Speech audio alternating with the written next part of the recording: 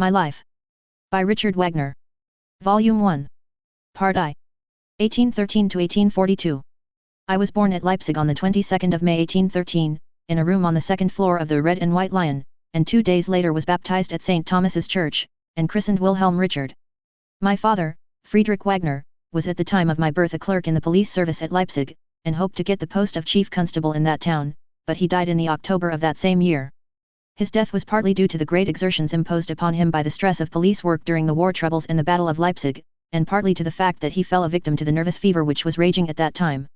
As regards his father's position in life, I learnt later that he had held a small civil appointment as toll collector at the Rennstadt gate, but had distinguished himself from those in the same station by giving his 2 sons a superior education, my father, Friedrich, studying law, and the younger son, Adolf, theology.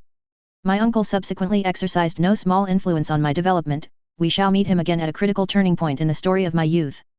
My father, whom I had lost so early, was, as I discovered afterwards, a great lover of poetry and literature in general, and possessed in particular an almost passionate affection for the drama, which was at that time much in vogue among the educated classes. My mother told me, among other things, that he took her to Lochstadt for the first performance of the Braut von Messina, and that on the promenade he pointed out Schiller and Goethe to her, and reproved her warmly for never having heard of these great men. He is said to have been not altogether free from a gallant interest in actresses. My mother used to complain jokingly that she often had to keep lunch waiting for him while he was paying court to a certain famous actress of the day. When she scolded him, he vowed that he had been delayed by papers that had to be attended to, and as a proof of his assertion pointed to his fingers, which were supposed to be stained with ink, but on closer inspection were found to be quite clean. His great fondness for the theatre was further shown by his choice of the actor, Ludwig Geyer, as one of his intimate friends.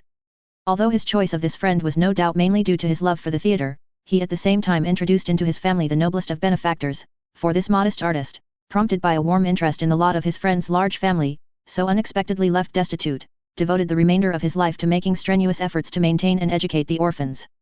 Even when the police official was spending his evenings at the theatre, the worthy actor generally filled his place in the family circle, and it seems had frequently to appease my mother, who, rightly or wrongly, complained of the frivolity of her husband. How deeply the homeless artist, hard-pressed by life and tossed to and fro, longed to feel himself at home in a sympathetic family circle, was proved by the fact that a year after his friend's death he married his widow, and from that time forward became a most loving father to the 7 children that had been left behind. In this onerous undertaking he was favored by an unexpected improvement in his position, for he obtained a remunerative, respectable, and permanent engagement, as a character actor, at the newly established court theatre in Dresden. His talent for painting, which had already helped him to earn a livelihood when forced by extreme poverty to break off his university studies, again stood him in good stead in his position at Dresden. True, he complained even more than his critics that he had been kept from a regular and systematic study of this art, yet his extraordinary aptitude, for portrait painting in particular, secured him such important commissions that he unfortunately exhausted his strength prematurely by his twofold exertions as painter and actor. Once, when he was invited to Munich to fulfill a temporary engagement at the court theatre, he received, through the distinguished recommendation of the Saxon court, such pressing commissions from the Bavarian court for portraits of the royal family that he thought it wise to cancel his contract altogether. He also had a turn for poetry. Besides fragments, often in very dainty verse, he wrote several comedies, one of which, Der Bethlehemitis Kindermord, in rhymed Alexandrines, was often performed. It was published and received the warmest praise from Goethe. This excellent man, under whose care our family moved to Dresden when I was 2 years old, and by whom my mother had another daughter, Cecilia, now also took my education in hand with the greatest care and affection. He wished to adopt me altogether, and accordingly, when I was sent to my first school, he gave me his own name, so that till the age of 14 I was known to my Dresden school fellows as Richard Geyer, and it was not until some years after my stepfather's death, and on my family's return to Leipzig, the home of my own kith and kin, that I resumed the name of Wagner. The earliest recollections of my childhood are associated with my stepfather, and passed from him to the theatre. I well remember that he would have liked to see me develop a talent for painting, and his studio, with the easel and the pictures upon it, did not fail to impress me. I remember in particular that I tried, with a childish love of imitation, to copy a portrait of King Frederick Augustus of Saxony, but when this simple daubing had to give place to a serious study of drawing, I could not stand it, possibly because I was discouraged by the pedantic technique of my teacher, a cousin of mine, who was rather a bore. At one time during my early boyhood I became so weak after some childish ailment that my mother told me later she used almost to wish me dead, for it seemed as though I should never get well. However, my subsequent good health apparently astonished my parents. I afterwards learnt the noble part played by my excellent stepfather on this occasion also. He never gave way to despair, in spite of the cares and troubles of so large a family, but remained patient throughout, and never lost the hope of pulling me through safely. My imagination at this time was deeply impressed by my acquaintance with the theatre, with which I was brought into contact, not only as a childish spectator from the mysterious stage box, with its access to the stage, and by visits to the wardrobe with its fantastic costumes, wigs, and other disguises, but also by taking a part in the performances myself. After I had been filled with fear by seeing my father play the villain's part in such tragedies as Die Wees und de Moorder, Die beiden Gelehrensklaven, I occasionally took part in comedy. I remember that I appeared in Der Weinberg in der Elbe, a piece specially written to welcome the King of Saxony on his return from captivity, with music by the conductor, C.M. von Weber. In this I figured in a tableau vivant as an angel, sewn up in tights with wings on my back, in a graceful pose which I had laboriously practiced. I also remember on this occasion being given a big iced cake, which I was assured the king had intended for me personally.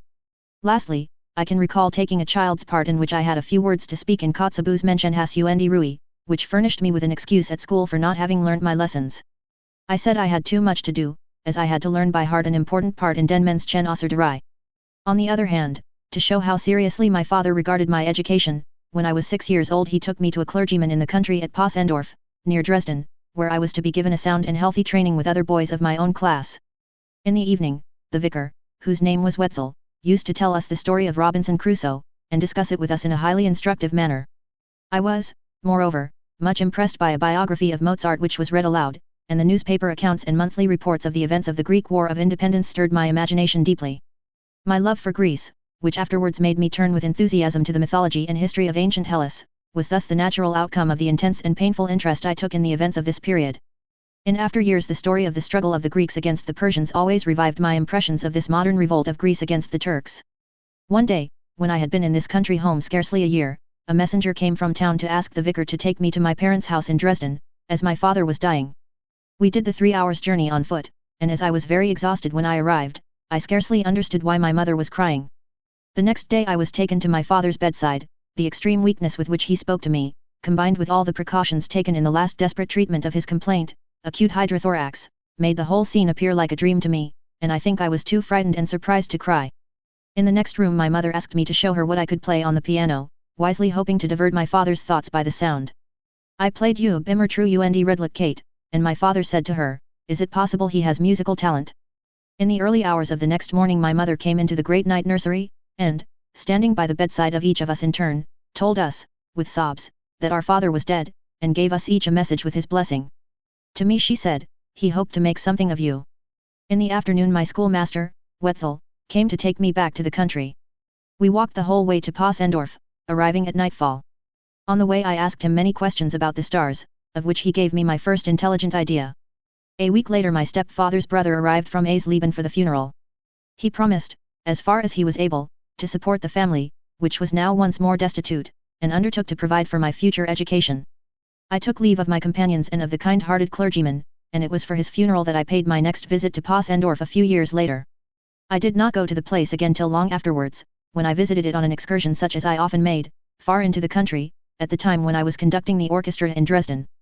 I was much grieved not to find the old parsonage still there, but in its place a more pretentious modern structure, which so turned me against the locality, that thenceforward my excursions were always made in another direction. This time my uncle brought me back to Dresden in the carriage. I found my mother and sister in the deepest mourning, and remember being received for the first time with a tenderness not usual in our family, and I noticed that the same tenderness marked our leave-taking, when, a few days later, my uncle took me with him to Aisleben. This uncle, who was a younger brother of my stepfather, had settled there as a goldsmith, and Julius, one of my elder brothers, had already been apprenticed to him. Our old grandmother also lived with this bachelor son, and as it was evident that she could not live long, she was not informed of the death of her eldest son, which I, too, was bidden to keep to myself. The servant carefully removed the crape from my coat, telling me she would keep it until my grandmother died, which was likely to be soon. I was now often called upon to tell her about my father, and it was no great difficulty for me to keep the secret of his death, as I had scarcely realized it myself. She lived in a dark back room looking out upon a narrow courtyard, and took a great delight in watching the robins that fluttered freely about her, and for which she always kept fresh green boughs by the stove. When some of these robins were killed by the cat, I managed to catch others for her in the neighborhood, which pleased her very much, and, in return, she kept me tidy and clean. Her death, as had been expected, took place before long, and the crape that had been put away was now openly worn in Aisleben. The back room, with its robins and green branches, now knew me no more, but I soon made myself at home with a soap boiler's family, to whom the house belonged, and became popular with them on account of the stories I told them. I was sent to a private school kept by a man called Weiss, who left an impression of gravity and dignity upon my mind. Towards the end of the 50s I was greatly moved at reading in a musical paper the account of a concert at Eisleben, consisting of parts of Tannhauser, at which my former master, who had not forgotten his young pupil, had been present. The little old town with Luther's house, and the numberless memorials it contained of his stay there, has often, in later days, come back to me in dreams. I have always wished to revisit it and verify the clearness of my recollections, but, strange to say, it has never been my fate to do so. We lived in the marketplace, where I was often entertained by strange sights, such, for instance, as performances by a troupe of acrobats, in which a man walked a rope stretched from tower to tower across the square, an achievement which long inspired me with a passion for such feats of daring. Indeed, I got so far as to walk a rope fairly easily myself with the help of a balancing pole. I had made the rope out of cords twisted together and stretched across the courtyard, and even now I still feel a desire to gratify my acrobatic instincts. The thing that attracted me most, however, was the brass band of a hussar regiment quartered at Eisleben. It often played a certain piece which had just come out, and which was making a great sensation, I mean the Huntsman's chorus out of the Freischütz, that had been recently performed at the opera in Berlin. My uncle and brother asked me eagerly about its composer, Weber, whom I must have seen at my parents' house in Dresden, when he was conductor of the orchestra there. About the same time the Jungfrankranz was zealously played and sung by some friends who lived near us. These two pieces cured me of my weakness for the Ypsilanti waltz, which till that time I had regarded as the most wonderful of compositions. I have recollections of frequent tussles with the town boys, who were constantly mocking at me for my square cap, and I remember, too, that I was very fond of rambles of adventure among the rocky banks of the Unstrut. My uncle's marriage late in life, and the starting of his new home, brought about a marked alteration in his relations to my family. After a lapse of a year I was taken by him to Leipzig, and handed over for some days to the Wagners, my own father's relatives, consisting of my uncle Adolf and his sister Friedrich Wagner. This extraordinarily interesting man, whose influence afterwards became ever more stimulating to me, now for the first time brought himself and his singular environment into my life. He and my aunt were very close friends of Jeanette Thome, a queer old maid who shared with them a large house in the marketplace, in which, if I am not mistaken, the electoral family of Saxony had, ever since the days of Augustus the Strong, hired and furnished the two principal stories for their own use whenever they were in Leipzig. So far as I know, Jeanette Thome really owned the second story, of which she inhabited only a modest apartment looking out on the courtyard.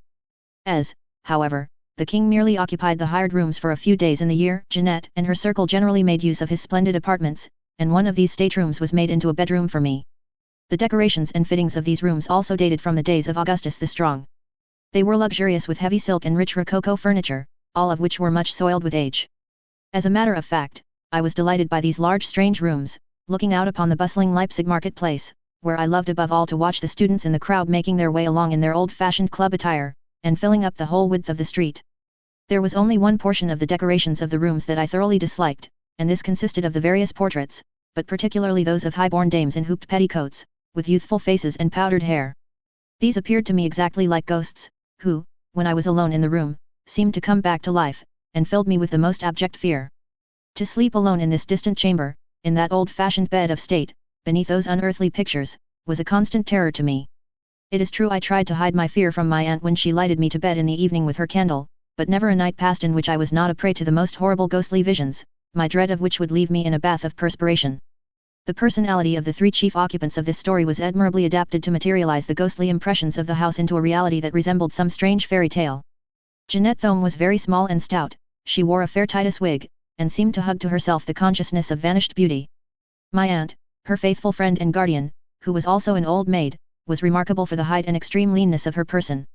The oddity of her otherwise very pleasant face was increased by an exceedingly pointed chin. My uncle Adolf had chosen as his permanent study a dark room in the courtyard. There it was that I saw him for the first time, surrounded by a great wilderness of books, and attired in an unpretentious indoor costume, the most striking feature of which was a tall, pointed felt cap, such as I had seen worn by the clown who belonged to the troupe of rope dancers at Eisleben. A great love of independence had driven him to this strange retreat. He had been originally destined for the church, but he soon gave that up, in order to devote himself entirely to philological studies. But as he had the greatest dislike of acting as a professor and teacher in a regular post, he soon tried to make a meager livelihood by literary work. He had certain social gifts, and especially a fine tenor voice, and appears in his youth to have been welcome as a man of letters among a fairly wide circle of friends at Leipzig. On a trip to Jena, during which he and a companion seemed to have found their way into various musical and oratorical associations, he paid a visit to Schiller. With this object in view, he had come armed with a request from the management of the Leipzig theatre, who wanted to secure the rights of Wallenstein, which was just finished. He told me later of the magic impression made upon him by Schiller, with his tall slight figure and irresistibly attractive blue eyes. His only complaint was that, owing to a well-meant trick played on him by his friend, he had been placed in a most trying position, for the latter had managed to send Schiller a small volume of Adolf Wagner's poems in advance. The young poet was much embarrassed to hear Schiller address him in flattering terms on the subject of his poetry, but was convinced that the great man was merely encouraging him out of kindness. Afterwards he devoted himself entirely to philological studios, one of his best-known publications in that department being his Parnasso Italiano, which he dedicated to Goethe in an Italian poem.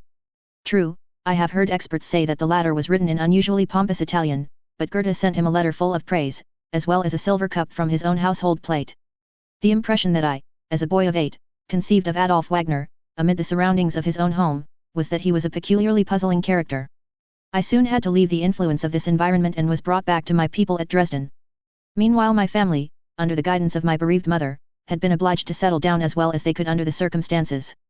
My eldest brother Albert, who originally intended to study medicine, had, upon the advice of Weber, who had much admired his beautiful tenor voice, started his theatrical career in Breslau. My second sister Louisa soon followed his example, and became an actress. My eldest sister Rosalie had obtained an excellent engagement at the Dresden Court Theatre, and the younger members of the family all looked up to her, for she was now the main support of our poor sorrowing mother. My family still occupied the same comfortable home which my father had made for them. Some of the spare rooms were occasionally let to strangers, and Spar was among those who at one time lodged with us. Thanks to her great energy, and to help received from various sources, among which the continued generosity of the court, out of respect to the memory of my late stepfather, must not be forgotten, my mother managed so well in making both ends meet, that even my education did not suffer. After it had been decided that my sister Clara, owing to her exceedingly beautiful voice, should also go on the stage, my mother took the greatest care to prevent me from developing any taste whatever for the theatre. She never ceased to reproach herself for having consented to the theatrical career of my eldest brother, and as my second brother showed no greater talents than those which were useful to him as a goldsmith, it was now her chief desire to see some progress made towards the fulfillment of the hopes and wishes of my stepfather, who hoped to make something of me. On the completion of my 8th year I was sent to the Kreuz Grammar School in Dresden, where it was hoped I would study. There I was placed at the bottom of the lowest class, and started my education under the most unassuming auspices. My mother noted with much interest the slightest signs I might show of a growing love and ability for my work. She herself, though not highly educated, always created a lasting impression on all who really learned to know her, and displayed a peculiar combination of practical domestic efficiency and keen intellectual animation. She never gave one of her children any definite information concerning her antecedents. She came from Weissenfels, and admitted that her parents had been bakers there. Even in regard to her maiden name she always spoke with some embarrassment, and intimated that it was Perta's, though, as we afterwards ascertained, it was in reality Bert's. Strange to say, she had been placed in a high-class boarding school in Leipzig, where she had enjoyed the advantage of the care and interest of one of her father's influential friends, to whom she afterwards referred as being a Weimar prince who had been very kind to her family in Weissenfels. Her education in that establishment seems to have been interrupted on account of the sudden death of this friend. She became acquainted with my father at a very early age, and married him in the first bloom of her youth, he also being very young, though he already held an appointment. Her chief characteristics seem to have been a keen sense of humor and an amiable temper, so we need not suppose that it was merely a sense of duty towards the family of a departed comrade that afterwards induced the admirable Ludwig Geyer to enter into matrimony with her when she was no longer youthful, but rather that he was impelled to that step by a sincere and warm regard for the widow of his friend. A portrait of her, painted by Geyer during the lifetime of my father, gives one a very favorable impression of what she must have been. Even from the time when my recollection of her is quite distinct, she always had to wear a cap owing to some slight affection of the head, so that I have no recollection of her as a young and pretty mother. Her trying position at the head of a numerous family, of which I was the 7th surviving member, the difficulty of obtaining the wherewithal to rear them, and of keeping up appearances on very limited resources, did not conduce to evolve that tender sweetness and solicitude which are usually associated with motherhood. I hardly ever recollect her having fondled me. Indeed, demonstrations of affection were not common in our family, although a certain impetuous, almost passionate and boisterous manner always characterized our dealings. This being so, it naturally seemed to me quite a great event when one night I, fretful with sleepiness, looked up at her with tearful eyes as she was taking me to bed, and saw her gaze back at me proudly and fondly, and speak of me to a visitor then present with a certain amount of tenderness. What struck me more particularly about her was the strange enthusiasm and almost pathetic manner with which she spoke of the great and of the beautiful in art. Under this heading, however, she would never have let me suppose that she included dramatic art, but only poetry, music, and painting. Consequently, She often even threatened me with her curse should I ever express a desire to go on the stage. Moreover, she was very religiously inclined. With intense fervor she would often give us long sermons about God and the divine quality in man, during which, now and again, suddenly lowering her voice in a rather funny way, she would interrupt herself in order to rebuke one of us. After the death of our stepfather she used to assemble us all round her bed every morning, when one of us would read out a hymn or a part of the church service from the prayer book before she took her coffee. Sometimes the choice of the part to be read was hardly appropriate, as, for instance, when my sister Clara on one occasion thoughtlessly read the prayer to be said in time of war, and delivered it with so much expression that my mother interrupted her, saying, "Oh, stop. Good gracious me! Things are not quite so bad as that. There's no war on at present." In spite of our limited means we had lively and, as they appeared to my boyish imagination, even brilliant evening parties sometimes. After the death of my stepfather, who, thanks to his success as a portrait painter, in the later years of his life had raised his income to what for those days was a really decent total, many agreeable acquaintances of very good social position whom he had made during this flourishing period still remained on friendly terms with us, and would occasionally join us at our evening gatherings. Amongst those who came were the members of the court theatre, who at that time gave very charming and highly entertaining parties of their own, which, on my return to Dresden later on, I found had been altogether given up. Very delightful, too, were the picnics arranged between us and our friends at some of the beautiful spots around Dresden, for these excursions were always brightened by a certain artistic spirit and general good cheer. I remember one such outing we arranged to Loschwitz, where we made a kind of gypsy camp, in which Karl Maria von Weber played his part in the character of cook. At home we also had some music. My sister Rosalie played the piano, and Clara was beginning to sing. Of the various theatrical performances we organized in those early days, often after elaborate preparation, with the view of amusing ourselves on the birthdays of our elders, I can hardly remember one, save a parody on the romantic play of Sappho, by Grillparzer, in which I took part as one of the singers in the crowd that preceded Phaon's triumphal car. I endeavored to revive these memories by means of a fine puppet show, which I found among the effects of my late stepfather, and for which he himself had painted some beautiful scenery. It was my intention to surprise my people by means of a brilliant performance on this little stage. After I had very clumsily made several puppets, and had provided them with a scanty wardrobe made from cuttings of material purloined from my sisters, I started to compose a chivalric drama, in which I proposed to rehearse my puppets.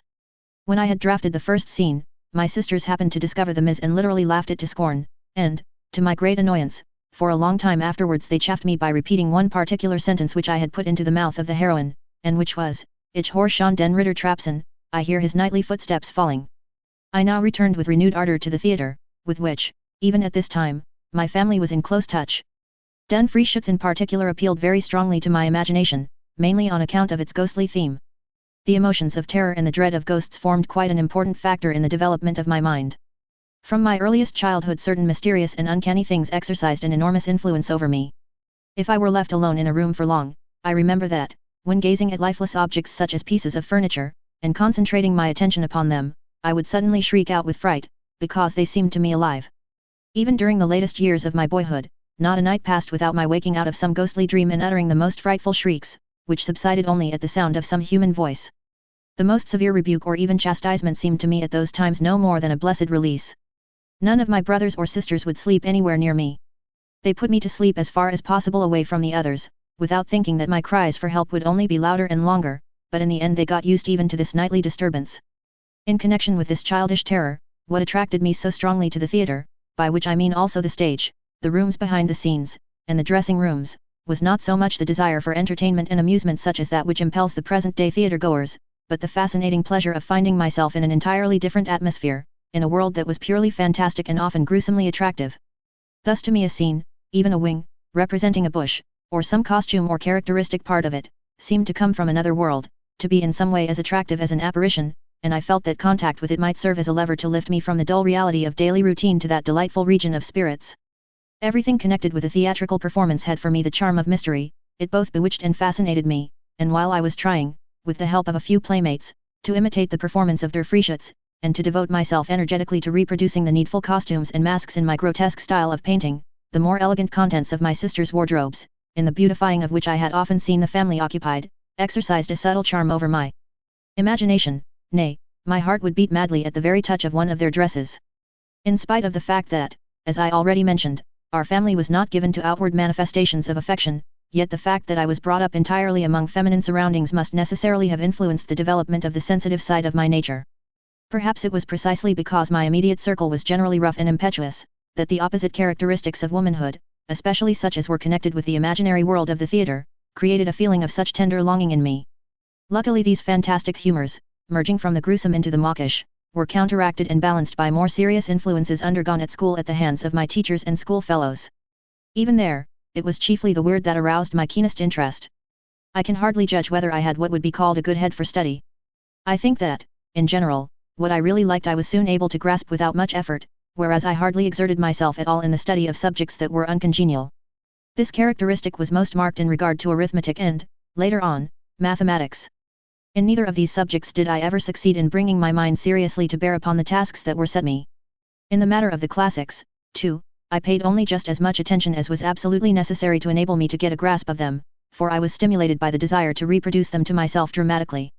In this way Greek particularly attracted me, because the stories from Greek mythology so seized upon my fancy that I tried to imagine their heroes as speaking to me in their native tongue, so as to satisfy my longing for complete familiarity with them. In these circumstances it will be readily understood that the grammar of the language seemed to me merely a tiresome obstacle, and by no means in itself an interesting branch of knowledge. The fact that my study of languages was never very thorough, perhaps best explains the fact that I was afterwards so ready to cease troubling about them altogether. Not until much later did this study really begin to interest me again, and that was only when I learned to understand its physiological and philosophical side, as it was revealed to our modern Germanists by the pioneer work of Jacob Grimm. Then, when it was too late to apply myself thoroughly to a study which at last I had learned to appreciate, I regretted that this newer conception of the study of languages had not yet found acceptance in our colleges when I was younger. Nevertheless, by my successes in philological work I managed to attract the attention of a young teacher at the Cruz Grammar School, a master of arts named Sillig, who proved very helpful to me. He often permitted me to visit him and show him my work, consisting of metric translations and a few original poems, and he always seemed very pleased with my efforts in recitation. What he thought of me may best be judged perhaps from the fact that he made me, as a boy of about 12, recite not only Hector's farewell from the Iliad, but even Hamlet's celebrated monologue.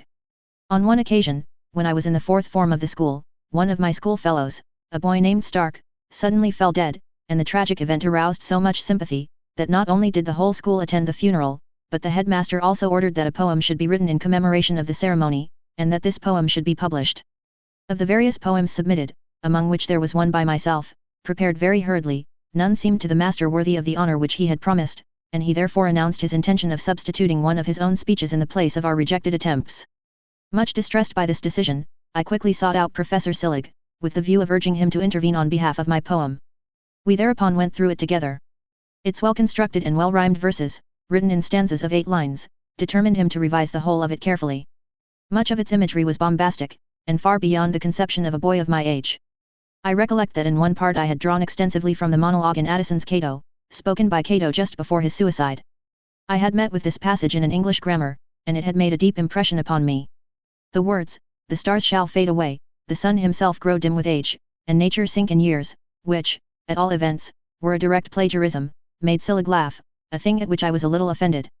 However, I felt very grateful to him, for, thanks to the care and rapidity with which he cleared my poem of these extravagances, it was eventually accepted by the headmaster, printed, and widely circulated.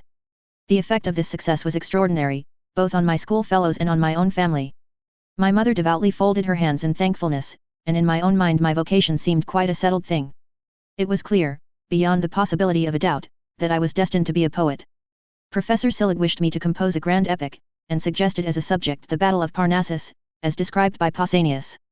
His reasons for this choice were based upon the legend related by Pausanias, viz., that in the 2nd century BC the Muses from Parnassus aided the combined Greek armies against the destructive invasion of the Gauls by provoking a panic among the latter. I actually began my heroic poem in hexameter verse, but could not get through the first canto. Not being far enough advanced in the language to understand the Greek tragedies thoroughly in the original, my own attempts to construct a tragedy in the Greek form were greatly influenced by the fact that quite by accident I came across August Apel's clever imitation of this style in his striking poems Polyeidos and Aetolier. For my theme I selected the death of Ulysses, from a fable of Hyginus, according to which the aged hero is killed by his son, the offspring of his union with Calypso. But I did not get very far with this work either, before I gave it up. My mind became so bent upon this sort of thing, that duller studies naturally ceased to interest me. The mythology, legends, and, at last, the history of Greece alone attracted me. I was fond of life, merry with my companions, and always ready for a joke or an adventure. Moreover, I was constantly forming friendships, almost passionate in their ardor, with one or the other of my comrades, and in choosing my associates I was mainly influenced by the extent to which my new acquaintance appealed to my eccentric imagination.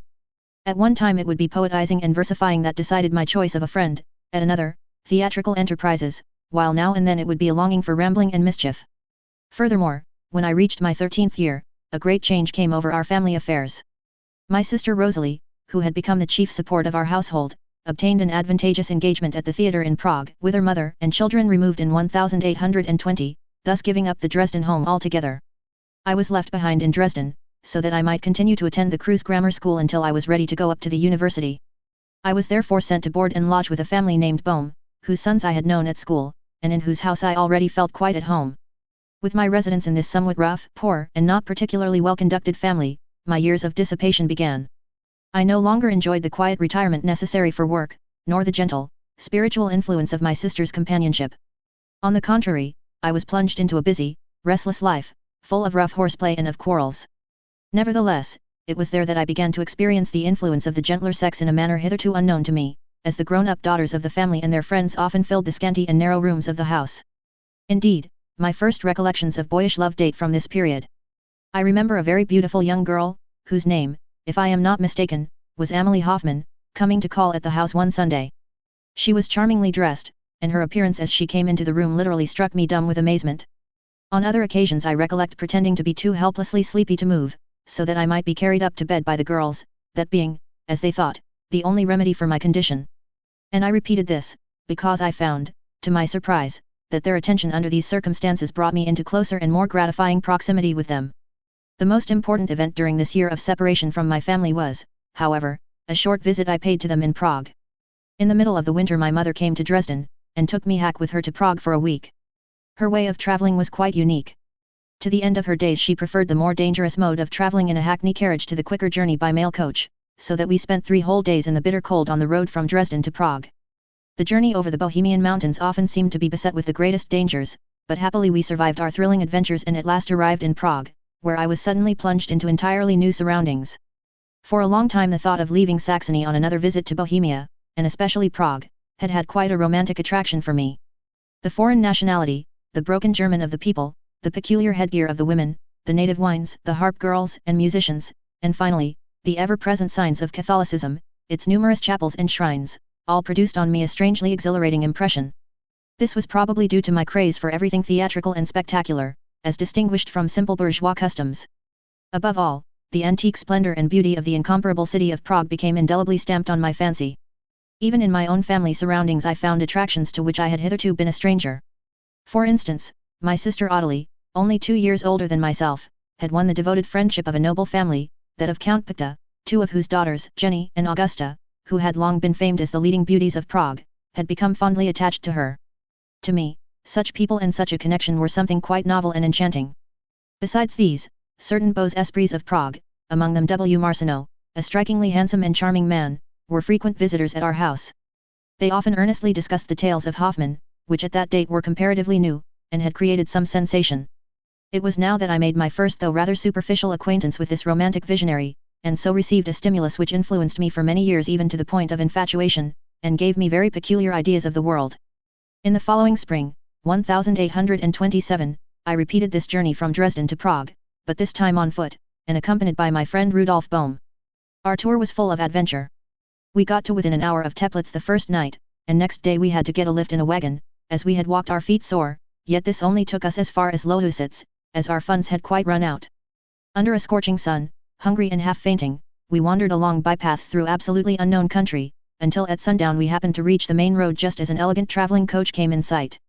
I humbled my pride so far as to pretend I was a travelling journeyman, and begged the distinguished travellers for alms, while my friend timidly hid himself in the ditch by the roadside.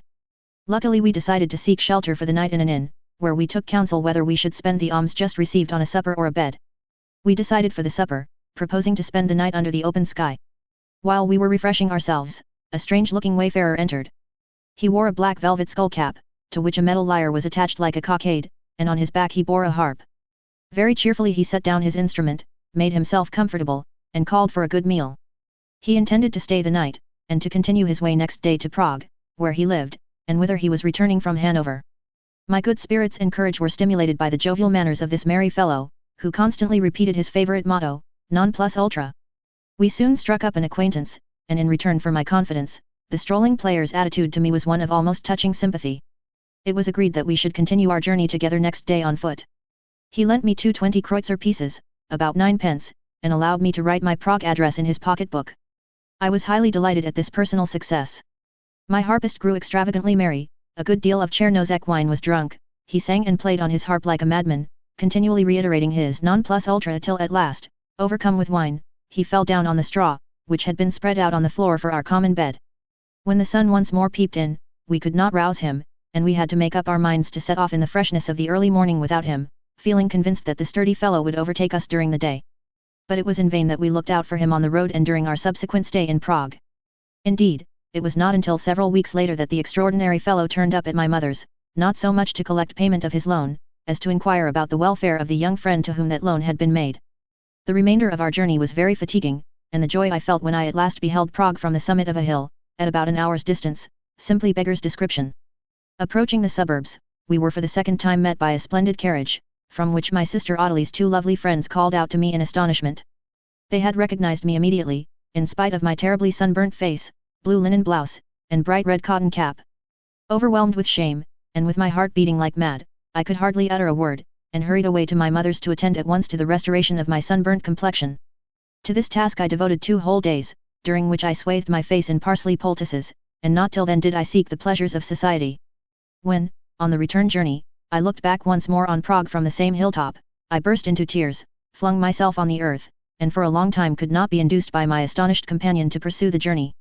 I was downcast for the rest of the way, and we arrived home in Dresden without any further adventures. During the same year I again gratified my fancy for long excursions on foot by joining a numerous company of grammar school boys, consisting of pupils of several classes and of various ages, who had decided to spend their summer holidays in a tour to Leipzig. This journey also stands out among the memories of my youth, by reason of the strong impressions it left behind. The characteristic feature of our party was that we all aped the student, by behaving and dressing extravagantly in the most approved student fashion. After going as far as Meissen on the market boat, our path lay off the main road, through villages with which I was as yet unfamiliar. We spent the night in the vast barn of a village inn, and our adventures were of the wildest description. There we saw a large marionette show, with almost life-sized figures. Our entire party settled themselves in the auditorium, where their presence was a source of some anxiety to the managers, who had only reckoned on an audience of peasants. Je ne fa was the play given. The ceaseless silly jests, and constant interpolations and jeering interruptions, in which our corps of embryo students indulged, finally aroused the anger even of the peasants, who had come prepared to weep. I believe I was the only one of our party who was pained by these impertinences, and in spite of involuntary laughter at some of my comrades' jokes, I not only defended the play itself, but also its original, simple-minded audience. A popular catchphrase which occurred in the piece has ever since remained stamped on my memory. Golo instructs the inevitable Caspar that, when the Count Palatine returns home, he must tickle him behind, so that he should feel it in front, hinten Sie kitzeln, das ERES Vornfuhl. Caspar conveys Golo's order verbatim to the Count, and the latter reproaches the unmasked rogue in the following terms, uttered with the greatest pathos: "O Golo, Golo, thou hast told Caspar to tickle me behind, so that I shall feel it in front." From Grimma our party rode into Leipzig in open carriages, but not until we had first carefully removed all the outward emblems of the undergraduate, lest the local students we were likely to meet might make us rue our presumption. Since my first visit, when I was 8 years old, I had only once returned to Leipzig, and then for a very brief stay, and under circumstances very similar to those of the earlier visit. I now renewed my fantastic impressions of the Thome house, but this time, owing to my more advanced education, I looked forward to more intelligent intercourse with my uncle Adolf. An opening for this was soon provided by my joyous astonishment on learning that a bookcase in the large anteroom, containing a goodly collection of books, was my property, having been left me by my father. I went through the books with my uncle, selected at once a number of Latin authors in the handsome Zweibruck edition, along with sundry attractive-looking works of poetry and belles lettres, and arranged for them to be sent to Dresden. During this visit I was very much interested in the life of the students. In addition to my impressions of the theatre and of Prague, now came those of the so-called swaggering undergraduate. A great change had taken place in this class. When, as a lad of 8, I had my first glimpse of students, their long hair, their old German costume with the black velvet skullcap and the shirt collar turned back from the bare neck, had quite taken my fancy. But since that time the old student associations which affected this fashion had disappeared in the face of police prosecutions. On the other hand, the national student clubs, no less peculiar to Germans, had become conspicuous. These clubs adopted, more or less, the fashion of the day, but with some little exaggeration. Albeit, their dress was clearly distinguishable from that of other classes, owing to its picturesqueness, and especially its display of the various club colors. The comment, that compendium of pedantic rules of conduct for the preservation of a defiant and exclusive esprit de corps, as opposed to the bourgeois classes, had its fantastic side, just as the most Philistine peculiarities of the Germans have, if you probe them deeply enough. To me it represented the idea of emancipation from the yoke of school and family. The longing to become a student coincided unfortunately with my growing dislike for drier studies and with my ever-increasing fondness for cultivating romantic poetry. The results of this soon showed themselves in my resolute attempts to make a change. At the time of my confirmation, at Easter, 1827, I had considerable doubt about this ceremony, and I already felt a serious falling off of my reverence for religious observances. The boy who, not many years before, had gazed with agonized sympathy on the altarpiece in the Kreuzkirche, Church of the Holy Cross, and had yearned with ecstatic fervor to hang upon the cross in place of the Saviour, had now so far lost his veneration for the clergyman, whose preparatory confirmation classes he attended, as to be quite ready to make fun of him, and even to join with his comrades in withholding part of his class fees, and spending the money in sweets. How matters stood with me spiritually was revealed to me, almost to my horror, at the communion service, when I walked in procession with my fellow communicants to the altar to the sound of organ and choir. The shudder with which I received the bread and wine was so ineffaceably stamped on my memory, that I never again partook of the communion, lest I should do so with levity. To avoid this was all the easier for me, seeing that among Protestants such participation is not compulsory. I soon, however, seized, or rather created, an opportunity of forcing a breach with the Kreuz grammar school, and thus compelled my family to let me go to Leipzig. In self-defense against what I considered an unjust punishment with which I was threatened by the assistant headmaster, Baumgarten Crucius, for whom I otherwise had great respect, I asked to be discharged immediately from the school on the ground of sudden summons to join my family in Leipzig. I had already left the Bohm household 3 months before, and now lived alone in a small garret, where I was waited on by the widow of a court plate washer, who at every meal served up the familiar thin Saxon coffee as almost my sole nourishment. In this attic I did little else but write verses. Here, too, I formed the first outlines of that stupendous tragedy which afterwards filled my family with such consternation. The irregular habits I acquired through this premature domestic independence induced my anxious mother to consent very readily to my removal to Leipzig, the more so as a part of our scattered family had already migrated there. My longing for Leipzig, originally aroused by the fantastic impressions I had gained there, and later by my enthusiasm for a student's life, had recently been still further stimulated. I had seen scarcely anything of my sister Louisa, at that time a girl of about 22, as she had gone to the theatre of Breslau shortly after our stepfather's death. Quite recently she had been in Dresden for a few days on her way to Leipzig, having accepted an engagement at the theatre there. This meeting with my almost unknown sister, her hearty manifestations of joy at seeing me again, as well as her sprightly, merry disposition, quite won my heart. To live with her seemed an alluring prospect, especially as my mother and Ottilie had joined her for a while. For the first time a sister had treated me with some tenderness. When at last I reached Leipzig at Christmas in the same year, 1827, and there found my mother with Ottilie and Cecilia, my half-sister, I fancied myself in heaven. Great changes, however, had already taken place. Louisa was betrothed to a respected and well-to-do bookseller, Friedrich Brockhaus. This gathering together of the relatives of the penniless bride-elect did not seem to trouble her remarkably kind-hearted fiancé.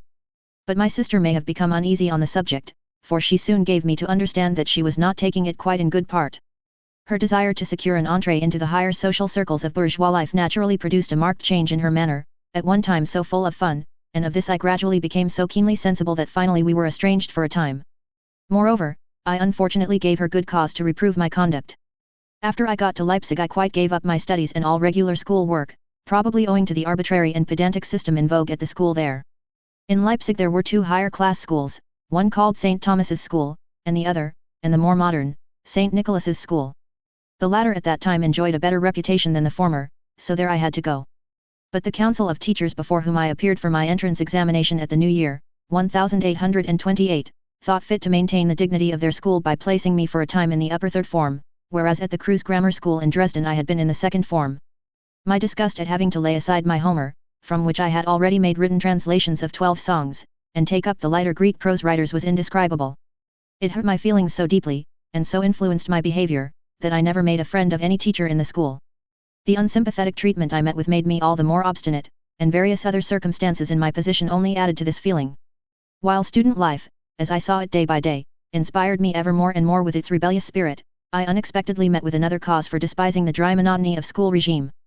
I refer to the influence of my uncle, Adolf Wagner, which, though he was long unconscious of it, went a long way towards molding the growing stripling that I then was. The fact that my romantic tastes were not based solely on a tendency to superficial amusement was shown by my ardent attachment to this learned relative. In his manner and conversation he was certainly very attractive, the many-sidedness of his knowledge, which embraced not only philology but also philosophy and general poetic literature, rendered intercourse with him a most entertaining pastime, as all those who knew him used to admit.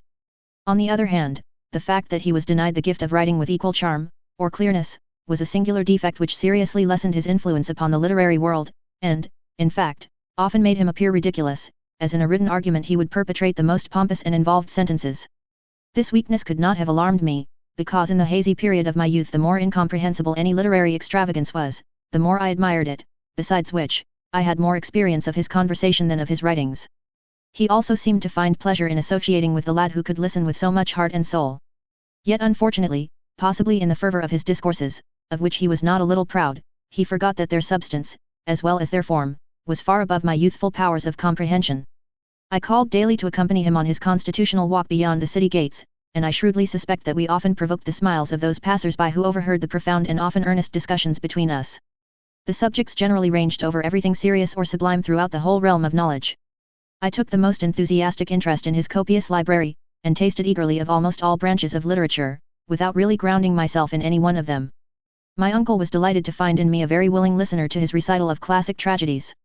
He had made a translation of Oedipus, and, according to his intimate friend Teek, justly flattered himself on being an excellent reader. I remember once, when he was sitting at his desk reading out a Greek tragedy to me, it did not annoy him when I fell fast asleep, and he afterwards pretended he had not noticed it. I was also induced to spend my evenings with him, owing to the friendly and genial hospitality his wife showed me. A very great change had come over my uncle's life since my first acquaintance with him at Jeanette Thome's. The home which he, together with his sister Friedrich, had found in his friend's house seemed, as time went on, to have brought in its train duties that were irksome. As his literary work assured him a modest income, he eventually deemed it more in accordance with his dignity to make a home of his own. A friend of his, of the same age as himself, the sister of the aesthete Wendt of Leipzig, who afterwards became famous, was chosen by him to keep house for him. Without saying a word to Jeanette, instead of going for his usual afternoon walk he went to the church with his chosen bride, and got through the marriage ceremonies as quickly as possible, and it was only on his return that he informed us he was leaving, and would have his things removed that very day. He managed to meet the consternation, perhaps also the reproaches, of his elderly friend with quiet composure, and to the end of his life he continued his regular daily visits to Mamselle Thome, who at times would coyly pretend to sulk. It was only poor Friedrich who seemed obliged at times to atone for her brother's sudden unfaithfulness. What attracted me in my uncle most strongly was his blunt contempt of the modern pedantry in state, church, and school, to which he gave vent with some humour. Despite the great moderation of his usual views on life, he yet produced on me the effect of a thorough freethinker. I was highly delighted by his contempt for the pedantry of the schools. Once, when I had come into serious conflict with all the teachers of the Nicolai school, and the rector of the school had approached my uncle, as the only male representative of my family, with a serious complaint about my behavior, my uncle asked me during a stroll round the town, with a calm smile as though he were speaking to one of his own age, what I had been up to with the people at school. I explained the whole affair to him, and described the punishment to which I had been subjected, and which seemed to me unjust. He pacified me, and exhorted me to be patient, telling me to comfort myself with the Spanish proverb, un rey no puede morir, which he explained as meaning that the ruler of a school must of necessity always be in the right. He could not, of course, help noticing, to his alarm, the effect upon me of this kind of conversation, which I was far too young to appreciate. Although it annoyed me one day, when I wanted to begin reading Goethe's Faust, to hear him say quietly that I was too young to understand it, yet, according to my thinking, his other conversations about our own great poets, and even about Shakespeare and Dante, had made me so familiar with these sublime figures that I had now for some time been secretly busy working out the great tragedy I had already conceived in Dresden.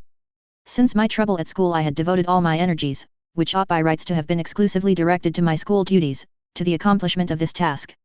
In this secret work I had only one confidant, my sister Audelie, who now lived with me at my mother's. I can remember the misgivings and alarm which the first confidential communication of my great poetic enterprise aroused in my good sister, yet she affectionately suffered the tortures I sometimes inflicted on her by reciting to her in secret, but not without emotion, portions of my work as it progressed. Once, when I was reciting to her one of the most gruesome scenes, a heavy thunderstorm came on. When the lightning flashed quite close to us, and the thunder rolled, my sister felt bound to implore me to stop, but she soon found it was hopeless, and continued to endure it with touching devotion. But a more significant storm was brewing on the horizon of my life. My neglect of school reached such a point that it could not but lead to a rupture. Whilst my dear mother had no presentiment of this, I awaited the catastrophe with longing rather than with fear. In order to meet this crisis with dignity, I at length decided to surprise my family by disclosing to them the secret of my tragedy, which was now completed. They were to be informed of this great event by my uncle. I thought I could rely upon his hearty recognition of my vocation as a great poet on account of the deep harmony between us on all other questions of life, science, and art. I therefore sent him my voluminous manuscript, with a long letter which I thought would please him immensely. In this I communicated to him first my ideas with regard to the St. Nicholas's School, and then my firm determination from that time forward not to allow any mere school pedantry to check my free development. But the event turned out very different from what I had expected. It was a great shock to them. My uncle, quite conscious that he had been indiscreet, paid a visit to my mother and brother-in-law, in order to report the misfortune that had befallen the family, reproaching himself for the fact that his influence over me had not always, perhaps, been for my good. To me he wrote a serious letter of discouragement, and to this day I cannot understand why he showed so small a sense of humor in understanding my bad behavior. To my surprise he merely said that he reproached himself for having corrupted me by conversations unsuited to my years, but he made no attempt to explain to me good-naturedly the error of my ways. The crime this boy of 15 had committed was, as I said before, to have written a great tragedy, entitled Lubbold und Adelaide. The manuscript of this drama has unfortunately been lost, but I can still see it clearly in my mind's eye. The handwriting was most affected, and the backward-sloping tall letters with which I had aimed at giving it an air of distinction had already been compared by one of my teachers to Persian hieroglyphics. In this composition I had constructed a drama in which I had drawn largely upon Shakespeare's Hamlet, King Lear, and Macbeth, and Goethe's Gott's van Berlichingen. The plot was really based on a modification of Hamlet, the difference consisting in the fact that my hero is so completely carried away by the appearance of the ghost of his father, who has been murdered under similar circumstances, and demands vengeance, that he is driven to fearful deeds of violence, and, with a series of murders on his conscience, he eventually goes mad. Lubbold, whose character is a mixture of Hamlet and Harry Hotspur, had promised his father's ghost to wipe from the face of the earth the whole race of Roderick, as the ruthless murderer of the best of fathers was named. After having slain Roderick himself in mortal combat, and subsequently all his sons and other relations who supported him, there was only one obstacle that prevented Lubbold from fulfilling the dearest wish of his heart, which was to be united in death with the shade of his father. A child of Roderick's was still alive. During the storming of his castle the murderer's daughter had been carried away into safety by a faithful suitor, whom she, however, detested. I had an irresistible impulse to call this maiden Adelaide. As even at that early age I was a great enthusiast for everything really German, I can only account for the obviously un-German name of my heroine by my infatuation for Beethoven's Adelaide, whose tender refrain seemed to me the symbol of all loving appeals.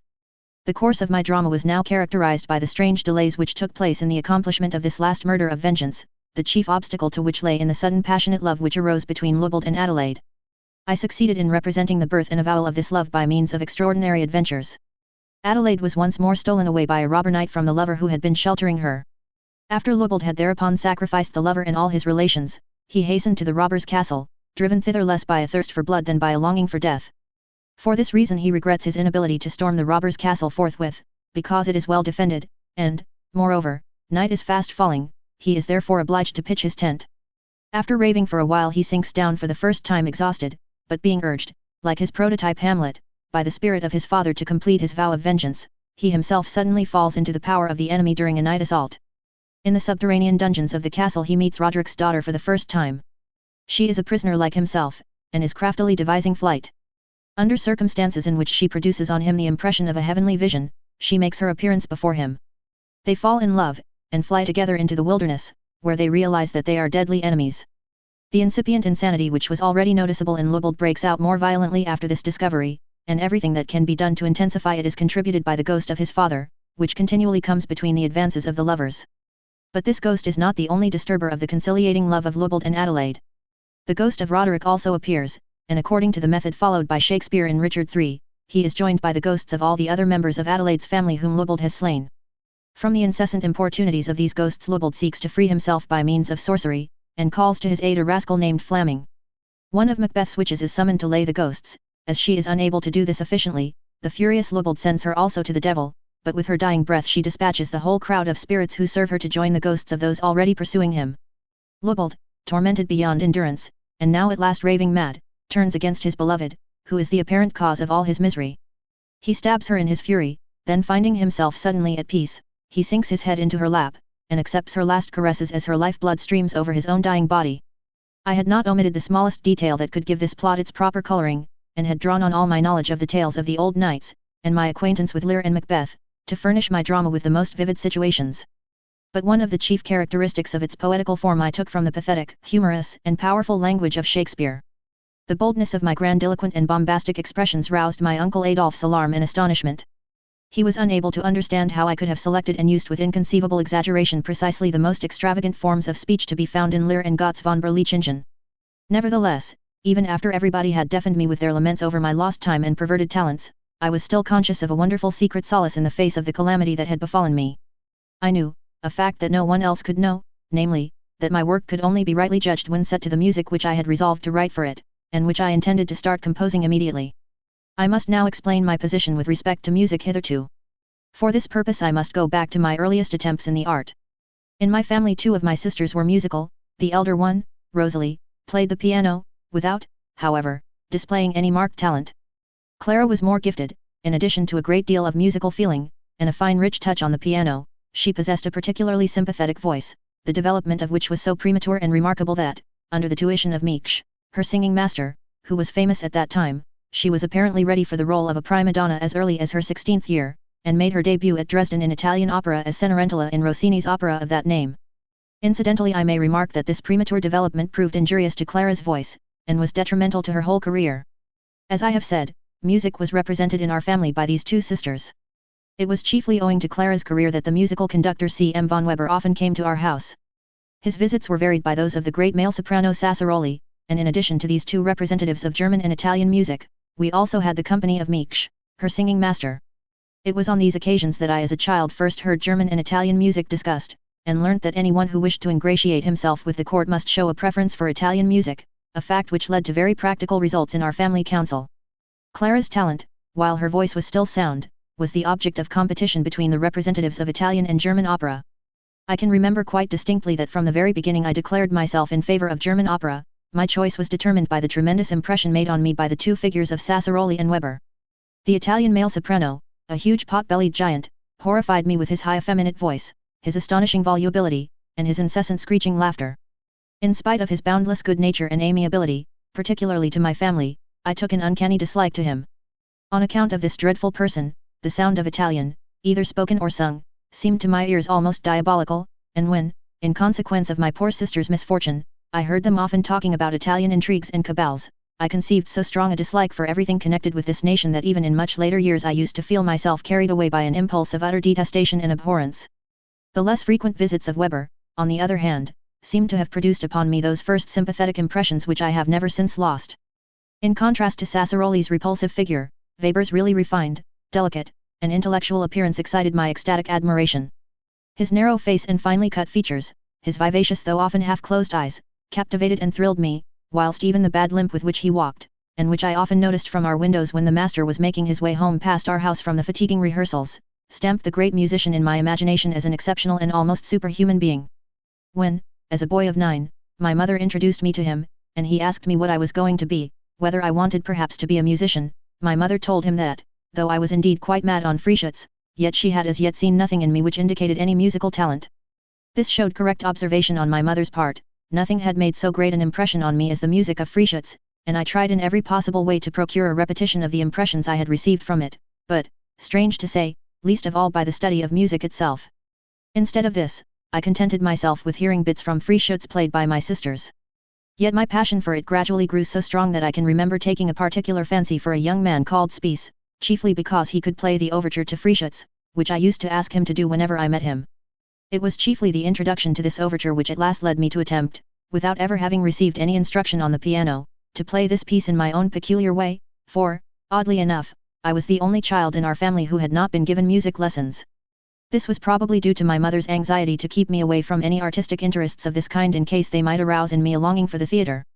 When I was about 12 years old, however, my mother engaged a tutor for me named Human, from whom I received regular music lessons, though only of a very mediocre description. As soon as I had acquired a very imperfect knowledge of fingering, I begged to be allowed to play overtures in the form of duets, always keeping Weber as the goal of my ambition. When at length I had got so far as to be able to play the overture to Frischütz myself, though in a very faulty manner, I felt the object of my study had been attained, and I had no inclination to devote any further attention to perfecting my technique. Yet I had attained this much, I was no longer dependent for music on the playing of others. From this time forth I used to try and play, albeit very imperfectly, everything I wanted to know. I also tried Mozart's Don Juan, but was unable to get any pleasure out of it, mainly because the Italian text in the arrangement for the piano placed the music in a frivolous light in my eyes, and much in it seemed to me trivial and unmanly. I can remember that when my sister used to sing Zerlinen's Ariette, Batty, Batty, Ben Massetto, the music repelled me, as it seemed so mawkish and effeminate. On the other hand, my bent for music grew stronger and stronger, and I now tried to possess myself of my favorite pieces by making my own copies.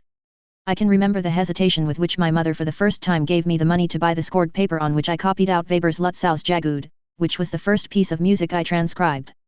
Music was still a secondary occupation with me when the news of Weber's death and the longing to learn his music to Oberon fanned my enthusiasm into flame again. This received fresh impetus from the afternoon concerts in the Grosser Garten at Dresden, where I often heard my favorite music played by Zillmann's town band, as I thought, exceedingly well. The mysterious joy I felt in hearing an orchestra play quite close to me still remains one of my most pleasant memories. The mere tuning up of the instruments put me in a state of mystic excitement, even the striking of fifths on the violin seemed to me like a greeting from the spirit world, which, I may mention incidentally, had a very real meaning for me. When I was still almost a baby, the sound of these fifths, which has always excited me, was closely associated in my mind with ghosts and spirits. I remember that even much later in life I could never pass the small palace of Prince Anthony, at the end of the Osterallee in Dresden, without a shudder, for it was there I had first heard the sound of a violin, a very common experience to me afterwards. It was close by me, and seemed to my ears to come from the stone figures with which this palace is adorned, some of which are provided with musical instruments.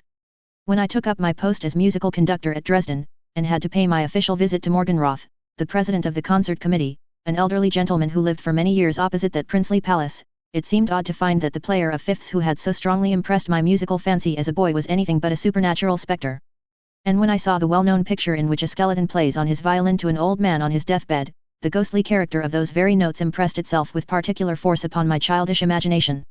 When at last, as a young man, I used to listen to the Zillmann Orchestra in the Grosser Garten almost every afternoon, one may imagine the rapturous thrill with which I drew in all the chaotic variety of sound that I heard as the orchestra tuned up, the long-drawn A of the oboe, which seemed like a call from the dead to rouse the other instruments, never failed to raise all my nerves to a feverish pitch of tension, and when the swelling C in the overture to Frieschütz told me that I had stepped, as it were with both feet, right into the magic realm of awe. Anyone who had been watching me at that moment could hardly have failed to see the state I was in, and this in spite of the fact that I was such a bad performer on the piano. Another work also exercised a great fascination over me, namely, the overture to Fidelio in E major, the introduction to which affected me deeply. I asked my sisters about Beethoven, and learned that the news of his death had just arrived. Obsessed as I still was by the terrible grief caused by Weber's death, this fresh loss, due to the decease of this great master of melody, who had only just entered my life, filled me with strange anguish, a feeling nearly akin to my childish dread of the ghostly fifths on the violin. It was now Beethoven's music that I longed to know more thoroughly. I came to Leipzig, and found his music to Egmont on the piano at my sister Louisa's.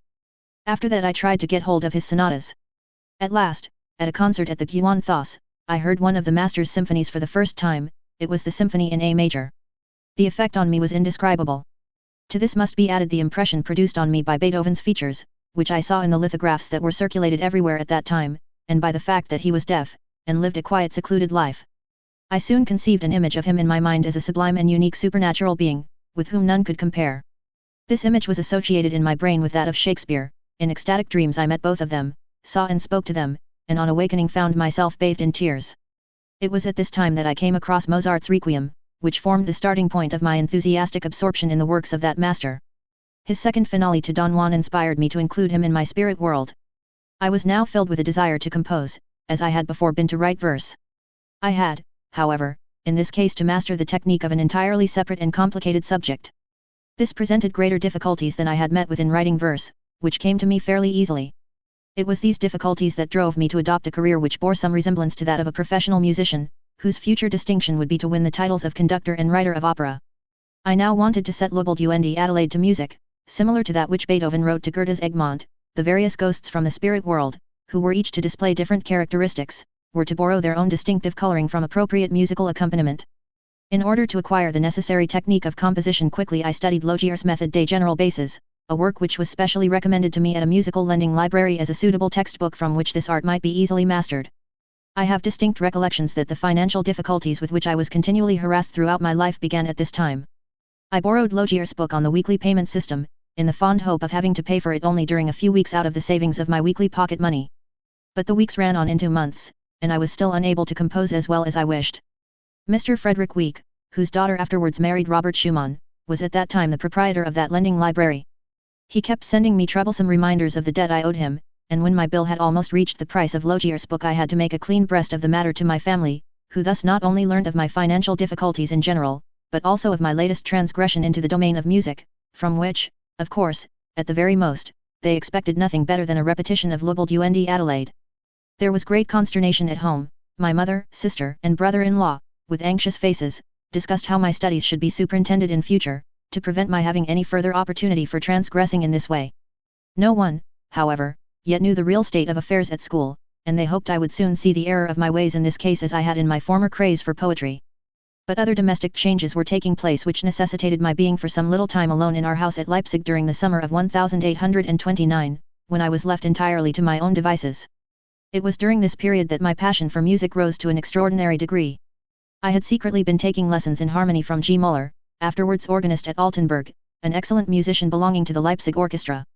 Although the payment of these lessons was also destined to get me into hot water at home later on, I could not even make up to my teacher for the delay in the payment of his fees by giving him the pleasure of watching me improve in my studies.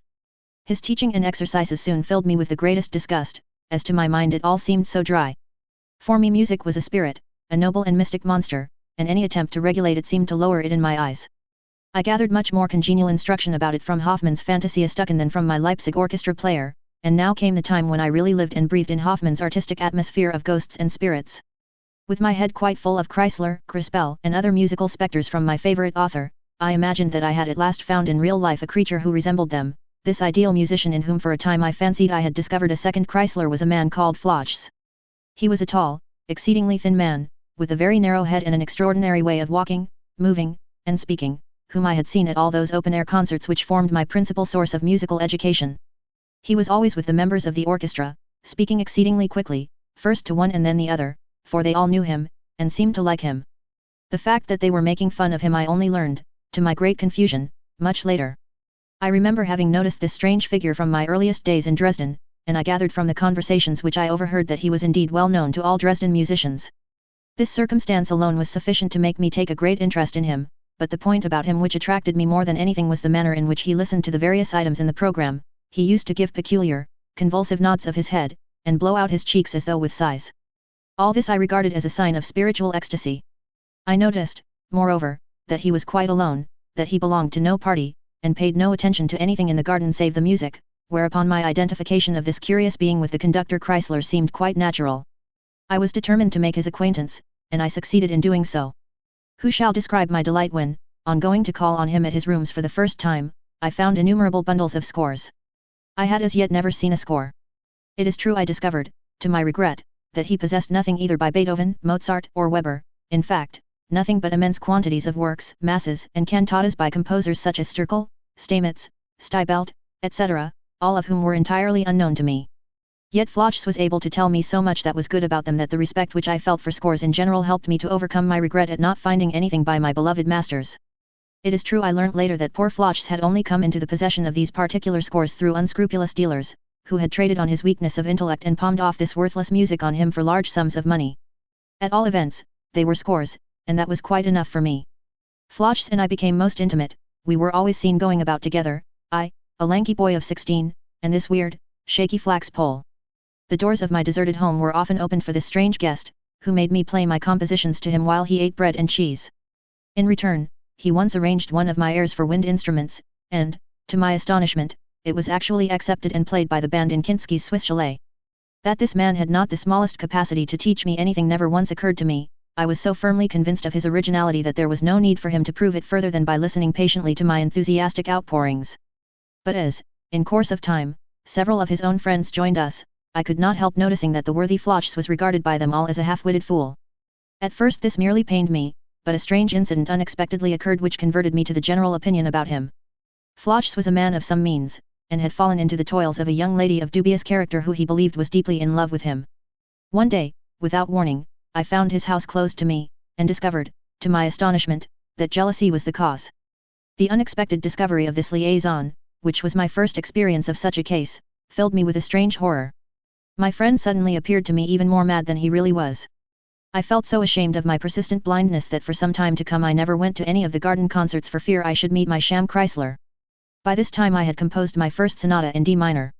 I had also begun a pastoral play, and had worked it out in what I felt sure must be an entirely unprecedented way. I chose Goethe's Launderverlieten as a model for the form and plot of my work. I scarcely even drafted out the libretto, however, but worked it out at the same time as the music and orchestration, so that, while I was writing out one page of the score, I had not even thought out the words for the next page. I remember distinctly that following this extraordinary method, although I had not acquired the slightest knowledge about writing for instruments, I actually worked out a fairly long passage which finally resolved itself into a scene for 3 female voices followed by the air for the tenor. My bent for writing for the orchestra was so strong that I procured a score of Don Juan, and set to work on what I then considered a very careful orchestration of a fairly long air for soprano. I also wrote a quartet in D major after I had myself sufficiently mastered the alto for the viola, my ignorance of which had caused me great difficulty only a short time before, when I was studying a quartet by Haydn.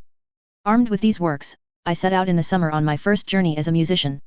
My sister Clara, who was married to the singer Wolfram, had an engagement at the theatre at Magdeburg, whither, in characteristic fashion, I set forth upon my adventure on foot. My short stay with my relations provided me with many experiences of musical life. It was there that I met a new freak, whose influence upon me I have never been able to forget. He was a musical conductor of the name of Kuhn Lien, a most extraordinary person.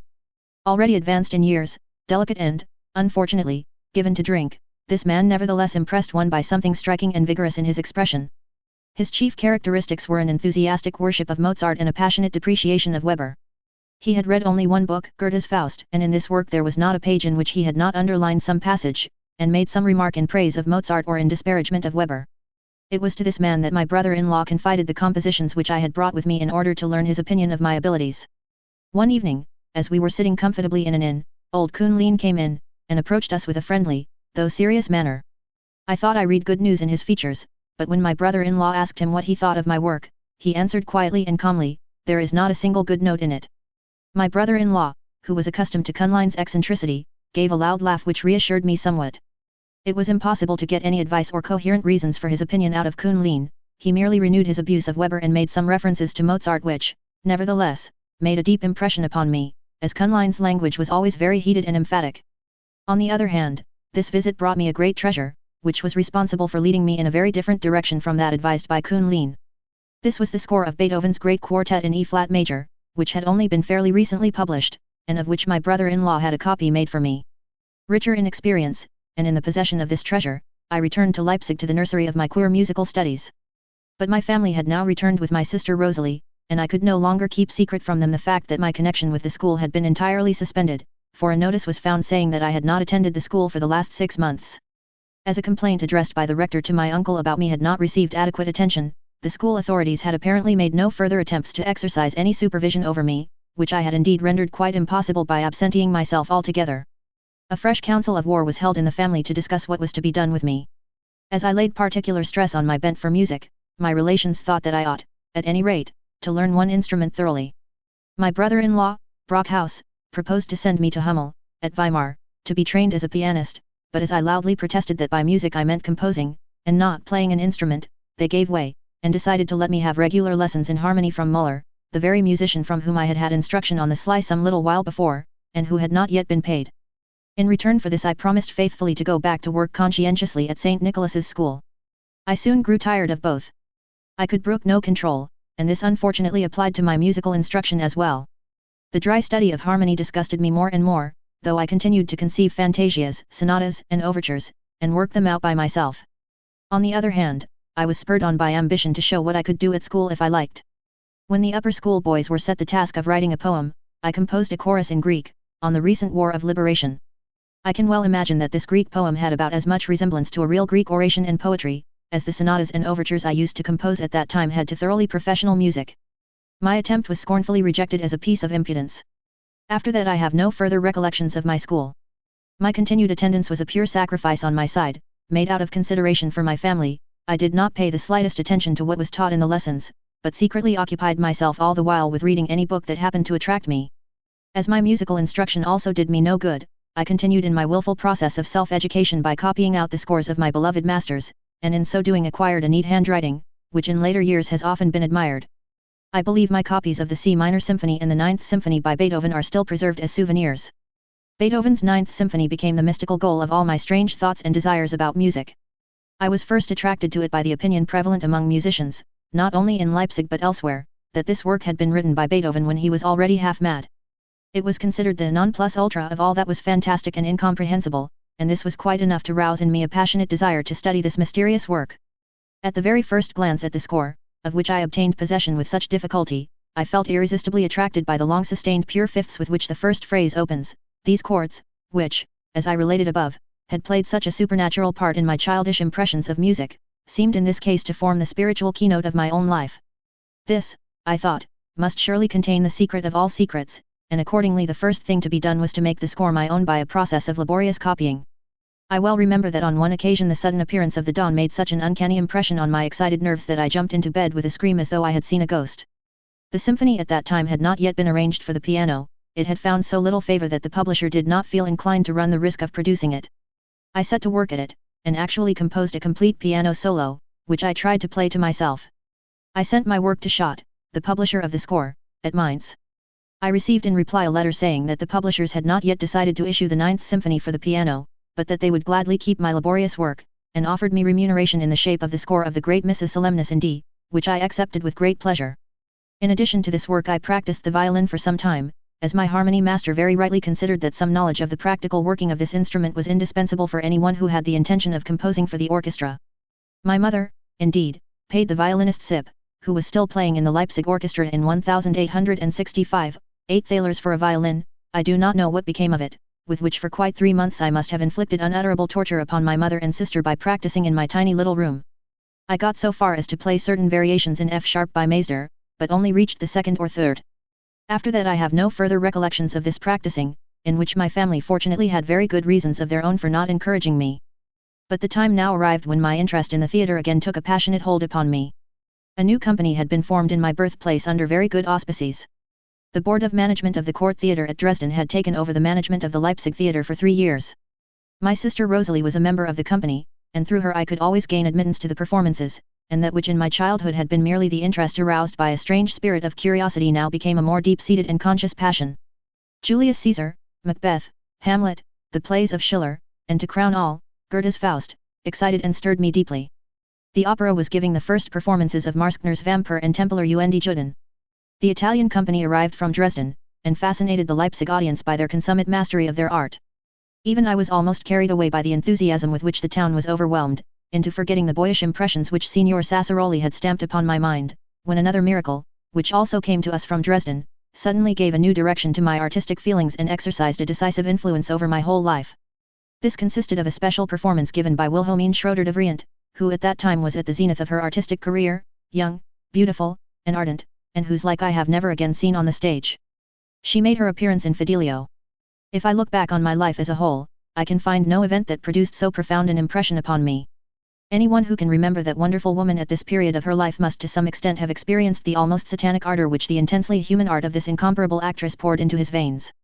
After the performance I rushed to a friend's house and wrote a short note to the singer, in which I briefly told her that from that moment my life had acquired its true significance, and that if in days to come she should ever hear my name praised in the world of art, she must remember that she had that evening made me what I then swore it was my destiny to become.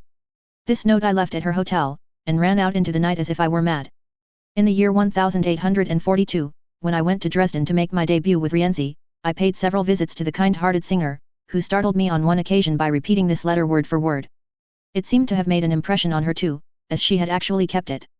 At this point I feel myself obliged to acknowledge that the great confusion which now began to prevail in my life, and particularly in my studies, was due to the inordinate effect this artistic interpretation had upon me. I did not know where to turn, or how to set about producing something myself which might place me in direct contact with the impression I had received, while everything that could not be brought into touch with it seemed to me so shallow and meaningless that I could not possibly trouble myself with it. I should have liked to compose a work worthy of a Schroeder de Vriend, but as this was quite beyond my power, in my headlong despair I let all artistic endeavor slide, and as my work was also utterly insufficient to absorb me, I flung myself recklessly into the life of the moment in the company of strangely chosen associates, and indulged in all kinds of youthful excesses. I now entered into all the dissipations of Romanhood, the outward ugliness and inward emptiness of which make me marvel to this day. My intercourse with those of my own age had always been the result of pure chance. I cannot remember that any special inclination or attraction determined me in the choice of my young friends. While I can honestly say that I was never in a position to stand aloof out of envy from anyone who was specially gifted, I can only explain my indifference in the choice of my associates by the fact that through inexperience regarding the sort of companionship that would be of advantage to me, I cared only to have someone who would accompany me in my excursions, and to whom I could pour out my feelings to my heart's content without caring what effect it might have upon him. The result of this was that after a stream of confidences to which my own excitement was the only response, I at length reached the point when I turned and looked at my friend. To my astonishment I generally found that there was no question of response at all, and as soon as I set my heart on drawing something from him in return, and urged him to confide in me, when he really had nothing to tell, the connection usually came to an end and left no trace on my life. In a certain sense my strange relationship with Flochs was typical of the great majority of my ties in after life. Consequently, as no lasting personal bond of friendship ever found its way into my life, it is easy to understand how delight in the dissipations of student life could become a passion of some duration, because in it individual intercourse is entirely replaced by a common circle of acquaintances. In the midst of rowdyism and ragging of the most foolish description, I remained quite alone, and it is quite possible that these frivolities formed a protecting hedge round my inmost soul, which needed time to grow to its natural strength and not be weakened by reaching maturity too soon. My life seemed to break up in all directions. I had to leave St. Nicholas's School at Easter 1830, as I was too deeply in disgrace with the staff of masters ever to hope for any promotion in the university from that quarter. It was now determined that I should study privately for 6 months and then go to St. Thomas's School, where I should be in fresh surroundings and be able to work up and qualify in a short time for the university. My uncle Adolf, with whom I was constantly renewing my friendship, and who also encouraged me about my music and exercised a good influence over me in that respect, in spite of the utter degradation of my life at that time, kept arousing in me an ever-fresh desire for scientific studies.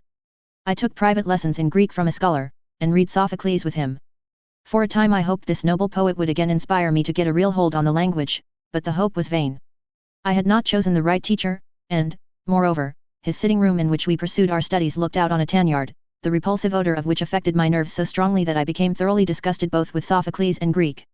My brother-in-law, Brockhaus, who wanted to put me in the way of earning some pocket money, gave me the correcting of the proof sheets of a new edition he was bringing out of Becker's Universal History, revised by Lobel. This gave me a reason for improving by private study the superficial general instruction on every subject which is given at school, and I thus acquired the valuable knowledge which I was destined to have in later life of most of the branches of learning so uninterestingly taught in class. I must not forget to mention that, to a certain extent, the attraction exercised over me by this first closer study of history was due to the fact that it brought me in 8 pence a sheet, and I thus found myself in one of the rarest positions in my life, actually earning money. Yet I should be doing myself an injustice if I did not bear in mind the vivid impressions I now for the first time received upon turning my serious attention to those periods of history with which I had hitherto had a very superficial acquaintance. All I recollect about my school days in this connection is that I was attracted by the classical period of Greek history. Marathon, Salamis and Thermopylae composed the canon of all that interested me in the subject. Now for the first time I made an intimate acquaintance with the Middle Ages and the French Revolution, as my work in correcting dealt precisely with the 2 volumes which contained these 2 periods. I remember in particular that the description of the Revolution filled me with sincere hatred for its heroes. Unfamiliar as I was with the previous history of France, my human sympathy was horrified by the cruelty of the men of that day, and this purely human impulse remained so strong in me that I remember how even quite recently it cost me a real struggle to give any weight to the true political significance of those acts of violence. How great, then, was my astonishment when one day the current political events of the time enabled me, as it were, to gain a personal experience of the sort of national upheavals with which I had come into distant contact in the course of my proof correcting. The special editions of the Leipzig Gazette brought us the news of the July Revolution in Paris. The King of France had been driven from his throne. Lafayette, who a moment before had seemed a myth to me, was again riding through a cheering crowd in the streets of Paris.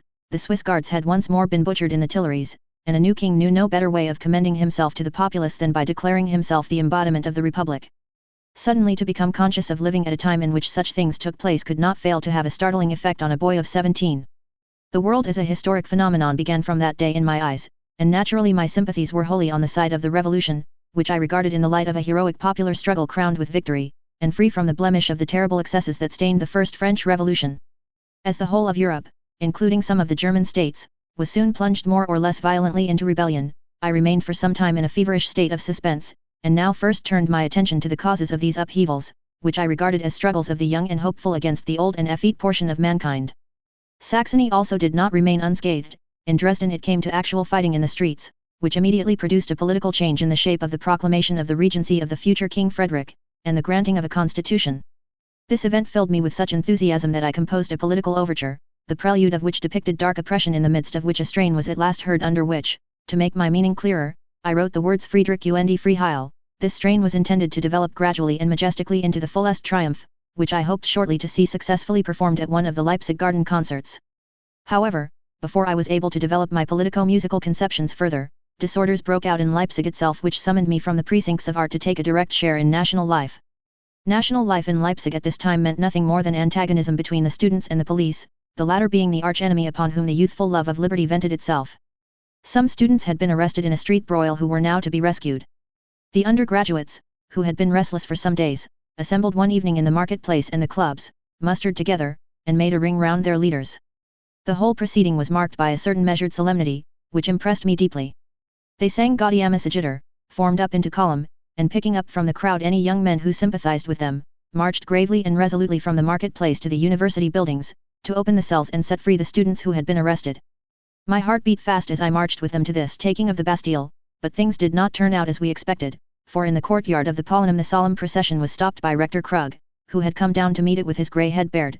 His assurance that the captives had already been released at his request was greeted with a thundering cheer, and the matter seemed at an end. But the tense expectation of a revolution had grown too great not to demand some sacrifice. A summons was suddenly spread calling us to a notorious alley in order to exercise popular justice upon a hated magistrate who, it was rumoured, had unlawfully taken under his protection a certain house of ill fame in that quarter.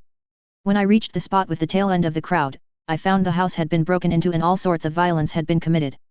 I recall with horror the intoxicating effect this unreasoning fury had upon me, and cannot deny that without the slightest personal provocation I shared, like one possessed, in the frantic onslaught of the undergraduates, who madly shattered furniture and crockery to bits. I do not believe that the ostensible motive for this outrage, which, it is true, was to be found in a fact that was a grave menace to public morality, had any weight with me whatever. On the contrary, it was the purely devilish fury of these popular outbursts that drew me, too, like a madman into their vortex. The fact that such fits of fury are not quick to abate, but, in accordance with certain natural laws, reach their proper conclusion only after they have degenerated into frenzy, I was to learn in my own person. Scarcely did the summons ring out for us to march to another resort of the same kind than I too found myself in the tide which set towards the opposite end of the town. There the same exploits were repeated, and the most ludicrous outrages perpetrated. I cannot remember that the enjoyment of alcoholic drinks contributed to the intoxication of myself and my immediate fellows. I only know that I finally got into the state that usually succeeds a debauch, and upon waking next morning, as if from a hideous nightmare, had to convince myself that I had really taken part in the events of the previous night by a trophy I possessed in the shape of a tattered red curtain, which I had brought home as a token of my prowess. The thought that people generally, and my own family in particular, were wont to put a lenient construction upon youthful escapades was a great comfort to me. Outbursts of this kind on the part of the young were regarded as righteous indignation against really serious scandals, and there was no need for me to be afraid of owning up to having taken part in such excesses. The dangerous example, however, which had been set by the undergraduates incited the lower classes and the mob to similar excesses on the following nights against employers and any who were obnoxious to them. The matter at once assumed a more serious complexion, property was threatened, and a conflict between rich and poor stood grinning at our doors. As there were no soldiers in the town, and the police were thoroughly disorganized, the students were called in as a protection against the lower orders. An undergraduate's hour of glory now began, such as I could only have thirsted for in my schoolboy dreams. The student became the tutelar deity of Leipzig, called on by the authorities to arm and band together in defense of property, and the same young men who 2 days before had yielded to a rage for destruction, now mustered in the university courtyard. The proscribed names of the students' clubs and unions were shouted by the mouths of town councillors and chief constables in order to summon curiously equipped undergraduates, who thereupon, in simple medieval array of war, scattered throughout the town, occupied the guard rooms at the gates, provided sentinels for the grounds of various wealthy merchants, and, as occasion demanded, took places which seemed threatened, more especially inns, under their permanent protection. Though, unluckily, I was not yet a member of their body, I anticipated the delights of academic citizenship by half impudent, half obsequious solicitation of the leaders of the students whom I honoured most. I had the good fortune to recommend myself particularly to these cocks of the walk, as they were styled, on account of my relationship to Brockhaus, in whose grounds the main body of these champions were encamped for some time. My brother-in-law was among those who had been seriously threatened, and it was only owing to really great presence of mind and assurance that he succeeded in saving his printing works, and especially his steam presses, which were the chief object of attack, from destruction. To protect his property against further assault, detachments of students were told off to his grounds as well. The excellent entertainment which the generous master of the house offered his jovial guardians in his pleasant summer house enticed the pick of the students to him. My brother-in-law was for several weeks guarded day and night against possible attacks by the populace, and on this occasion, as the mediator of a flowing hospitality, I celebrated among the most famous bloods of the university the true Saturnalia of my scholarly ambition. For a still longer period the guarding of the gates was entrusted to the students. The unheard-of splendor which accordingly became associated with this post drew fresh aspirants to the spot from far and near. Every day huge chartered vehicles discharged at the Halle gate whole bands of the boldest sons of learning from Halle, Jena, Göttingen, and the remotest regions. They got down close to the guards at the gate, and for several weeks never set foot in an inn or any other dwelling. They lived at the expense of the council, drew vouchers on the police for food and drink, and knew but one care, that the possibility of a general quieting of men's minds would make their opportune guardianship superfluous. I never missed a day on guard or a night either, alas! Trying to impress on my family the urgent need for my personal endurance. Of course, the quieter and really studious spirits among us soon resigned these duties, and only the flower of the flock of undergraduates remained so staunch that it became difficult for the authorities to relieve them of their task. I held out to the very last, and succeeded in making most astonishing friends for my age.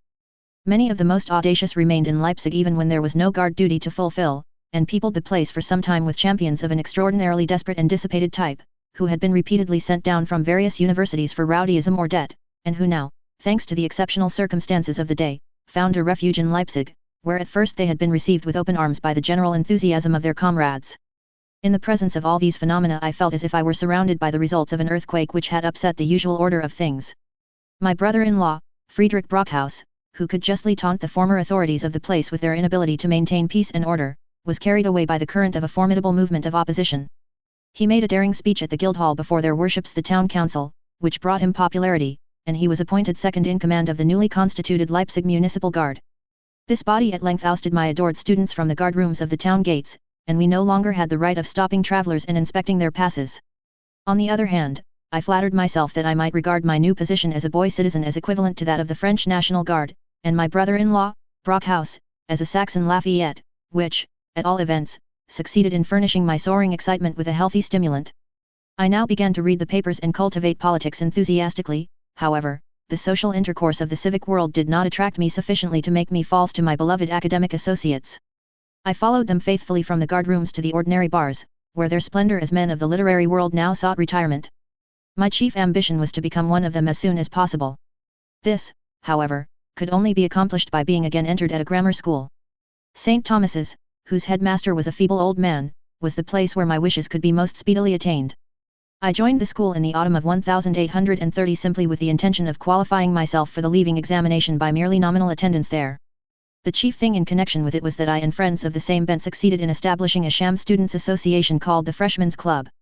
It was formed with all possible pedantry, the institution of the comment was introduced, fencing practice and sword bouts were held, and an inaugural meeting to which several prominent students were invited, and at which I presided as vice in white buckskin trousers and great jack boots, gave me a foretaste of the delights awaiting me as a full-blown son of the Muses.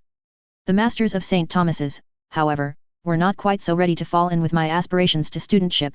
At the end of the half-year they were of the opinion that I had not given a thought to their institution, and nothing could persuade them that I had earned a title to academic citizenship by any acquisition of knowledge.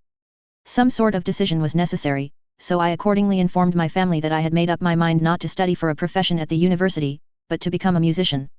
There was nothing to prevent me matriculating as studiosus musici, and, without therefore troubling myself about the pedantries of the authorities at St. Thomas's, I defiantly quitted that seat of learning from which I had derived small profit, and presented myself forthwith to the rector of the university, whose acquaintance I had made on the evening of the riot, to be enrolled as a student of music. This was accordingly done without further ado, on the payment of the usual fees. I was in a great hurry about it, for in a week the Easter vacation would begin, and the men would go down from Leipzig, when it would be impossible to be elected member of a club until the vacation was over, and to stay all those weeks at home in Leipzig without having the right to wear the coveted colors seemed to me unendurable torture. Straight from the rector's presence I ran like a wounded animal to the fencing school, to present myself for admission to the Saxon Club, showing my card of matriculation. I attained my object. I could wear the colors of the Saxonia, which was in the fashion at that time, and in great request because it numbered so many delightful members in its ranks. The strangest fate was to befall me in this Easter vacation, during which I was really the only remaining representative of the Saxon Club in Leipzig. In the beginning this club consisted chiefly of men of good family as well as the better class elements of the student world. All of them were members of highly placed and well-to-do families in Saxony in general, and in particular from the capital, Dresden, and spent their vacation at their respective homes. There remained in Leipzig during the vacations only those wandering students who had no homes, and for whom in reality it was always or never holiday time. Among those a separate club had arisen of daring and desperate young reprobates who had found a last refuge, as I said, at Leipzig in the glorious period I have recorded.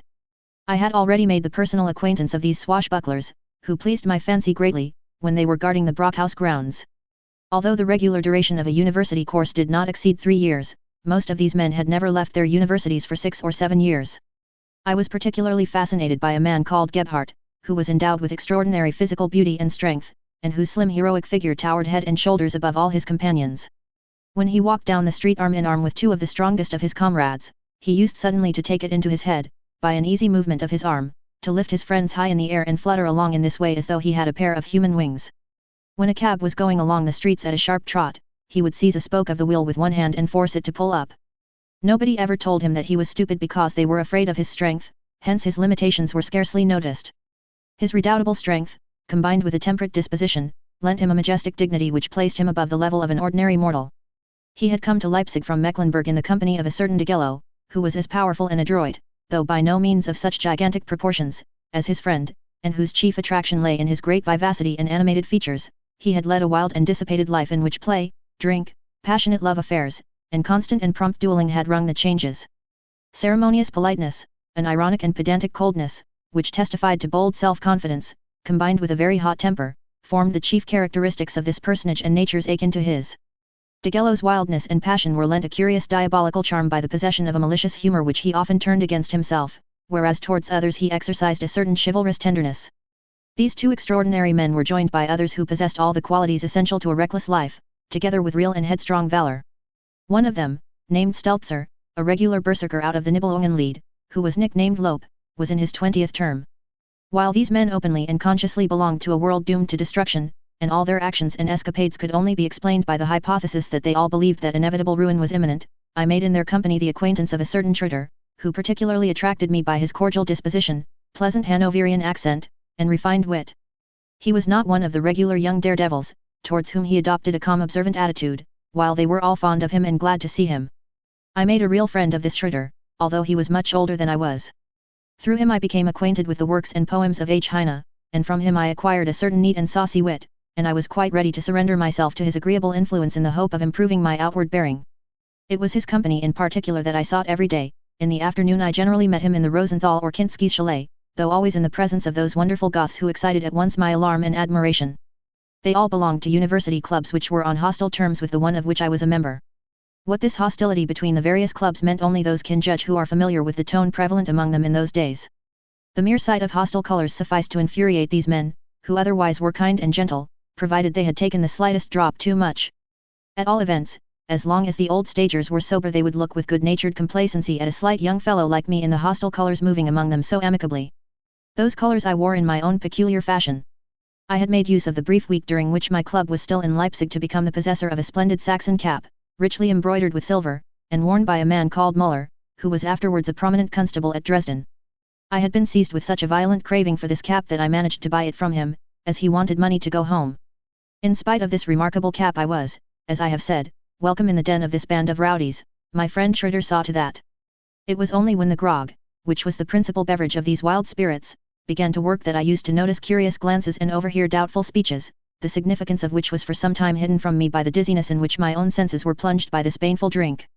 As I was inevitably bound on this account to be mixed up in quarrels for some time to come, it afforded me a great satisfaction that my first fight, as a matter of fact, arose from an incident more creditable to me than those provocations which I had left half unnoticed. One day Degello came up to Schroeder and me in a wine bar that we often frequented, and in quite a friendly manner confessed to us confidentially his liking for a young and very pretty actress whose talent Schroeder disputed. Degello rejoined that this was as it might be, but that, for his part, he regarded the young lady as the most respectable woman in the theatre. I at once asked him if he considered my sister's reputation was not as good. According to students' notions it was impossible for Degello, who doubtless had not the remotest intention of being insulting, to give me any assurance further than to say that he certainly did not think my sister had an inferior reputation, but that, nevertheless, he meant to abide by his assertion concerning the young lady he had mentioned. Hereupon followed without delay the usual challenge, opening with the words, "You're an ass," which sounded almost ridiculous to my own ears when I said them to this seasoned swashbuckler. I remember that Degello too gasped with astonishment, and lightning seemed to flash from his eyes, but he controlled himself in the presence of my friend, and proceeded to observe the usual formalities of a challenge, and chose broadswords, crumsabel, as the weapons for the fight. The event made a great stir among our companions, but I saw less reason than before to abstain from my usual intercourse with them. Only I became more strict about the behavior of the swashbucklers, and for several days no evening passed without producing a challenge between me and some formidable bully, until at last Count Soames, the only member of my club who had returned to Leipzig as yet, visited me as though he were an intimate friend and inquired into what had occurred.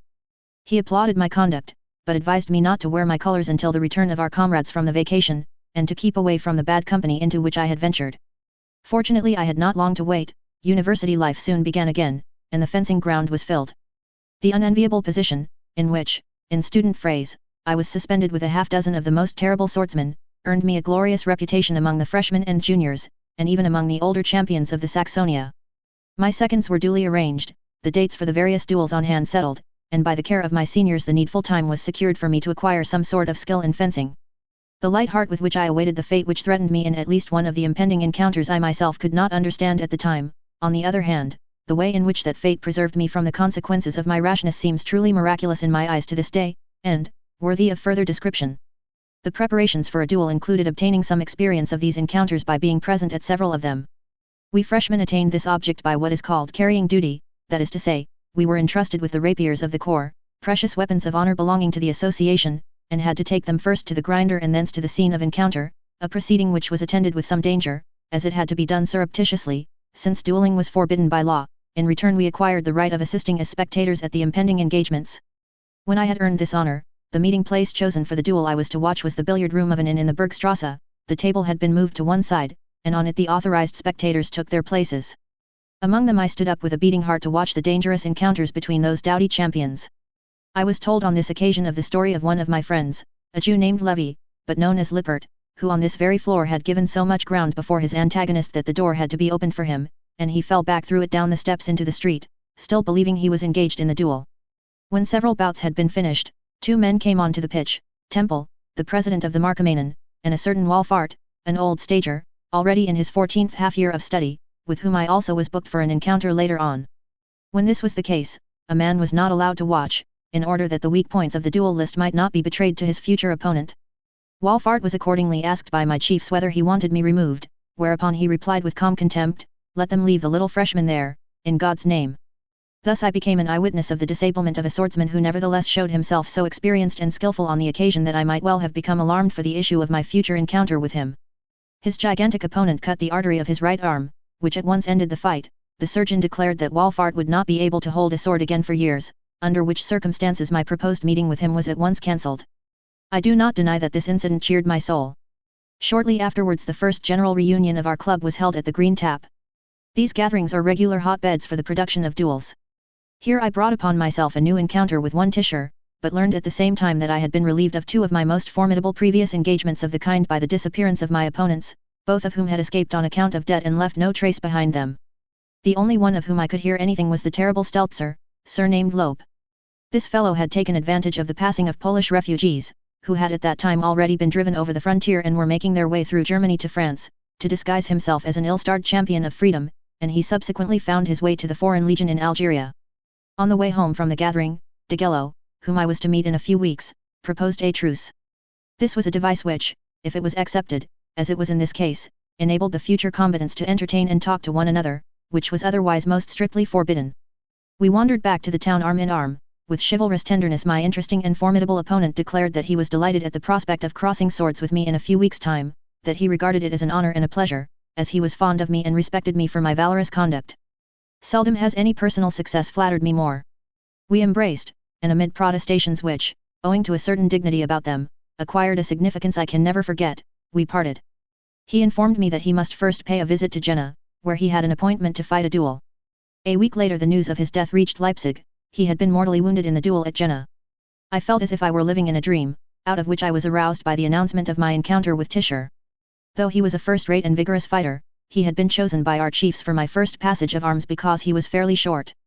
In spite of being unable to feel any great confidence in my hastily acquired and little practiced skill in fencing, I looked forward to this my first duel with a light heart. Although it was against the rules, I never dreamed of telling the authorities that I was suffering from a slight rash which I had caught at that time, and which I was informed made wounds so dangerous that if it were reported it would postpone the meeting, in spite of the fact that I was modest enough to be prepared for wounds. I was sent for at 10 in the morning, and left home smiling to think what my mother and sisters would say if in a few hours I were brought back in the alarming state I anticipated. My chief, Herr V. Schonfeld, was a pleasant, quiet sort of man, who lived on the marsh. When I reached his house, he leant out of the window with his pipe in his mouth, and greeted me with the words, "You can go home, my lad, it is all off, Tisher is in hospital." When I got upstairs I found several leading men assembled, from whom I learned that Tisher had got very drunk the night before, and had in consequence laid himself open to the most outrageous treatment by the inhabitants of a house of ill fame. He was terribly hurt, and had been taken by the police in the first instance to the hospital. This inevitably meant rustication, and, above all, expulsion from the academic association to which he belonged. I cannot clearly recall the incidents that removed from Leipzig the few remaining fire-eaters to whom I had pledged myself since that fatal vacation time. I only know that this aid of my fame as a student yielded to another. We celebrated the freshmen's gathering, to which all those who could manage it drove a four-in-hand in a long procession through the town. After the president of the club had profoundly moved me with his sudden and yet prolonged solemnity, I conceived the desire to be among the very last to return home from the outing. Accordingly I stayed away 3 days and 3 nights, and spent the time chiefly in gambling, a pastime which from the first night of our festivity cast its devilish snares around me. Some half-dozen of the smartest club members chanced to be together at early dawn in the Jolly Peasant, and forthwith formed the nucleus of a gambling club, which was reinforced during the day by recruits coming back from the town. Members came to see whether we were still at it, members also went away, but I with the original 6 held out for days and nights without faltering. The desire that first prompted me to take part in the play was the wish to win enough for my score, 2 thalers. This I succeeded in doing, and thereupon I was inspired with the hope of being able to settle all the debts I had made at that time by my winnings at play. Just as I had hoped to learn composition most quickly by Logier's method, but had found myself hampered in my object for a long period by unexpected difficulties, so my plan for speedily improving my financial position was likewise doomed to disappointment. To win was not such an easy matter, and for some 3 months I was such a victim to the rage for gambling that no other passion was able to exercise the slightest influence over my mind. Neither the Fechtboden, where the students' fights were practiced, nor the beer house, nor the actual scene of the fights, ever saw my face again. In my lamentable position I racked my brains all day to devise ways and means of getting the money wherewith to gamble at night. In vain did my poor mother try everything in her power to induce me not to come home so late at night, although she had no idea of the real nature of my debauches. After I had left the house in the afternoon I never returned till dawn the next day, and I reached my room, which was at some distance from the others, by climbing over the gate, for my mother had refused to give me a latchkey. In despair over my ill luck, my passion for gambling grew into a veritable mania, and I no longer felt any inclination for those things which at one time had lured me to student life. I became absolutely indifferent to the opinion of my former companions and avoided them entirely. I now lost myself in the smaller gambling dens of Leipzig, where only the very scum of the students congregated. Insensible to any feeling of self-respect, I bore even the contempt of my sister Rosalie, both she and my mother hardly ever deigning to cast a glance at the young libertine whom they only saw at rare intervals, looking deadly pale and worn out. My ever-growing despair made me at last resort to foolhardiness as the only means of forcing hostile fate to my side.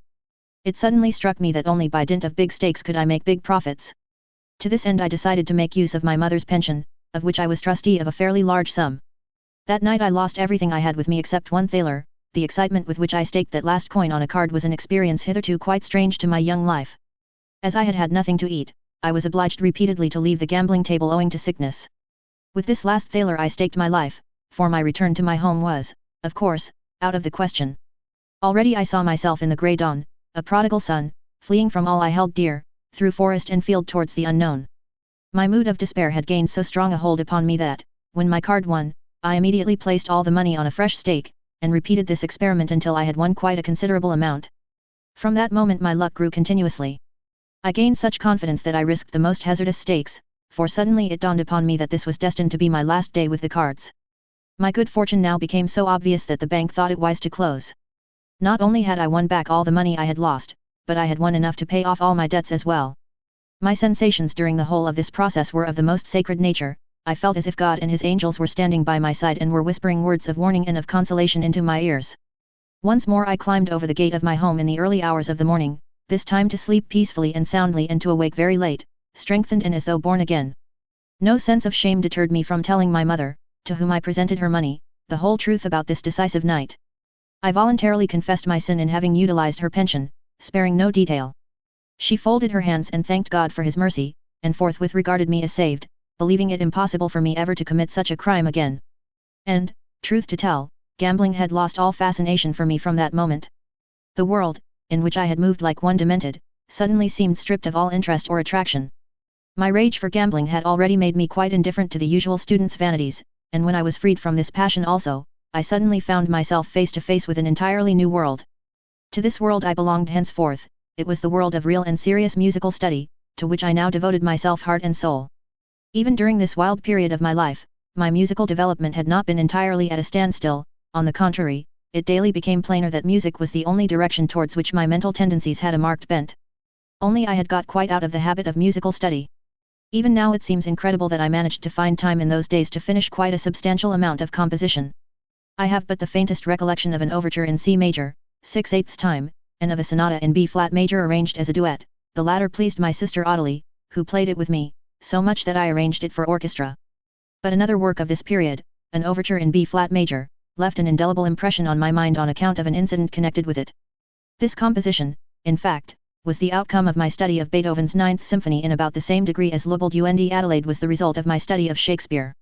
I had made a special point of bringing out the mystic meaning in the orchestra, which I divided into three distinctly different and opposite elements. I wanted to make the characteristic nature of these elements clear to the score reader the moment he looked at it by a striking display of color, and only the fact that I could not get any green ink made this picturesque idea impossible. I employed black ink for the brass instruments alone, the strings were to have red and the wind green ink. This extraordinary score I gave for perusal to Heinrich Dorn, who was at that time musical director of the Leipzig Theatre.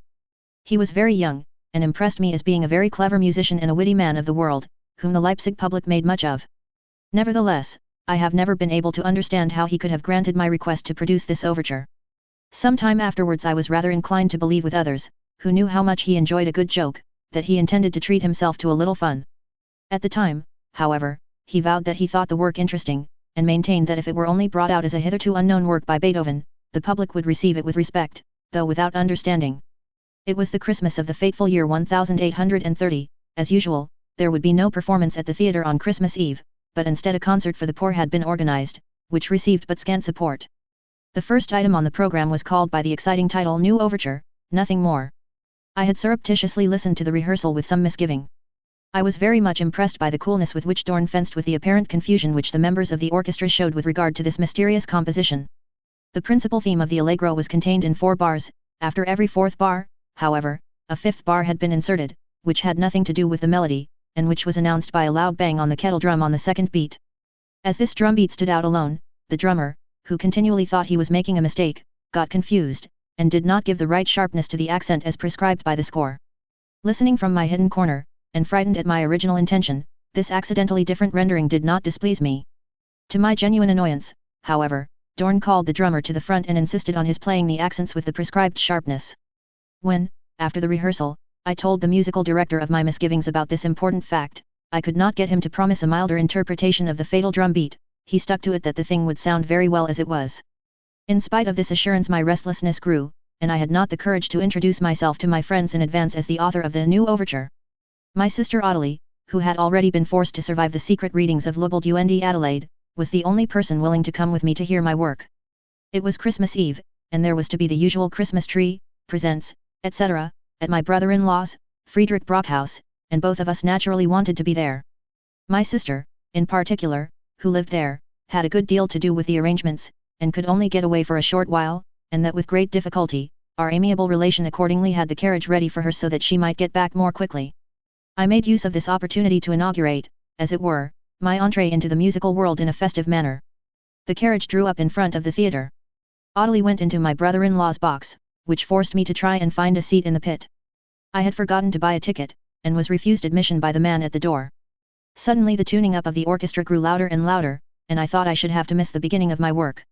In my anxiety I revealed myself to the man at the door as the composer of the new overture, and in this way succeeded in passing without a ticket. I pushed my way through to one of the first rows of the pit, and sat down in terrible anxiety. The overture began. After the theme of the black brass instruments had made itself heard with great emphasis, the red allegro theme started, in which, as I have already mentioned, every 5th bar was interrupted by the drum beat from the black world. What kind of effect the green theme of the wind instruments, which joined in afterwards, produced upon the listeners, and what they must have thought when black, red, and green themes became intermingled, has always remained a mystery to me, for the fatal drum beat, brutally hammered out, entirely deprived me of my senses, especially as this prolonged and continually recurring effect now began to rouse, not only the attention, but the merriment of the audience.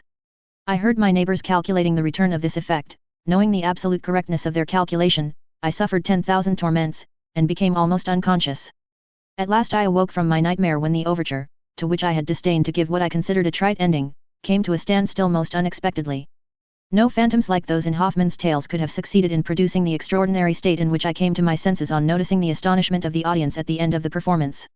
I heard no exclamations of disapproval, no hissing, no remarks, not even laughter. All I saw was intense astonishment at such a strange occurrence, which impressed them, as it did me, like a horrible nightmare. The worst moment, however, came when I had to leave the pit and take my sister home. To get up and pass through the people in the pit was horrible indeed. Nothing, however, equaled the pain of coming face to face with the man at the door. The strange look he gave me haunted me ever afterwards, and for a considerable time I avoided the pit of the Leipzig theatre. My next step was to find my sister, who had gone through the whole sad experience with infinite pity. In silence we drove home to be present at a brilliant family festivity, which contrasted with grim irony with the gloom of my bewilderment. In spite of it all I tried to believe in myself, and thought I could find comfort in my overture to the Braut von Messina, which I believed to be a better work than the fatal one I had just heard. A reinstatement, however, was out of the question, for the directors of the Leipzig theatre regarded me for a long time as a very doubtful person, in spite of Dorn's friendship.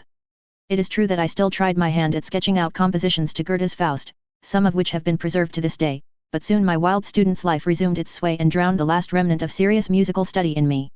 I now began to imagine that because I had become a student I ought to attend the university lectures. From Traugott Krug, who was well known to me on account of his having suppressed the students' revolt, I tried to learn the first principles of philosophy. A single lesson sufficed to make me give this up. 2 or 3 times, however, I attended the lectures on aesthetics given by one of the younger professors, a man called Weiss. This perseverance was due to the interest which Weiss immediately aroused in me.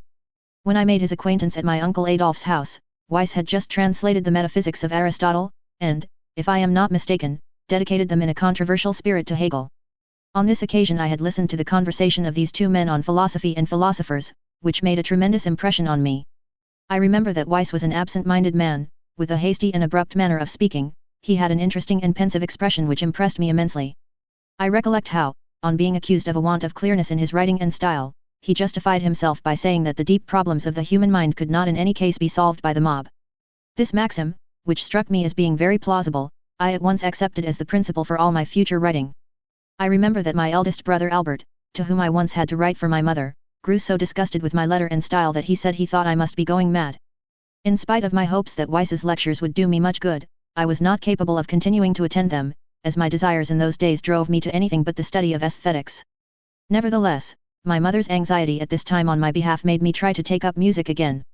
As Müller, the teacher under whom I had studied till that time, had not been able to inspire me with a permanent love of study, it was necessary to discover whether another teacher might not be better able to induce me to do serious work.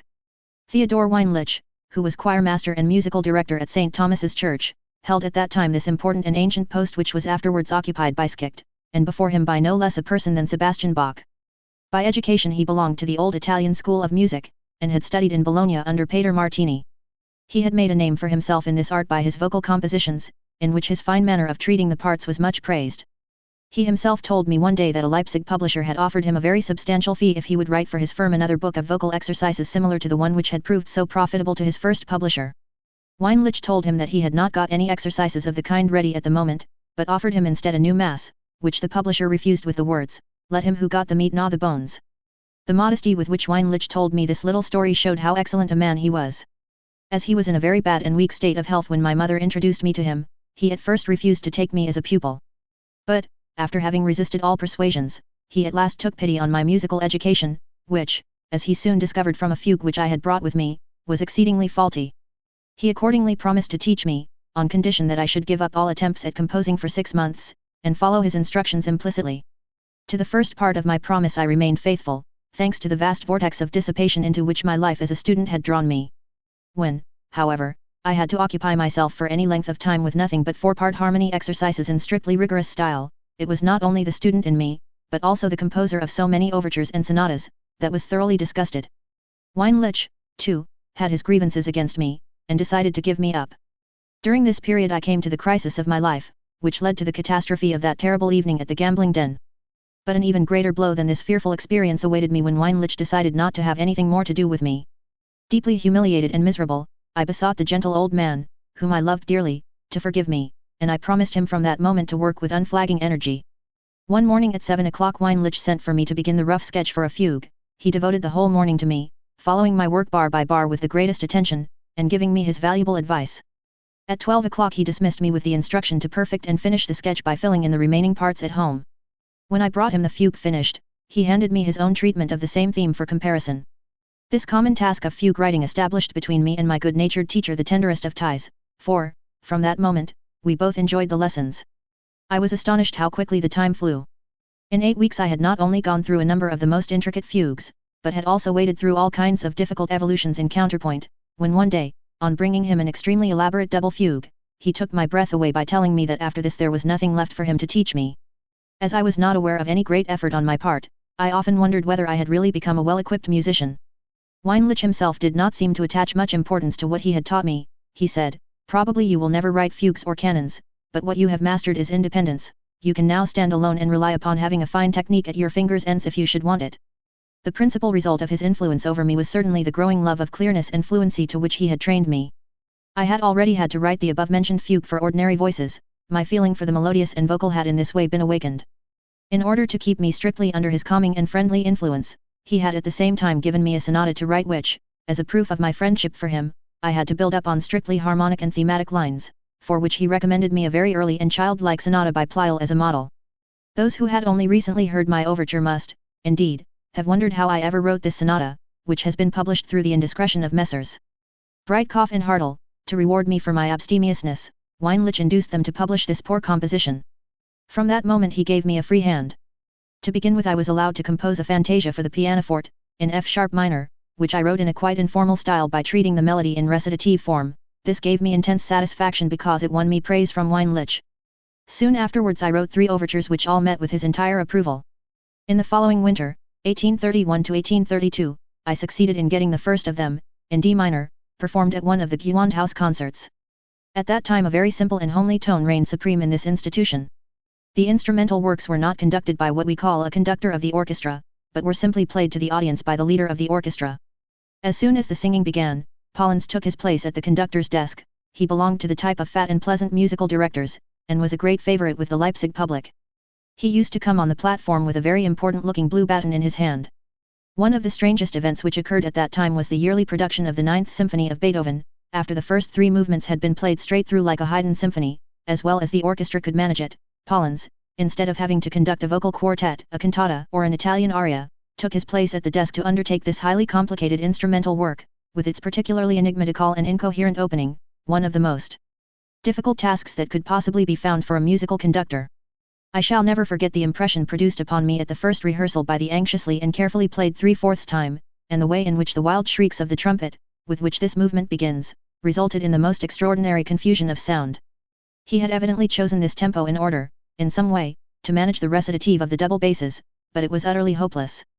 Pollens was in a bath of perspiration, the recitative did not come off, and I really began to think that Beethoven must have written nonsense. The double bass player, Temmler, a faithful veteran of the orchestra, prevailed upon Pollens at last, in rather coarse and energetic language, to put down the baton, and in this way the recitative really proceeded properly. All the same, I felt at this time that I had come to the humble conclusion, in a way I can hardly explain, that this extraordinary work was still beyond my comprehension.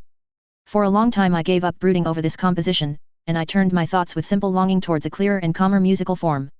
My study of counterpoint had taught me to appreciate, above all, Mozart's light and flowing treatment of the most difficult technical problems, and the last movement of his great symphony in C major in particular served me as example for my own work. My D minor overture, which clearly showed the influence of Beethoven's Coriolanus overture, had been favorably received by the public. My mother began to have faith in me again, and I started at once on a second overture, in C major, which really ended with a fugato that did more credit to my new model than I had ever hoped to accomplish. This overture, also, was soon afterwards performed at a recital given by the favorite singer, Mlle. Palazzi, of the Dresden Italian Opera. Before this I had already introduced it at a concert given by a private musical society called Euterpe, when I had conducted it myself. I remember the strange impression I received from a remark that my mother made on that occasion. As a matter of fact, this work, which was written in a counterpoint style, without any real passion or emotion, had produced a strange effect upon her. She gave vent to her astonishment by warmly praising the Egmont overture, which was played at the same concert, maintaining that this kind of music was after all more fascinating than any stupid fugue.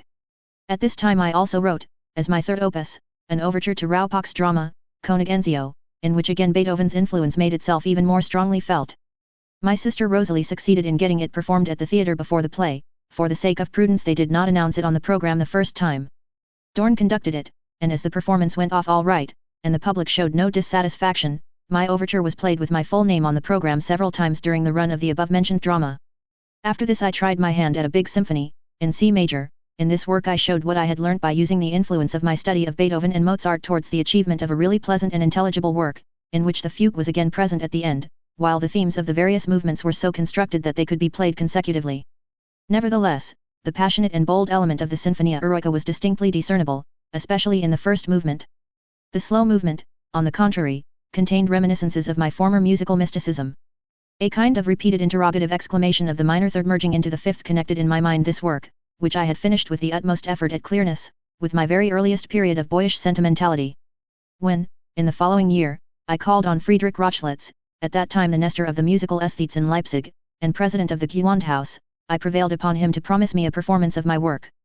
As he had been given my score for perusal before seeing me, he was quite astonished to find that I was a very young man, for the character of my music had prepared him to see a much older and more experienced musician. Before this performance took place many things happened which I must first mention, as they were of great importance to my life.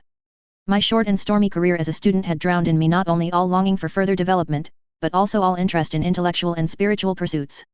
Although, as I have pointed out, I had never alienated myself entirely from music, my revived interest in politics aroused my first real disgust for my senseless student's life, which soon left no deeper traces on my mind than the remembrance of a terrible nightmare. The Polish War of Independence against Russian supremacy filled me with growing enthusiasm. The victories which the Poles obtained for a short period during May 1831, aroused my enthusiastic admiration. It seemed to me as though the world had, by some miracle, been created anew. As a contrast to this, the news of the Battle of Ostrołęka made it appear as if the end of the world had come. To my astonishment, my boon companions scoffed at me when I commented upon some of these events. The terrible lack of all fellow feeling and comradeship amongst the students struck me very forcibly. Any kind of enthusiasm had to be smothered or turned into pedantic bravado, which showed itself in the form of affectation and indifference. To get drunk with deliberate cold-bloodedness, without even a glimpse of humor, was reckoned almost as brave a feat as dueling. Not until much later did I understand the far nobler spirit which animated the lower classes in Germany in comparison with the sadly degenerate state of the university students. In those days I felt terribly indignant at the insulting remarks which I brought upon myself when I deplored the Battle of Ostrołęka. To my honor be it said, that these and similar impressions helped to make me give up my low associates. During my studies with Weinlich the only little dissipation I allowed myself was my daily evening visit to Kintschy, the confectioner in the Kloster Gasse, where I passionately devoured the latest newspapers.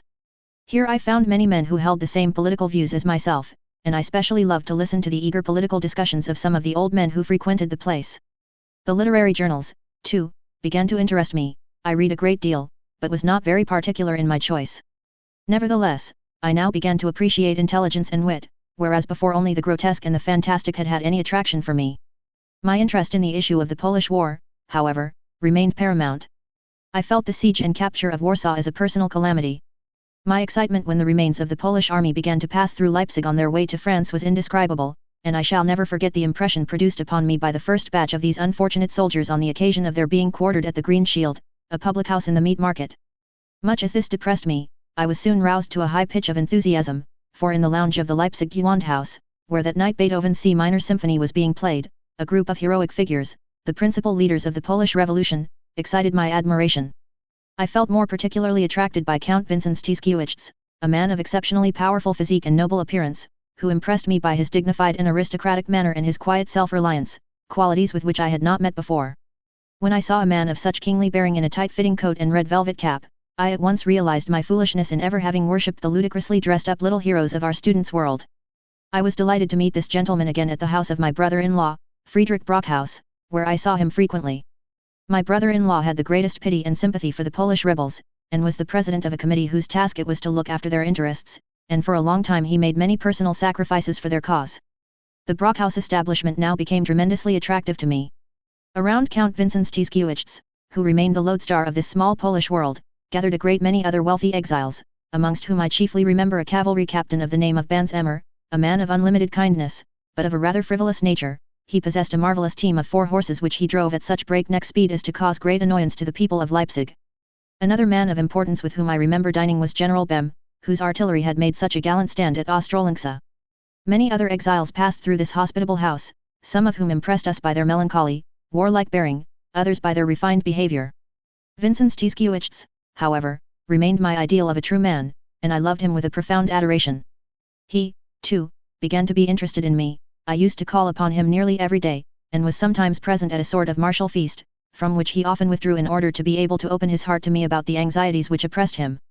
He had, in fact, received absolutely no news of the whereabouts of his wife and little son since they separated at Volhynin.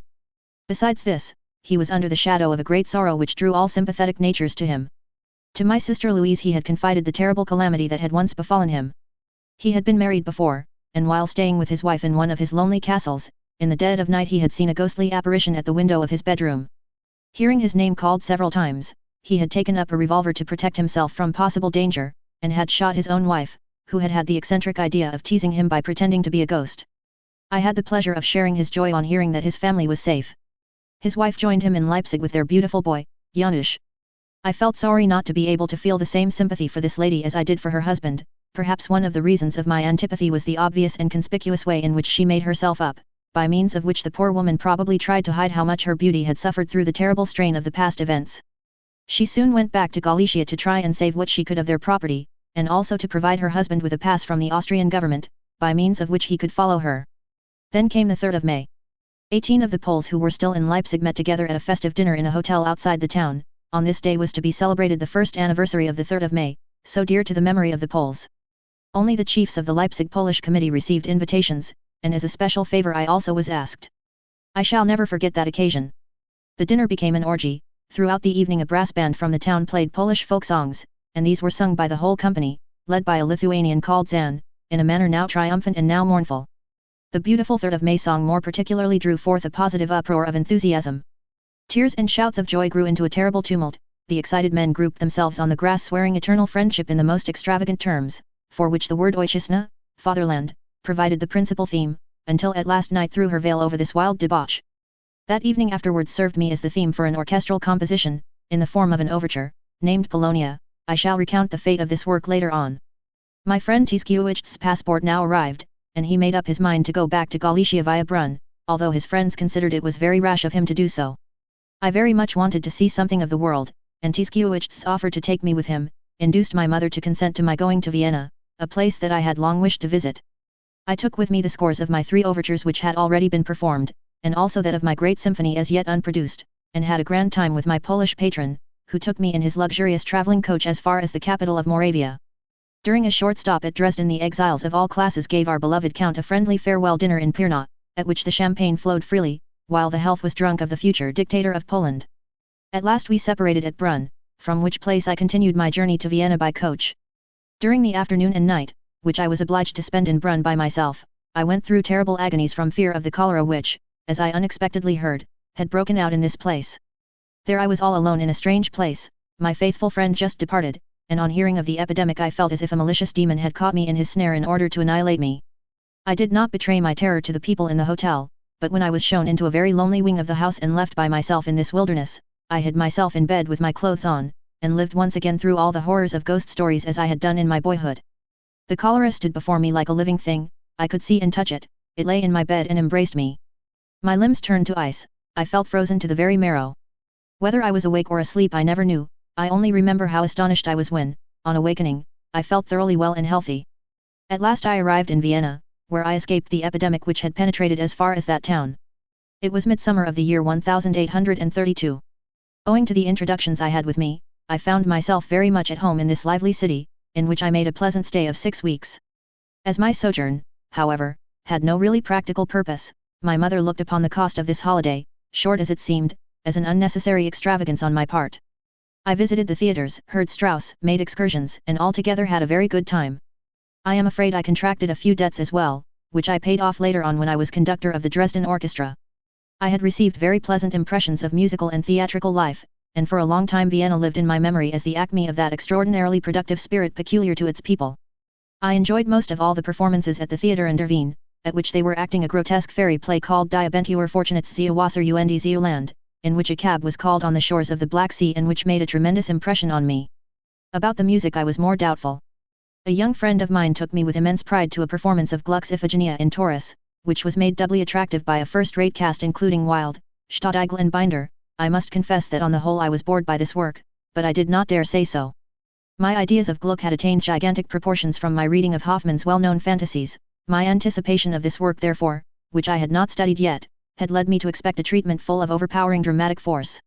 It is possible that Schroeder de Vriend's acting in Fidelio had taught me to judge everything by her exalted standard. With the greatest trouble I worked myself up to some kind of enthusiasm for the great scene between Orestes and the Furies. I hoped against hope that I should be able to admire the remainder of the opera. I began to understand the Viennese taste, however, when I saw how great a favorite the opera Zampa became with the public, both at the Karnthnerthor and at the Josefstadt. Both theatres competed vigorously in the production of this popular work, and although the public had seemed mad about Iphigenia, nothing equaled their enthusiasm for Zampa. No sooner had they left the Josefstadt Theatre in the greatest ecstasies about Zampa than they proceeded to the public house called the Strauss Lehn. Here they were immediately greeted by the strains of selections from Zampa which drove the audience to feverish excitement. I shall never forget the extraordinary playing of Johann Strauss, who put equal enthusiasm into everything he played, and very often made the audience almost frantic with delight. At the beginning of a new waltz this demon of the Viennese musical spirit shook like a Pythian priestess on the tripod, and veritable groans of ecstasy, which, without doubt, were more due to his music than to the drinks in which the audience had indulged, raised their worship for the magic violinist to almost bewildering heights of frenzy. The hot summer air of Vienna was absolutely impregnated with Zampa and Strauss. A very poor students' rehearsal at the Conservatoire, at which they performed a mass by Cherubini, seemed to me like an alms paid begrudgingly to the study of classical music. At the same rehearsal one of the professors, to whom I was introduced, tried to make the students play my overture in D minor, the one already performed in Leipzig. I do not know what his opinion was, nor that of the students, with regard to this attempt. I only know they soon gave it up. On the whole I had wandered into doubtful musical bypaths, and I now withdrew from this first educational visit to a great European art center in order to start on a cheap but long and monotonous return journey to Bohemia, by stage-coach. My next move was a visit to the house of Count Picta, of whom I had pleasant recollections from my boyhood days. His estate, Pravonin, was about 8 miles from Prague. Received in the kindest possible way by the old gentleman and his beautiful daughters, I enjoyed his delightful hospitality until late into the autumn. A youth of 19, as I then was, with a fast-growing beard, for which my sisters had already prepared the young ladies by letter, the continual and close intimacy with such kind and pretty girls could hardly fail to make a strong impression on my imagination. Jenny, the elder of the two, was slim, with black hair, blue eyes and wonderfully noble features. The younger one, Augusta, was a little smaller, and stouter, with a magnificent complexion, fair hair and brown eyes. The natural and sisterly manner with which both girls treated me and conversed with me did not blind me to the fact that I was expected to fall in love with one or the other of them. It amused them to see how embarrassed I got in my efforts to choose between them, and consequently they teased me tremendously. Unfortunately, I did not act judiciously with regard to the daughters of my host. In spite of their homely education, they belonged to a very aristocratic house, and consequently hesitated between the hope of marrying men of eminent position in their own sphere, and the necessity of choosing husbands amongst the higher middle classes, who could afford to keep them in comfort. The shockingly poor, almost medieval, education of the Austrian so-called cavalier, made me rather despise the latter. The girls, too, had suffered from the same lack of proper training. I soon noticed with disgust how little they knew about things artistic, and how much value they attached to superficial things. However much I might try to interest them in those higher pursuits which had become necessary to me, they were incapable of appreciating them. I advocated a complete change from the bad library novels, which represented their only reading, from the Italian operatic arias, sung by Augusta, and, last but not least, from the horsey, insipid cavaliers, who paid their court to both Jenny and her sister in the most coarse and offensive manner. My zeal in this latter respect soon gave rise to great unpleasantness. I became hard and insulting, harangued them about the French Revolution, and begged them with fatherly admonitions for the love of heaven to be content with well-educated middle-class men, and give up those impertinent suitors who could only harm their reputation. The indignation provoked by my friendly advice I often had to ward off with the harshest retorts. I never apologized, but tried by dint of real or feigned jealousy to get our friendship back on the old footing. In this way, undecided, half in love and half angry, one cold November day I said goodbye to these pretty children. I soon met the whole family again at Prague, where I made a long sojourn, without, however, staying at the Count's residence. My stay at Prague was to be of great musical importance to me. I knew the director of the Conservatoire, Dionys Weber, who promised to bring my symphony before the public. I also spent much of my time with an actor called Moritz, to whom, as an old friend of our family, I had been recommended, and there I made the acquaintance of the young musician Kittel. Moritz, who noticed that not a day passed but what I went to the much feared chief of the Conservatoire upon some pressing musical business, once dispatched me with an improvised parody on Schiller's Bergskaft. Zu Dionys dem Director Schlich. Wagner, die Partitur im Gewande. In Schlugen die Schiller im Band. Was Waltest du mit den Noten sprich. Entgegnet ihm finster de Utheruk. Die Stott vom schlechten Geschmack befreien. Das sollst du in den Rezensionen beruhen. To Dionys, the director. Crept Wagner, the score in his pocket. The students arrested him forthwith. What doest thou with that music, say? Thus asked him the angry tyrant. To free the town from taste too vile. For this the critics will make thee suffer. Truly I had to deal with a kind of Dionysius the tyrant.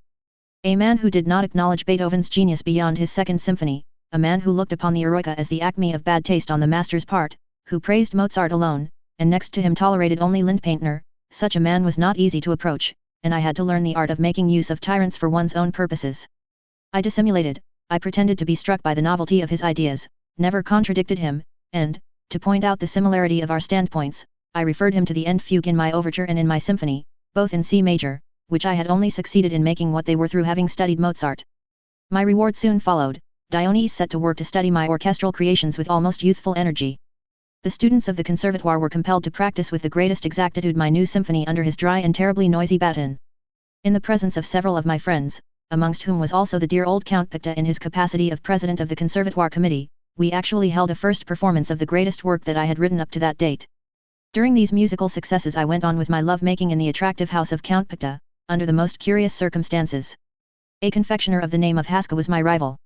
He was a tall, lanky young man who, like most bohemians, had taken up music as a hobby. He played the accompaniments to Augusta's songs, and naturally fell in love with her. Like myself, he hated the frequent visits of the cavaliers, which seemed to be quite the custom in this city, but while my displeasure expressed itself in humor, his showed itself in gloomy melancholy. This mood made him behave boorishly in public. For instance, one evening, when the chandelier was to be lighted for the reception of one of these gentlemen, he ran his head purposely against this ornament and broke it. The festive illumination was thus rendered impossible, the Countess was furious, and Haska had to leave the house never to return. I well remember that the first time I was conscious of any feelings of love, these manifested themselves as pangs of jealousy, which had, however, nothing to do with real love. This happened one evening when I called at the house. The Countess kept me by her side in an anteroom, while the girls, beautifully dressed and gay, flirted in the reception room with those hateful young noblemen. All I had ever read in Hoffmann's tales of certain demoniacal intrigues, which until that moment had been obscure to me, now became really tangible facts, and I left Prague with an obviously unjust and exaggerated opinion of those things and those people, through whom I had suddenly been dragged into an unknown world of elementary passions. On the other hand, I had gained by my stay at Provanen. I had written poetry as well as musical compositions. My musical work was a setting of Glock and Tony, a poem by the friend of my youth, Theodore Apel. I had already written an aria for soprano which had been performed the winter before at one of the theatre concerts. But my new work was decidedly the first vocal piece I had written with real inspiration. Generally speaking, I suppose it owed its characteristics to the influence of Beethoven's Liederkreis. All the same, the impression that it has left on my mind is that it was absolutely part of myself, and pervaded by a delicate sentimentality which was brought into relief by the dreaminess of the accompaniment. My poetical efforts lay in the direction of a sketch of a tragioperatic subject, which I finished in its entirety in Prague under the title of Die Hochzeit, the wedding. I wrote it without anybody's knowledge, and this was no easy matter, seeing that I could not write in my chilly little hotel room, and had therefore to go to the house of Moritz, where I generally spent my mornings. I remember how I used quickly to hide my manuscript behind the sofa as soon as I heard my host's footsteps. An extraordinary episode was connected with the plot of this work. Already years ago I had come across a tragic story, whilst perusing Bushing's book on chivalry, the like of which I have never since read. A lady of noble birth had been assaulted one night by a man who secretly cherished a passionate love for her, and in the struggle to defend her honor superhuman strength was given her to fling him into the courtyard below. The mystery of his death remained unexplained until the day of his solemn obsequies, when the lady herself, who attended them and was kneeling in solemn prayer, suddenly fell forward and expired. The mysterious strength of this profound and passionate story made an indelible impression upon my mind. Fascinated, moreover, by the peculiar treatment of similar phenomena in Hoffmann's tales, I sketched a novel in which musical mysticism, which I still loved so deeply, played an important part. The action was supposed to take place on the estate of a rich patron of the fine arts. A young couple was going to be married, and had invited the friend of the bridegroom, an interesting but melancholy and mysterious young man, to their wedding. Intimately connected with the whole affair was a strange old organist. The mystic relations which gradually developed between the old musician, the melancholy young man and the bride, were to grow out of the unravelment of certain intricate events, in a somewhat similar manner to that of the medieval story above related. Here was the same idea, the young man mysteriously killed, the equally strange sudden death of his friend's bride, and the old organist found dead on his bench after the playing of an impressive requiem, the last chord of which was inordinately prolonged as if it never would end. I never finished this novel, but as I wanted to write the libretto for an opera, I took up the theme again in its original shape, and built on this, as far as the principal features went, the following dramatic plot. Two great houses had lived in enmity, and had at last decided to end the family feud. The aged head of one of these houses invited the son of his former enemy to the wedding of his daughter with one of his faithful partisans. The wedding feast is thus used as an opportunity for reconciling the two families. Whilst the guests are full of the suspicion and fear of treachery, their young leader falls violently in love with the bride of his newly found ally. His tragic glance deeply affects her. The festive escort accompanies her to the bridal chamber, where she is to await her beloved. Leaning against her tower window, she sees the same passionate eyes fixed on her, and realizes that she is face to face with a tragedy. When he penetrates into her chamber, and embraces her with frantic passion, she pushes him backwards towards the balcony, and throws him over the parapet into the abyss, from whence his mutilated remains are dragged by his companions. They at once arm themselves against the presumed treachery, and call for vengeance. Tumult and confusion fill the courtyard. The interrupted wedding feast threatens to end in a night of slaughter. The venerable head of the house at last succeeds in averting the catastrophe. Messengers are sent to bear the tidings of the mysterious calamity to the relatives of the victim. The corpse itself shall be the medium of reconciliation, for, in the presence of the different generations of the suspected family, Providence itself shall decide which of its members has been guilty of treason. During the preparations for the obsequies, the bride shows signs of approaching madness. She flies from her bridegroom, refuses to be united to him, and locks herself up in her tower chamber. Only when, at night, the gloomy though gorgeous ceremony commences, does she appear at the head of her women to be present at the burial service, the gruesome solemnity of which is interrupted by the news of the approach of hostile forces and then by the armed attack of the kinsmen of the murdered man. When the avengers of the presumed treachery penetrate into the chapel and call upon the murderer to declare himself, the horrified lord of the manor points towards his daughter who, turning away from her bridegroom, falls lifeless by the coffin of her victim. This nocturnal drama, through which ran reminiscences of Lubbold and Adelaide, the work of my far-off boyhood, I wrote in the darkest vein, but in a more polished and more noble style, disdaining all light effects, and especially all operatic embellishments. Tender passages occurred here and there all the same, and Weinlich, to whom I had already shown the beginning of my work on my return to Leipzig, praised me for the clearness and good vocal quality of the introduction I had composed to the first act. This was an adagio for a vocal septet, in which I had tried to express the reconciliation of the hostile families, together with the emotions of the wedded couple and the sinister passion of the secret lover. My principal object was, all the same, to win my sister Rosalie's approval. My poem, however, did not find favour in her eyes. She missed all that which I had purposely avoided, insisted on the ornamentation and development of the simple situation, and desired more brightness generally. I made up my mind in an instant. I took the manuscript, and without a suggestion of ill temper, destroyed it there and then. This action had nothing whatever to do with wounded vanity. It was prompted merely by my desire honestly to prove to my sister how little I thought of my own work and how much I cared for her opinion. She was held in great and loving esteem by my mother and by the rest of our family, for she was their principal breadwinner. The important salary she earned as an actress constituted nearly the whole income out of which my mother had to defray the household expenses. For the sake of her profession she enjoyed many advantages at home. Her part of the house had been specially arranged so that she should have all the necessary comfort and peace for her studies. On marketing days, when the others had to put up with the simplest fare, she had to have the same dainty food as usual.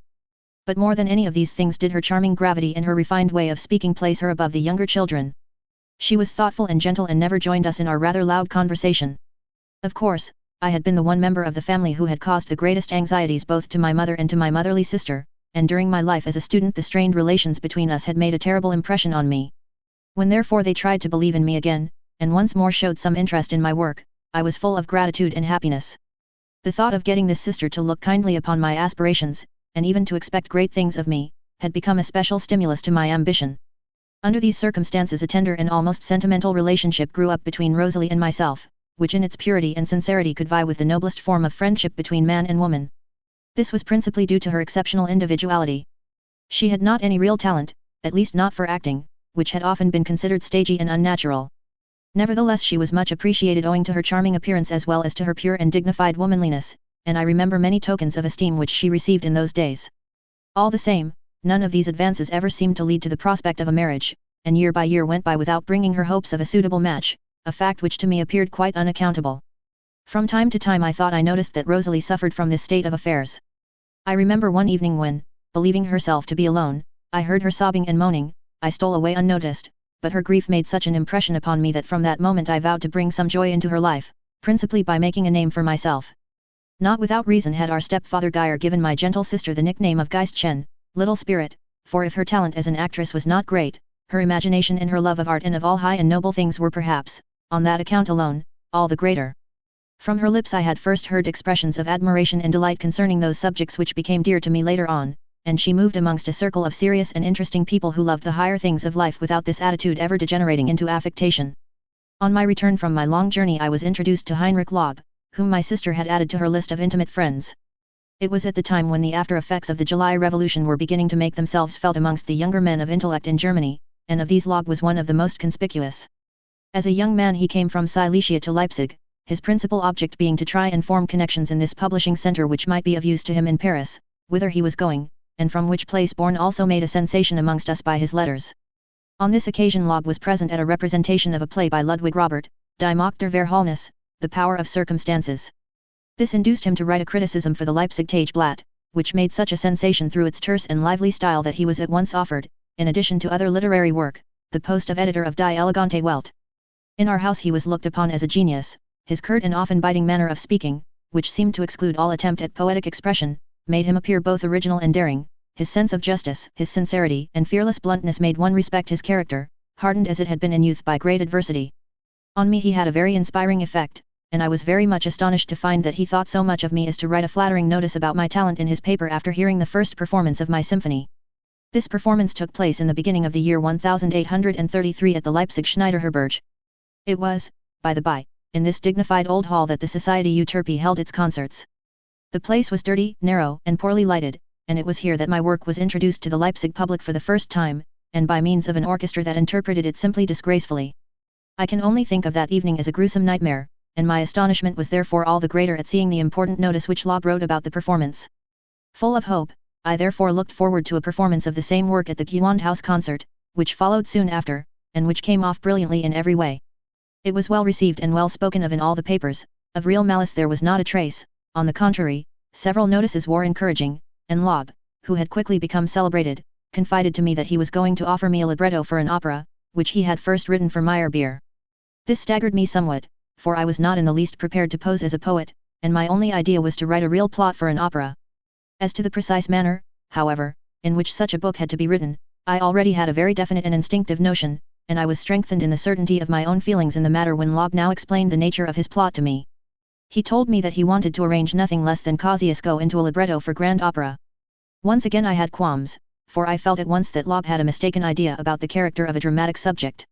When I inquired into the real action of the play, Laub was astonished that I should expect more than the story of the Polish hero, whose life was crowded with incident. In any case, he thought there was quite sufficient action in it to describe the unhappy fate of a whole nation. Of course the usual heroine was not missing, she was a Polish girl who had a love affair with a Russian, and in this way some sentimental situations were also to be found in the plot.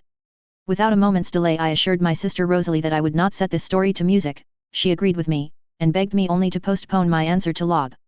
My journey to Würzburg was of great help to me in this respect, for it was easier to write my decision to Laub than to announce it to him personally. He accepted the slight rebuff with good grace, but he never forgave me, either then or afterwards, for writing my own words. When he heard what subject I had preferred to his brilliant political poem, he made no effort to conceal his contempt for my choice. I had borrowed the plot from a dramatic fairy tale by Gozzi, La Donna Serpent, and called it Die Feen, the Fairies. The names of my heroes I chose from different Ossian and similar poems. My prince was called Eirindel, he was loved by a fairy called Ada, who held him under her spell and kept him in fairyland, away from his realm, until his faithful friends at last found him and induced him to return, for his country was going to rack and ruin, and even its capital had fallen into the enemy's hands. The loving fairy herself sends the prince back to his country, for the oracle has decreed that she shall lay upon her lover the severest of tasks. Only by performing this task triumphantly can he make it possible for her to leave the immortal world of fairies in order to share the fate of her earthly lover, as his wife. In a moment of deepest despair about the state of his country, the fairy queen appears to him and purposely destroys his faith in her by deeds of the most cruel and inexplicable nature. Driven mad by 1,000 fears, Eirindel begins to imagine that all the time he has been dealing with a wicked sorceress, and tries to escape the fatal spell by pronouncing a curse upon Ada. Wild with sorrow, the unhappy fairy sinks down, and reveals their mutual fate to the lover, now lost to her forever, and tells him that, as a punishment for having disobeyed the decree of fate, she is doomed to be turned into stone. In Gozzi's version she becomes a serpent. Immediately afterwards it appears that all the catastrophes which the fairy had prophesied were but deceptions. Victory over the enemy as well as the growing prosperity and welfare of the kingdom now follow in quick succession. Ada is taken away by the fates, and Eirindel, a raving madman, remains behind alone. The terrible sufferings of his madness do not, however, satisfy the fates. To bring about his utter ruin they appear before the repentant man and invite him to follow them to the nether world, on the pretext of enabling him to free Ada from the spell. Through the treacherous promises of the wicked fairies Earendil's madness grows into sublime exaltation, and one of his household magicians, a faithful friend, having in the meantime equipped him with magic weapons and charms, he now follows the traitresses. The latter cannot get over their astonishment when they see how Earendil overcomes one after the other of the monsters of the infernal regions. Only when they arrive at the vault in which they show him the stone in human shape do they recover their hope of vanquishing the valiant prince, for, unless he can break the charm which binds Ada, he must share her fate and be doomed to remain a stone forever. Earendil, who until then has been using the dagger and the shield given him by the friendly magician, now makes use of an instrument, a lyre, which he has brought with him, and the meaning of which he had not yet understood. To the sounds of this instrument he now expresses his plaintive moans, his remorse, and his overpowering longing for his enchanted queen.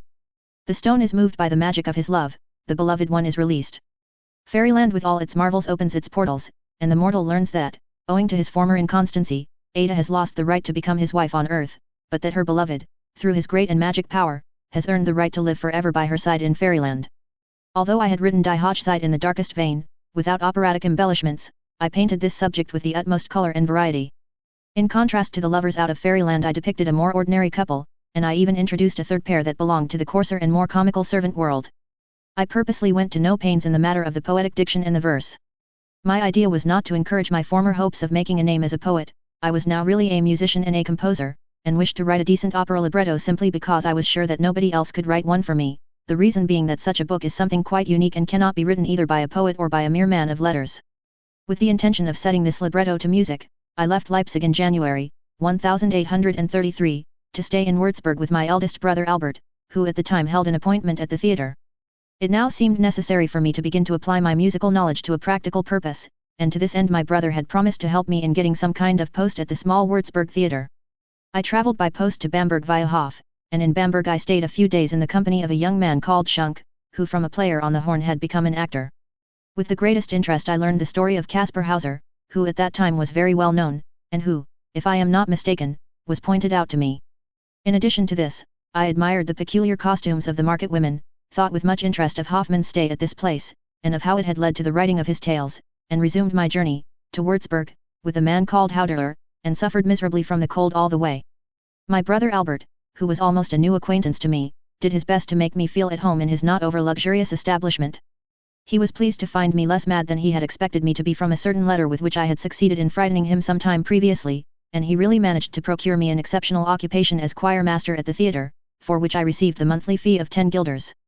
The remainder of the winter was devoted to the serious study of the duties required of a musical director. In a very short time I had to tackle 2 new grand operas, namely, Marskner's Vampir and Meyerbeer's Robert der Teufel, in both of which the chorus played a considerable part.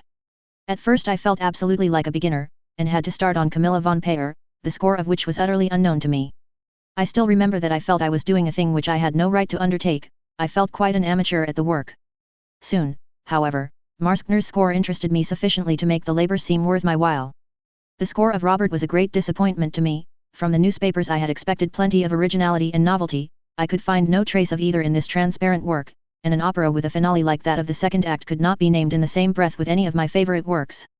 The only thing that impressed me was the unearthly keyed trumpet which, in the last act, represented the voice of the mother's ghost. It was remarkable to observe the aesthetic demoralization into which I now fell through having daily to deal with such a work.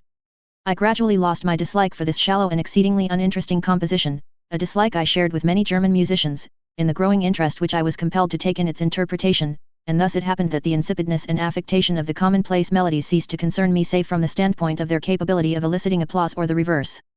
As, moreover, my future career as musical conductor was at stake, my brother, who was very anxious on my behalf, looked favorably on this lack of classical obstinacy on my part, and thus the ground was gradually prepared for that decline in my classical taste which was destined to last some considerable time. All the same, this did not occur before I had given some proof of my great inexperience in the lighter style of writing. My brother wanted to introduce a cavatine from the Piraten, by Bellini, into the same composer's opera, Straniera. The score was not to be had, and he entrusted me with the instrumentation of this work.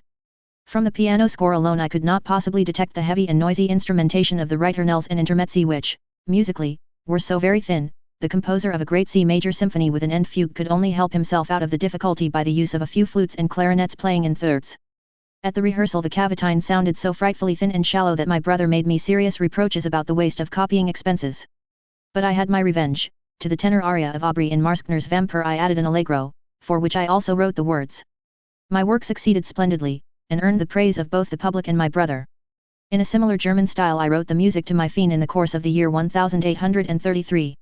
My brother and his wife left Würzburg after Easter in order to avail themselves of several invitations at friends' houses. I stayed behind with the children, 3 little girls of tender years, which placed me in the extraordinary position of a responsible guardian, a post for which I was not in the least suited at that time of my life. My time was divided between my work and pleasure, and in consequence I neglected my charges. Amongst the friends I made there, Alexander Müller had much influence over me. He was a good musician and pianist, and I used to listen for hours to his improvisations on given themes, an accomplishment in which he so greatly excelled, that I could not fail to be impressed. With him and some other friends, amongst whom was also Valentine Ham, I often made excursions in the neighborhood, on which occasions the Bavarian beer and the Frankish wine were wont to fly. Valentine Ham was a grotesque individual, who entertained us often with his excellent violin playing. He had an enormous stretch on the piano, for he could reach an interval of a twelfth. De Let Saint Hebe, a public beer garden situated on a pleasant height, was a daily witness of my fits of wild and often enthusiastic boisterousness. Never once during those mild summer nights did I return to my charges without having waxed enthusiastic over art and the world in general. I also remember a wicked trick which has always remained a blot in my memory. Amongst my friends was a fair and very enthusiastic Swabian called Fröhlich, with whom I had exchanged my score of the C minor symphony for his, which he had copied out with his own hand. This very gentle, but rather irritable young man had taken such a violent dislike to one André, whose malicious face I also detested, that he declared that this person spoiled his evenings for him, merely by being in the same room with him. The unfortunate object of his hatred tried all the same to meet us whenever he could. Friction ensued, but André would insist upon aggravating us. One evening Fröhlich lost patience. After some insulting retort, he tried to chase him from our table by striking him with a stick. The result was a fight in which Frolich's friends felt they must take part, though they all seemed to do so with some reluctance. A mad longing to join the fray also took possession of me. With the others I helped in knocking our poor victim about, and I even heard the sound of one terrible blow which I struck André on the head, whilst he fixed his eyes on me in bewilderment. I relate this incident to atone for a sin which has weighed very heavily on my conscience ever since. I can compare this sad experience only with one out of my earliest boyhood days, namely the drowning of some puppies in a shallow pool behind my uncle's house in Aisleben. Even to this day I cannot think of the slow death of these poor little creatures without horror. I have never quite forgotten some of my thoughtless and reckless actions, for the sorrows of others, and in particular those of animals, have always affected me deeply to the extent of filling me with a disgust of life. My first love affair stands out in strong contrast against these recollections. It was only natural that one of the young chorus ladies with whom I had to practice daily should know how to attract my attentions. Therese Ringelmann, the daughter of a grave digger, thanks to her beautiful soprano voice, led me to believe that I could make a great singer of her.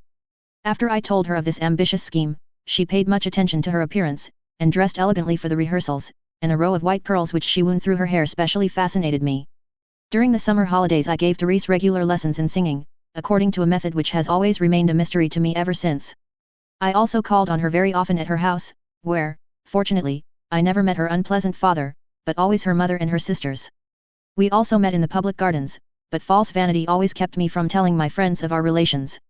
I do not know whether the fault lay with her lowly birth, her lack of education, or my own doubt about the sincerity of my affections, but in any case when, in addition to the fact that I had my reasons for being jealous, they also tried to urge me to a formal engagement, this love affair came quietly to an end. An infinitely more genuine affair was my love for Friederich Galvani, the daughter of a mechanic, who was undoubtedly of Italian origin. She was very musical, and had a lovely voice. My brother had patronized her and helped her to a debut at his theatre, which test she stood brilliantly.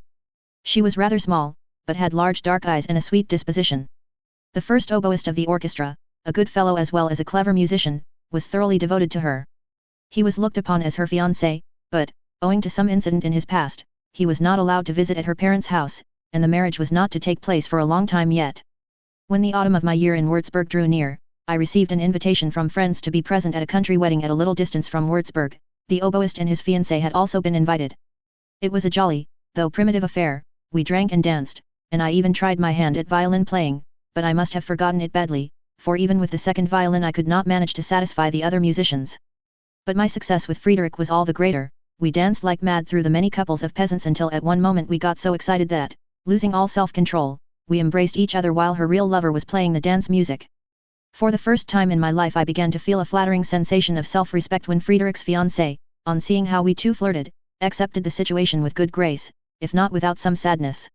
I had never had the chance of thinking that I could make a favorable impression on any young girl. I never imagined myself good-looking, neither had I ever thought it possible that I could attract the attention of pretty girls. On the other hand, I had gradually acquired a certain self-reliance in mixing with men of my own age. Owing to the exceptional vivacity and innate susceptibility of my nature, qualities which were brought home to me in my relations with members of my circle, I gradually became conscious of a certain power of transporting or bewildering my more indolent companions. From my poor oboist's silent self-control on becoming aware of the ardent advances of his betrothed towards me, I acquired, as I have said, the first suggestion of the fact that I might count for something, not only among men, but also among women. The Frankish wine helped to bring about a state of ever greater confusion, and under the cover of its influence I at length declared myself, quite openly, to be Friederic's lover. Ever so far into the night, in fact, when day was already breaking, we set off home together to Würzburg in an open wagon. This was the crowning triumph of my delightful adventure, for while all the others, including, in the end, the jealous oboist, slept off their debauch in the face of the dawning day, I, with my cheek against Friederic's, and listening to the warbling of the larks, watched the coming of the rising sun. On the following day we had scarcely any idea of what had happened. A certain sense of shame, which was not unbecoming, held us aloof from one another, and yet I easily won access to Friederic's family, and from that time forward was daily a welcome guest, when for some hours I would linger in unconcealed intimate intercourse with the same domestic circle from which the unhappy betrothed remained excluded. No word was ever mentioned of this last connection, never once did it even dawn upon Friedrich to effect any change in the state of affairs, and it seemed to strike no one that I ought, so to speak, to take the fiancé's place. The confiding manner in which I was received by all, and especially by the girl herself, was exactly similar to one of nature's great processes, as, for instance, when spring steps in and winter passes silently away. Not one of them ever considered the material consequences of the change, and this is precisely the most charming and flattering feature of this first youthful love affair, which was never to degenerate into an attitude which might give rise to suspicion or concern. These relations ended only with my departure from Würzburg, which was marked by the most touching and most tearful leave-taking. For some time, although I kept up no correspondence, the memory of this episode remained firmly imprinted on my mind. 2 years later, while making a rapid journey through the old district, I once more visited Friederich. The poor child approached me utterly shamefaced. Her oboist was still her lover, and though his position rendered marriage impossible, the unfortunate young woman had become a mother. I have heard nothing more of her since.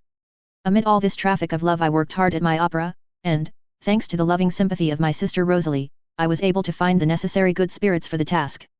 When at the commencement of the summer my earnings as a conductor came to an end, this same sister again made it her business loyally to provide me with ample pocket money, so that I might devote myself solely to the completion of my work, without troubling about anything or being a burden to anyone. At a much later date I came across a letter of mine written to Rosalie in those days, which were full of a tender, almost adoring love for that noble creature. When the winter was at hand my brother returned, and the theatre reopened.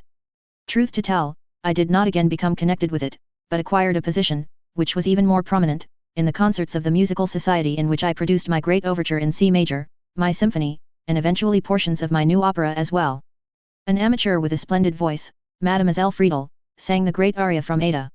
In addition to this, a trio was given which, in one of its passages, had such a moving effect upon my brother, who took part in it, that, to his astonishment, as he himself admitted, he completely lost his cue on account of it.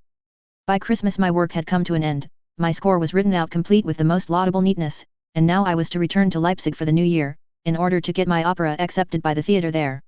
On the way home I visited Nuremberg, where I stayed a week with my sister Clara and with her husband, who were engaged at the theatre there.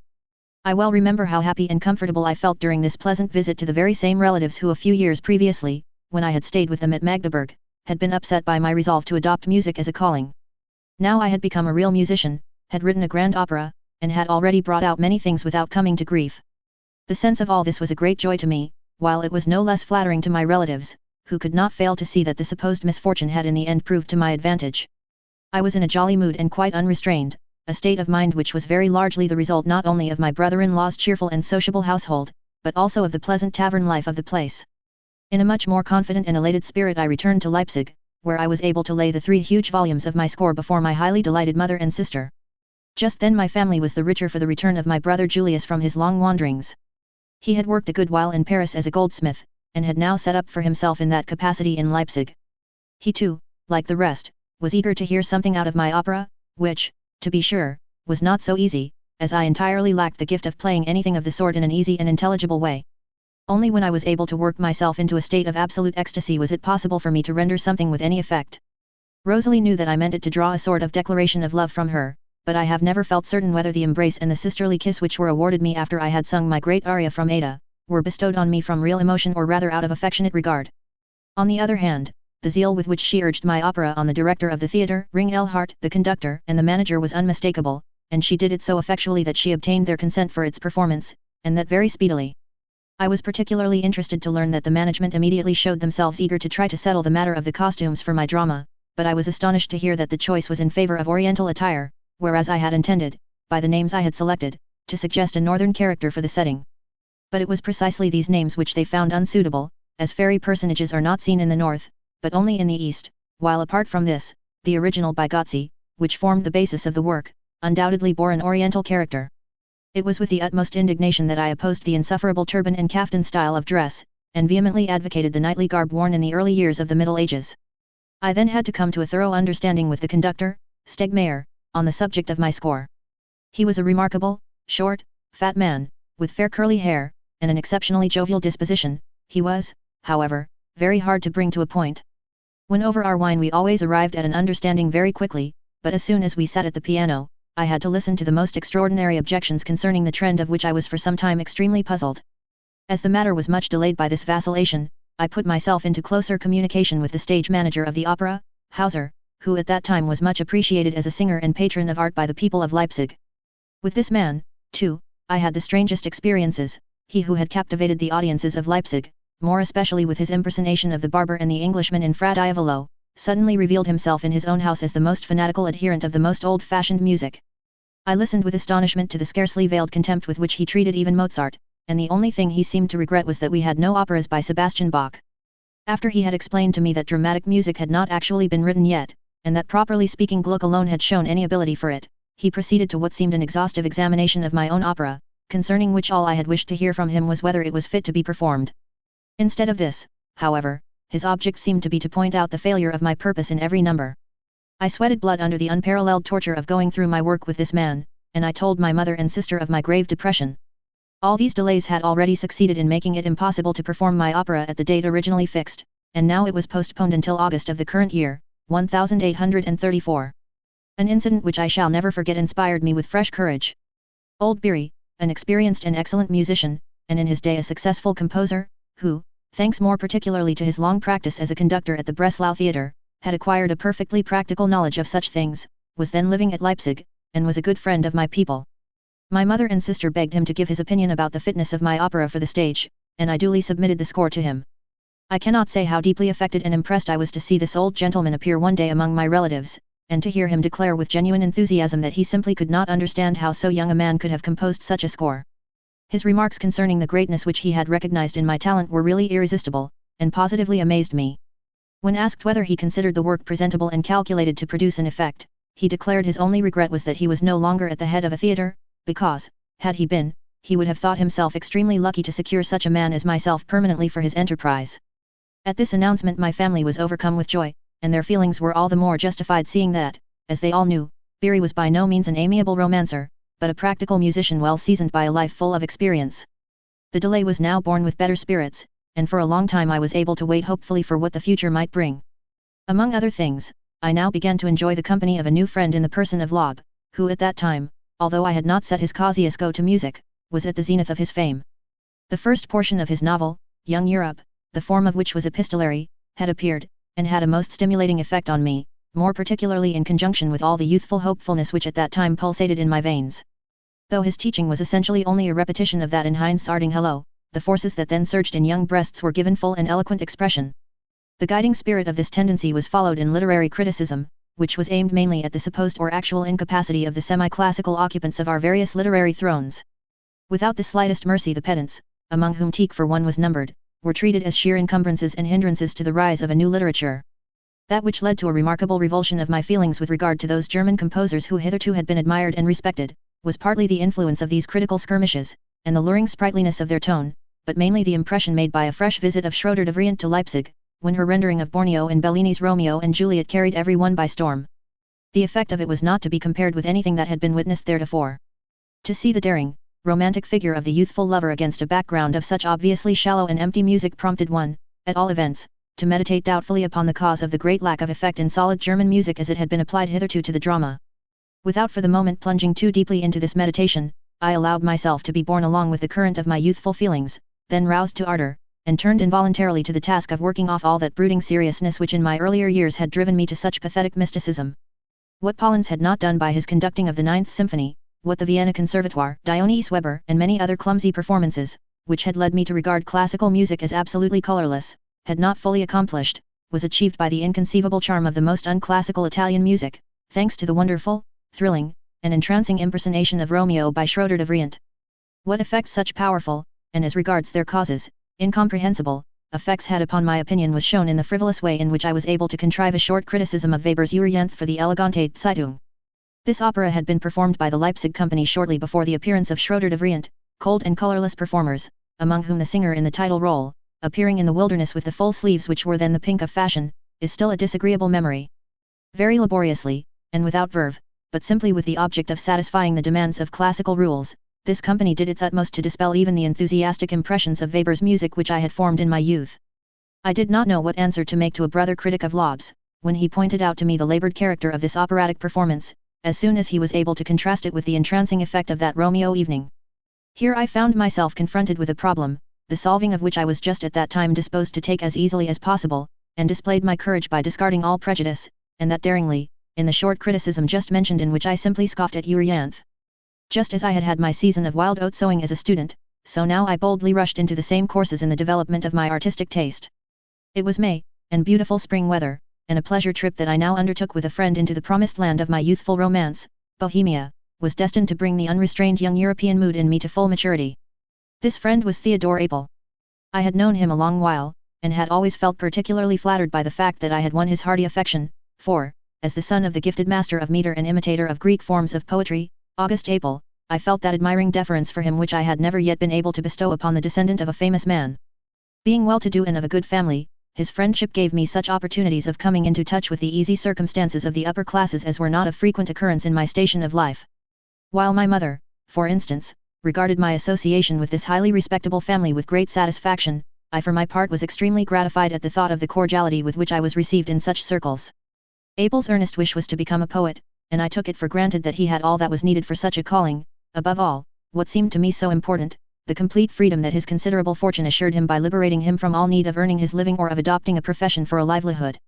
Strange to say, his mother, who on the death of his distinguished father had married a Leipzig lawyer, was very anxious about the vocation he should choose, and wished her son to make a fine career in the law, as she was not at all disposed to favor his poetical gifts. And it was to her attempts to convert me to her view, in order that by my influence I might avert the calamity of a second poet in the family, in the person of the son, that I owed the specially friendly relations that obtained between herself and me. All her suggestions succeeded in doing, however, was to stimulate me, even more than my own favorable opinion of his talent could, to confirm my friend in his desire to be a poet, and thus to support him in his rebellious attitude towards his family. He was not displeased at this.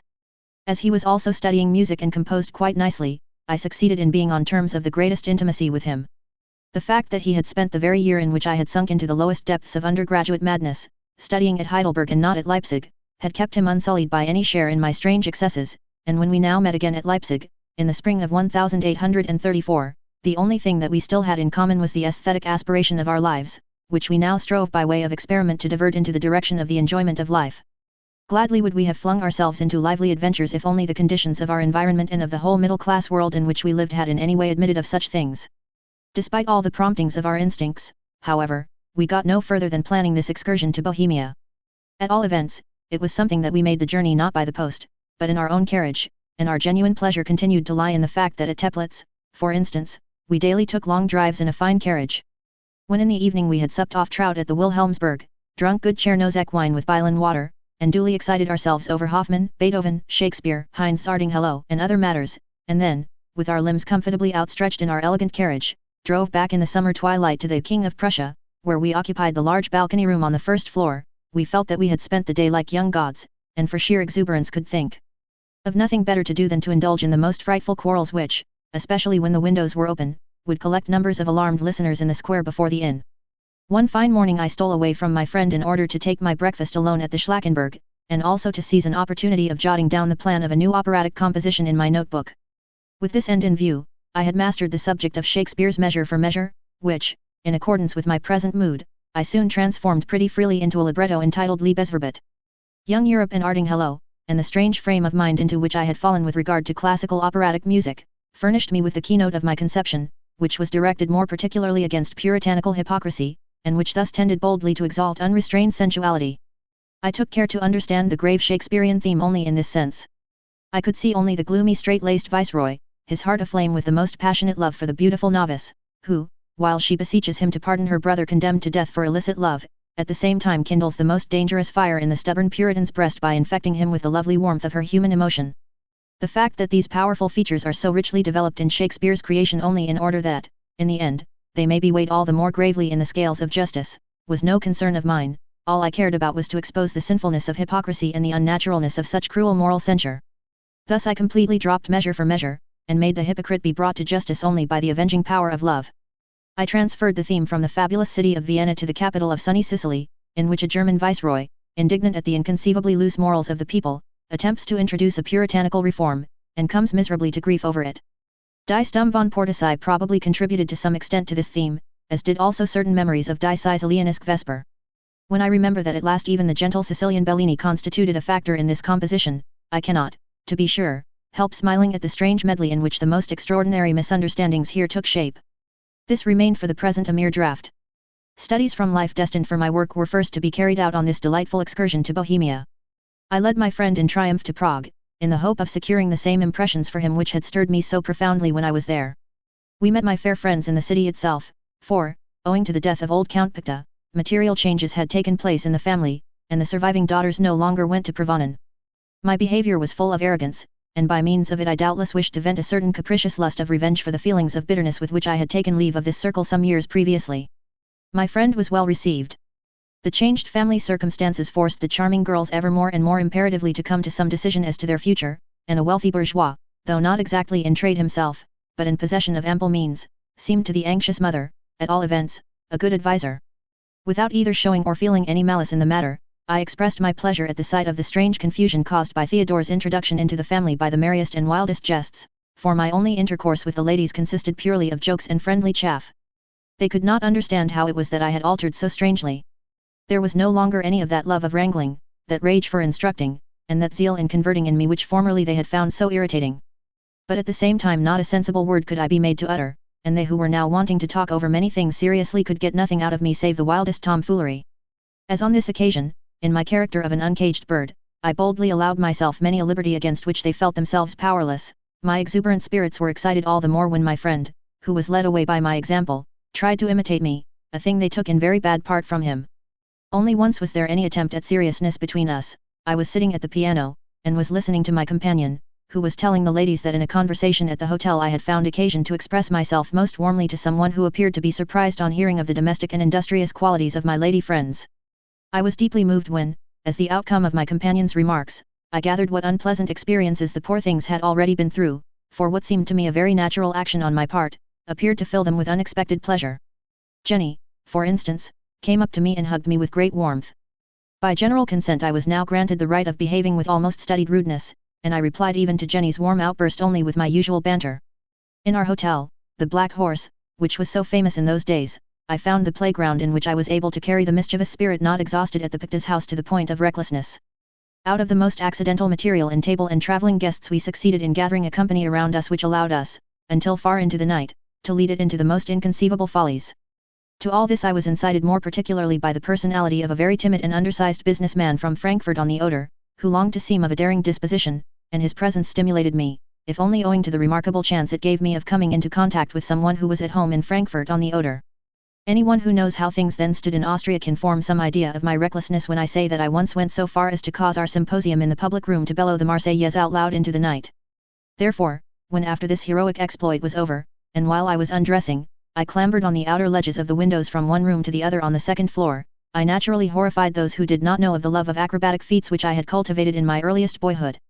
Even if I had exposed myself without fear to such dangers, I was soon sobered down next morning by a summons from the police. When, in addition to this, I recalled the singing of the Marseillaise, I was filled with the gravest fears. After having been detained at the station a long time, owing to a strange misunderstanding, the upshot of it was that the inspector who was told off to examine me found that there was not sufficient time left for a serious hearing, and, to my great relief, I was allowed to go after replying to a few harmless questions concerning the intended length of my stay.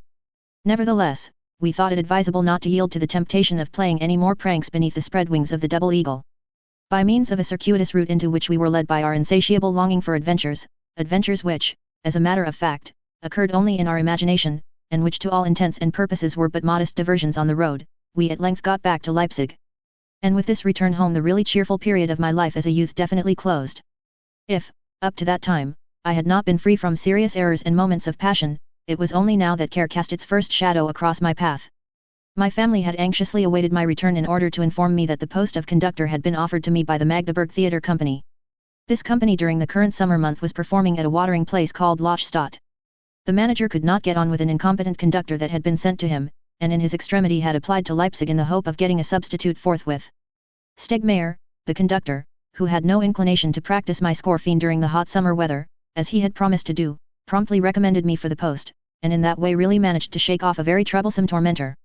For although, on the one hand, I really desired to be able to abandon myself freely and without restraint to the torrent of adventures that constitute the artist's life, yet a longing for independence, which could be won only by my earning my own living, had been greatly strengthened in me by the state of my affairs. Albeit, I had the feeling that a solid basis for the gratification of this desire was not to be laid in Lochstadt, nor did I find it easy to assist the plot concocted against the production of my fiend. I therefore determined to make a preliminary visit to the place just to see how things stood. This little watering place had, in the days of Goethe and Schiller, acquired a very wide reputation. Its wooden theatre had been built according to the design of the former, and the first performance of the Braut von Messina had been given there. But although I repeated all this to myself, the place made me feel rather doubtful. I asked for the house of the director of the theatre. He proved to be out, but a small dirty boy, his son, was told to take me to the theatre to find Papa. Papa, however, met us on the way. He was an elderly man, he wore a dressing gown, and on his head a cap. His delight at greeting me was interrupted by complaints about a serious indisposition, for which his son was to fetch him a cordial from a shop close by. Before dispatching the boy on this errand he pressed a real silver penny into his hand with a certain ostentation which was obviously for my benefit. This person was Heinrich Bethmann, surviving husband of the famous actress of that name, who, having lived in the heyday of the German stage, had won the favour of the King of Prussia, and won it so lastingly, that long after her death it had continued to be extended to her spouse. He always drew a nice pension from the Prussian court, and permanently enjoyed its support without ever being able to forfeit its protection by his irregular and dissipated ways. At the time of which I am speaking he had sunk to his lowest, owing to continued theatre management. His speech and manners revealed the sugary refinement of a bygone day, while all that he did and everything about him testified to the most shameful neglect. He took me back to his house, where he presented me to his second wife, who, crippled in one foot, lay on an extraordinary couch while an elderly bass, concerning whose excessive devotion Bethmann had already complained to me quite openly, smoked his pipe beside her. From there the director took me to his stage manager, who lived in the same house. With the latter, who was just engaged in a consultation about the repertory with the theatre attendant, a toothless old skeleton, he left me to settle the necessary arrangements. As soon as Bethmann had gone, Schmale, the stage manager, shrugged his shoulders and smiled, assuring me that that was just the way of the director, to put everything on his back and trouble himself about nothing. There he had been sitting for over an hour, discussing with Croce what should be put on next Sunday. It was all very well his starting Don Juan, but how could he get a rehearsal carried out, when the Merseburg town bandsmen, who formed the orchestra, would not come over on Saturday to rehearse? All the time Schmale kept reaching out through the open window to a cherry tree from which he picked and persistently ate the fruit, ejecting the stones with a disagreeable noise. Now it was this last circumstance in particular which decided me, for, strange to say, I have an innate aversion from fruit. I informed the stage manager that he need not trouble at all about Don Juan for Sunday, since for my part, if they had reckoned on my making my first appearance at this performance, I must anyhow disappoint the director, as I had no choice but to return at once to Leipzig, where I had to put my affairs in order. This polite manner of tendering my absolute refusal to accept the appointment, a conclusion I had quickly arrived at in my own mind, forced me to practice some dissimulation, and made it necessary for me to appear as if I really had some other purpose in coming to Lochstadt. This pretense in itself was quite unnecessary, seeing that I was quite determined never to return there again. People offered to help me in finding a lodging, and a young actor whom I had chanced to know at Würzburg undertook to be my guide in the matter. While he was taking me to the best lodging he knew, he told me that presently he would do me the kindness of making me the housemate of the prettiest and nicest girl to be found in the place at the time. She was the junior lead of the company, Mademoiselle Minna Planer, of whom doubtless I had already heard. As luck would have it, the promised damsel met us at the door of the house in question. Her appearance and bearing formed the most striking contrast possible to all the unpleasant impressions of the theatre which it had been my lot to receive on this fateful morning. Looking very charming and fresh, the young actress's general manner and movements were full of a certain majesty and grave assurance which lent an agreeable and captivating air of dignity to her otherwise pleasant expression. Her scrupulously clean and tidy dress completed the startling effect of the unexpected encounter. After I had been introduced to her in the hall as the new conductor, and after she had done regarding with astonishment the stranger who seemed so young for such a title, she recommended me kindly to the landlady of the house, and begged that I might be well looked after, whereupon she walked proudly and serenely across the street to her rehearsal.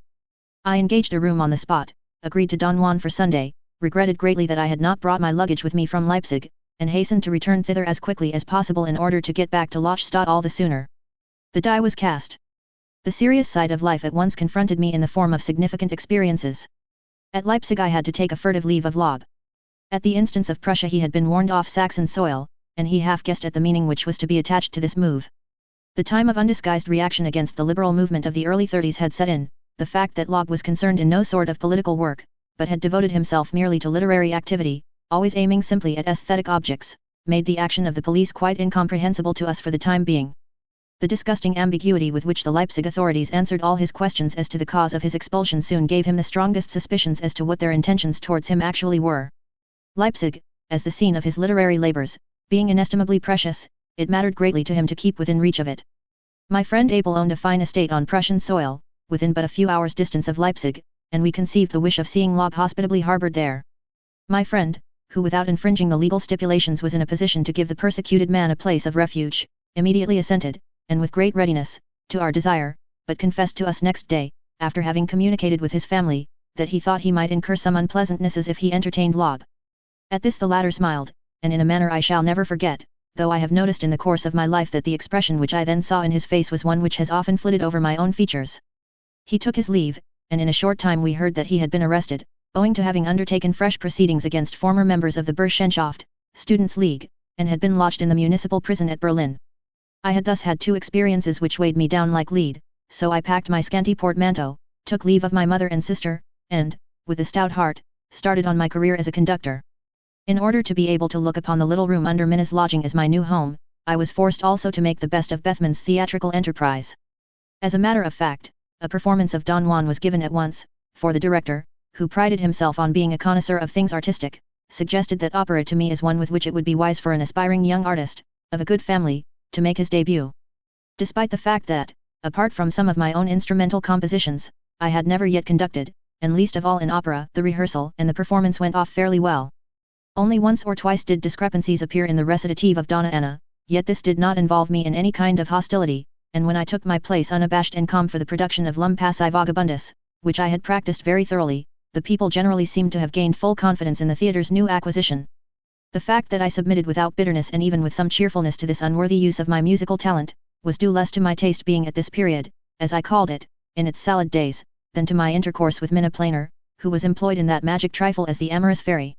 Indeed, in the midst of this dust cloud of frivolity and vulgarity, she always seemed very much like a fairy, the reasons of whose descent into this giddy whirl, which of a truth seemed neither to carry her away nor even to affect her, remained an absolute mystery. For while I could discover nothing in the opera singers save the familiar stage caricatures and grimaces, this fair actress differed wholly from those about her in her unaffected soberness and dainty modesty, as also in the absence of all theatrical pretense and stiltedness. There was only one young man whom I could place beside Minna on the ground of qualities like those I recognized in her. This fellow was Friedrich Schmidt, who had only just adopted the stage as a career in the hope of making a hit in opera, to which, as the possessor of an excellent tenor voice, he felt himself called. He too differed from the rest of the company, especially in the earnestness which he brought to bear upon his studies and his work in general, the soulful manly pitch of his chest voice, his clear, noble enunciation and intelligent rendering of his words, have always remained as standards in my memory. Owing to the fact that he was wholly devoid of theatrical talent, and acted clumsily and awkwardly, a check was soon put to his progress, but he always remained dear to me as a clever and original man of trustworthy and upright character, my only associate. But my dealings with my kind housemate soon became a cherished habit, while she returned the ingenuously impetuous advances of the conductor of 1:20 with a certain tolerant astonishment which, remote as it was from all coquetry and ulterior motives, soon made familiar and friendly intercourse possible with her. When, one evening, I returned late to my ground floor room, by climbing through the window, for I had no latch key, the noise of my entry brought Minna to her window just over mine. Standing on my window ledge I begged her to allow me to bid her good night once more. She had not the slightest objection to this, but declared it must be done from the window, as she always had her door locked by the people of the house, and nobody could get in that way. She kindly facilitated the handshake by leaning far out of her window, so that I could take her hand as I stood on my ledge. When later on I had an attack of erysipelas, from which I often suffered, and with my face all swollen and frightfully distorted concealed myself from the world in my gloomy room, Minna visited me repeatedly, nursed me, and assured me that my distorted features did not matter in the least. On recovering, I paid her a visit and complained of a rash that had remained round my mouth, and which seemed so unpleasant that I apologized for showing it to her. This also she made light of. Then I inferred she would not give me a kiss, whereupon she at once gave me practical proof that she did not shrink from that either. This was all done with a friendly serenity and composure that had something almost motherly about it, and it was free from all suggestion of frivolity or of heartlessness. In a few weeks the company had to leave Lachstadt to proceed to Rudolstadt and fulfill a special engagement there. I was particularly anxious to make this journey, which in those days was an arduous undertaking, in Minna's company, and if only I had succeeded in getting my well-earned salary duly paid by Bethman, nothing would have hindered the fulfillment of my wish.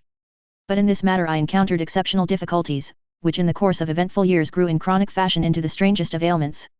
Even at Lachstadt I had discovered that there was only one man who drew his salary in full, namely the base Nissel, whom I had seen smoking his pipe beside the couch of the director's lame wife. I was assured that if I cared greatly about getting some of my wages from time to time, I could obtain this favor only by paying court to Madame Bethman. This time I preferred once more to appeal to my family for help, and therefore travelled to Rudolstadt through Leipzig, where, to the sad astonishment of my mother, I had to replenish my coffer with the necessary supplies.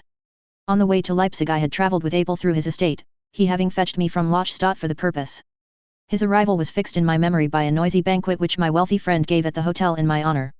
It was on this occasion that I and one of the other guests succeeded in completely destroying a huge, massively built Dutch tile stove, such as we had in our room at the inn. Next morning none of us could understand how it had happened. It was on this journey to Rudolstadt that I first passed through Weimar, where on a rainy day I strolled with curiosity, but without emotion, towards Goethe's house. I had pictured something rather different, and thought I should experience livelier impressions from the active theatre life of Rudolstadt, to which I felt strongly attracted. In spite of the fact that I was not to be conductor myself, this post having been entrusted to the leader of the Royal Orchestra, who had been specially engaged for our performances, yet I was so fully occupied with rehearsals for the many operas and musical comedies required to regale the frivolous public of the Principality that I found no leisure for excursions into the charming regions of this little land. In addition to these severe and ill-paid labours, two passions held me chained during the 6 weeks of my stay in Rudolstadt. These were, first, a longing to write the libretto of Liebesverbot, and secondly, my growing attachment to Minna. It is true, I sketched out a musical composition about this time, a symphony in E major, whose first movement, 3/4 time, I completed as a separate piece.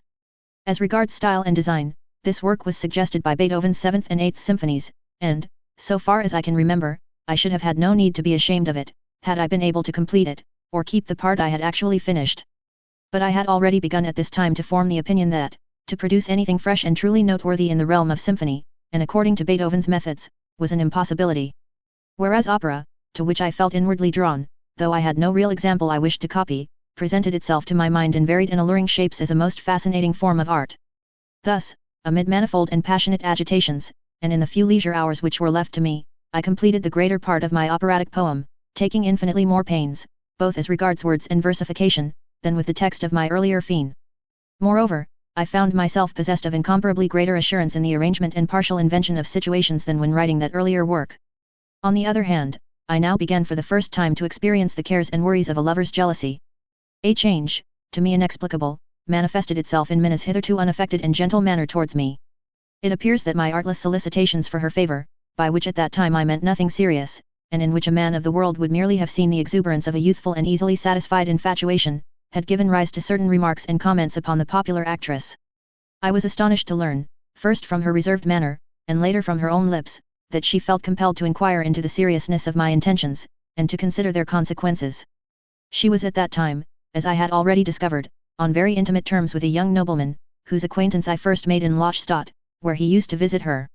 I had already realized on that occasion that he was unfeignedly and cordially attached to her. In fact, in the circle of her friends she was regarded as engaged to Herr von O, although it was obvious that marriage was out of the question, as the young lover was quite without means, and owing to the high standing of his family it was essential that he should sacrifice himself to a marriage of convenience, both on account of his social position and of the career which he would have to adopt. During this stay at Rudolstadt, Minna appears to have gathered certain information on this point which troubled and depressed her, thus rendering her more inclined to treat my impetuous attempts at courtship with cool reserve. After mature deliberation I recognized that, in any case, Young Europe, Arding Hello, and Liebesverbot could not be produced at Rudolstadt, but it was a very different matter for the Fille Amorosa, with its merry theatrical mood, and an Ehrlicher kind to seek a decent livelihood. Therefore, greatly discouraged, I proceeded to accentuate the more extravagant situations of my Liebesverbot by rioting with a few comrades in the sausage-scented atmosphere of the Rudolstadt Vogelwiese. At this time my troubles again brought me more or less into contact with the vice of gambling, although on this occasion it only cast temporary fetters about me in the very harmless form of the dice and roulette tables out on the open market-place. We were looking forward to the time when we should leave Rudolstadt for the half-yearly winter season at the capital, Magdeburg, mainly because I should there resume my place at the head of the orchestra, and might in any case count on a better reward for my musical efforts. But before returning to Magdeburg I had to endure a trying interval at Bernburg, where Bethmann, the director, in addition to his other undertakings, had also promised sundry theatrical performances. During our brief stay in the town I had to arrange for the presentation, with a mere fraction of the company, of several operas, which were again to be conducted by the royal conductor of the place. But in addition to these professional labors, I had to endure such a meager, ill-provided, and grievously farcical existence as was enough to disgust me, if not forever, at any rate for the time being, with the wretched profession of a theatrical conductor. Yet I survived even this, and Magdeburg was destined to lead me eventually to the real glory of my adopted profession. The sensation of sitting in command at the very conductor's desk from which, not many years before, the great master Kuhn Lehn had so moved the perplexed young enthusiast by the weighty wisdom of his musical directorship, was not without its charm for me, and, indeed, I very quickly succeeded in obtaining perfect confidence in conducting an orchestra. I was soon a persona grata with the excellent musicians of the orchestra. Their splendid combination in spirited overtures, which, especially towards the finale, I generally took at an unheard-of speed, often earned for us all the intoxicating applause of the public.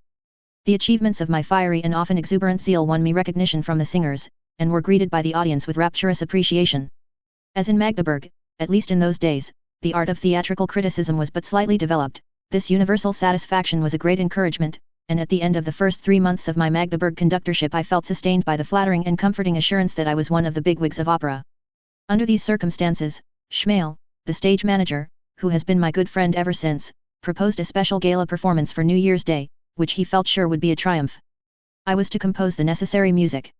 This was very speedily done, a rousing overture, several melodramas and choruses were all greeted with enthusiasm, and brought us such ample applause that we repeated the performance with great success, although such repetitions after the actual gala day were quite contrary to usage.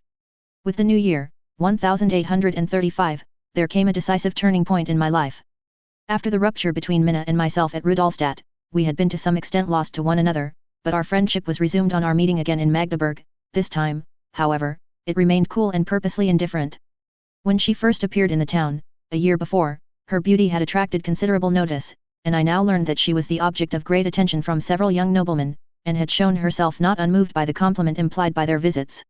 Although her reputation, thanks to her absolute discretion and self-respect, remained beyond reproach, my objection to her receiving such attentions grew very strong, owing possibly, in some degree, to the memory of the sorrows I had endured in Picta's house in Prague. Although Minna assured me that the conduct of these gentlemen was much more discreet and decent than that of theatre-goers of the bourgeois class, and especially than that of certain young musical conductors, she never succeeded in soothing the bitterness and insistence with which I protested against her acceptance of such attentions. So we spent 3 unhappy months in ever-increasing estrangement, and at the same time, in half-frantic despair, I pretended to be fond of the most undesirable associates, and acted in every way with such blatant levity that Minna, as she told me afterwards, was filled with the deepest anxiety and solicitude concerning me. Moreover, as the ladies of the opera company were not slow to pay court to their youthful conductor, and especially as one young woman, whose reputation was not spotless, openly set her cap at me, this anxiety of Minna seems at last to have culminated in a definite decision. I hit upon the idea of treating the elite of our opera company to oysters and punch in my own room on New Year's Eve. The married couples were invited, and then came the question whether Fräulein Planer would consent to take part in such a festivity. She accepted quite ingenuously, and presented herself, as neatly and becomingly dressed as ever, in my bachelor apartments, where things soon grew pretty lively. I had already warned my landlord that we were not likely to be very quiet, and reassured him as to any possible damage to his furniture. What the champagne failed to accomplish, the punch eventually succeeded in doing. All the restraints of petty conventionality, which the company usually endeavored to observe, were cast aside, giving place to an unreserved demeanor all round, to which no one objected. And then it was that Minna's queenly dignity distinguished her from all her companions. She never lost her self-respect, and whilst no one ventured to take the slightest liberty with her, everyone very clearly recognized the simple candor with which she responded to my kindly and solicitous attentions. They could not fail to see that the link existing between us was not to be compared to any ordinary liaison, and we had the satisfaction of seeing the flighty young lady who had so openly angled for me fall into a fit over the discovery. From that time onward I remained permanently on the best of terms with Minna. I do not believe that she ever felt any sort of passion or genuine love for me, or, indeed, that she was capable of such a thing, and I can therefore only describe her feeling for me as one of heartfelt goodwill, and the sincerest desire for my success and prosperity, inspired as she was with the kindest sympathy, and genuine delight at, and admiration for, my talents. All this at last became part of her nature. She obviously had a very favorable opinion of my abilities, though she was surprised at the rapidity of my success. My eccentric nature, which she knew so well how to humor pleasantly by her gentleness, stimulated her to the continual exercise of the power, so flattering to her own vanity, and without ever betraying any desire or ardor herself, she never met my impetuous advances with coldness. At the Magdeburg Theatre I had already made the acquaintance of a very interesting woman called Madame Haas. She was an actress, no longer in her first youth, and played so-called chaperone's parts. This lady won my sympathy by telling me she had been friendly ever since her youth with Lob, in whose destiny she continued to take a heartfelt and cordial interest. She was clever, but far from happy, and an unprepossessing exterior, which with the lapse of years grew more uninviting, did not tend to make her any happier. She lived in meager circumstances, with one child, and appeared to remember her better days with a bitter grief. My first visit to her was paid merely to inquire after Lob's fate, but I soon became a frequent and familiar caller. As she and Minna speedily became fast friends, we three often spent pleasant evenings talking together. But when, later on, a certain jealousy manifested itself on the part of the elder woman towards the younger, our confidential relations were more or less disturbed, for it particularly grieved me to hear Minna's talents and mental gifts criticized by the other. One evening I had promised Minna to have tea with her and Madame Haas, but I had thoughtlessly promised to go to a whist party first. This engagement I purposely prolonged, much as it wearied me, in the deliberate hope that her companion, who had already grown irksome to me, might have left before my arrival. The only way in which I could do this was by drinking hard, so that I had the very unusual experience of rising from a sober whist party in a completely fuddled condition, into which I had imperceptibly fallen, and in which I refused to believe. This incredulity deluded me into keeping my engagement for tea, although it was so late. To my intense disgust the elder woman was still there when I arrived, and her presence at once had the effect of rousing my tipsiness to a violent outbreak, for she seemed astonished at my rowdy and unseemly behavior, and made several remarks upon it intended for jokes, whereupon I scoffed at her in the coarsest manner, so that she immediately left the house in high dudgeon. I had still sense enough to be conscious of Minna's astonished laughter at my outrageous conduct. As soon as she realized, however, that my condition was such as to render my removal impossible without great commotion, she rapidly formed a resolution which must indeed have cost her an effort, though it was carried out with the utmost calmness and good humor. She did all she could for me, and procured me the necessary relief, and when I sank into a heavy slumber, unhesitatingly resigned her own bed to my use. There I slept until awakened by the wonderful grey of dawn. On recognizing where I was, I at once realized and grew ever more convinced of the fact that this morning's sunrise marked the starting point of an infinitely momentous period of my life. The demon of care had at last entered into my existence. Without any light-hearted jests, without gaiety or joking of any description, we breakfasted quietly and decorously together, and at an hour when, in view of the compromising circumstances of the previous evening, we could set out without attracting undue notice, I set off with Minna for a long walk beyond the city gates. Then we parted, and from that day forward freely and openly gratified our desires as an acknowledged pair of lovers.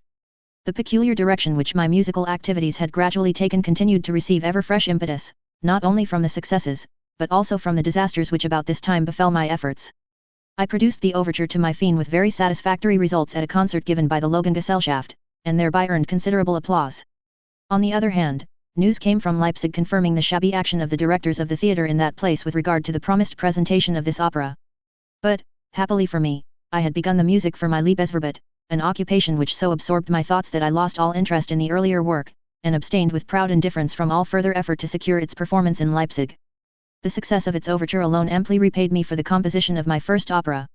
Meanwhile, in spite of numerous other distractions, I found time, during the brief 6 months of this theatrical season in Magdeburg, to complete a large portion of my new opera, besides doing other work. I ventured to introduce 2 duets from it at a concert given in the theatre, and their reception encouraged me to proceed hopefully with the rest of the opera. During the second half of this season my friend Abel came to sun himself enthusiastically in the splendor of my musical directorship. He had written a drama, Columbus, which I recommended to our management for production. This was a peculiarly easy favor to win, as Abel volunteered to have a new scene, representing the Alhambra, painted at his own expense. Besides this, he proposed to effect many welcome improvements in the condition of the actors taking part in his play, for, owing to the continued preference displayed by the directress for Nisel, the bass, they had all suffered very much from uncertainty about their wages. The piece itself appeared to me to contain much that was good. It described the difficulties and struggles of the great navigator before he set sail on his first voyage of discovery. The drama ended with the momentous departure of his ships from the harbour of Palos, an episode whose results are known to all the world. At my desire Abel submitted his play to my uncle Adolf, and even in his critical opinion it was remarkable for its lively and characteristic popular scenes. On the other hand, a love romance, which he had woven into the plot, struck me as unnecessary and dull. In addition to a brief chorus for some Moors who were expelled from Granada, to be sung on their departure from the familiar home country, and a short orchestral piece by way of conclusion, I also dashed off an overture for my friend's play. I sketched out the complete draft of this one evening at Minna's house, while Abel was left free to talk to her as much and as loudly as he liked. The effect this composition was calculated to produce rested on a fundamental idea which was quite simple, yet startling in its development. Unfortunately I worked it out rather hurriedly. In not very carefully chosen phrasing the orchestra was to represent the ocean, and, as far as might be, the ship upon it. A forcible, pathetically yearning and aspiring theme was the only comprehensible idea amid the swirl of enveloping sound. When the whole had been repeated, there was a sudden jump to a different theme in extreme pianissimo, accompanied by the swelling vibrations of the first violins, which was intended to represent a fata morgana. I had secured 3 pairs of trumpets in different keys, in order to produce this exquisite, gradually dawning and seductive theme with the utmost niceties of shade and variety of modulation. This was intended to represent the land of desire towards which the hero's eyes are turned, and whose shores seem continually to rise before him only to sink elusively beneath the waves, until at last they soar in very deed above the western horizon, the crown of all his toil and search, and stand clearly and unmistakably revealed to all the sailors, a vast continent of the future. My 6 trumpets were now to combine in one key, in order that the theme assigned to them might re-echo in glorious jubilation. Familiar as I was with the excellence of the Prussian regimental trumpeters, I could rely upon a startling effect, especially in this concluding passage. My overture astonished everyone, and was tumultuously applauded. The play itself, however, was acted without dignity. A conceited comedian, named Ludwig Meyer, completely ruined the title part, for which he excused himself on the ground that, having to act as stage manager also, he had been unable to commit his lines to memory. Nevertheless, he managed to enrich his wardrobe with several splendid costumes at Abel's expense, wearing them, as Columbus, one after the other. At all events, Abel had lived to see a play of his own actually performed, and although this was never repeated, yet it afforded me an opportunity of increasing my personal popularity with the people of Magdeburg, as the overture was several times repeated at concerts by special request. But the chief event of this theatrical season occurred towards its close. I induced Madame Schroeder de Vriend, who was staying in Leipzig, to come to us for a few special performances, when, on 2 occasions, I had the great satisfaction and stimulating experience of myself conducting the operas in which she sang, and thus entering into immediate artistic collaboration with her. She appeared as Desdemona and Romeo. In the latter role particularly she surpassed herself, and kindled a fresh flame in my breast. This visit brought us also into closer personal contact. So kindly disposed and sympathetic did she show herself towards me, that she even volunteered to lend me her services at a concert which I proposed to give for my own benefit, although this would necessitate her returning after a brief absence. Under circumstances so auspicious I could only expect the best possible results from my concert, and in my situation at that time its proceeds were a matter of vital importance to me. My scanty salary from the Magdeburg Opera Company had become altogether illusory, being paid only in small and irregular installments, so that I could see but one way of meeting my daily expenses. These included frequent entertainment of a large circle of friends, consisting of singers and players, and the situation had become unpleasantly accentuated by no small number of debts. True, I did not know their exact amount, but reckoned that I could at least form an advantageous, if indefinite, estimate of the sum to be realized by my concert, whereby the 2 unknown quantities might balance each other. I therefore consoled my creditors with the tale of these fabulous receipts, which were to pay them all in full the day after the concert. I even went so far as to invite them to come and be paid at the hotel to which I had moved at the close of the season. And, indeed, there was nothing unreasonable in my counting on the highest imaginable receipts, when supported by so great and popular a singer, who, moreover, was returning to Magdeburg on purpose for the event. I consequently acted with reckless prodigality as regards cost, launching out into all manner of musical extravagance, such as engaging an excellent and much larger orchestra, and arranging many rehearsals. Unfortunately for me, however, nobody would believe that such a famous actress, whose time was so precious, would really return again to please a little Magdeburg conductor. My pompous announcement of her appearance was almost universally regarded as a deceitful maneuver, and people took offense at the high prices charged for seats.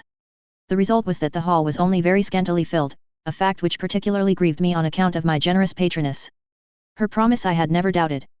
Punctually on the day appointed she reappeared to support me, and now had the painful and unaccustomed experience of performing before a small audience. Fortunately, she treated the matter with great good humor, which, I learned later, was prompted by other motives, not personally concerning me.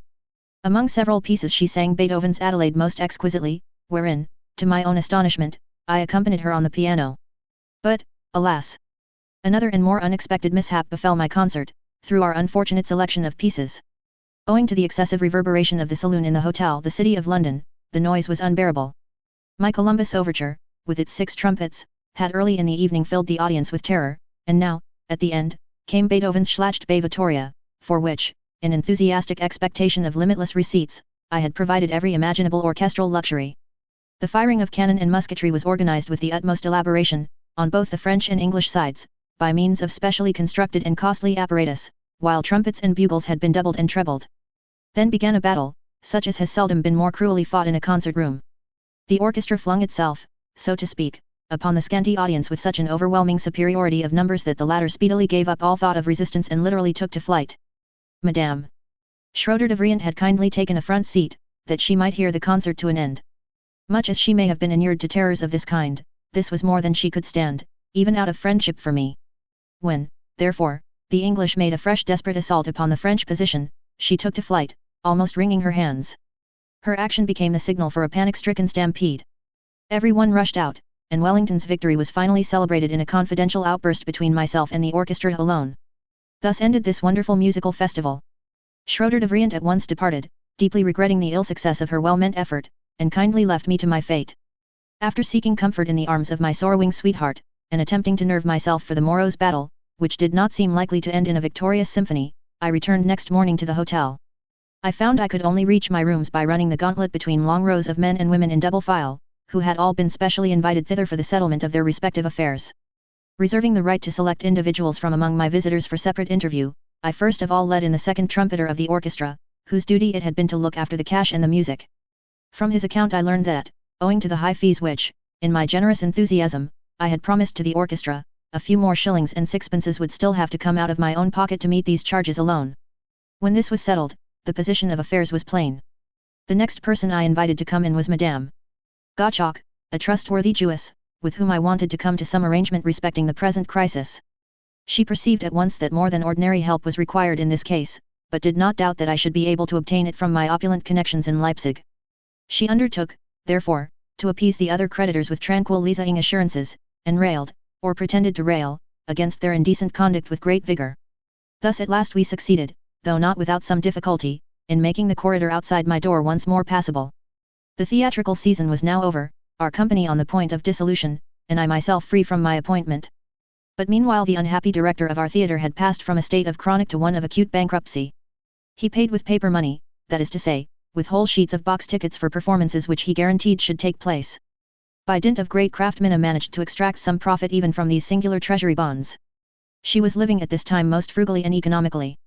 Moreover, as the dramatic company still continued its efforts on behalf of its members, only the opera troupe having been dissolved, she remained at the theatre. Thus, when I started out on my compulsory return to Leipzig, she saw me off with hearty good wishes for our speedy reunion, promising to spend the next holidays in visiting her parents in Dresden, on which occasion she hoped also to look me up in Leipzig.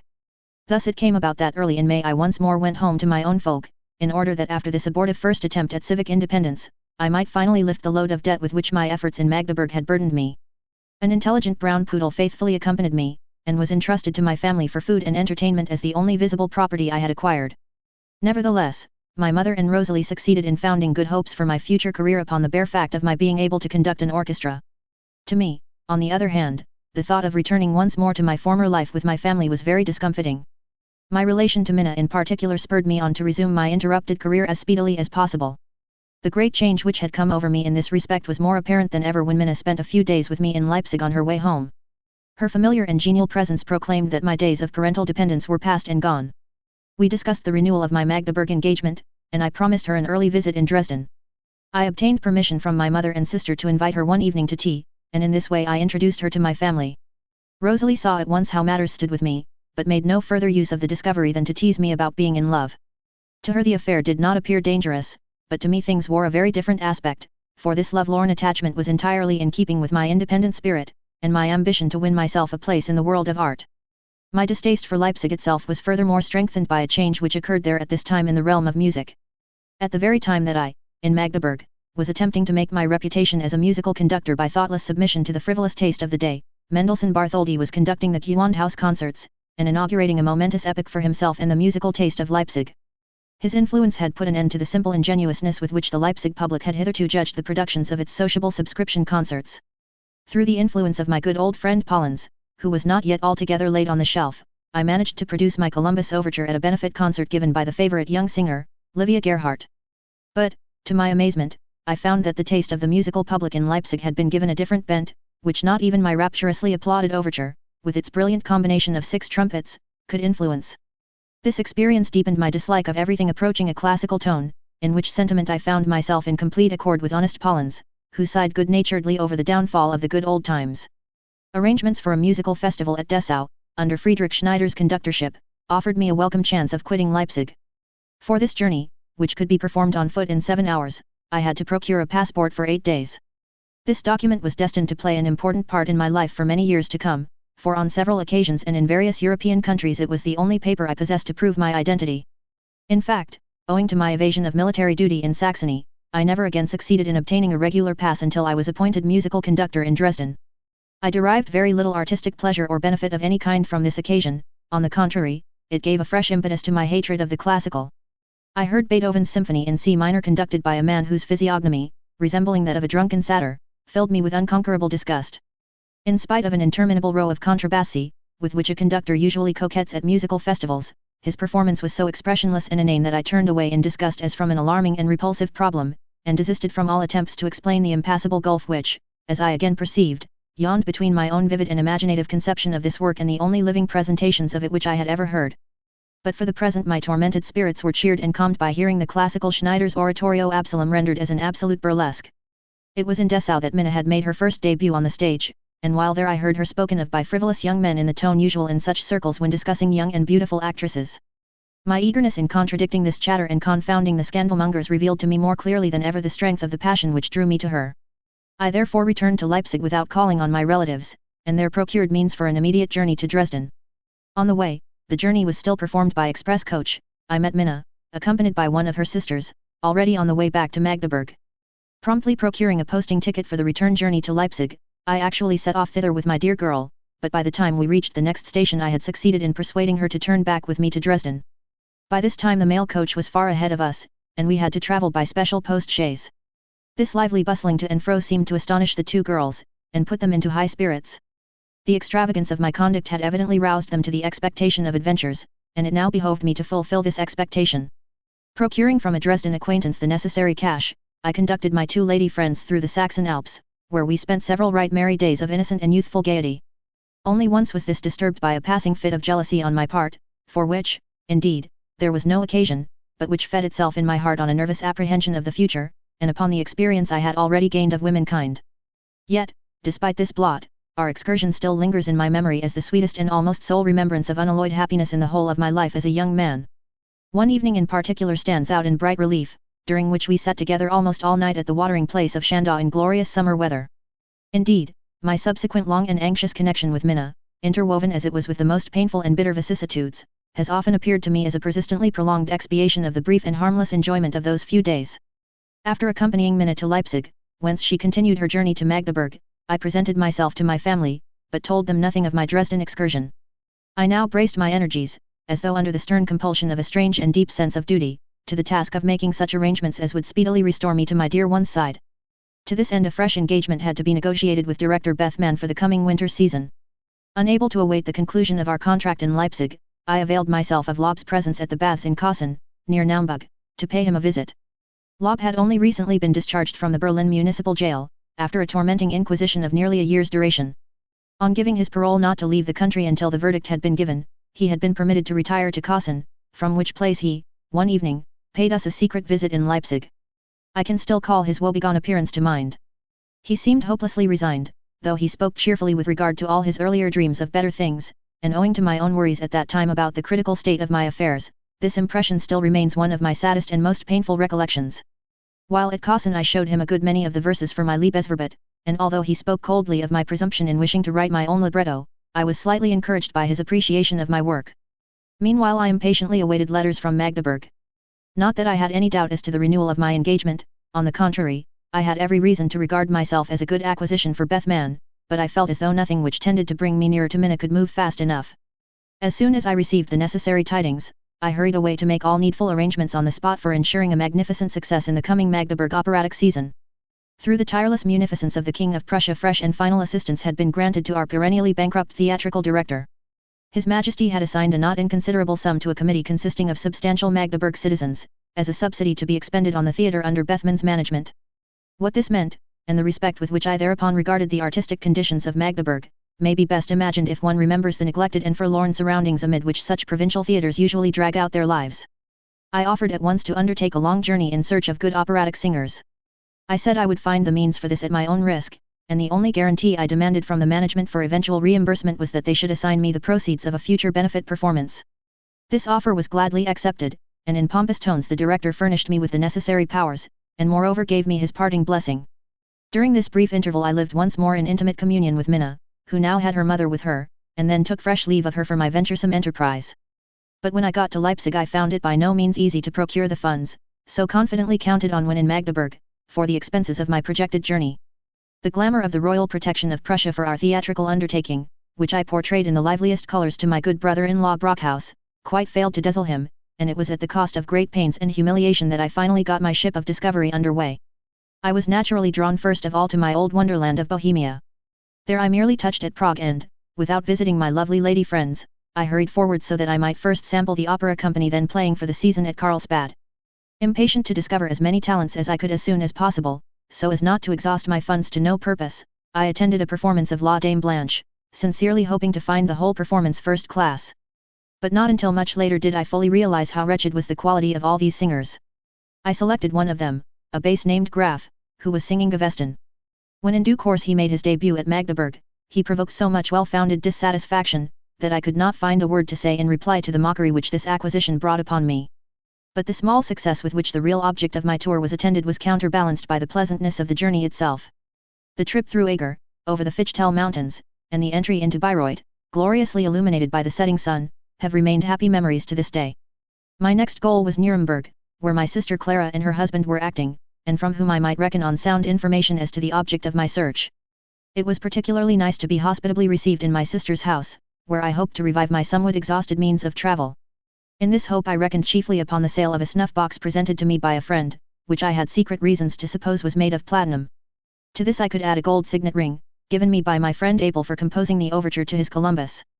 The value of the snuff-box unfortunately proved to be entirely imaginary, but by pawning these two jewels, the only ones I had left, I hoped to provide myself with the bare necessaries for continuing my journey to Frankfurt.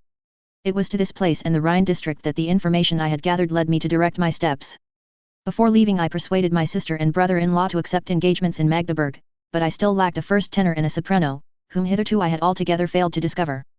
My stay in Nuremberg was most agreeably prolonged through a renewed meeting with Schroeder de Vriend, who just at that time was fulfilling a short engagement in that town. Meeting her again was like seeing the clouds disperse, which, since our last meeting, had darkened my artistic horizon. The Nuremberg Operatic Company had a very limited repertoire. Besides Fidelio they could produce nothing save Die Schweizer Familie, a fact about which this great singer complained, as this was one of her first parts sung in early youth, for which she was hardly any longer suited, and which, in addition, she had played ad nauseam. I also looked forward to the performance of Die Schweizer Familie with misgivings, and even with anxiety, for I feared lest this tame opera and the old-fashioned sentimental part of Emmeline would weaken the great impression the public, as well as myself, had formed up to that moment of the work of this sublime artist. Imagine, therefore, how deeply moved and astonished I was, on the evening of the performance, to find that it was in this very part that I first realized the truly transcendental genius of this extraordinary woman. That anything so great as her interpretation of the character of the Swiss maiden could not be handed down to posterity as a monument for all time can only be looked upon as one of the most sublime sacrifices demanded by dramatic art, and as one of its highest manifestations. When, therefore, such phenomena appear, we cannot hold them in too great reverence, nor look upon them as too sacred. Apart from all these new experiences which were to become of so much value to my whole life and to my artistic development, the impressions I received at Nuremberg, though they were apparently trivial in their origin, left such indelible traces on my mind, that they revived within me later on, though in quite a different and novel form. My brother-in-law, Wolfram, was a great favorite with the Nuremberg theatrical world. He was witty and sociable, and as such made himself much liked in theatrical circles. On this occasion I received singularly delightful proofs of the spirit of extravagant gaiety manifested on these evenings at the inn, in which I also took part.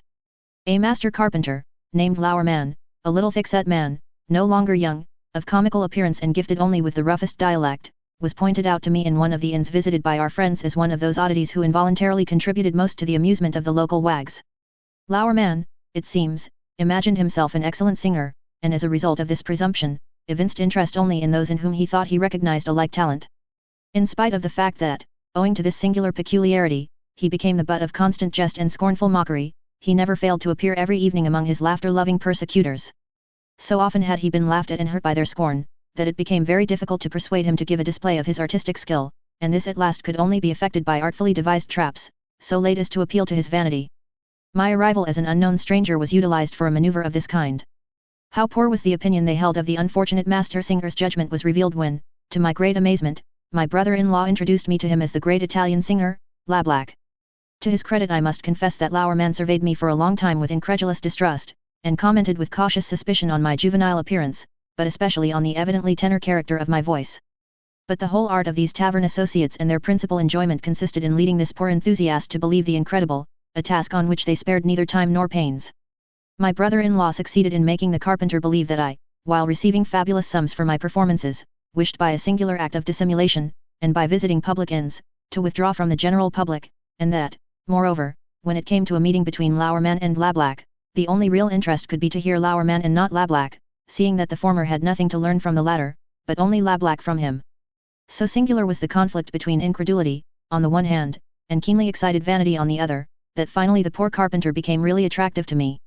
I began to play the role assigned me with all the skill I could command, and after a couple of hours, which were relieved by the strangest antics, we at last gained our end.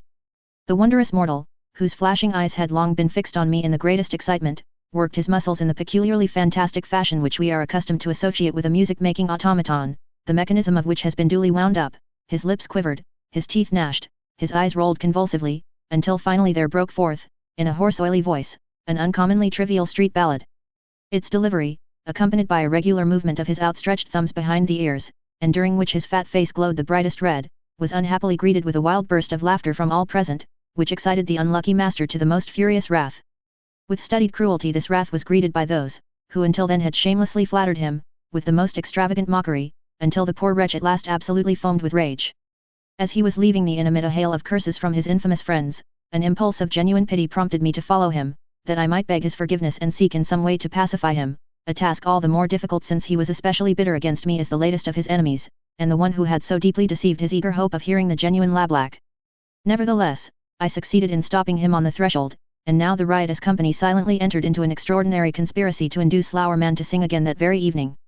How they managed this I can as little remember as I can call to mind the effect of the spirituous liquors I imbibed. In any case, I suspect that drink must eventually have been the means of subduing Lauerman, just as it also rendered my own recollections of the wonderful events of that prolonged evening at the inn extremely vague. After Lauerman had for the second time suffered the same mockery, the whole company felt itself bound to accompany the unhappy man to his home. They carried him thither in a wheelbarrow, which they found outside the house, and in this he arrived, in triumph, at his own door, in one of those marvelous narrow alleys peculiar to the old city. Frau Lauerman, who was aroused from slumber to receive her husband, enabled us, by her torrent of curses, to form some idea of the nature of their marital and domestic relations. Mockery of her husband's vocal talents was with her also a familiar theme, but to this she now added the most dreadful reproaches for the worthless scamps who, by encouraging him in this delusion, kept him from profitably following his trade, and even led him to such scenes as the present one. Thereupon the pride of the suffering master singer reasserted itself, for while his wife painfully assisted him to mount the stairs, he harshly denied her right to sit in judgment upon his vocal gifts, and sternly ordered her to be silent. But even now this wonderful night adventure was by no means over. The entire swarm moved once more in the direction of the inn. Before the house, however, we found a number of fellows congregated, among them several workmen, against whom, owing to police regulations as to closing hours, the doors were shut. But the regular guests of the house, who were of our party, and who were on terms of old friendship with the host, thought that it was nevertheless permissible and possible to demand entrance. The host was troubled at having to bar his door against friends, whose voices he recognized, yet it was necessary to prevent the new arrivals from forcing a way in with them. Out of this situation a mighty confusion arose, which, what with shouting and clamor and an inexplicable growth in the number of the disputants, soon assumed a truly demoniacal character. It seemed to me as though in a few moments the whole town would break into a tumult, and I thought I should once more have to witness a revolution, the real origin of which no man could comprehend. Then suddenly I heard someone fall, and, as though by magic, the whole mass scattered in every direction. One of the regular guests, who was familiar with an ancient Nuremberg boxing trick, desiring to put an end to the interminable riot and to cut his way home through the crowd, gave one of the noisiest shouters a blow with his fist between the eyes, laying him senseless on the ground, though without seriously injuring him. And this it was that so speedily broke up the whole throng. Within little more than a minute of the most violent uproar of hundreds of human voices, my brother-in-law and I were able to stroll arm in arm through the moonlit streets, quietly jesting and laughing, on our way home, and then it was that, to my amazement and relief, he informed me that he was accustomed to this sort of life every evening. At last, however, it became necessary seriously to attend to the purpose of my journey. Only in passing did I touch at Würzburg for a day. I remember nothing of the meeting with my relations and acquaintance beyond the melancholy visit to Friedrich Galvani already mentioned. On reaching Frankfurt I was obliged to seek at once the shelter of a decent hotel, in order to await there the result of my solicitations for subsidies from the directorate of the Magdeburg Theatre. My hopes of securing the real stars of our operatic undertaking were formed with a view to a season at Wiesbaden, where, I was told, a good operatic company was on the point of dissolution. I found it extremely difficult to arrange the short journey thither, yet I managed to be present at a rehearsal of Robert der Teufel, in which the tenor Friemüller distinguished himself. I interviewed him at once, and found him willing to entertain my proposals for Magdeburg. We concluded the necessary agreement, and I then returned with all speed to my headquarters, the Wadenbusch Hotel in Frankfurt. There I had to spend another anxious week, during which I waited in vain for the necessary travelling expenses to arrive from Magdeburg. To kill time I had recourse, among other things, to a large red pocket-book which I carried about with me in my portmanteau, and in which I entered, with exact details of dates, etc., notes for my future biography, the self-same book which now lies before me to freshen my memory, and which I have ever since added to at various periods of my life, without leaving any gaps. Through the neglect of the Magdeburg managers my situation, which was already serious, became literally desperate, when I made an acquisition in Frankfurt which gave me almost more pleasure than I was able to bear. I had been present at a production of the Zauberflöte under the direction of Gar, then wonderfully renowned as a conductor of genius, and was agreeably surprised at the truly excellent quality of the company. It was, of course, useless to think of luring one of the leading stars into my net. On the other hand, I saw clearly enough that the youthful Fräulein Limbach, who sang the first boy's part, possessed a desirable talent. She accepted my offer of an engagement, and, indeed, seemed so anxious to be rid of her Frankfurt engagement that she resolved to escape from it surreptitiously. She revealed her plans to me, and begged me to assist her in carrying them out, for, inasmuch as the directors might get wind of the affair, there was no time to lose. At all events, the young lady assumed that I had abundant credit, supplied for my official business journey by the Magdeburg Theatre Committee, whose praises I had so diligently sung. But already I had been compelled to pledge my scanty travelling gear in order to provide for my own departure. To this point I had persuaded the host, but now found him by no means inclined to advance me the additional funds needed for carrying off a young singer. To cloak the bad behavior of my directors I was compelled to invent some tale of misfortune, and to leave the astonished and indignant young lady behind. Heartily ashamed of this adventure, I travelled through rain and storm via Leipzig, where I picked up my brown poodle, and reaching Magdeburg, there resumed my work as musical director on the 1st of September. The result of my business labours gave me but little joy. The director, it is true, proved triumphantly that he had sent 5 whole golden louis to my address in Frankfurt, and that my tenor and the youthful lady singer had also been provided with proper contracts, but not with the fares and advances demanded. Neither of them came, only the bassograph arrived with pedantic punctuality from Carlsbad, and immediately provoked the chaff of our theatrical wags. He sang at a rehearsal of the Schweizer Familie with such a schoolmasterly drone that I completely lost my composure. The arrival of my excellent brother-in-law Wolfram with my sister Clara was of more advantage for musical comedy than for grand opera, and caused me considerable trouble into the bargain, for, being honest folk and used to decent living, they speedily perceived that, in spite of royal protection, the condition of the theatre was but very insecure, as was natural under so unscrupulous a management as that of Bethmann, and recognized with alarm that they had seriously compromised their family position. My courage had already begun to sink when a happy chance brought us a young woman, Madame Pollert, Nazebig, who was passing through Magdeburg with her husband, an actor. In order to fulfill a special engagement in that town, she was gifted with a beautiful voice, was a talented singer, and well suited for the chief roles. Necessity had at last driven the directors to action, and at the 11th hour they sent for the tenor Friemüller. But I was particularly gratified when the love which had arisen between him and young Limbach in Frankfurt enabled the enterprising tenor to carry away this singer, to whom I had behaved so miserably. Both arrived radiant with joy. Along with them we engaged Madame Pollert, who, in spite of her pretentiousness, met with favour from the public. A well-trained and musically competent baritone, Herr Krug, afterwards the conductor of a choir in Karlsruhe, had also been discovered, so that all at once I stood at the head of a really good operatic company, among which the bassograph could be fitted in only with great difficulty, by being kept as much as possible in the background.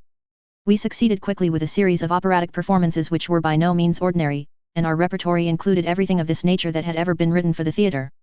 I was particularly pleased with the presentation of Spar's Gesonda, which was truly not without sublimity, and raised us high in the esteem of all cultured lovers of music. I was untiring in my endeavours to discover some means of elevating our performances above the usual level of excellence compatible with the meagre resources of provincial theatres. I persistently fell foul of the director Bethman by strengthening my orchestra, which he had to pay, but, on the other hand, I won his complete goodwill by strengthening the chorus and the theatre music, which cost him nothing, and which lent such splendour to our presentations that subscriptions and audiences increased enormously. For instance, I secured the regimental band, and also the military singers, who in the Prussian army are admirably organized, and who assisted in our performances in return for free passes to the gallery granted to their relatives. Thus I managed to furnish with the utmost completeness the specially strong orchestral accompaniment demanded by the score of Bellini's Norma, and was able to dispose of a body of male voices for the impressive unison portion of the male chorus in the introduction of that work such as even the greatest theatres could rarely command. In later years I was able to assure Aubert, whom I often met over an ice in Tortoni's Café in Paris, that in his Stock I had been able to render the part of the mutinous soldiery, when seduced into conspiracy, with an absolutely full number of voices, a fact for which he thanked me with astonishment and delight. Amid such circumstances of encouragement the composition of my Liebesverbot made rapid strides towards completion. I intended the presentation of this piece for the benefit performance which had been promised me as a means of defraying my expenses, and I worked hard in the hope of improving my reputation, and at the same time of accomplishing something by no means less desirable, and that was the betterment of my financial position. Even the few hours which I could snatch from business to spend at Minna's side were devoted with unexampled zeal to the completion of my score. My diligence moved even Minna's mother, who looked with some uneasiness upon our love affair. She had remained over the summer on a visit to her daughter, and managed the house for her. Owing to her interference a new and urgent anxiety had entered into our relations, which pressed for serious settlement. It was natural that we should begin to think of what it was all going to lead to. I must confess that the idea of marriage, especially in view of my youth, filled me with dismay, and without indeed reflecting on the matter, or seriously weighing its pros and cons, a naive and instinctive feeling prevented me even from considering the possibility of a step which would have such serious consequences upon my whole life. Moreover, our modest circumstances were in so alarming and uncertain a state that even Minna declared that she was more anxious to see these improved than to get me to marry her. But she was also driven to think of herself, and that promptly, for trouble arose with regard to her own position in the Magdeburg theatre. There she had met with a rival in her own speciality, and as this woman's husband became chief stage manager, and consequently had supreme power, she grew to be a source of great danger. Seeing, therefore, that at this very moment Minna received advantageous offers from the managers of the Königstadt Theatre in Berlin, then doing a splendid business, she seized the opportunity to break off her connection with the Magdeburg Theatre, and thus plunged me, whom she did not appear to consider in the matter, into the depths of despair. I could not hinder Minna from going to Berlin to fulfill a special engagement there, although this was not in accordance with her agreement, and so she departed, leaving me behind, overcome with grief and doubt as to the meaning of her conduct. At last, mad with passion, I wrote to her urging her to return, and the better to move her and not to separate her fate from my own, I proposed to her in a strictly formal manner, and hinted at the hope of early marriage. About the same time my brother-in-law, Wolfram, having quarrelled with the director Bethman and cancelled his contract with him, also went to the Königstadt Theatre to fulfill a special engagement. My good sister Clara, who had remained behind for a while amid the somewhat unpleasant conditions of Magdeburg, soon perceived the anxious and troubled temper in which her otherwise cheerful brother was rapidly consuming himself. One day she thought it advisable to show me a letter from her husband, with news from Berlin, and especially concerning Minna, in which he earnestly deplored my passion for this girl, who was acting quite unworthily of me. As she lodged at his hotel, he was able to observe that not only the company she kept, but also her own conduct, were perfectly scandalous. The extraordinary impression which this dreadful communication made upon me decided me to abandon the reserve I had hitherto shown towards my relatives with regard to my love affairs. I wrote to my brother-in-law in Berlin, telling him how matters stood with me, and that my plans greatly depended on Minna, and further, how extremely important it was for me to learn from him the indubitable truth concerning her of whom he had sent so evil an account. From my brother-in-law, usually so dry and given to joking, I received a reply which filled my heart to overflowing again. He confessed that he had accused Minna too hastily, and regretted that he had allowed idle chatter to influence him in founding a charge, which, on investigation, had proved to be altogether groundless and unjust. He declared, moreover, that on near acquaintance and conversation with her he had been so fully convinced of the genuineness and uprightness of her character, that he hoped with all his heart that I might see my way to marry her. And now a storm raged in my heart. I implored Minna to return at once, and was glad to learn that, for her part, she was not inclined to renew her engagement at the Berlin Theatre, as she had now acquired a more intimate knowledge of the life there, and found it too frivolous. All that remained, then, was for me to facilitate the resumption of her Magdeburg engagement. To this end, therefore, at a meeting of the theatre committee, I attacked the director and his detested stage manager with such energy, and defended Minna against the wrong done her by them both with such passion and fervor, that the other members, astonished at the frank confession of my affection, yielded to my wishes without any further ado. And now I set off by extra post in the depth of night and in dreadful winter weather to meet my returning sweetheart. I greeted her with tears of deepest joy, and led her back in triumph to her cozy Magdeburg home, already become so dear to me. Meanwhile, as our two lives, thus severed for a while, were being drawn more and more closely together, I finished the score of my Liebesverbot about New Year 1836. For the development of my future plans I depended not a little upon the success of this work, and Minna herself seemed not disinclined to yield to my hopes in this respect. We had reason to be concerned as to how matters would pan out for us at the beginning of the spring, for this season is always a bad one in which to start such precarious theatrical enterprises.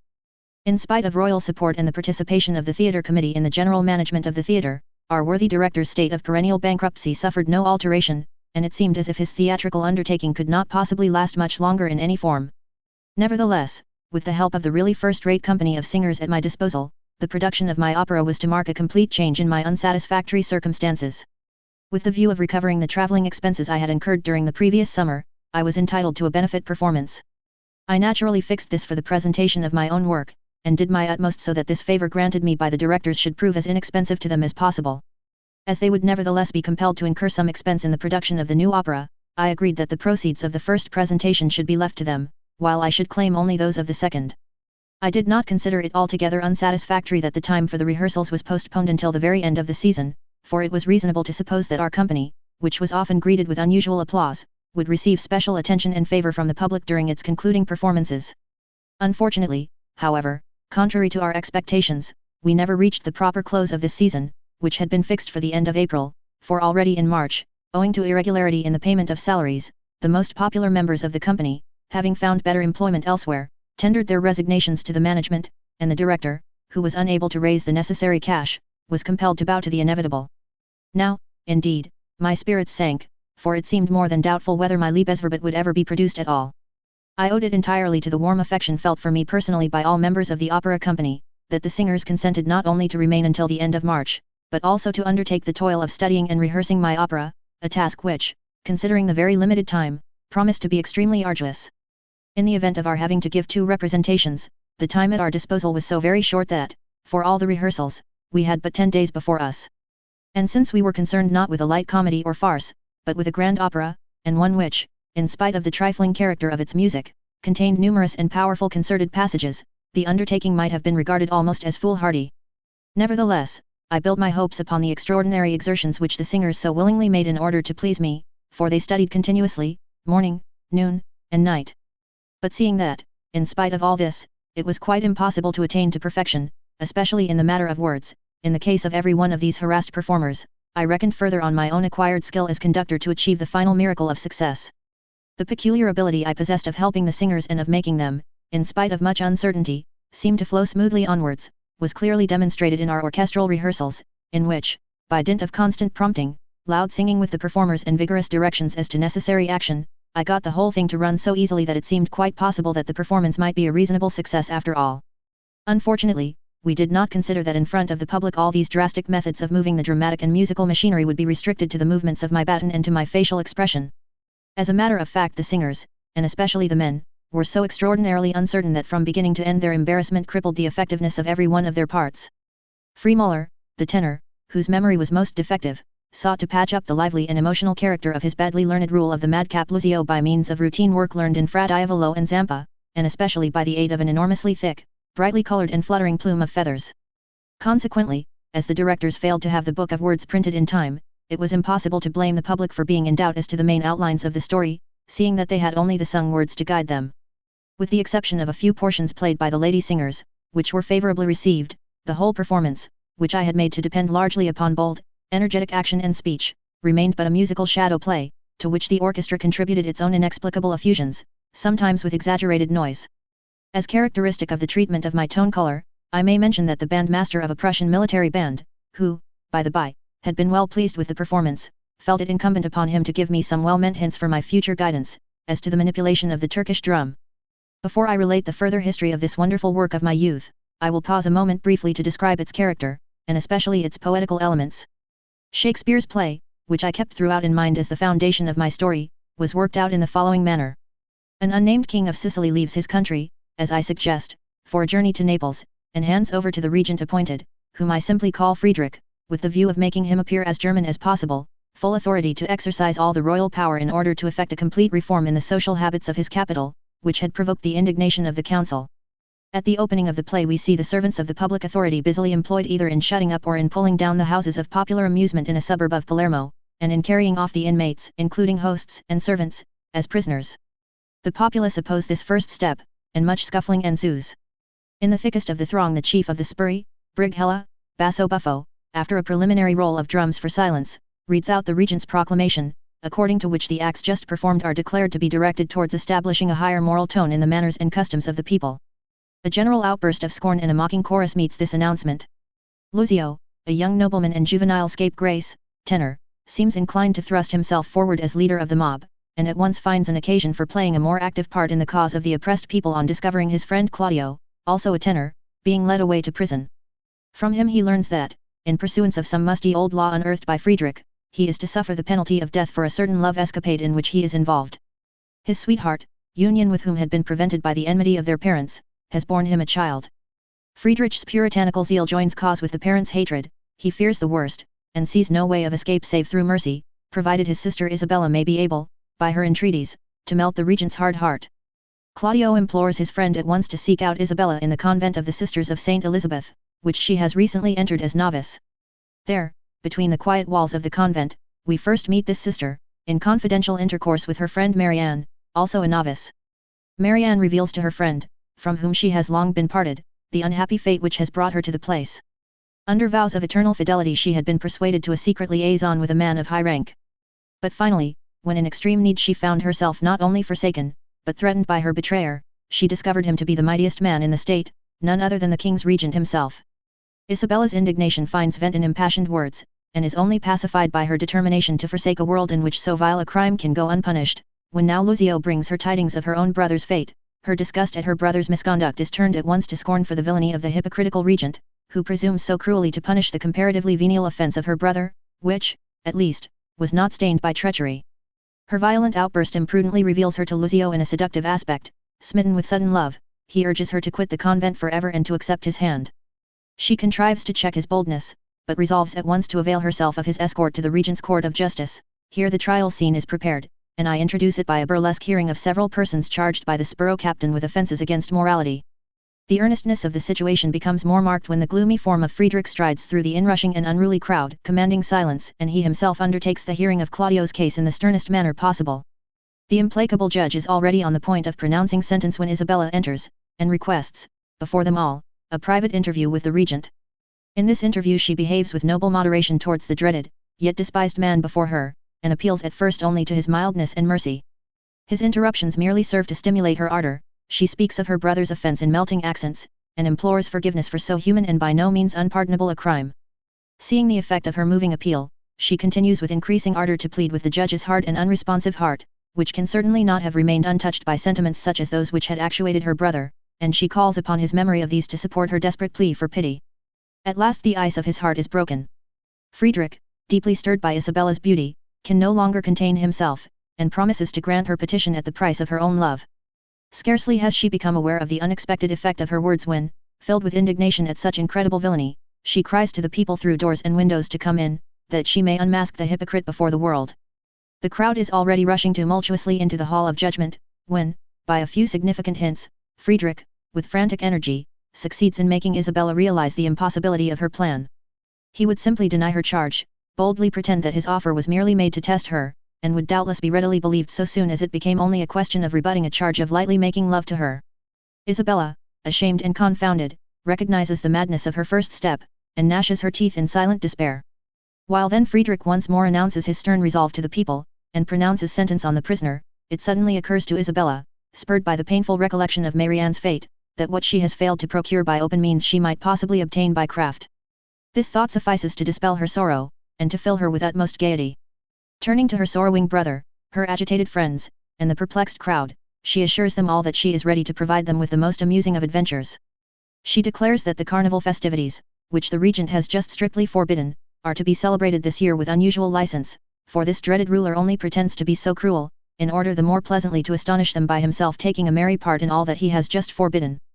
They all believe that she has gone mad, and Friedrich in particular reproves her incomprehensible folly with passionate severity.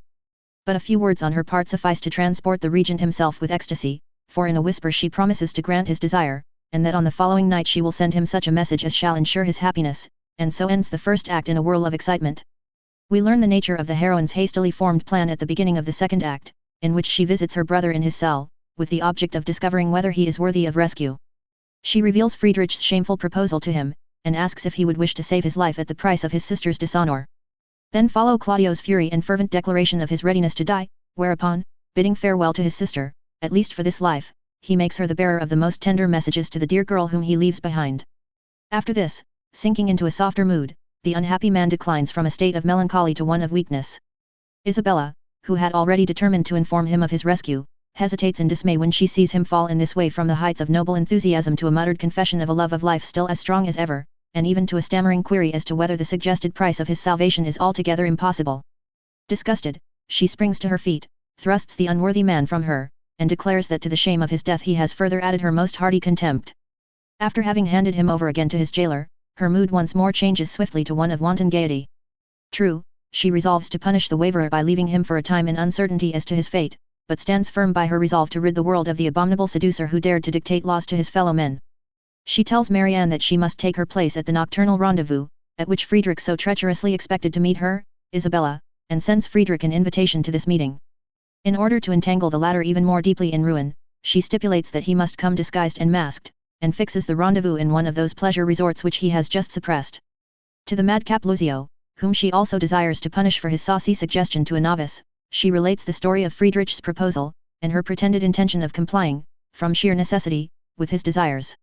This she does in a fashion so incomprehensively light-hearted that the otherwise frivolous man, first dumb with amazement, ultimately yields to a fit of desperate rage. He swears that, even if the noble maiden herself can endure such shame, he will himself strive by every means in his power to avert it, and would prefer to set all Palermo on fire and in tumult rather than allow such a thing to happen.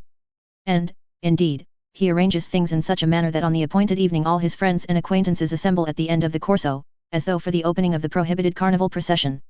At nightfall, as things are beginning to grow wild and merry, Lucio appears, and sings an extravagant carnival song, with the refrain: "Who joins us not in frolic jest, shall have a dagger in his breast," by which means he seeks to stir the crowd to bloody revolt. When a band of spuri approaches, under Briola's leadership, to scatter the gay throng, the mutinous project seems on the point of being accomplished. But for the present Lucio prefers to yield, and to scatter about the neighborhood, as he must first of all win the real leader of their enterprise, for here was the spot which Isabella had mischievously revealed to him as the place of her pretended meeting with the regent. For the latter Lucio therefore lies in wait. Recognizing him in an elaborate disguise, he blocks his way, and as Friedrich violently breaks loose, is on the point of following him with shouts and drawn sword, when, on a sign from Isabella, who is hidden among some bushes, he is himself stopped and led away.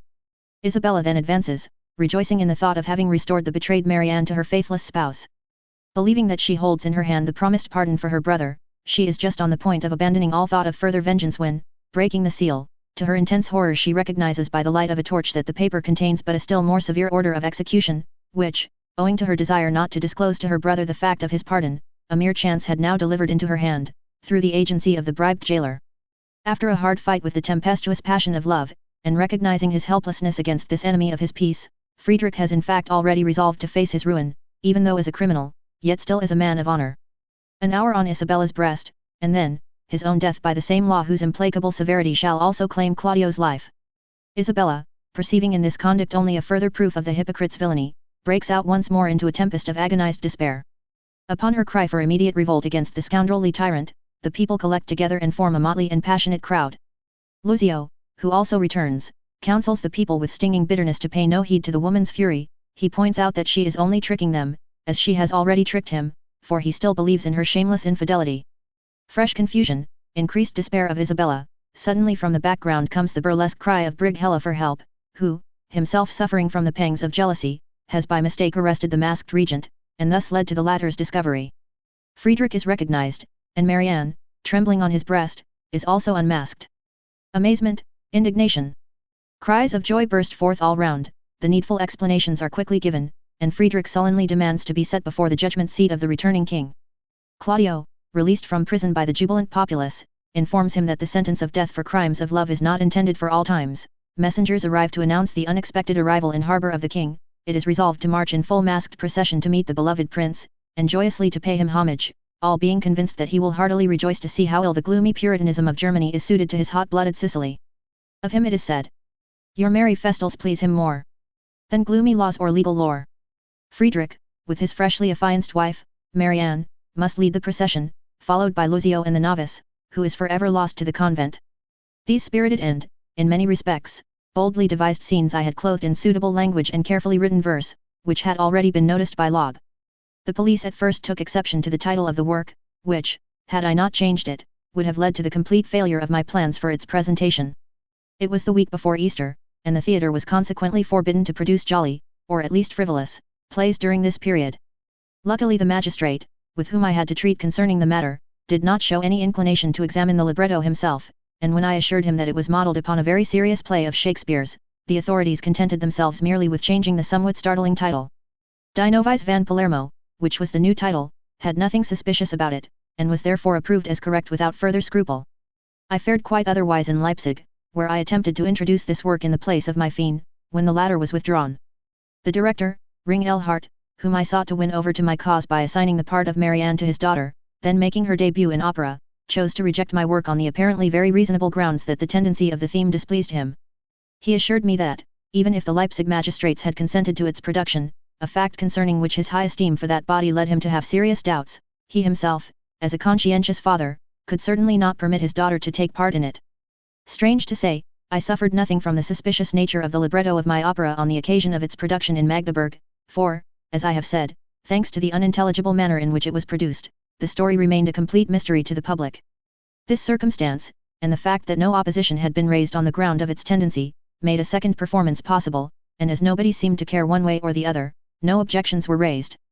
Feeling sure that my opera had made no impression, and had left the public completely undecided about its merits, I reckoned that, in view of this being the farewell performance of our opera company, we should have good, not to say large, takings.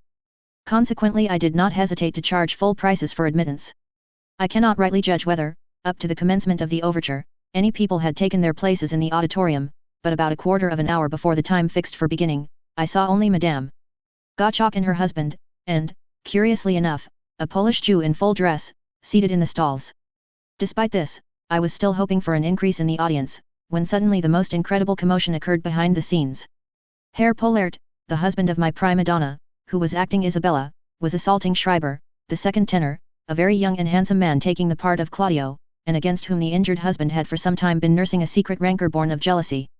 It appeared that the singer's husband, who had surveyed the theatre from behind the drop scene with me, had satisfied himself as to the style of the audience, and decided that the longed-for hour was at hand when, without injuring the operatic enterprise, he could wreak vengeance on his wife's lover. Claudio was so severely used by him that the unfortunate fellow had to seek refuge in the dressing room, his face covered with blood. Isabella was told of this, and rushed despairingly to her raging spouse, only to be so soundly cuffed by him that she went into convulsions. The confusion that ensued amongst the company soon knew no bounds.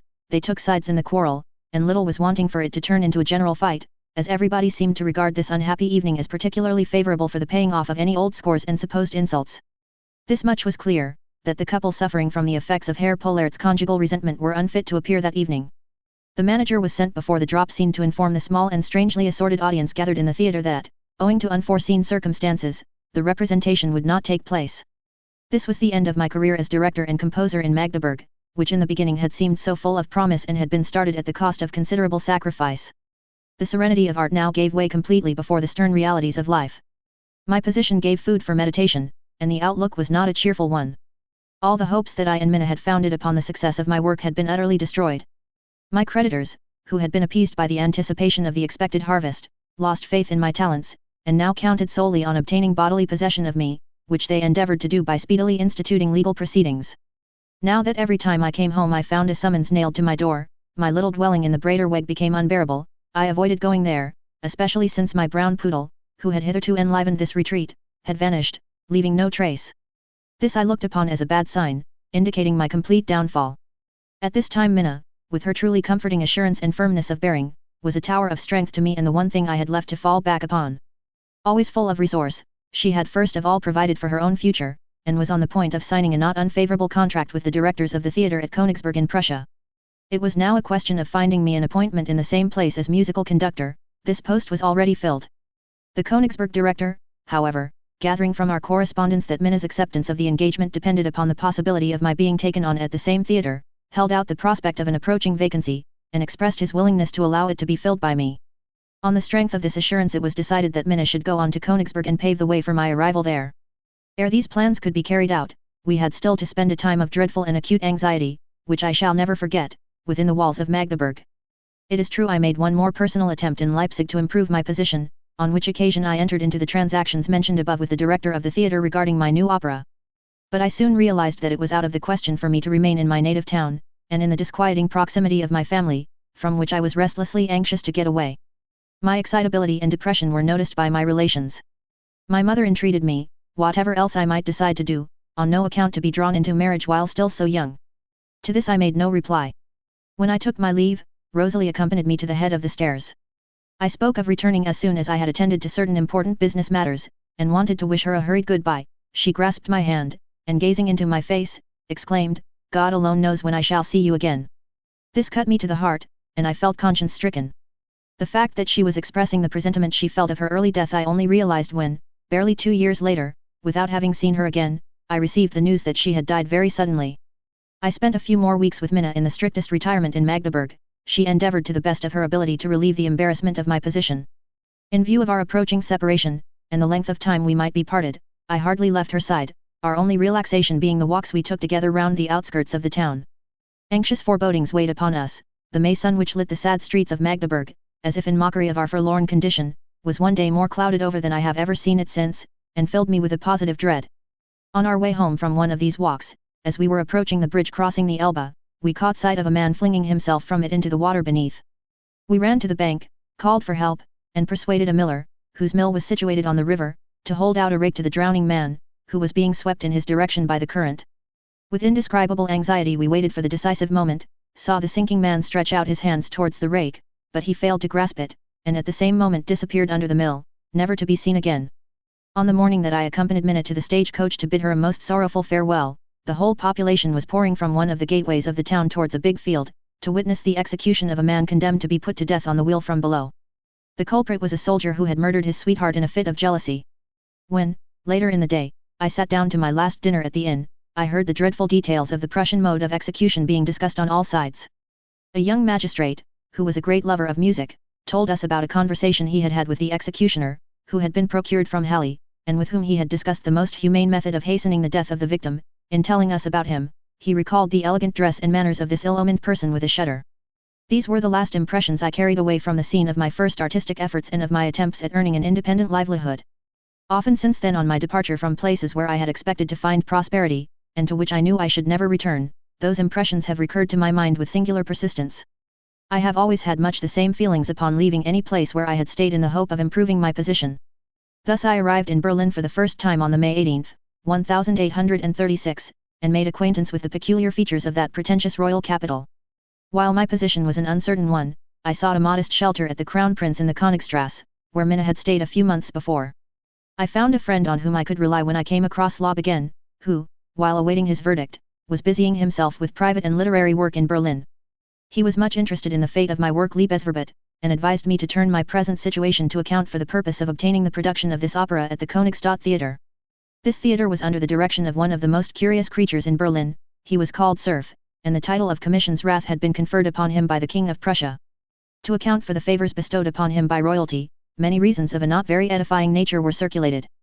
Through this royal patronage he had succeeded in extending considerably the privileges already enjoyed by the suburban theatre.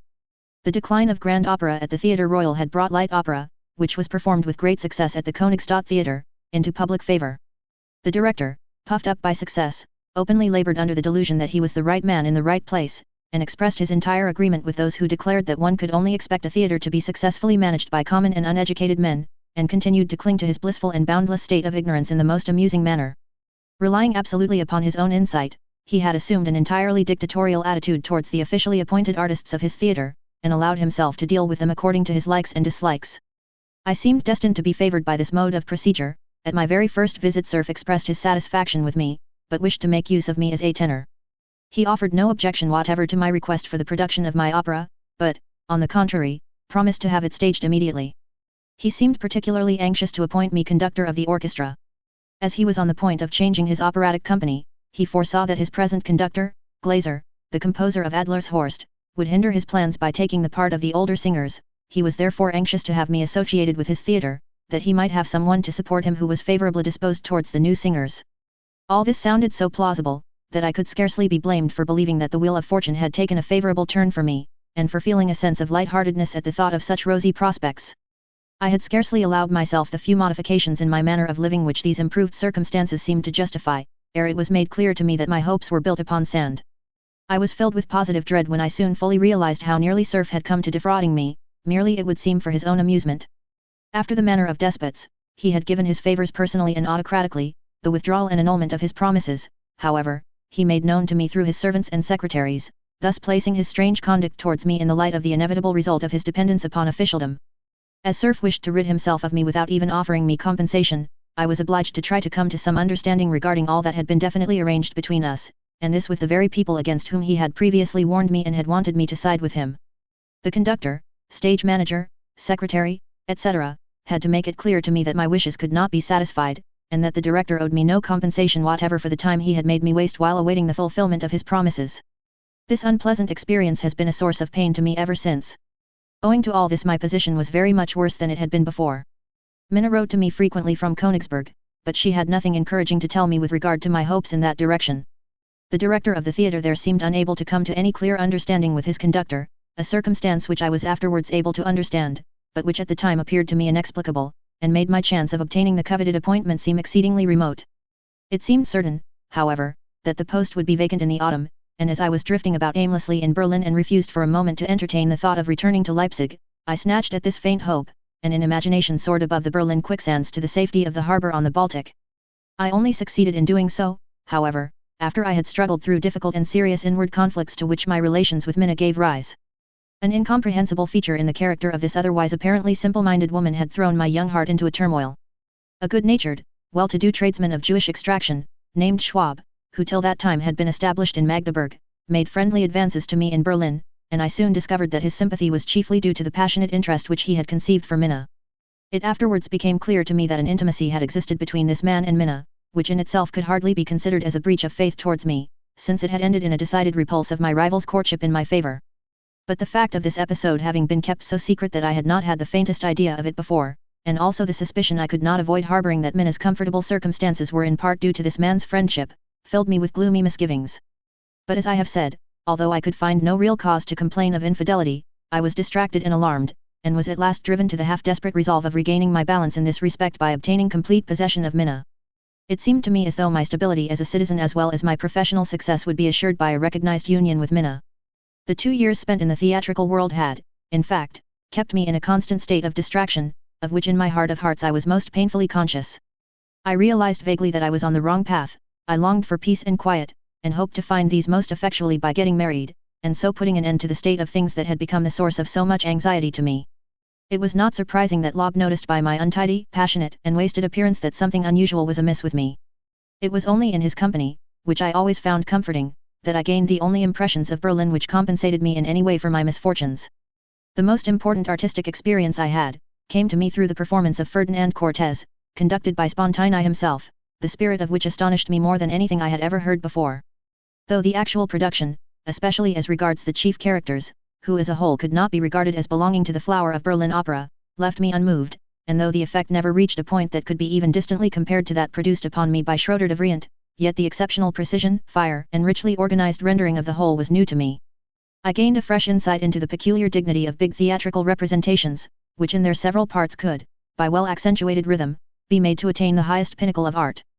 This extraordinarily distinct impression took a drastic hold of me, and above all served to guide me in my conception of Rienzi, so that, speaking from an artistic point of view, Berlin may be said to have left its traces on my development. For the present, however, my chief concern was to extricate myself from my extremely helpless position. I was determined to turn my steps to Königsberg, and communicated my decision, and the hopes founded upon it, to Lob.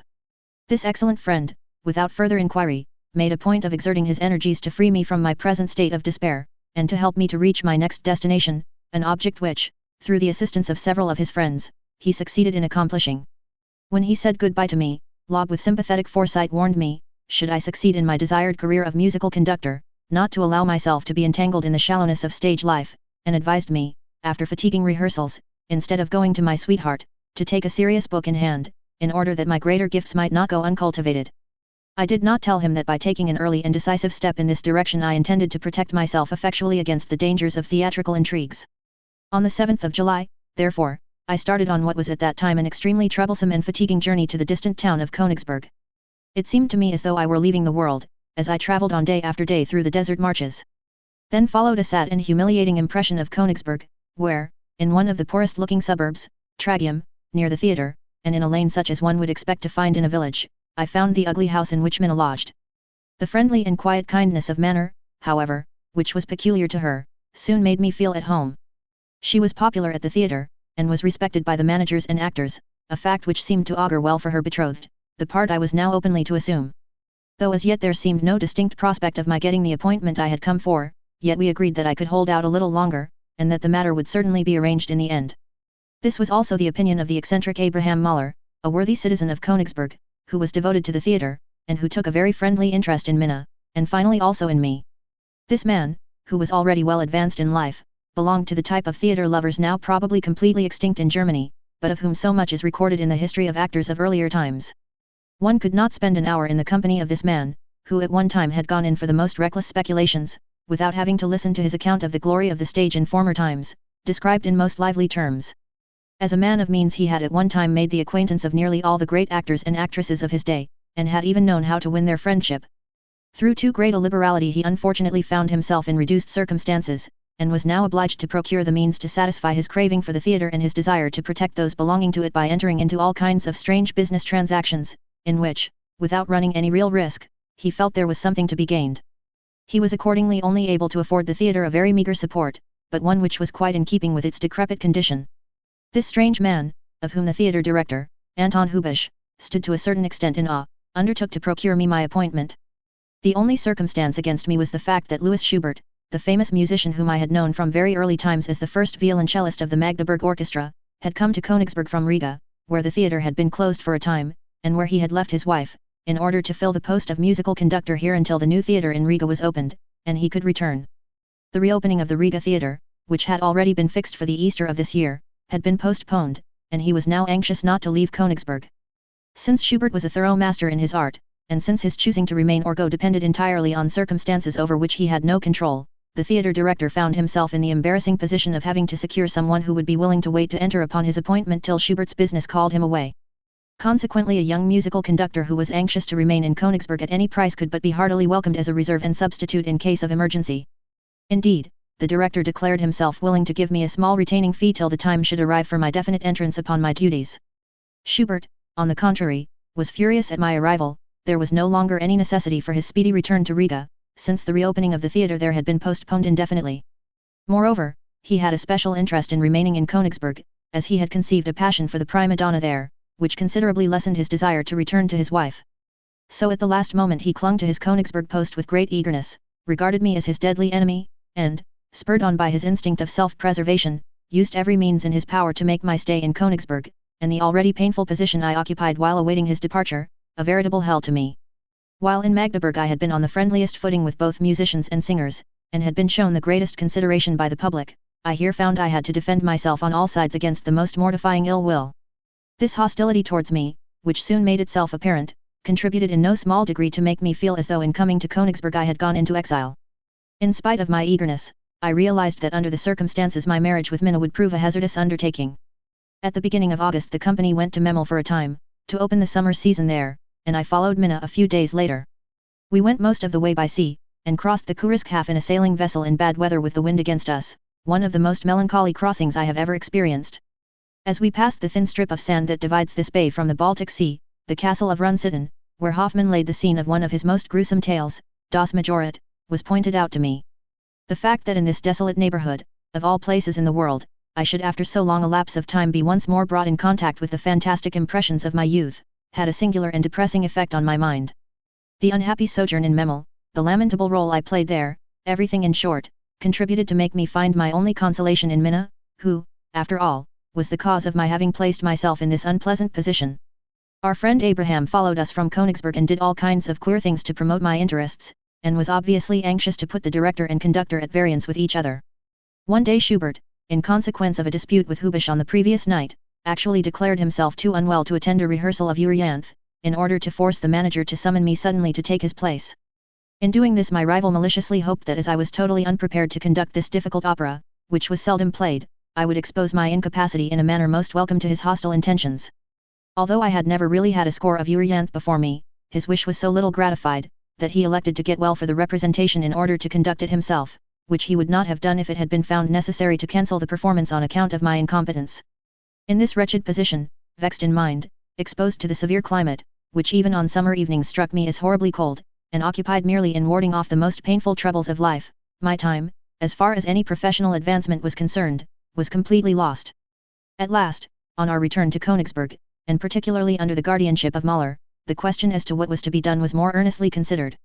Finally, Minna and I were offered a fairly good engagement in Danzig, through the influence of my brother-in-law Wolfram and his wife, who had gone there.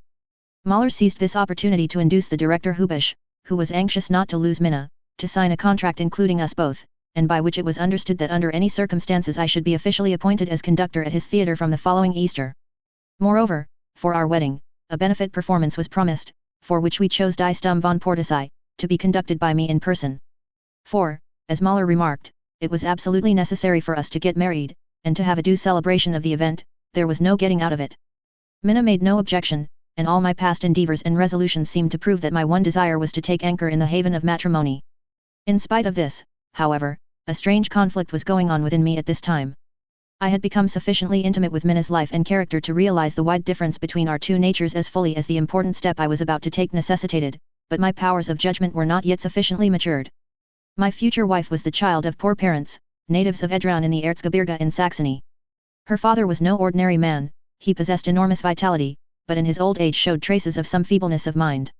In his young days he had been a trumpeter in Saxony, and in this capacity had taken part in a campaign against the French, and had also been present at the Battle of Wagram.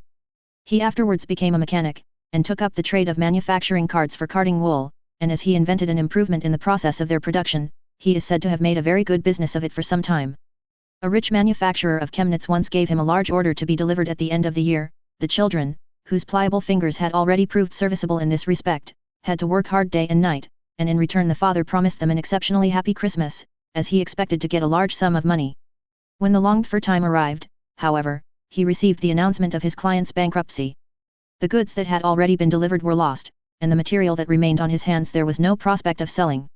The family never succeeded in recovering from the state of confusion into which this misfortune had thrown them. They went to Dresden, where the father hoped to find remunerative employment as a skilled mechanic, especially in the manufacture of pianos, of which he supplied separate parts. He also brought away with him a large quantity of the fine wire which had been destined for the manufacture of the cards, and which he hoped to be able to sell at a profit. The 10-year-old Minna was commissioned to sell separate lots of it to the milliners for making flowers. She would set out with a heavy basket full of wire, and had such a gift for persuading people to buy that she soon disposed of the whole supply to the best advantage. From this time the desire was awakened in her to be of active use to her impoverished family, and to earn her own living as soon as possible, in order not to be a burden on her parents. As she grew up and developed into a strikingly beautiful woman, she attracted the attention of men at a very early age. A certain Herr von Einsiedel fell passionately in love with her, and took advantage of the inexperienced young girl when she was off her guard. Her family was thrown into the utmost consternation, and only her mother and elder sister could be told of the terrible position in which Minna found herself. Her father, from whose anger the worst consequences were to be feared, was never informed that his barely 17-year-old daughter had become a mother, and under conditions that had threatened her life, had given birth to a girl. Minna, who could obtain no redress from her seducer, now felt doubly called upon to earn her own livelihood and leave her father's house. Through the influence of friends, she had been brought into contact with an amateur theatrical society. While acting in a performance given there, she attracted the notice of members of the Royal Court Theatre, and in particular drew the attention of the director of the Dessau Court Theatre, who was present, and who immediately offered her an engagement. She gladly caught at this way of escape from her trying position, as it opened up the possibility of a brilliant stage career, and of someday being able to provide amply for her family. She had not the slightest passion for the stage, and utterly devoid as she was of any levity or coquetry, she merely saw in a theatrical career the means of earning a quick, and possibly even a rich, livelihood. Without any artistic training, the theatre merely meant for her the company of actors and actresses. Whether she pleased or not seemed of importance in her eyes only in so far as it affected her realization of a comfortable independence. To use all the means at her disposal to assure this end seemed to her as necessary as it is for a tradesman to expose his goods to the best advantage. The friendship of the director, manager, and favorite members of the theatre she regarded as indispensable, whilst those frequenters of the theatre who, through their criticism or taste, influenced the public, and thus also had weight with the management, she recognized as beings upon whom the attainment of her most fervent desires depended. Never to make enemies of them appeared so natural and so necessary that, in order to maintain her popularity, she was prepared to sacrifice even her self-respect. She had in this way created for herself a certain peculiar code of behavior, that on the one hand prompted her to avoid scandals, but on the other hand found excuses even for making herself conspicuous as long as she herself knew that she was doing nothing wrong. Hence arose a mixture of inconsistencies, the questionable sense of which she was incapable of grasping. It was clearly impossible for her not to lose all real sense of delicacy. She showed, however, a sense of the fitness of things, which made her have regard to what was considered proper, though she could not understand that mere appearances were a mockery when they only served to cloak the absence of a real sense of delicacy. As she was without idealism, she had no artistic feeling, neither did she possess any talent for acting, and her power of pleasing was due entirely to her charming appearance. Whether in time routine would have made her become a good actress it is impossible for me to say. The strange power she exercised over me from the very first was in no wise due to the fact that I regarded her in any way as the embodiment of my ideal. On the contrary, she attracted me by the soberness and seriousness of her character, which supplemented what I felt to be wanting in my own, and afforded me the support that in my wanderings after the ideal I knew to be necessary for me. I had soon accustomed myself never to betray my craving after the ideal before Minna. Unable to account for this even to myself, I always made a point of avoiding the subject by passing it over with a laugh and a joke, but, on this account, it was all the more natural for me to feel qualms when fears arose in my mind as to her really possessing the qualities to which I had attributed her superiority over me. Her strange tolerance with regard to certain familiarities and even importunities on the part of patrons of the theatre, directed even against her person, hurt me considerably, and on my reproaching her for this, I was driven to despair by her assuming an injured expression as though I had insulted her. It was quite by chance that I came across Schwab's letters, and thus gained an astonishing insight into her intimacy with that man, of which she had left me in ignorance, and allowed me to gain my first knowledge during my stay in Berlin. All my latent jealousy, all my inmost doubts concerning Minna's character, found vent in my sudden determination to leave the girl at once. There was a violent scene between us, which was typical of all our subsequent altercations. I had obviously gone too far in treating a woman who was not passionately in love with me, as if I had a real right over her, for, after all, she had merely yielded to my importunity, and in no way belonged to me. To add to my perplexity, Minna only needed to remind me that from a worldly point of view she had refused very good offers in order to give way to the impetuosity of a penniless young man, whose talent had not yet been put to any real test, and to whom she had nevertheless shown sympathy and kindness. What she could least forgive in me was the raging vehemence with which I spoke, and by which she felt so insulted, that upon realizing to what excesses I had gone, there was nothing I could do but try and pacify her by owning myself in the wrong, and begging her forgiveness. Such was the end of this and all subsequent scenes, outwardly, at least, always to her advantage. But peace was undermined forever, and by the frequent recurrence of such quarrels, Minna's character underwent a considerable change. Just as in later times she became perplexed by what she considered my incomprehensible conception of art and its proportions, which upset her ideas about everything connected with it, so now she grew more and more confused by my greater delicacy in regard to morality, which was very different from hers, especially as in many other respects I displayed a freedom of opinion which they could neither comprehend nor approve. A feeling of passionate resentment was accordingly roused in her otherwise tranquil disposition. It was not surprising that this resentment increased as the years went on, and manifested itself in a manner characteristic of a girl sprung from the lower middle class, in whom mere superficial polish had taken the place of any true culture. The real torment of our subsequent life together lay in the fact that, owing to her violence, I had lost the last support I had hitherto found in her exceptionally sweet disposition. At that time I was filled only with a dim foreboding of the fateful step I was taking in marrying her. Her agreeable and soothing qualities still had such a beneficial effect upon me, that with the frivolity natural to me, as well as the obstinacy with which I met all opposition, I silenced the inner voice that darkly foreboded disaster. Since my journey to Königsberg I had broken off all communication with my family, that is to say, with my mother and Rosalie, and I told no one of the step I had decided to take. Under my old friend Mahler's audacious guidance I overcame all the legal difficulties that stood in the way of our union. According to Prussian law, a man who has reached his majority no longer requires his parents' consent to his marriage, but since, according to this same provision, I was not yet of age, I had recourse to the law of Saxony, to which country I belonged by birth, and by whose regulations I had already attained my majority at the age of 21. Our banns had to be published at the place where we had been living during the past year, and this formality was carried out in Magdeburg without any further objections being raised. As Minna's parents had given their consent, the only thing that still remained to be done to make everything quite in order was for us to go together to the clergyman of the parish of Tragium. This proved a strange enough visit. It took place the morning preceding the performance to be given for our benefit, in which Minna had chosen the pantomimic role of Fenella. Her costume was not ready yet, and there was still a great deal to be done. The rainy cold November weather made us feel out of humor, when, to add to our vexation, we were kept standing in the hall of the vicarage for an unreasonable time. Then an altercation arose between us which speedily led to such bitter vituperation that we were just on the point of separating and going each our own way, when the clergyman opened the door. Not a little embarrassed at having surprised us in the act of quarrelling, he invited us in. We were obliged to put a good face on the matter, however, and the absurdity of the situation so tickled our sense of humor that we laughed. The parson was appeased, and the wedding fixed for 11 o'clock the next morning. Another fruitful source of irritation, which often led to the outbreak of violent quarreling between us, was the arrangement of our future home, in the interior comfort and beauty of which I hoped to find a guarantee of happiness.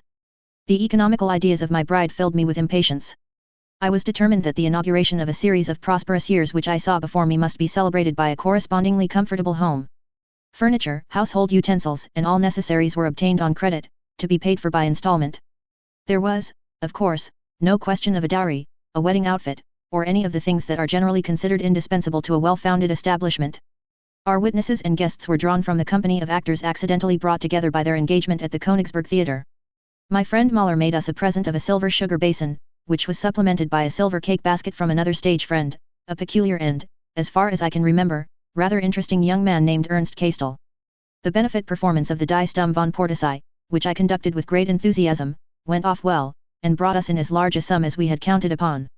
After spending the rest of the day before our wedding very quietly, as we were tired out after our return from the theatre, I took up my abode for the first time in our new home.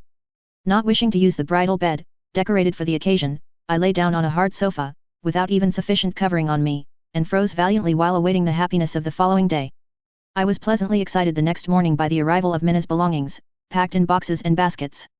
The weather, too, had quite cleared up, and the sun was shining brightly, only our sitting room refused to get properly warm, which for some time drew down Minna's reproaches upon my head for my supposed carelessness in not having seen to the heating arrangements. At last I dressed myself in my new suit, a dark blue frock coat with gold buttons. The carriage drove up, and I set out to fetch my bride. The bright sky had put us all in good spirits, and in the best of humor I met Minna, who was dressed in a splendid gown chosen by me. She greeted me with sincere cordiality and pleasure shining from her eyes, and taking the fine weather as a good omen, we started off for what now seemed to us a most cheerful wedding. We enjoyed the satisfaction of seeing the church as overcrowded as if a brilliant theatrical representation were being given. It was quite a difficult matter to make our way to the altar, where a group no less worldly than the rest, consisting of our witnesses, dressed in all their theatrical finery, were assembled to receive us. There was not one real friend amongst all those present, for even our strange old friend Mahler was absent, because no suitable partner had been found for him. I was not for a single moment insensible to the chilling frivolity of the congregation, who seemed to impart their tone to the whole ceremony. I listened like one in a dream to the nuptial address of the parson, who, I was afterwards told, had had a share in producing the spirit of bigotry which at this time was so prevalent in Königsberg, and which exercised such a disquieting influence on its population. A few days later I was told that a rumor had got about the town that I had taken action against the parson for some gross insults contained in his sermon. I did not quite see what was meant, but supposed that the exaggerated report arose from a passage in his address which I in my excitement had misunderstood. The preacher, in speaking of the dark days, of which we were to expect our share, bade us look to an unknown friend, and I glanced up inquiringly for further particulars of this mysterious and influential patron who chose so strange a way of announcing himself. Reproachfully, and with peculiar emphasis, the pastor then pronounced the name of this unknown friend, Jesus. Now I was not in any way insulted by this, as people imagined, but was simply disappointed. At the same time, I thought that such exhortations were probably usual in nuptial addresses. But, on the whole, I was so absent-minded during this ceremony, which was double Dutch to me, that when the parson held out the closed prayer book for us to place our wedding rings upon, Minna had to nudge me forcibly to make me follow her example. At that moment I saw, as clearly as in a vision, my whole being divided into two cross currents that dragged me in different directions. The upper one faced the sun and carried me onward like a dreamer, whilst the lower one held my nature captive, a prey to some inexplicable fear. The extraordinary levity with which I chased away the conviction which kept forcing itself upon me, that I was committing a twofold sin, was amply accounted for by the really genuine affection with which I looked upon the young girl whose truly exceptional character, so rare in the environment in which she had been placed, led her thus to bind herself to a young man without any means of support.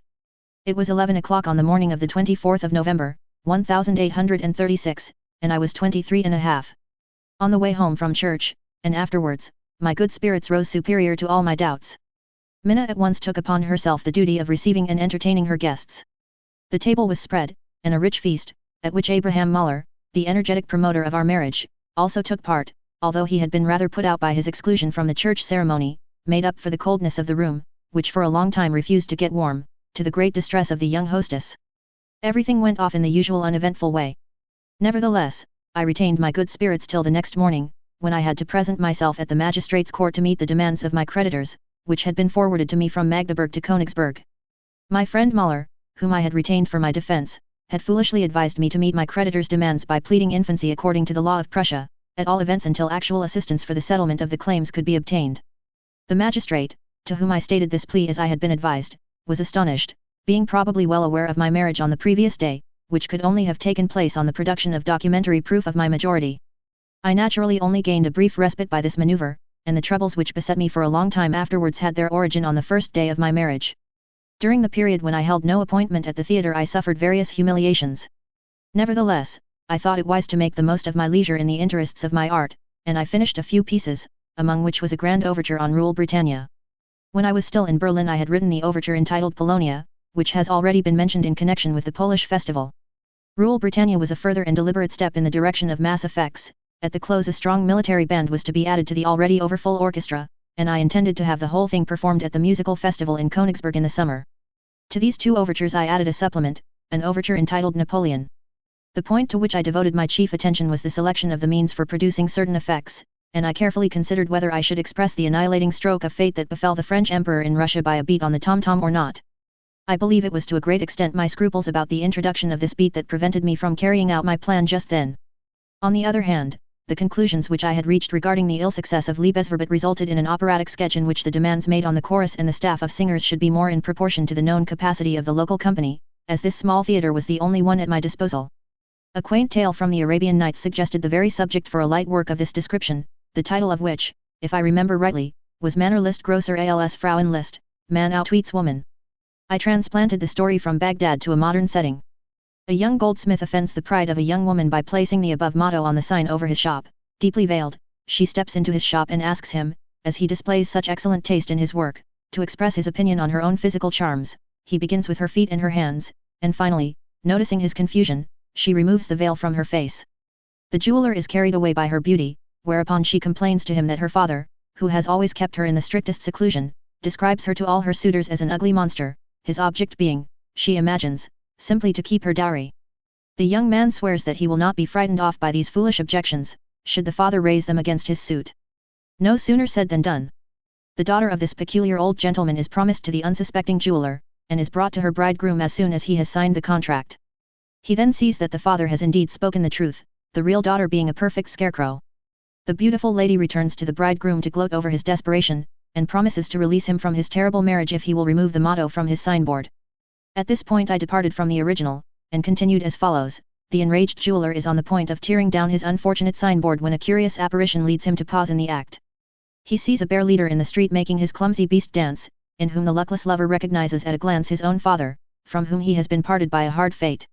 He suppresses any sign of emotion, for in a flash a scheme occurs to him by which he can utilize this discovery to free himself from the hated marriage with the daughter of the proud old aristocrat. He instructs the bear leader to come that evening to the garden where the solemn betrothal is to take place in the presence of the invited guests. He then explains to his young enemy that he wishes to leave the signboard up for the time being, as he still hopes to prove the truth of the motto. After the marriage contract, in which the young man arrogates to himself all kinds of fictitious titles of nobility, has been read to the assembled company, composed, say, of the elite of the noble immigrants at the time of the French Revolution, there is heard suddenly the pipe of the bear leader, who enters the garden with his prancing beast. Angered by this trivial diversion, the astonished company become indignant when the bridegroom, giving free vent to his feelings, throws himself with tears of joy into the arms of the bear leader and loudly proclaims him as his long-lost father. The consternation of the company becomes even greater, however, when the bear itself embraces the man they suppose to be of noble birth, for the beast is no less a person than his own brother in the flesh who, on the death of the real bear, had donned its skin, thus enabling the poverty-stricken pair to continue to earn their livelihood in the only way left to them. This public disclosure of the bridegroom's lowly origin at once dissolves the marriage, and the young woman, declaring herself outwitted by man, offers her hand in compensation to the released jeweler. To this unassuming subject I gave the title of the Gluck-like Baron family, and provided it with a dialogue which afterwards met with Holte's highest approval. I was about to begin the music for it in a new light French style, but the seriousness of my position, which grew more and more acute, prevented further progress in my work. In this respect my strained relations with the conductor of the theatre were still a constant source of trouble. With neither the opportunity nor the means to defend myself, I had to submit to being maligned and rendered an object of suspicion on all sides by my rival, who remained master of the field. The object of this was to disgust me with the idea of taking up my appointment as musical conductor, for which the contract had been signed for Easter. Though I did not lose my self-confidence, I suffered keenly from the indignity and the depressing effect of this prolonged strain. When at last, at the beginning of April, the moment arrived for the musical conductor Schubert to resign, and for me to take over the whole charge, he had the melancholy satisfaction of knowing that not only was the standing of the opera seriously weakened by the departure of the prima donna, but that there was good reason to doubt whether the theatre could be carried on at all. This month of Lent, which was such a bad time in Germany for all similar theatrical enterprises, decimated the Königsberg audience with the rest. The director took the greatest trouble imaginable to fill up the gaps in the staff of the opera by means of engaging strangers temporarily, and by new acquisitions, and in this my personality and unflagging activity were of real service. I devoted all my energy to buoying up by word and deed the tattered ship of the theatre, in which I now had a hand for the first time. For a long time I had to try and keep cool under the most violent treatment by a clique of students, among whom my predecessor had raised up enemies for me, and by the unerring certainty of my conducting I had to overcome the initial opposition of the orchestra, which had been set against me. After laboriously laying the foundation of personal respect, I was now forced to realize that the business methods of the director, Hubish, had already involved too great a sacrifice to permit the theatre to make its way against the unfavorableness of the season, and in May he admitted to me that he had come to the point of being obliged to close the theatre. By summoning up all my eloquence, and by making suggestions which promised a happy issue, I was able to induce him to persevere. Nevertheless, this was only possible by making demands on the loyalty of his company, who were asked to forego part of their salaries for a time. This aroused general bitterness on the part of the uninitiated, and I found myself in the curious position of being forced to place the director in a favorable light to those who were hard hit by these measures, while I myself in my position were affected in such a manner that my situation became daily more unendurable under the accumulation of intolerable difficulties taking their root in my past. But though I did not even then lose courage, Minna, who as my wife was robbed of all that she had a right to expect, found this turn of fate quite unbearable. The hidden canker of our married life which, even before our marriage, had caused me the most terrible anxiety and led to violent scenes, reached its full growth under these sad conditions. The less I was able to maintain the standard of comfort due to our position by working and making the most of my talents, the more did Minna, to my insufferable shame, consider it necessary to take this burden upon herself by making the most of her personal popularity. The discovery of similar condescensions, as I used to call them, on Minna's part, had repeatedly led to revolting scenes, and only her peculiar conception of her professional position and the needs it involved had made a charitable interpretation possible.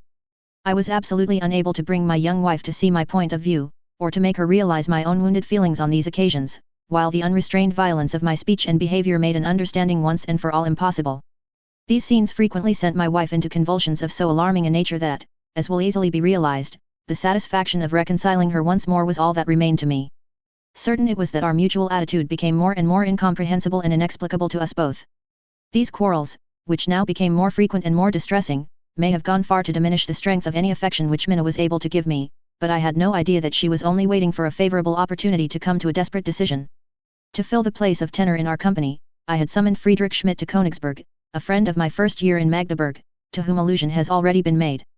He was sincerely devoted to me, and helped me as much as possible in overcoming the dangers which threatened the prosperity of the theatre as well as my own position.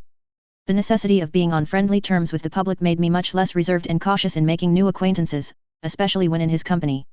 A rich merchant, of the name of Dietrich, had recently constituted himself a patron of the theatre, and especially of the women. With due deference to the men with whom they were connected, he used to invite the pick of these ladies to dinner at his house, and affected, on these occasions, the well-to-do Englishman, which was the beau ideal for German merchants, especially in the manufacturing towns of the north. I had shown my annoyance at the acceptance of the invitation, sent to us among the rest, at first simply because his looks were repugnant to me. Minna considered this very unjust. Anyhow, I set my face decidedly against continuing our acquaintance with this man, and although Minna did not insist on receiving him, my conduct towards the intruder was the cause of angry scenes between us. One day Friedrich Schmidt considered it his duty to inform me that this Herr Dietrich had spoken of me at a public dinner in such a manner as to lead everyone to suppose that he had a suspicious intimacy with my wife. I felt obliged to suspect Minna of having, in some way unknown to me, told the fellow about my conduct towards her, as well as about our precarious position. Accompanied by Schmidt, I called this dangerous person to account on the subject in his own home. At first this only led to the usual denials. Afterwards, however, he sent secret communications to Minna concerning the interview, thus providing her with a supposed new grievance against me in the form of my inconsiderate treatment of her. Our relations now reached a critical stage, and on certain points we preserved silence. At the same time, it was towards the end of May, 1837, the business affairs of the theatre had reached the crisis above mentioned, when the management was obliged to fall back on the self-sacrificing cooperation of the staff to assure the continuance of the undertaking. As I have said before, my own position at the end of a year so disastrous to my welfare was seriously affected by this. Nevertheless, there seemed to be no alternative for me but to face these difficulties patiently, and relying on the faithful Friedrich Schmidt, but ignoring Minna, I began to take the necessary steps for making my post at Königsberg secure. This, as well as the arduous part I took in the business of the theatre, kept me so busy and so much away from home, that I was not able to pay any particular attention to Minna's silence and reserve. On the morning of the 31st of May I took leave of Minna, expecting to be detained till late in the afternoon by rehearsals and business matters. With my entire approval she had for some time been accustomed to have her daughter Natalie, who was supposed by everyone to be her youngest sister, to stay with her. As I was about to wish them my usual quiet goodbye, the two women rushed after me to the door and embraced me passionately, Minna as well as her daughter bursting into tears. I was alarmed, and asked the meaning of this excitement, but could get no answer from them, and I was obliged to leave them and ponder alone over their peculiar conduct, of the reason for which I had not even the faintest idea. I arrived home late in the afternoon, worn out by my exertions and worries, dead tired, pale and hungry, and was surprised to find the table not laid and Minna not at home, the maid telling me that she had not yet returned from her walk with Natalie. I waited patiently, sinking down exhausted at the work table, which I absent-mindedly opened. To my intense astonishment it was empty. Horror-struck, I sprang up and went to the wardrobe, and realized at once that Minna had left the house. Her departure had been so cunningly planned that even the maid was unaware of it. With death in my soul I dashed out of the house to investigate the cause of Minna's disappearance. Old Müller, by his practical sagacity, very soon found out that Dietrich, his personal enemy, had left Königsberg in the direction of Berlin by the special coach in the morning. This horrible fact stood staring me in the face. I had now to try and overtake the fugitives. With the lavish use of money this might have been possible, but funds were lacking, and had, in part, to be laboriously collected. On Müller's advice I took the silver wedding presents with me in case of emergency, and after the lapse of a few terrible hours went off, also by special coach, with my distressed old friend.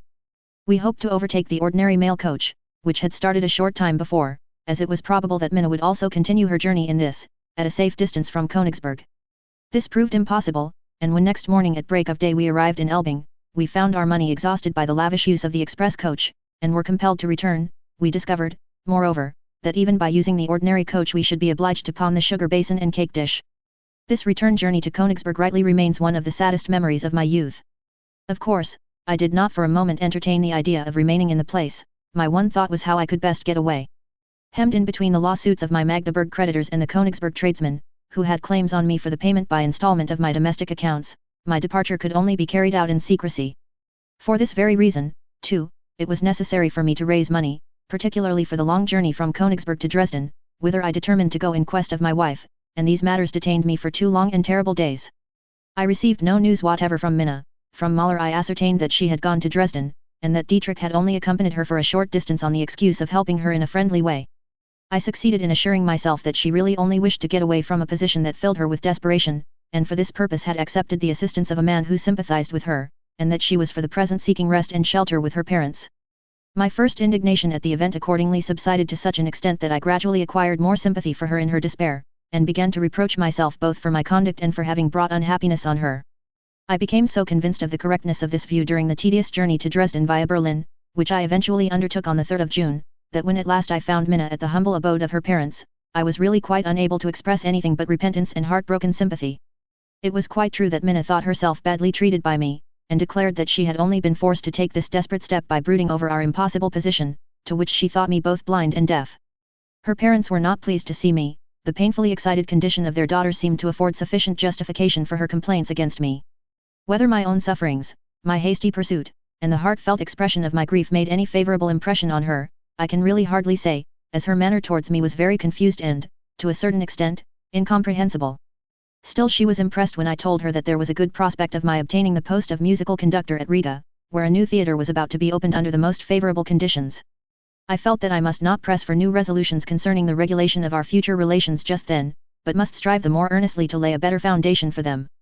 Consequently, after spending a fearful week with my wife under the most painful conditions, I went to Berlin, there to sign my agreement with the new director of the Riga Theatre. I obtained the appointment on fairly favorable terms which, I saw, would enable me to keep house in such a style that Minna could retire from the theatre altogether.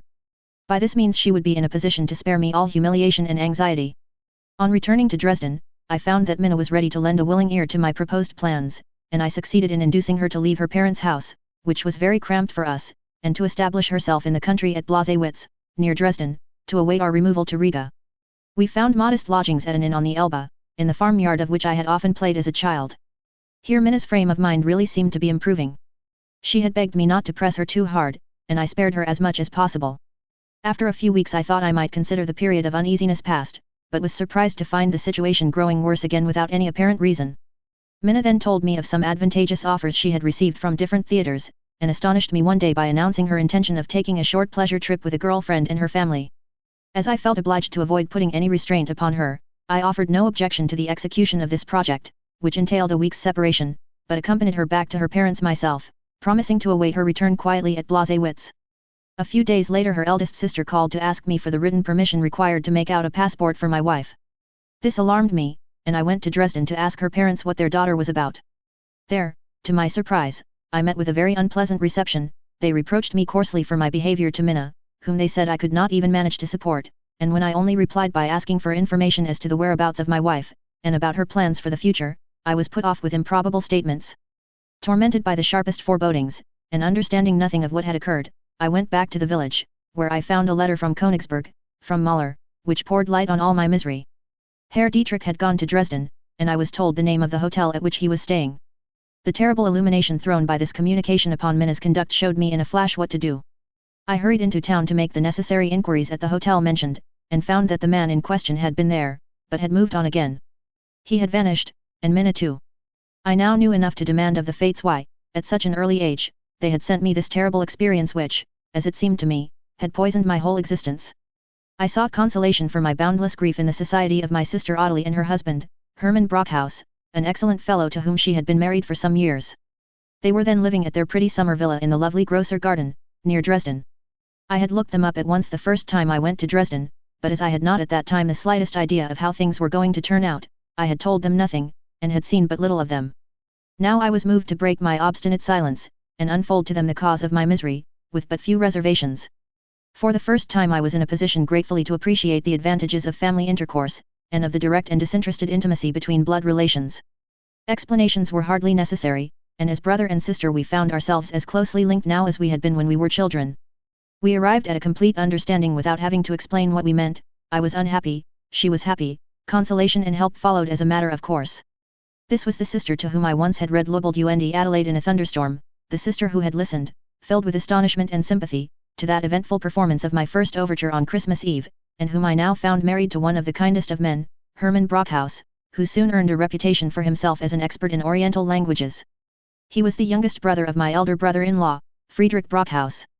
Their union was blessed by 2 children, their comfortable means favored a life free from care, and when I made my daily pilgrimage from Blasewitz to the famous Grosser Garten, it was like stepping from a desert into paradise to enter their house, one of the popular villas, knowing that I would invariably find a welcome in this happy family circle. Not only was my spirit soothed and benefited by intercourse with my sister, but my creative instincts, which had long lain dormant, were stimulated afresh by the society of my brilliant and learned brother-in-law. It was brought home to me, without in any way hurting my feelings, that my early marriage, excusable as it may have been, was yet an error to be retrieved, and my mind regained sufficient elasticity to compose some sketches, designed this time not merely to meet the requirements of the theatre as I knew it. During the last wretched days I had spent with Minna at Blasewitz, I had read Bulwer Lytton's novel, Rienzi. During my convalescence in the bosom of my sympathetic family, I now worked out the scheme for a grand opera under the inspiration of this book. Though obliged for the present to return to the limitations of a small theatre, I tried from this time onwards to aim at enlarging my sphere of action. I sent my overture, Rule Britannia, to the Philharmonic Society in London, and tried to get into communication with Scribe in Paris about a setting for H. Koenig's novel, Die Hohe Braut, which I had sketched out. Thus I spent the remainder of this summer of ever-happy memory. At the end of August I had to leave for Riga to take up my new appointment. Although I knew that my sister Rosalie had shortly before married the man of her choice, Professor Oswald Marbach of Leipzig, I avoided that city, probably with the foolish notion of sparing myself any humiliation, and went straight to Berlin, where I had to receive certain additional instructions from my future director, and also to obtain my passport. There I met a younger sister of Minna's, Amalie Planer, a singer with a pretty voice, who had joined our opera company at Magdeburg for a short time. My report of Minna quite overwhelmed this exceedingly kind-hearted girl. We went to a performance of Fidelia together, during which she, like myself, burst into tears and sobs. Refreshed by the sympathetic impression I had received, I went by way of Schwerin, where I was disappointed in my hopes of finding traces of Minna, to Lübeck, to wait for a merchant ship going to Riga. We had set sail for Travemünde when an unfavorable wind set in, and held up our departure for a week. I had to spend this disagreeable time in a miserable ship's tavern. Thrown on my own resources I tried, amongst other things, to read Tilleulenspiegel, and this popular book first gave me the idea of a real German comic opera. Long afterwards, when I was composing the words for my Junger Siegfried, I remember having many vivid recollections of this melancholy sojourn in Travemünde and my reading of Tilleulenspiegel. After a voyage of 4 days we at last reached port at Bolderat. I was conscious of a peculiar thrill on coming into contact with Russian officials, whom I had instinctively detested since the days of my sympathy with the Poles as a boy. It seemed to me as if the harbor police must read enthusiasm for the Poles in my face, and would send me to Siberia on the spot, and I was the more agreeably surprised, on reaching Riga, to find myself surrounded by the familiar German element which, above all, pervaded everything connected with the theatre. After my unfortunate experiences in connection with the conditions of small German stages, the way in which this newly opened theatre was run had at first a calming effect on my mind. A society had been formed by a number of well-to-do theatre-goers and rich businessmen to raise, by voluntary subscription, sufficient money to provide the sort of management they regarded as ideal with a solid foundation. The director they appointed was Karl von Holte, a fairly popular dramatic writer, who enjoyed a certain reputation in the theatrical world. This man's ideas about the stage represented a special tendency, which was at that time on the decline. He possessed, in addition to his remarkable social gifts, an extraordinary acquaintance with all the principal people connected with the theatre during the past 20 years, and belonged to a society called Die Liebenswürdigen Libertins, the Amiable Libertines. This was a set of young would-be wits, who looked upon the stage as a playground licensed by the public for the display of their mad pranks, from which the middle class held aloof, while people of culture were steadily losing all interest in the theatre under these hopeless conditions.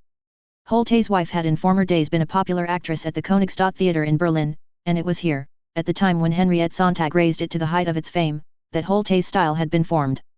The production there of his melodrama Leonore, founded on Burger's ballad, had in particular earned him a wide reputation as a writer for the stage, besides which he produced some Liederspiel, and among them one, entitled Der Alte Feldherr, became fairly popular. His invitation to Riga had been particularly welcome, as it bid fair to gratify his craving to absorb himself completely in the life of the stage. He hoped, in this out-of-the-way place, to indulge his passion without restraint. His peculiar familiarity of manner, his inexhaustible store of amusing small talk, and his airy way of doing business, gave him a remarkable hold on the tradespeople of Riga, who wished for nothing better than such entertainment as he was able to give them. They provided him liberally with all the necessary means and treated him in every respect with entire confidence. Under his auspices my own engagement had been very easily secured. Surly old pedants he would have none of, favouring young men on the score of their youth alone. As far as I myself was concerned, it was enough for him to know that I belonged to a family which he knew and liked, and hearing, moreover, of my fervent devotion to modern Italian and French music in particular, he decided that I was the very man for him. He had the whole shoal of Bellini's, Donizetti's, Adams', and Auber's operatic scores copied out, and I was to give the good people of Riga the benefit of them with all possible speed. The first time I visited Holte I met an old Leipzig acquaintance, Heinrich Dorn, my former mentor, who now held the permanent municipal appointment of choir master at the church and music teacher in the schools. He was pleased to find his curious pupil transformed into a practical opera conductor of independent position, and no less surprised to see the eccentric worshipper of Beethoven changed into an ardent champion of Bellini and Adam. He took me home to his summer residence, which was built, according to Riga phraseology, in the fields, that is literally, on the sand. While I was giving him some account of the experiences through which I had passed, I grew conscious of the strangely deserted look of the place. Feeling frightened and homeless, my initial uneasiness gradually developed into a passionate longing to escape from all the whirl of theatrical life which had wooed me to such inhospitable regions. This uneasy mood was fast dispelling the flippancy which at Magdeburg had led to my being dragged down to the level of the most worthless stage society, and had also conduced to spoil my musical taste. It also contained the germs of a new tendency which developed during the period of my activity at Riga, brought me more and more out of touch with the theatre, thereby causing Director Holte all the annoyance which inevitably attends disappointment. For some time, however, I found no difficulty in making the best of a bad bargain. We were obliged to open the theatre before the company was complete. To make this possible, we gave a performance of a short comic opera by C. Bloom, called Marie, Max und Michel. For this work I composed an additional air for a song which Holte had written for the bass singer, Gunther. It consisted of a sentimental introduction and a gay military rondo, and was very much appreciated. Later on, I introduced another additional song into the Schweizer family, to be sung by another bass singer, Scheibler. It was of a devotional character, and pleased not only the public, but myself, and showed signs of the upheaval which was gradually taking place in my musical development. I was entrusted with the composition of a tune for a national hymn written by Brakel in honor of the Tsar Nicholas's birthday. I tried to give it as far as possible the right coloring for a despotic patriarchal monarch, and once again I achieved some fame, for it was sung for several successive years on that particular day. Holte tried to persuade me to write a bright, gay comic opera, or rather a musical play, to be performed by our company just as it stood. I looked up the libretto of my Gluck-Tick Baron family, and found Holte very well disposed towards it, as I have stated elsewhere, but when I unearthed the little music which I had already composed for it, I was overcome with disgust at this way of writing, whereupon I made a present of the book to my clumsy, good-natured friend, Lobman, my right-hand man in the orchestra, and never gave it another thought from that day to this. I managed, however, to get to work on the libretto of Rienzi, which I had sketched out at Blasewitz.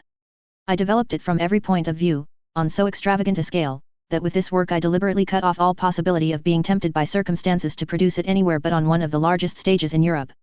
But while this helped to strengthen my endeavor to escape from all the petty degradations of stage life, new complications arose which affected me more and more seriously, and offered further opposition to my aims. The prima donna engaged by Holte had failed us, and we were therefore without a singer for grand opera. Under the circumstances, Holte joyfully agreed to my proposal to ask Amelie, Minna's sister, who was glad to accept an engagement that brought her near me, to come to Riga at once. In her answer to me from Dresden, where she was then living, she informed me of Minna's return to her parents, and of her present miserable condition owing to a severe illness. I naturally took this piece of news very coolly, for what I had heard about Minna since she left me for the last time had forced me to authorize my old friend at Königsberg to take steps to procure a divorce. It was certain that Minna had stayed for some time at a hotel in Hamburg with that ill-omened man, Herr Dietrich, and that she had spread abroad the story of our separation so unreservedly that the theatrical world in particular had discussed it in a manner that was positively insulting to me. I simply informed Amelie of this, and requested her to spare me any further news of her sister. Hereupon Minna herself appealed to me, and wrote me a positively heartrending letter, in which she openly confessed her infidelity. She declared that she had been driven to it by despair, but that the great trouble she had thus brought upon herself having taught her a lesson, all she now wished was to return to the right path. Taking everything into account, I concluded that she had been deceived in the character of her seducer, and the knowledge of her terrible position had placed her both morally and physically in a most lamentable condition, in which, now ill and wretched, she turned to me again to acknowledge her guilt, crave my forgiveness, and assure me, in spite of all, that she had now become fully aware of her love for me. Never before had I heard such sentiments from Minna, nor was I ever to hear the same from her again, save on one touching occasion many years later, when similar outpourings moved and affected me in the same way as this particular letter had done. In reply I told her that there should never again be any mention between us of what had occurred, for which I took upon myself the chief blame, and I can pride myself on having carried out this resolution to the letter. When her sister's engagement was satisfactorily settled, I at once invited Minna to come to Riga with her. Both gladly accepted my invitation, and arrived from Dresden at my new home on October 19, wintry weather having already set in. With much regret I perceived that Minna's health had really suffered, and therefore did all in my power to provide her with all the domestic comforts and quiet she needed. This presented difficulties, for my modest income as a conductor was all I had at my disposal, and we were both firmly determined not to let Minna go on the stage again. On the other hand, the carrying out of this resolve, in view of the financial inconvenience it entailed, produced strange complications, the nature of which was only revealed to me later, when startling developments divulged the real moral character of the manager Holte. For the present I had to let people think that I was jealous of my wife. I bore patiently with the general belief that I had good reasons to be so, and rejoiced meanwhile at the restoration of our peaceful married life, and especially at the sight of our humble home, which we made as comfortable as our means would allow, and in the keeping of which Minna's domestic talents came strongly to the fore. As we were still childless, and were obliged as a rule to enlist the help of a dog in order to give life to the domestic hearth, we once lighted upon the eccentric idea of trying our luck with a young wolf which was brought into the house as a tiny cub. When we found, however, that this experiment did not increase the comfort of our home life, we gave him up after he had been with us a few weeks. We fared better with Sister Amelie, for she, with her good nature and simple homely ways, did much to make up for the absence of children for a time. The two sisters, neither of whom had had any real education, often returned playfully to the ways of their childhood. When they sang children's duets, Minna, though she had had no musical training, always managed very cleverly to sing seconds, and afterwards, as we sat at our evening meal, eating Russian salad, salt salmon from the Dwina, or fresh Russian caviar, we were all three very cheerful and happy far away in our northern home. Amelie's beautiful voice and real vocal talent at first won for her a very favorable reception with the public, a fact which did us all a great deal of good. Being, however, very short, and having no very great gift for acting, the scope of her powers was very limited, and as she was soon surpassed by more successful competitors, it was a real stroke of good luck for her that a young officer in the Russian army, then captain, now general, Karl von Meek, fell head over ears in love with the simple girl, and married her a year later. The unfortunate part of this engagement, however, was that it caused many difficulties, and brought the first cloud over our ménage à trois. For, after a while, the two sisters quarreled bitterly, and I had the very unpleasant experience of living for a whole year in the same house with two relatives who neither saw nor spoke to each other. We spent the winter at the beginning of 1838 in a very small dingy dwelling in the old town.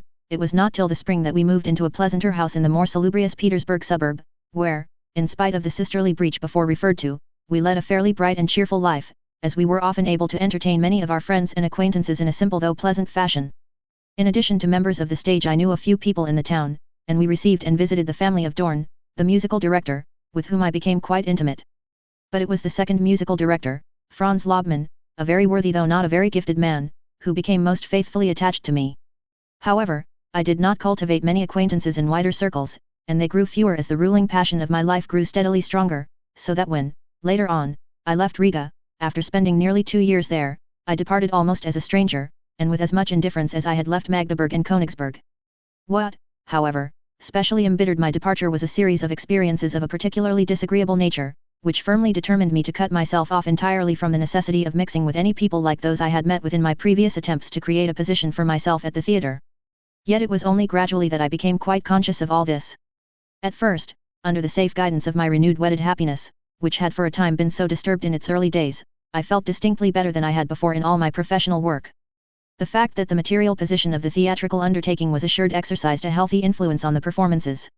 The theatre itself was cooped up in a very narrow space. There was as little room for scenic display on its tiny stage as there was accommodation for rich musical effects in the cramped orchestra. In both directions the strictest limits were imposed, yet I contrived to introduce considerable reinforcements into an orchestra which was really only calculated for a string quartet, 2 first and 2 second violins, 2 violas, and 1 cello. These successful exertions of mine were the first cause of the dislike Holte evinced towards me later on. After this we were able to get good concerted music for the opera. I found the thorough study of Mayhol's opera, Joseph in Egyptian, very stimulating. Its noble and simple style, added to the touching effect of the music, which quite carries one away, did much towards effecting a favorable change in my taste, till then warped by my connection with the theatre. It was most gratifying to feel my former serious taste again aroused by really good dramatic performances. I specially remember a production of King Lear, which I followed with the greatest interest, not only at the actual performances, but at all the rehearsals as well. Yet these educative impressions tended to make me feel ever more and more dissatisfied with my work at the theatre. On the one hand, the members of the company became gradually more distasteful to me, and on the other I was growing discontented with the management. With regard to the staff of the theatre, I very soon found out the hollowness, vanity, and the impudent selfishness of this uncultured and undisciplined class of people, for I had now lost my former liking for the bohemian life that had such an attraction for me at Magdeburg. Before long there were but a few members of our company with whom I had not quarrelled, thanks to one or the other of these drawbacks. But my saddest experience was, that in such disputes, into which in fact I was led simply by my zeal for the artistic success of the performances as a whole, not only did I receive no support from Holte, the director, but I actually made him my enemy. He even declared publicly that our theatre had become far too respectable for his taste, and tried to convince me that good theatrical performances could not be given by a straight-laced company. In his opinion the idea of the dignity of theatrical art was pedantic nonsense, and he thought light serio-comic vaudeville the only class of performance worth considering. Serious opera, rich musical ensemble, was his particular aversion, and my demands for this irritated him so that he met them only with scorn and indignant refusals. Of the strange connection between this artistic bias and his taste in the domain of morality I was also to become aware, to my horror, in due course. For the present I felt so repelled by the declaration of his artistic antipathies, as to let my dislike for the theatre as a profession steadily grow upon me. I still took pleasure in some good performances which I was able to get up, under favourable circumstances, at the larger theatre at Mata, to where the company went for a time in the early part of the summer. Yet it was while I was there, spending most of my time reading Bulwer Lytton's novels, that I made a secret resolve to try hard to free myself from all connection with the only branch of theatrical art which had so far been open to me. The composition of my Rienzi, the text of which I had finished in the early days of my sojourn in Riga, was destined to bridge me over to the glorious world for which I had longed so intensely. I had laid aside the completion of my Gluck-like Baron family, for the simple reason that the lighter character of this piece would have thrown me more into contact with the very theatrical people I most despised. My greatest consolation now was to prepare Rienzi with such an utter disregard of the means which were available there for its production, that my desire to produce it would force me out of the narrow confines of this puny theatrical circle to seek a fresh connection with one of the larger theatres. It was after our return from Mata, in the middle of the summer of 1838, that I set to work on this composition, and by so doing roused myself to a state of enthusiasm which, considering my position, was nothing less than desperate daredevilry. All to whom I confided my plan perceived at once, on the mere mention of my subject, that I was preparing to break away from my present position, in which there could be no possibility of producing my work, and I was looked upon as light-headed and fit only for an asylum. To all my acquaintances my procedure seemed stupid and reckless. Even the former patron of my peculiar Leipzig overture thought it impracticable and eccentric, seeing that I had again turned my back on light opera. He expressed this opinion very freely in the Neue Zeitschrift für Musik, in a report of a concert I had given towards the end of the previous winter, and openly ridiculed the Magdeburg Columbus overture and the Rule Britannia overture previously mentioned. I myself had not taken any pleasure in the performance of either of these overtures, as my predilection for cornets, strongly marked in both these overtures, again played me a sorry trick, as I had evidently expected too much of our Riga musicians, and had to endure all kinds of disappointment on the occasion of the performance. As a complete contrast to my extravagant setting of Rienzi, this same director, H. Dorn, had set to work to write an opera in which he had most carefully borne in mind the conditions obtaining at the Riga Theatre.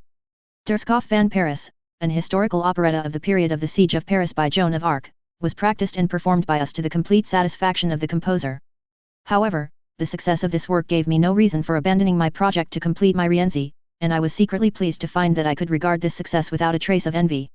Though animated by no feeling of rivalry, I gradually gave up associating with the Riga artists, confining myself chiefly to the performance of the duties I had undertaken, and worked away at the two first acts of my big opera without troubling myself at all whether I should ever get so far as to see it produced. The serious and bitter experiences I had had so early in life had done much to guide me towards that intensely earnest side of my nature that had manifested itself in my earliest youth. The effect of these bitter experiences was now to be still further emphasized by other sad impressions. Not long after Minna had rejoined me, I received from home the news of the death of my sister Rosalie. It was the first time in my life that I had experienced the passing away of one near and dear to me. The death of this sister struck me as a most cruel and significant blow of fate. It was out of love and respect for her that I had turned away so resolutely from my youthful excesses, and it was to gain her sympathy that I had devoted special thought and care to my first great works. When the passions and cares of life had come upon me and driven me away from my home, it was she who had read deep down into my sorely stricken heart, and who had bidden me that anxious farewell on my departure from Leipzig. At the time of my disappearance, when the news of my wilful marriage and of my consequent unfortunate position reached my family, it was she who, as my mother informed me later, never lost her faith in me, but who always cherished the hope that I would one day reach the full development of my capabilities and make a genuine success of my life. Now, at the news of her death, and illuminated by the recollection of that one impressive farewell, as by a flash of lightning I saw the immense value my relations with this sister had been to me, and I did not fully realize the extent of her influence until later on, when, after my first striking successes, my mother tearfully lamented that Rosalie had not lived to witness them. It really did me good to be again in communication with my family. My mother and sisters had had news of my doings somehow or other, and I was deeply touched, in the letters which I was now receiving from them, to hear no reproaches anent my headstrong and apparently heartless behavior, but only sympathy and heartfelt solicitude. My family had also received favorable reports about my wife's good qualities, a fact about which I was particularly glad, as I was thus spared the difficulties of defending her questionable behavior to me, which I should have been at pains to excuse. This produced a salutary calm in my soul, which had so recently been a prey to the worst anxieties. All that had driven me with such passionate haste to an improvident and premature marriage, all that had consequently weighed on me so ruinously, now seemed set at rest, leaving peace in its stead. And although the ordinary cares of life still pressed on me for many years, often in a most vexatious and troublesome form, yet the anxieties attendant on my ardent youthful wishes were in a manner subdued and calm. From thenceforward till the attainment of my professional independence, all my life's struggles could be directed entirely towards that more ideal aim which, from the time of the conception of my Rienzi, was to be my only guide through life. It was only later that I first realized the real character of my life in Riga, from the utterance of one of its inhabitants, who was astonished to learn of the success of a man of whose importance, during the whole of his 2 years' sojourn in the small capital of Livonia, nothing had been known. Thrown entirely on my own resources, I was a stranger to everyone. As I mentioned before, I kept aloof from all the theatre folk, in consequence of my increasing dislike of them, and therefore, when at the end of March, 1839, at the close of my second winter there, I was given my dismissal by the management, although this occurrence surprised me for other reasons, yet I felt fully reconciled to this compulsory change in my life. The reasons which led to this dismissal were, however, of such a nature that I could only regard it as one of the most disagreeable experiences of my life. Once, when I was lying dangerously ill, I heard of Holtay's real feelings towards me. I had caught a severe cold in the depth of winter at a theatrical rehearsal, and it at once assumed a serious character, owing to the fact that my nerves were in a state of constant irritation from the continual annoyance and vexatious worry caused by the contemptible character of the theatrical management. It was just at the time when a special performance of the opera normal was to be given by our company in Mata. Holtay insisted on my getting up from a sick bed to make this wintry journey, and thus to expose myself to the danger of seriously increasing my cold in the icy theatre at Mata. Typhoid fever was the consequence, and this pulled me down to such an extent that Holtay, who heard of my condition, is said to have remarked at the theatre that I should probably never conduct again, and that, to all intents and purposes, I was on my last legs. It was to a splendid homeopathic physician, Dr. Prutzer, that I owed my recovery in my life. Not long after that Holtay left our theatre in Riga forever. His occupation there, with the far too respectable conditions, as he expressed it, had become intolerable to him. In addition, however, circumstances had arisen in his domestic life, which had been much affected by the death of his wife, which seemed to make him consider a complete break with Riga eminently desirable. But to my astonishment I now first became aware that I too had unconsciously been a sufferer from the troubles he had brought upon himself. When Holtay's successor in the management, Joseph Hoffman the singer, informed me that his predecessor had made it a condition to his taking over the post that he should enter into the same engagement that Holtay had made with the conductor Dorn for the post which I had hitherto filled, and my reappointment had therefore been made an impossibility, my wife met my astonishment at this news by giving me the reason, of which for some considerable time past she had been well aware, namely, Holtay's special dislike of us both. When I was afterwards informed by Minna of what had happened, she having purposely kept it from me all this time, so as not to cause bad feeling between me and my director, a ghastly light was thrown upon the whole affair. I did indeed remember perfectly how, soon after Minna's arrival in Riga, I had been particularly pressed by Holtay not to prevent my wife's engagement at the theatre. I asked him to talk things quietly over with her, so that he might see that Minna's unwillingness rested on a mutual understanding, and not on any jealousy on my part. I had intentionally given him the time when I was engaged at the theatre on rehearsals for the necessary discussions with my wife. At the end of these meetings I had, on my return, often found Minna in a very excited condition, and at length she declared emphatically that under no circumstances would she accept the engagement offered by Holtay. I had also noticed in Minna's demeanour towards me a strange anxiety to know why I was not unwilling to allow Holtay to try to persuade her. Now that the catastrophe had occurred, I learned that Holtay had in fact used these interviews for making improper advances to my wife, the nature of which I only realized with difficulty on further acquaintance with this man's peculiarities, and after having heard of other instances of a similar nature. I then discovered that Holtay considered it an advantage to get himself talked about in connection with pretty women, in order thus to divert the attention of the public from other conduct even more disreputable. After this Minna was exceedingly indignant at Holtay, who, finding his own suit rejected, appeared as the medium for another suitor, on whose behalf he urged that he would think none the worse of her for rejecting him, a grey-haired and penniless man, but at the same time advocated the suit of Brandenburg, a very wealthy and handsome young merchant. His fierce indignation at this double repulse, his humiliation at having revealed his real nature to no purpose, seems, to judge from Minna's observations, to have been exceedingly great. I now understood too well that his frequent and profoundly contemptuous sallies against respectable actors and actresses had not been mere spirited exaggerations, but that he had probably often had to complain of being put thoroughly to shame on this account. The fact that the playing of such criminal parts as the one he had had in view with my wife was unable to divert the ever-increasing attention of the outside world from his vicious and dissolute habits, does not seem to have escaped him, for those behind the scenes told me candidly that it was owing to the fear of very unpleasant revelations that he had suddenly decided to give up his position at Riga altogether. Even in much later years I heard about Holtay's bitter dislike of me, a dislike which showed itself, among other things, in his denunciation of the music of the future, and of its tendency to jeopardize the simplicity of pure sentiment. I have previously mentioned that he displayed so much personal animosity against me during the latter part of the time we were together in Riga that he vented his hostility upon me in every possible way. Up to that time I had felt inclined to ascribe it to the divergence of our respective views on artistic points. To my dismay I now became aware that personal considerations alone were at the bottom of all this, and I blushed to realize that by my former unreserved confidence in a man whom I thought was absolutely honest, I had based my knowledge of human nature on such very weak foundations. But still greater was my disappointment when I discovered the real character of my friend H. Dorn.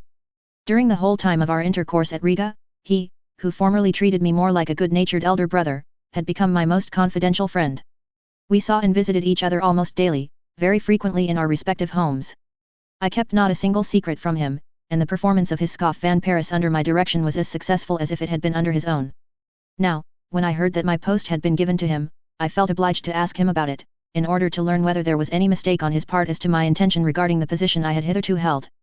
But from his letter in reply I could clearly see that Dorn had really made use of Holt's dislike for me to extract from him, before his departure, an arrangement which was both binding on his successor and also in his, Dorn's, own favor. As my friend he ought to have known that he could benefit by this agreement only in the event of my resigning my appointment in Riga, because in our confidential conversations, which continued to the end, he always carefully refrained from touching on the possibility of my going away or remaining. In fact, he declared that Holte had distinctly told him he would on no account re-engage me, as I could not get on with the singers. He added that after this one could not take it amiss if he, who had been inspired with fresh enthusiasm for the theatre by the success of his Scoff von Paris, had seized and turned to his own advantage the chance offered to him. Moreover, he had gathered from my confidential communications that I was very awkwardly situated, and that, owing to my small salary having been cut down by Holte from the very beginning, I was in a very precarious position on account of the demands of my creditors in Königsberg and Magdeburg. It appeared that these people had employed against me a lawyer, who was a friend of Dorn's, and that, consequently, he had come to the conclusion that I would not be able to remain in Riga. Therefore, even as my friend, he had felt his conscience quite clear in accepting Holte's proposal.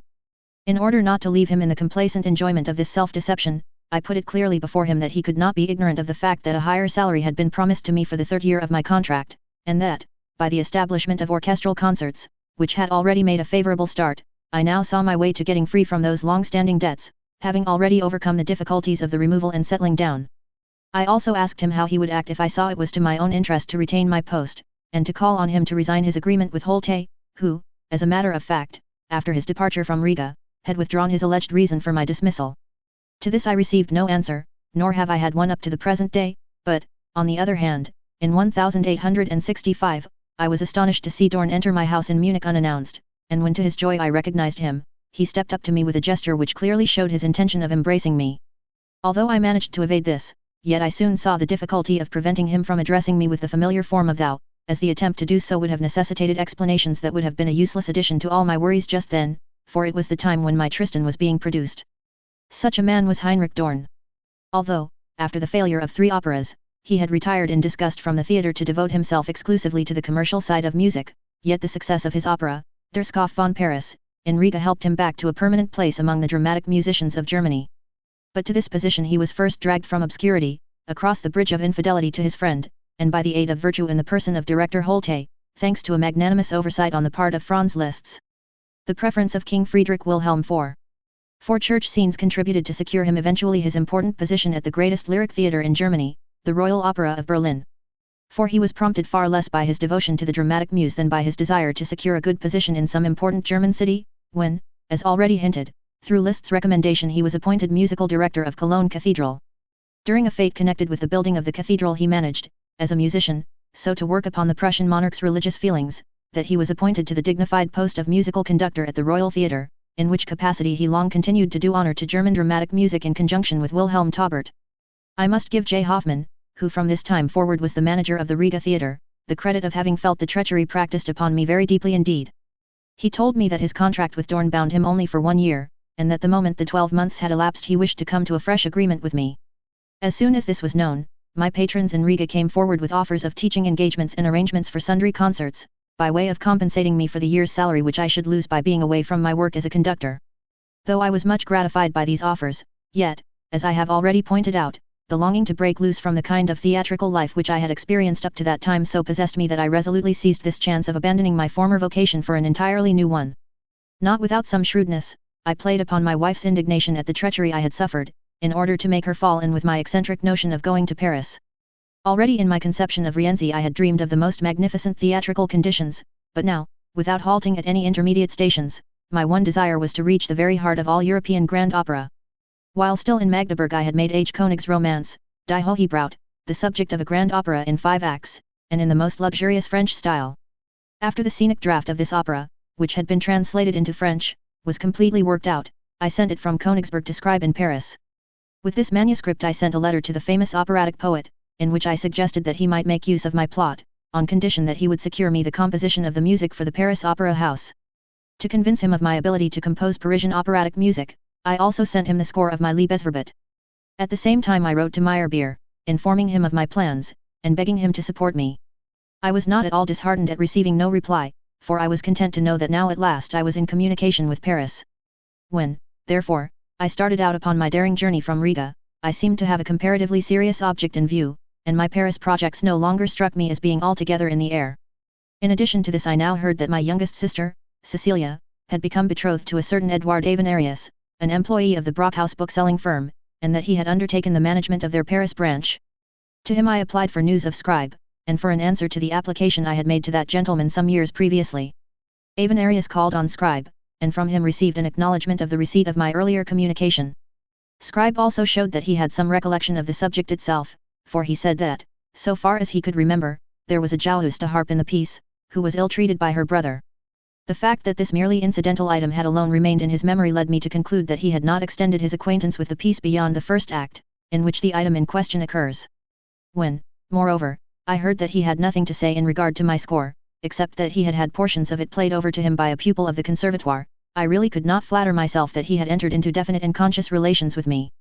And yet I had palpable evidence in a letter of his to Avenarius, which the latter forwarded to me, that Scribe had actually occupied himself with my work, and that I was indeed in communication with him, and this letter of Scribe's made such an impression upon my wife, who was by no means inclined to be sanguine, that she gradually overcame her apprehensions in regard to the Paris adventure. At last it was fixed and settled that on the expiry of my second year's contract in Riga, that is to say, in the coming summer, 1839, we should journey direct from Riga to Paris, in order that I might try my luck there as a composer of opera. The production of my Rienzi now began to assume greater importance. The composition of its second act was finished before we started, and into this I wove a heroic ballet of extravagant dimensions.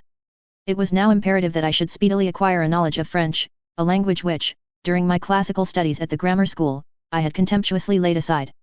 As there were only 4 weeks in which to recover the time I had lost, I engaged an excellent French master.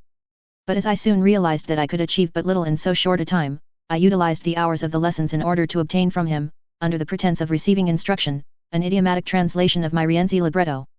This I wrote with red ink on such parts of the score as were finished, so that on reaching Paris I might immediately submit my half-finished opera to French judges of art. Everything now seemed to be carefully prepared for my departure, and all that remained to be done was to raise the necessary funds for my undertaking. But in this respect the outlook was bad. The sale of our modest household furniture, the proceeds of a benefit concert, and my meagre savings only sufficed to satisfy the importunate demands of my creditors in Magdeburg and Königsberg. I knew that if I were to devote all my cash to this purpose, there would not be a farthing left.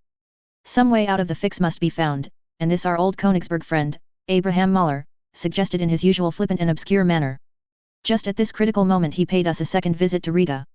I acquainted him with the difficulties of our position, and all the obstacles which stood in the way of my resolve to go to Paris. In his habitual laconical way he counselled me to reserve all my savings for our journey, and to settle with my creditors when my Parisian successes had provided the necessary means. To help us in carrying out this plan, he offered to convey us in his carriage across the Russian frontier at top speed to an East Prussian port. We should have to cross the Russian frontier without passports, as these had been already impounded by our foreign creditors. He assured us that we should find it quite simple to carry out this very hazardous expedition, and declared that he had a friend on a Prussian estate close to the frontier who would render us very effective assistance. My eagerness to escape at any price from my previous circumstances, and to enter with all possible speed upon the wider field, in which I hoped very soon to realize my ambition, blinded me to all the unpleasantnesses which the execution of his proposal must entail. Director Hoffmann, who considered himself bound to serve me to the utmost of his ability, facilitated my departure by allowing me to leave some months before the expiration of my engagement. After continuing to conduct the operatic portion of the Meta theatrical season through the month of June, we secretly started in a special coach hired by Müller and under his protection. The goal of our journey was Paris, but many unheard-of hardships were in store for us before we were to reach that city. The sense of contentment involuntarily aroused by our passage through the fruitful Kurland in the luxuriant month of July, and by the sweet illusion that now at last I had cut myself loose from a hateful existence, to enter upon a new and boundless path of fortune, was disturbed from its very outset by the miserable inconveniences occasioned by the presence of a huge Newfoundland dog called Robber. This beautiful creature, originally the property of a Riga merchant, had, contrary to the nature of his race, become devotedly attached to me. After I had left Riga, and during my long stay in Mata, Robber incessantly besieged my empty house, and so touched the hearts of my landlord and the neighbors by his fidelity, that they sent the dog after me by the conductor of the coach to Mata, where I greeted him with genuine effusion, and swore that, in spite of all difficulties, I would never part with him again. Whatever might happen, the dog must go with us to Paris. And yet, even to get him into the carriage proved almost impossible. All my endeavours to find him a place in or about the vehicle were in vain, and, to my great grief, I had to watch the huge northern beast, with his shaggy coat, gallop all day long in the blazing sun beside the carriage. At last, moved to pity by his exhaustion, and unable to bear the sight any longer, I hit upon a most ingenious plan for bringing the great animal with us into the carriage, where, in spite of its being full to overflowing, he was just able to find room. On the evening of the second day we reached the Russo-Prussian frontier. Mahler's evident anxiety as to whether we should be able to cross it safely showed us plainly that the matter was one of some danger. His good friend from the other side duly turned up with a small carriage, as arranged, and in this conveyance drove Minna, myself, and Robber through by paths to a certain point, whence he led us on foot to a house of exceedingly suspicious exterior, where, after handing us over to a guide, he left us. There we had to wait until sundown, and had ample leisure in which to realize that we were in a smuggler's drinking den, which gradually became filled to suffocation with Polish Jews of most forbidding aspect. At last we were summoned to follow our guide. A few hundred feet away, on the slope of a hill, lay the ditch which runs the whole length of the Russian frontier, watched continually and at very narrow intervals by Cossacks. Our chance was to utilize the few moments after the relief of the watch, during which the sentinels were elsewhere engaged. We had, therefore, to run at full speed down the hill, scramble through the ditch, and then hurry along until we were beyond the range of the soldiers' guns, for the Cossacks were bound in case of discovery to fire upon us even on the other side of the ditch. In spite of my almost passionate anxiety for Minna, I had observed with singular pleasure the intelligent behavior of Robber, who, as though conscious of the danger, silently kept close to our side, and entirely dispelled my fear that he would give trouble during our dangerous passage. At last our trusted helpmeet reappeared, and was so delighted that he hugged us all in his arms. Then, placing us once more in his carriage, he drove us to the inn of the Prussian frontier village, where my friend Mahler, positively sick with anxiety, leaped sobbing and rejoicing out of bed to greet us. It was only now that I began to realize the danger to which I had exposed, not only myself, but also my poor Minna, and the folly of which I had been guilty through my ignorance of the terrible difficulties of secretly crossing the frontier, difficulties concerning which Mahler had foolishly allowed me to remain in ignorance. I was simply at a loss to convey to my poor exhausted wife how extremely I regretted the whole affair. And yet the difficulties we had just overcome were but the prelude to the calamities incidental to this adventurous journey which had such a decisive influence on my life.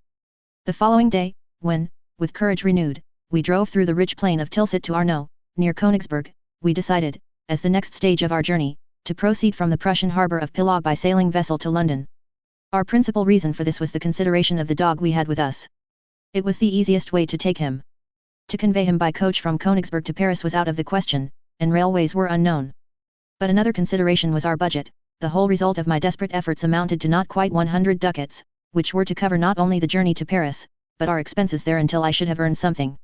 Therefore, after a few days' rest in the inn at Arno, we drove to the little seaport town of Pilau, again accompanied by Mahler, in one of the ordinary local conveyances, which was not much better than a wagon. In order to avoid Königsberg, we passed through the smaller villages and over bad roads. Even this short distance was not to be covered without accident.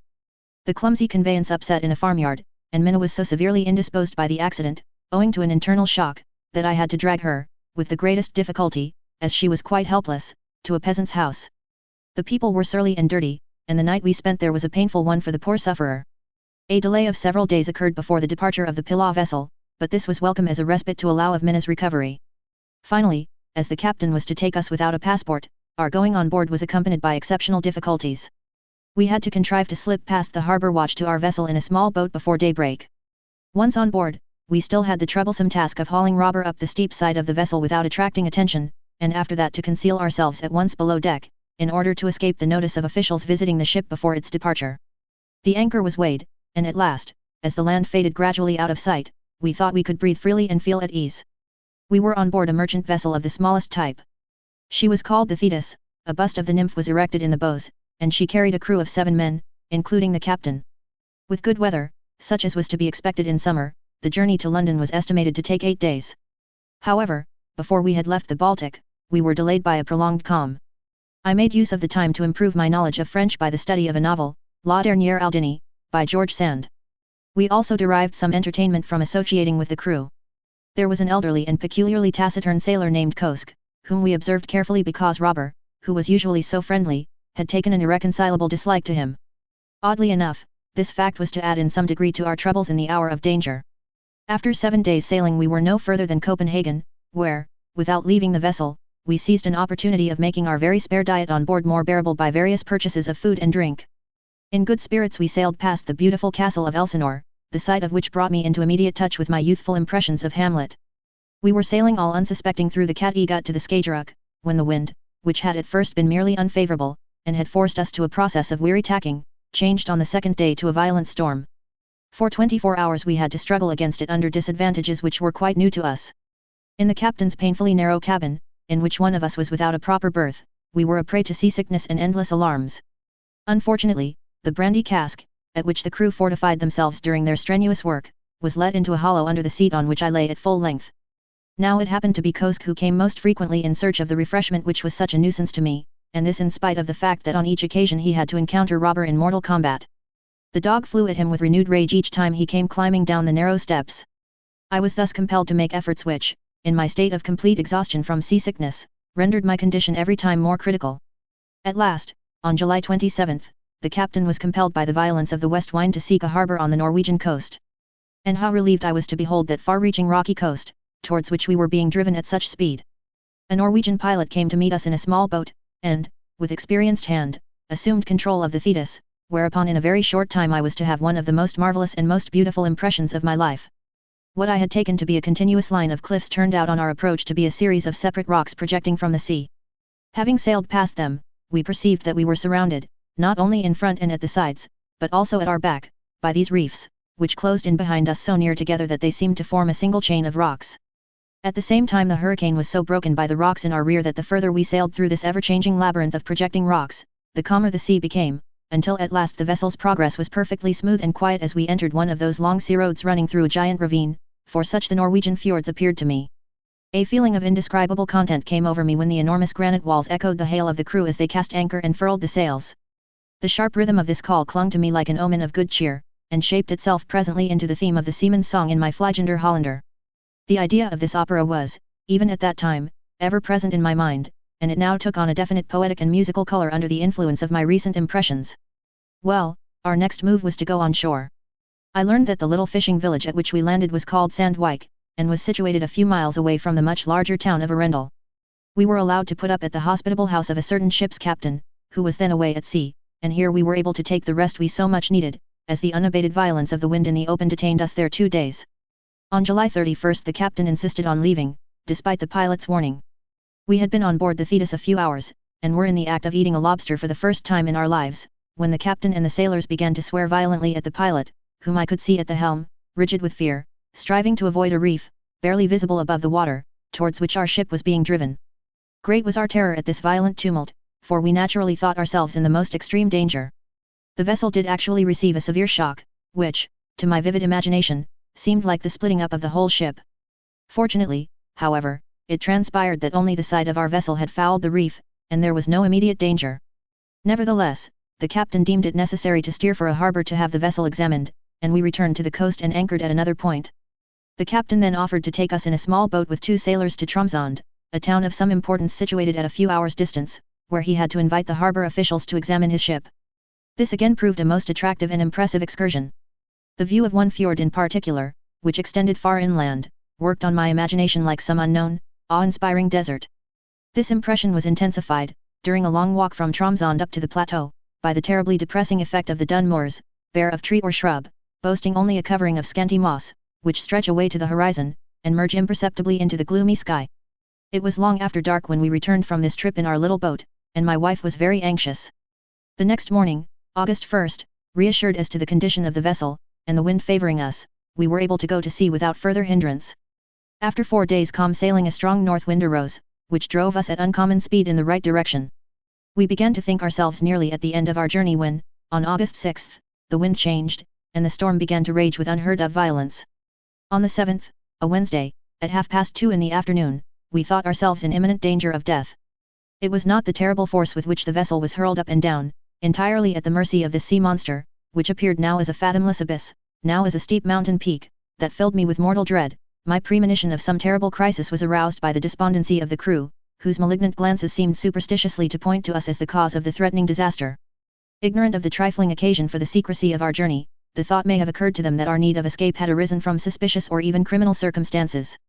The captain himself seemed, in his extreme distress, to regret having taken us on board, for we had evidently brought him ill luck on this familiar passage, usually a rapid and uncomplicated one, especially in summer. At this particular moment there raged, beside the tempest on the water, a furious thunderstorm overhead, and Minna expressed the fervent wish to be struck by lightning with me rather than to sink, living, into the fearful flood. She even begged me to bind her to me, so that we might not be parted as we sank. Yet another night was spent amid these incessant terrors, which only our extreme exhaustion helped to mitigate. The following day the storm had subsided, the wind remained unfavorable, but was mild.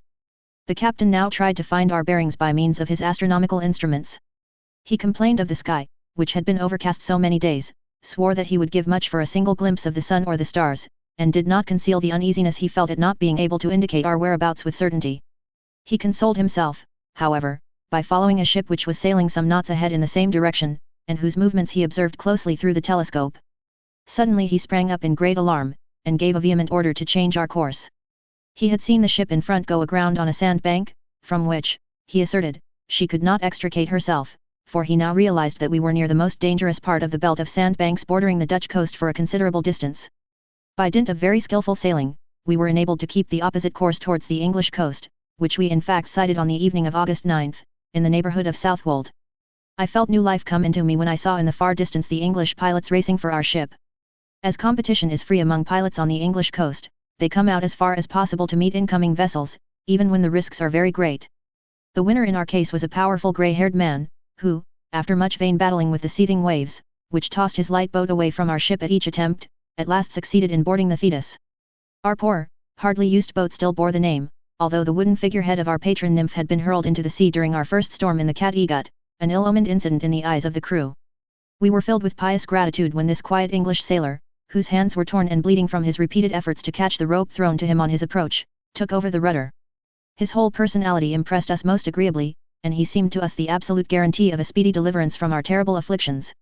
We rejoiced too soon, however, for we still had before us the perilous passage through the sandbanks off the English coast, where, as I was assured, nearly 400 ships are wrecked on an average every year.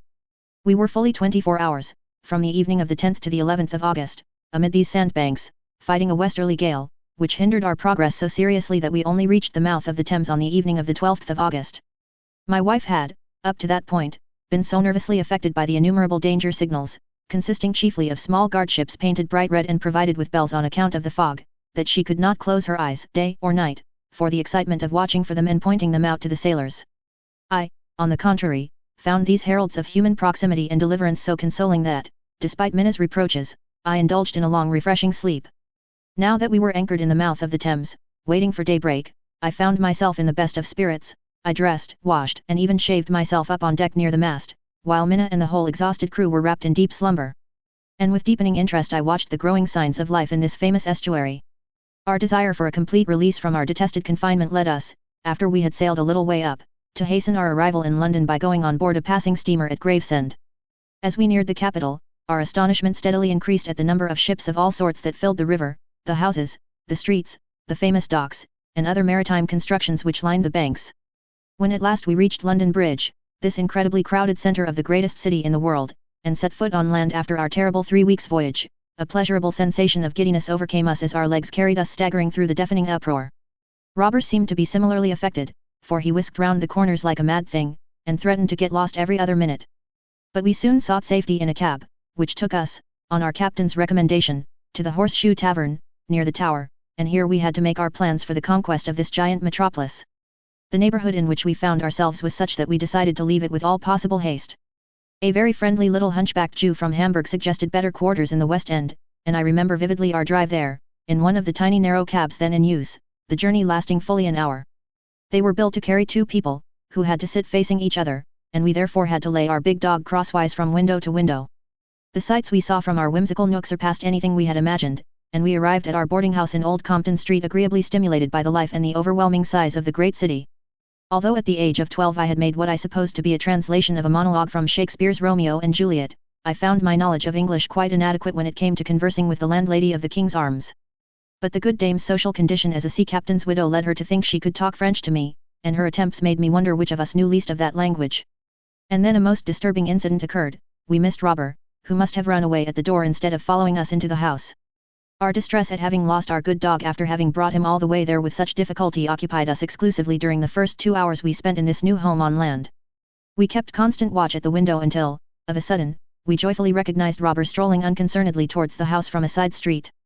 Afterwards we learned that our truant had wandered as far as Oxford Street in search of adventures, and I have always considered his amazing return to a house which he had not even entered as a strong proof of the absolute certainty of the animal's instincts in the matter of memory.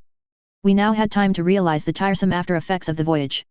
The continuous swaying of the floor and our clumsy efforts to keep from falling we found fairly entertaining, but when we came to take our well-earned rest in the huge English double bed, and found that too rocked up and down, it became quite unbearable. Every time we closed our eyes we sank into frightful abysses, and, springing up again, cried out for help. It seemed as if that terrible voyage would go on to the end of our lives. Added to this we felt miserably sick, for, after the atrocious food on board, we had been only too ready to partake, with less discretion than relish, of tastier fare. We were so exhausted by all these trials that we forgot to consider what was, after all, the vital question, the probable result in hard cash. Indeed, the marvels of the great city proved so fascinating, that we started off in a cab, for all the world as if we were on a pleasure trip, to follow up a plan I had sketched on my map of London. In our wonder and delight at what we saw, we quite forgot all we had gone through. Costly as it proved, I considered our week's stay justified in view of Minna's need of rest in the first place, and secondly, the excellent opportunity it afforded me of making acquaintances in the musical world. During my last visit to Dresden I had sent Rule Britannia, the overture composed at Königsberg, to Sir John Smart, President of the Philharmonic Society. It is true he had never acknowledged it, but I felt it the more incumbent on me to bring him to task about it. I therefore spent some days trying to find out where he lived, wondering meanwhile in which language I should have to make myself understood, but as the result of my inquiries I discovered that Smart was not in London at all. I next persuaded myself that it would be a good thing to look up Bulwer Lytton, and to come to an understanding about the operatic performance of his novel, Rienzi, which I had dramatized. Having been told, on the continent, that Bulwer was a member of Parliament, I went to the house, after a few days, to inquire on the spot. My total ignorance of the English language stood me in good stead here, and I was treated with unexpected consideration, for, as none of the lower officials in that vast building could make out what I wanted, I was sent, step by step, to one high dignitary after the other, until at last I was introduced to a distinguished-looking man, who came out of a large hall as we passed, as an entirely unintelligible individual. Minna was with me all the time, only Robber had been left behind at the King's Arms. He asked me very civilly what I wanted, in French, and seemed favourably impressed when I inquired for the celebrated author. He was obliged to tell me, however, that he was not in London.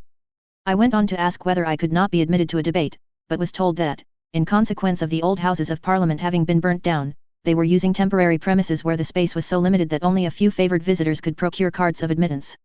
But on my pressing more urgently he relented, and shortly after opened a door leading direct into the strangers' seats in the House of Lords.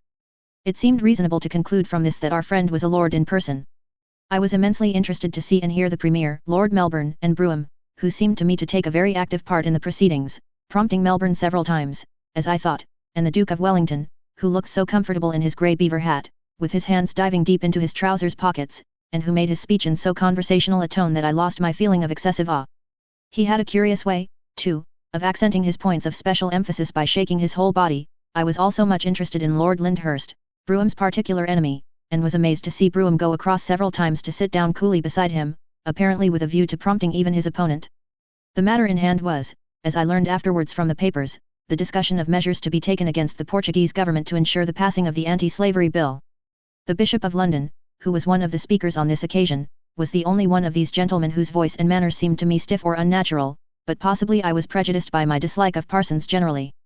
After this pleasing adventure I imagined I had exhausted the attractions of London for the present, for although I could not gain admittance to the lower house, my untiring friend, whom I came across again as I went out, showed me the room where the Commons sat, explained as much as was necessary, and gave me a sight of the Speaker's woolsack, and of his mace lying hidden under the table.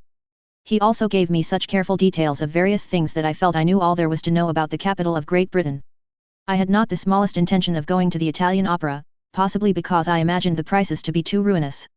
We thoroughly explored all the principal streets, often tiring ourselves out. We shuddered through a ghastly London Sunday, and wound up with a train trip, our very first, to Gravesend Park, in the company of the captain of the Thetis. On the 20th of August we crossed over to France by steamer, arriving the same evening at Boulogne-sur-Mer, where we took leave of the sea with the fervent desire never to go on it again. We were both of us secretly convinced that we should meet with disappointments in Paris, and it was partly on that account that we decided to spend a few weeks at or near Boulogne. It was, in any case, too early in the season to find the various important people whom I proposed to see, in town. On the other hand, it seemed to me a most fortunate circumstance that Meyerbeer should happen to be at Boulogne. Also, I had the instrumentation of part of the second act of Rienzi to finish, and was bent on having at least half of the work ready to show on my arrival in the costly French capital. We therefore set out to find less expensive accommodation in the country round Boulogne. Beginning with the immediate neighborhood, our search ended in our taking 2 practically unfurnished rooms in the detached house of a rural wine merchant's, situated on the main road to Paris at half an hour's distance from Boulogne. We next provided scanty but adequate furniture, and in bringing our wits to bear upon this matter Minna particularly distinguished herself. Besides a bed and 2 chairs, we dug up a table, which, after I had cleared away my Rienzi papers, served for our meals, which we had to prepare at our own fireside. While we were here I made my first call on Meyerbeer. I had often read in the papers of his proverbial amiability, and bore him no ill will for not replying to my letter. My favorable opinion was soon to be confirmed, however, by his kind reception of me. The impression he made was good in every respect, particularly as regards his appearance. The years had not yet given his features the flabby look which sooner or later mars most Jewish faces, and the fine formation of his brow round about the eyes gave him an expression of countenance that inspired confidence. He did not seem in the least inclined to depreciate my intention of trying my luck in Paris as a composer of opera. He allowed me to read him my libretto for Rienzi, and really listened up to the end of the 3rd act. He kept the 2 acts that were complete, saying that he wished to look them over, and assured me, when I again called on him, of his wholehearted interest in my work. Be this as it may, it annoyed me somewhat that he should again and again fall back on praising my minute handwriting, an accomplishment he considered especially Saxonian. He promised to give me letters of recommendation to Duponchel, the manager of the opera house, and to Habeneck, the conductor. I now felt that I had good cause to extol my good fortune which, after many vicissitudes, had sent me precisely to this particular spot in France. What better fortune could have befallen me than to secure, in so short a time, the sympathetic interest of the most famous composer of French opera? Meyerbeer took me to see Moschles, who was then in Boulogne, and also Fräulein Blaedke, a celebrated virtuoso whose name I had known for many years. I spent a few informal musical evenings at both houses, and thus came into close touch with musical celebrities, an experience quite new to me. I had written to my future brother-in-law, Avernarius, in Paris, to ask him to find us suitable accommodations, and we started on our journey thither on September 16 in the diligence, my efforts to hoist Robert on to the top being attended by the usual difficulties. My first impression of Paris proved disappointing in view of the great expectations I had cherished of that city. After London it seemed to me narrow and confined. I had imagined the famous boulevards to be much vaster, for instance, and was really annoyed, when the huge coach put us down in the Rue de la Juissienne, to think that I should first set foot on Parisian soil in such a wretched little alley. Neither did the Rue Richelieu, where my brother-in-law had his bookshop, seem imposing after the streets in the West End of London.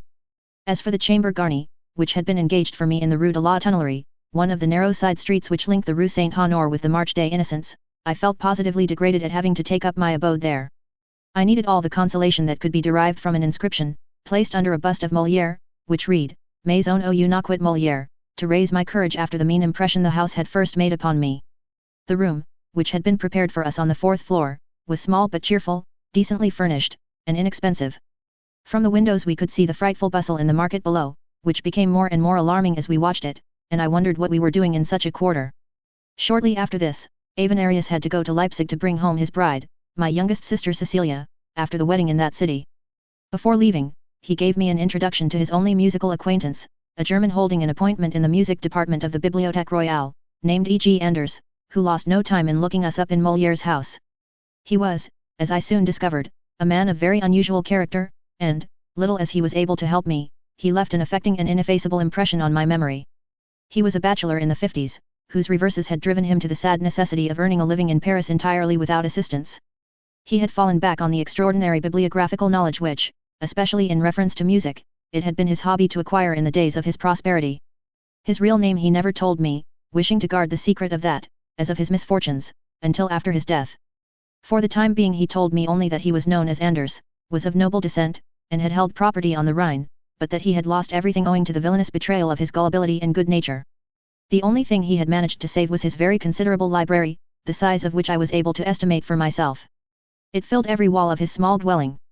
Even here in Paris he soon complained of bitter enemies, for, in spite of having come furnished with an introduction to influential people, he still held the inferior position of an employee in the library. In spite of his long service there and his great learning, he had to see really ignorant men promoted over his head. I discovered afterwards that the real reason lay in his unbusinesslike methods, and the effeminacy consequent on the delicate way in which he had been nurtured in early life, which made him incapable of developing the energy necessary for his work. On a miserable pittance of 1,500 francs a year, he led a weary existence, full of anxiety. With nothing in view but a lonely old age, and the probability of dying in a hospital, it seemed as if our society put new life into him, for though we were poverty-stricken, we looked forward boldly and hopefully to the future. My vivacity and invincible energy filled him with hopes of my success, and from this time forward he took a most tender and unselfish part in furthering my interests. Although he was a contributor to the Gazette Musicale, edited by Moritz Schlesinger, he had never succeeded in making his influence felt there in the slightest degree. He had none of the versatility of a journalist, and the editors entrusted him with little besides the preparation of bibliographical notes. Oddly enough, it was with this unworldly and least resourceful of men that I had to discuss my plan for the conquest of Paris, that is, of musical Paris, which is made up of all the most questionable characters imaginable. The result was practically always the same. We merely encouraged each other in the hope that some unforeseen stroke of luck would help my cause. To assist us in these discussions Anders called in his friend and housemate Lars, a philologist, my acquaintance with whom was soon to develop into one of the most beautiful friendships of my life. Lars was the younger brother of a famous scholar at Königsberg. He had left there to come to Paris some years before, with the object of gaining an independent position by his philological work. This he preferred, in spite of the attendant difficulties, to a post as teacher with a salary which only in Germany could be considered sufficient for a scholar's wants. He soon obtained work from Didot, the bookseller, as assistant editor of a large edition of Greek classics, but the editor traded on his poverty, and was much more concerned about the success of his enterprise than about the condition of his poor collaborator. Lars had therefore perpetually to struggle against poverty, but he preserved an even temper, and showed himself in every way a model of disinterestedness and self-sacrifice. At first he looked upon me only as a man in need of advice, and incidentally a fellow sufferer in Paris, for he had no knowledge of music, and had no particular interest in it. We soon became so intimate that I had him dropping in nearly every evening with Anders, Lars being extremely useful to his friend, whose unsteadiness in walking obliged him to use an umbrella and a walking stick as crutches. He was also nervous in crossing crowded thoroughfares, and particularly so at night, while he always liked to make Lars cross my threshold in front of him to distract the attention of Robber, of whom he stood in obvious terror. Our usually good-natured dog became positively suspicious of this visitor, and soon adopted towards him the same aggressive attitude which he had shown to the sailor Kosk on board the Thetis. The two men lived at an Hotel Garni in Rue de Seine. They complained greatly of their landlady, who appropriated so much of their income that they were entirely in her power. Anders had for years been trying to assert his independence by leaving her, without being able to carry out his plan. We soon threw off mutually every shred of disguise as to the present state of our finances, so that, although the two households were actually separated, our common troubles gave us all the intimacy of one united family. The various ways by which I might obtain recognition in Paris formed the chief topic of our discussions at that time. Our hopes were at first centered on Meyerbeer's promised letters of introduction. Duponchel, the director of the opera, did actually see me at his office, where, fixing a monocle in his right eye, he read through Meyerbeer's letter without betraying the least emotion, having no doubt opened similar communications from the composer many times before. I went away, and never heard another word from him. The elderly conductor, Habeneck, on the other hand, took an interest in my work that was not merely polite, and acceded to my request to have something of mine played at one of the orchestral practices at the Conservatoire as soon as he should have leisure.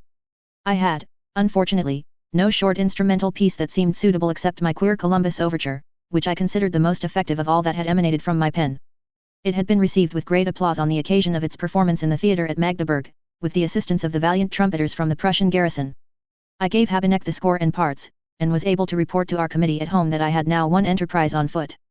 I gave up the attempt to try and see scribe on the mere ground of our having had some correspondence, for my friends had made it clear to me, in the light of their own experience, that it was out of the question to expect this exceptionally busy author to occupy himself seriously with a young and unknown musician. Anders was able to introduce me to another acquaintance, however, a certain M. Dumersan. This grey-haired gentleman had written some 100 vaudeville pieces, and would have been glad to see one of them performed as an opera on a larger scale before his death.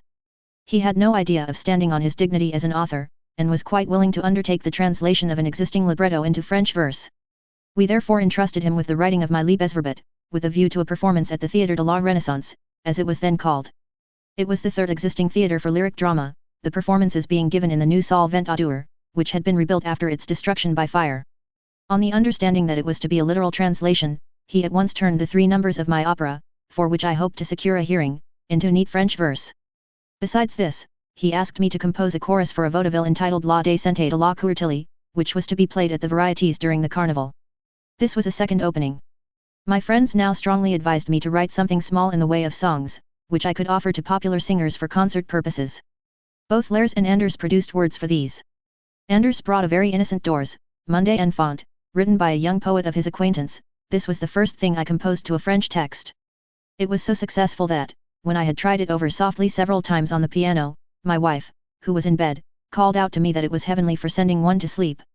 I also set Elatent from Hugo's Orientals, and Ronsard's song, Mignon, to music. I have no reason to be ashamed of these small pieces, which I published subsequently as a musical supplement to Europa, La Wald's publication, in 1841.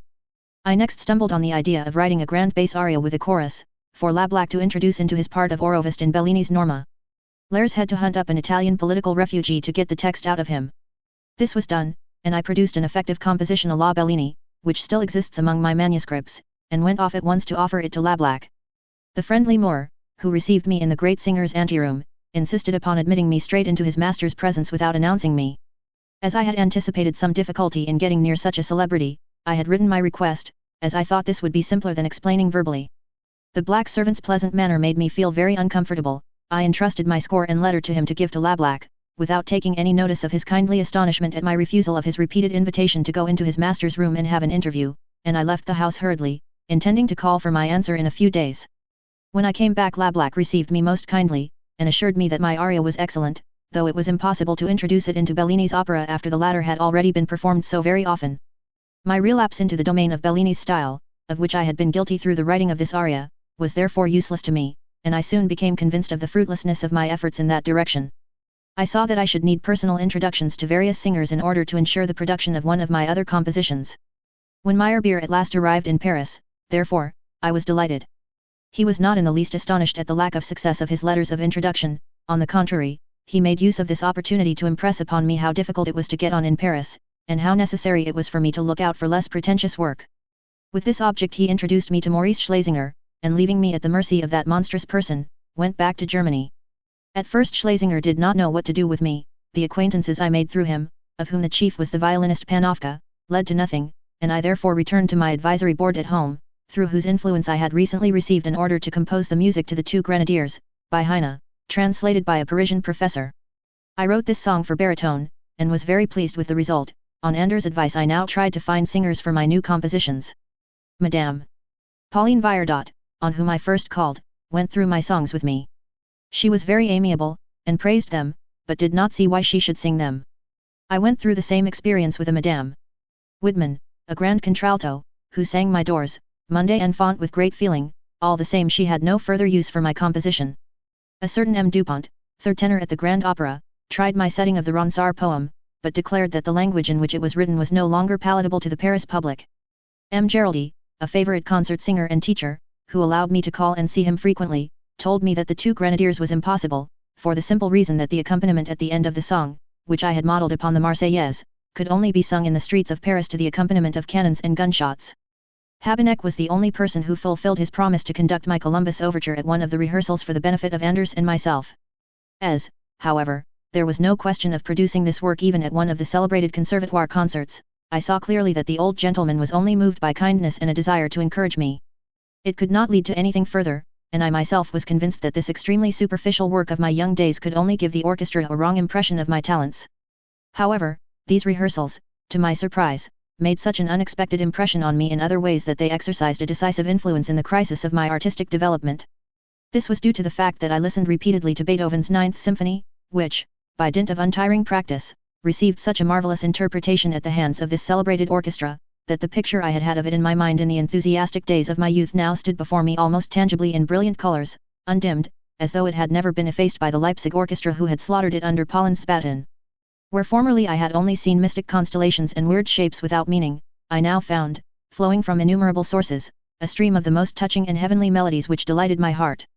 The whole of that period of the deterioration of my musical tastes which dated, practically speaking, from those self-same confusing ideas about Beethoven, and which had grown so much worse through my acquaintance with that dreadful theatre, all these wrong views now sank down as if into an abyss of shame and remorse. This interchange had been gradually prepared by many painful experiences during the last few years. I owed the recovery of my old vigor and spirits to the deep impression the rendering of the Ninth Symphony had made on me when performed in a way I had never dreamed of. This important event in my life can only be compared to the upheaval caused within me when, as a youth of 16, I saw Schroeder de Vriend act in Fidelio. The direct result of this was my intense longing to compose something that would give me a similar feeling of satisfaction, and this desire grew in proportion to my anxiety about my unfortunate position in Paris, which made me almost despair of success. In this mood I sketched an overture to Faust which, according to my original scheme, was only to form the first part of a whole Faust symphony, as I had already got the Gretchen idea in my head for the second movement. This is the same composition that I rewrote in several parts 15 years later. I had forgotten all about it, and I owed its reconstruction to the advice of Liszt, who gave me many valuable hints. This composition has been performed many times under the title of Eine Faustovice, and has met with great appreciation. At the time of which I am speaking, I hoped that the Conservatoire Orchestra would have been willing to give the work a hearing, but I was told they thought they had done enough for me, and hoped to be rid of me for some time. Having failed everywhere, I now turned to Meyerbeer for more introductions, especially to singers. I was very much surprised when, in consequence of my request, Meyerbeer introduced me to a certain M. Gwyn, a post office official, and Meyerbeer's sole agent in Paris, whom he instructed to do his utmost for me. Meyerbeer specially wished me to know M. Antenor Joly, director of the Théâtre de la Renaissance, the musical theatre already mentioned. M. Gwyn, with almost suspicious levity, promised me to produce my opera Liebesverbot, which now only required translation. There was a question of having a few numbers of my opera sung to the committee of the theatre at a special audience. When I suggested that some of the singers of this very theatre should undertake to sing 3 of the numbers which had been already translated by Dumarsan, I was refused on the plea that all these artists were far too busy. But Gwyn saw a way out of the difficulty. On the authority of Maître Meyerbeer, he won over to our cause several singers who were under an obligation to Meyerbeer, Madame Doruse Grasse, a real prima donna of the Grand Opera, Madame Woodman and M. Dupont, the 2 last named had previously refused to help me, now promised to sing for me at this audience. This much, then, did I achieve in 6 months. It was now nearly Easter of the year 1840. Encouraged by Gwyn's negotiations, which seemed to spell hope, I made up my mind to move from the obscure Quartier des Innocents to a part of Paris nearer to the musical centre, and in this I was encouraged by Laire's foolhardy advice. What this change meant to me, my readers will learn when they hear under what circumstances we had dragged on our existence during our stay in Paris. Although we were living in the cheapest possible way, dining at a very small restaurant for a franc a head, it was impossible to prevent the rest of our money from melting away. Our friend Muller had given us to understand that we could ask him if we were in need, as he would put aside for us the first money that came in from any successful business transaction. There was no alternative but to apply to him for money. In the meantime we pawned all the trinkets we possessed that were of any value. As I was too shy to make inquiries about a pawn shop, I looked up the French equivalent in the dictionary in order to be able to recognize such a place when I saw it. In my little pocket dictionary I could not find any other word than Lombard. On looking at a map of Paris I found, situated in the middle of an inextricable maze of streets, a very small lane called Rue des Lombards. Thither I wended my way, but my expedition was fruitless. Often, on reading by the light of the transparent lanterns the inscription Mont de Piet, I became very curious to know its meaning, and on consulting my advisory board at home about this Mount of Piety, I was told, to my great delight, that it was precisely there that I should find salvation.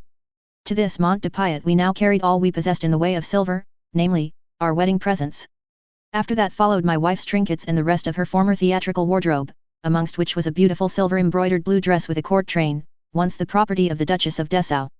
Still we heard nothing from our friend Muller, and we were obliged to wait on from day to day for the sorely needed help from Königsberg, and at last, one dark day, we pledged our wedding rings. When all hope of assistance seemed vain, I heard that the pawn tickets themselves were of some value, as they could be sold to buyers, who thereby acquired the right to redeem the pawned articles. I had to resort even to this, and thus the blue court dress, for instance, was lost forever. Muller never wrote again. When later on he called on me at the time of my conductorship in Dresden, he admitted that he had been embittered against me owing to humiliating and derogatory remarks we were said to have made about him after we parted, and had resolved not to have anything further to do with us. We were certain of our innocence in the matter, and very grieved at having, through pure slander, lost the chance of such assistance in our great need. At the beginning of our pecuniary difficulties we sustained a loss which we looked upon as providential, in spite of the grief it caused us. This was our beautiful dog, which we had managed to bring across to Paris with endless difficulty. As he was a very valuable animal, and attracted much attention, he had probably been stolen. In spite of the terrible state of the traffic in Paris, he had always found his way home in the same clever manner in which he had mastered the difficulties of the London streets. Quite at the beginning of our stay in Paris he had often gone off by himself to the gardens of the Palais Royal, where he used to meet many of his friends, and had returned safe and sound after a brilliant exhibition of swimming and retrieving before an audience of gutter children. At the Quai du Pont Neuf he generally begged us to let him bathe. There he used to draw a large crowd of spectators round him, who were so loud in their enthusiasm about the way in which he dived for and brought to land various objects of clothing, tools, etc., that the police begged us to put an end to the obstruction. One morning I let him out for a little run as usual. He never returned, and in spite of our most strenuous efforts to recover him, no trace of him was to be found. This loss seemed to many of our friends a piece of luck, for they could not understand how it was possible for us to feed such a huge animal when we ourselves had not enough to eat. About this time, the second month of our stay in Paris, my sister Louisa came over from Leipzig to join her husband, Friedrich Brockhaus, in Paris, where he had been waiting for her for some time. They intended to go to Italy together, and Louisa made use of this opportunity to buy all kinds of expensive things in Paris. I did not expect them to feel any pity for us on account of our foolish removal to Paris, and its attendant miseries, or that they should consider themselves bound to help us in any way, but although we did not try to conceal our position, we derived no benefit from the visit of our rich relations. Minna was even kind enough to help my sister with her luxurious shopping, and we were very anxious not to make them think we wanted to rouse their pity. In return my sister introduced me to an extraordinary friend of hers, who was destined to take a great interest in me. This was the young painter, Ernst Kayatz, from Dresden. He was an exceptionally kind-hearted and unaffected young man, whose talent for portrait painting, in a sort of colored pastel style, had made him such a favorite in his own town, that he had been induced by his financial successes to come to Paris for a time to finish his art studies. He had now been working in Delaroche's studio for about a year. He had a curious and almost childlike disposition, and his lack of all serious education, combined with a certain weakness of character, had made him choose a career in which he was destined, in spite of all his talent, to fail hopelessly. I had every opportunity of recognizing this, as I saw a great deal of him. At the time, however, the simple-hearted devotion and kindness of this young man were very welcome both to myself and my wife, who often felt lonely, and his friendship was a real source of help in our darkest hours of adversity. He became almost a member of the family, and joined our home circle every night, providing a strange contrast to nervous old Anders and the grave-faced Lairs. His good nature and his quaint remarks soon made him indispensable to us. He amused us tremendously with his French, into which he would launch with the greatest confidence, although he could not put together 2 consecutive sentences properly, in spite of having lived in Paris for 20 years. With Delaroche he studied oil painting, and had obviously considerable talent in this direction, although it was the very rock on which he stranded. The mixing of the colors on his palette, and especially the cleaning of his brushes, took up so much of his time that he rarely came to the actual painting. As the days were very short in midwinter, he never had time to do any work after he had finished washing his palette and brushes, and, as far as I can remember, he never completed a single portrait. Strangers to whom he had been introduced, and who had given him orders to paint their portraits, were obliged to leave Paris without seeing them even half done, and at last he even complained because some of his sitters died before their portraits were completed. His landlord, to whom he was always in debt for rent, was the only creature who succeeded in getting a portrait of his ugly person from the painter, and, as far as I know, this is the only finished portrait in existence by Kayatz. On the other hand, he was very clever at making little sketches of any subject suggested by our conversation during the evening, and in these he displayed both originality and delicacy of execution. During the winter of that year he completed a good pencil portrait of me, which he touched up 2 years afterwards when he knew me more intimately, finishing it off as it now stands. It pleased him to sketch me in the attitude I often assumed during our evening chats when I was in a cheerful mood. No evening ever passed during which I did not succeed in shaking off the depression caused by my vain endeavors, and by the many worries I had gone through during the day, and in regaining my natural cheerfulness, and Kayatz was anxious to represent me to the world as a man who, in spite of the hard times he had to face, had confidence in his success, and rose smiling above the troubles of life. Before the end of the year 1839, my youngest sister Cecilia also arrived in Paris with her husband, Edward Avenarius. It was only natural that she should feel embarrassed at the idea of meeting us in Paris in our extremely straitened circumstances, especially as her husband was not very well off. Consequently, instead of calling on them frequently, we preferred waiting until they came to see us, which, by the way, took them a long time. On the other hand, the renewal of our acquaintance with Heinrich Laub, who came over to Paris at the beginning of 1840 with his young wife, Iduna, née Budaus, was very cheering. She was the widow of a wealthy Leipzig doctor, and Laub had married her under very extraordinary circumstances. Since we last saw him in Berlin, they intended to enjoy themselves for a few months in Paris. During the long period of his detention, while awaiting his trial, this young lady had been so touched by his misfortunes that without knowing much of him, she had shown great sympathy and interest in his case. Laub's sentence was pronounced soon after I left Berlin. It was unexpectedly light, consisting of only 1 year's imprisonment in the town jail. He was allowed to undergo this term in the prison at Muskau in Silesia, where he had the advantage of being near his friend, Prince Puckler, who in his official capacity, and on account of his influence with the governor of the prison, was permitted to afford the prisoner even the consolation of personal intercourse. The young widow resolved to marry him at the beginning of his term of imprisonment, so that she might be near him at Moscow with her loving assistance. To see my old friend under such favorable conditions was in itself a pleasure to me. I also experienced the liveliest satisfaction at finding there was no change in his former sympathetic attitude. We met frequently, our wives also became friends, and Log was the first to approve in his kindly humorous way of our folly in moving to Paris. In his house I made the acquaintance of Heinrich Heine, and both of them joked good-humoredly over my extraordinary position, making even me laugh. Log felt himself compelled to talk seriously to me about my expectations of succeeding in Paris, as he saw that I treated my situation, based on such trivial hopes, with a humor that charmed him even against his better judgment. He tried to think how he could help me without prejudicing my future. With this object he wanted me to make a more or less plausible sketch of my future plans, so that on his approaching visit to our native land he might procure some help for me. I happened just at that time to have come to an exceedingly promising understanding with the management of the Théâtre de la Renaissance. I thus seemed to have obtained a footing, and I thought it safe to assert, that if I were guaranteed the means of livelihood for 6 months, I could not fail within that period to accomplish something. Log promised to make this provision, and kept his word. He induced one of his wealthy friends in Leipzig, and, following this example, my well-to-do relations, to provide me for 6 months with the necessary resources, to be paid in monthly installments through Avenarius. We therefore decided, as I have said, to leave our furnished apartments and take a flat for ourselves in the Rue du Helder.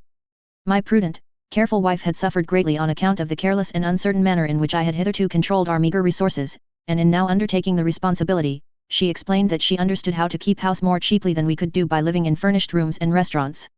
Success justified the step.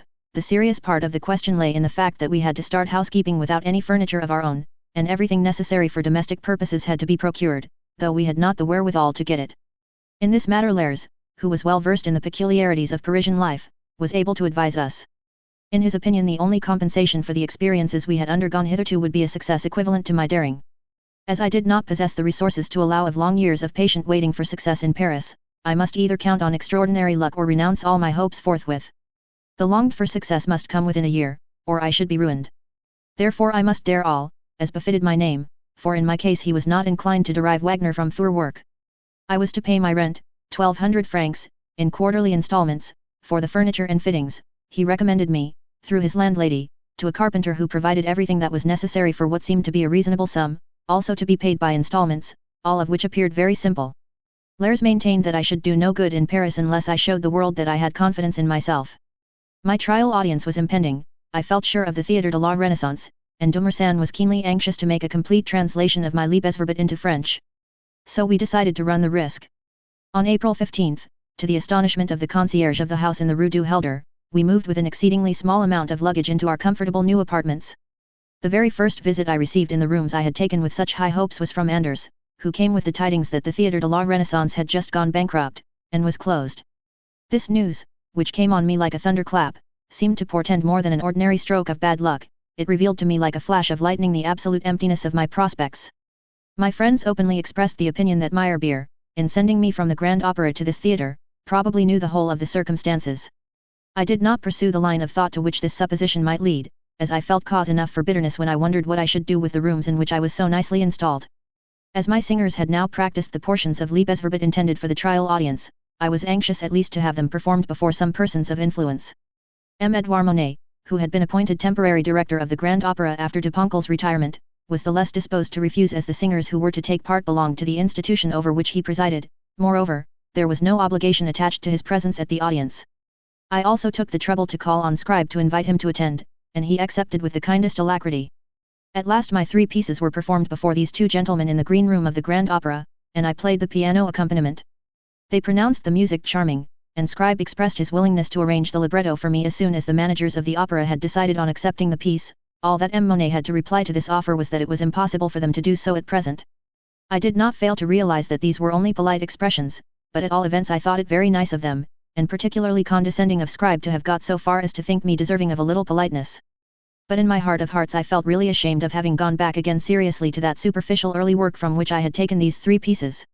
Of course I had only done this because I thought I should win success more rapidly in Paris by adapting myself to its frivolous taste. My aversion from this kind of taste, which had been long growing, coincided with my abandonment of all hopes of success in Paris. I was placed in an exceedingly melancholy situation by the fact that my circumstances had so shaped themselves that I dared not express this important change in my feelings to anyone, especially to my poor wife. But if I continued to make the best of a bad bargain, I had no longer any illusions as to the possibility of success in Paris. Face to face with unheard of misery, I shuddered at the smiling aspect which Paris presented in the bright sunshine of May. It was the beginning of the slack season for any sort of artistic enterprise in Paris, and from every door at which I knocked with feigned hope I was turned away with the wretchedly monotonous phrase, Monsieur est à la campagne. On our long walks, when we felt ourselves absolute strangers in the midst of the gay throng, I used to romance to my wife about the South American Free States, far away from all this sinister life, where opera and music were unknown, and the foundations of a sensible livelihood could easily be secured by industry. I told Minna, who was quite in the dark as to my meaning, of a book I had just read, Schicks die Gründung von Maryland, in which I found a very seductive account of the sensation of relief experienced by the European settlers after their former sufferings and persecutions. She, being of a more practical turn of mind, used to point out to me the necessity of procuring means for our continued existence in Paris, for which she had thought out all sorts of economies. I, for my part, was sketching out the plan of the poem of my Fliegender Hollander, which I kept steadily before me as a possible means of making a debut in Paris. I put together the material for a single act, influenced by the consideration that I could in this way confine it to the simple dramatic developments between the principal characters, without troubling about the tiresome operatic accessories. From a practical point of view, I thought I could rely on a better prospect for the acceptance of my proposed work if it were cast in the form of a one-act opera, such as was frequently given as a curtain raiser before a ballet at the Grand Opera. I wrote about it to Meyerbeer in Berlin, asking for his help. I also resumed the composition of Rienzi, to the completion of which I was now giving my constant attention.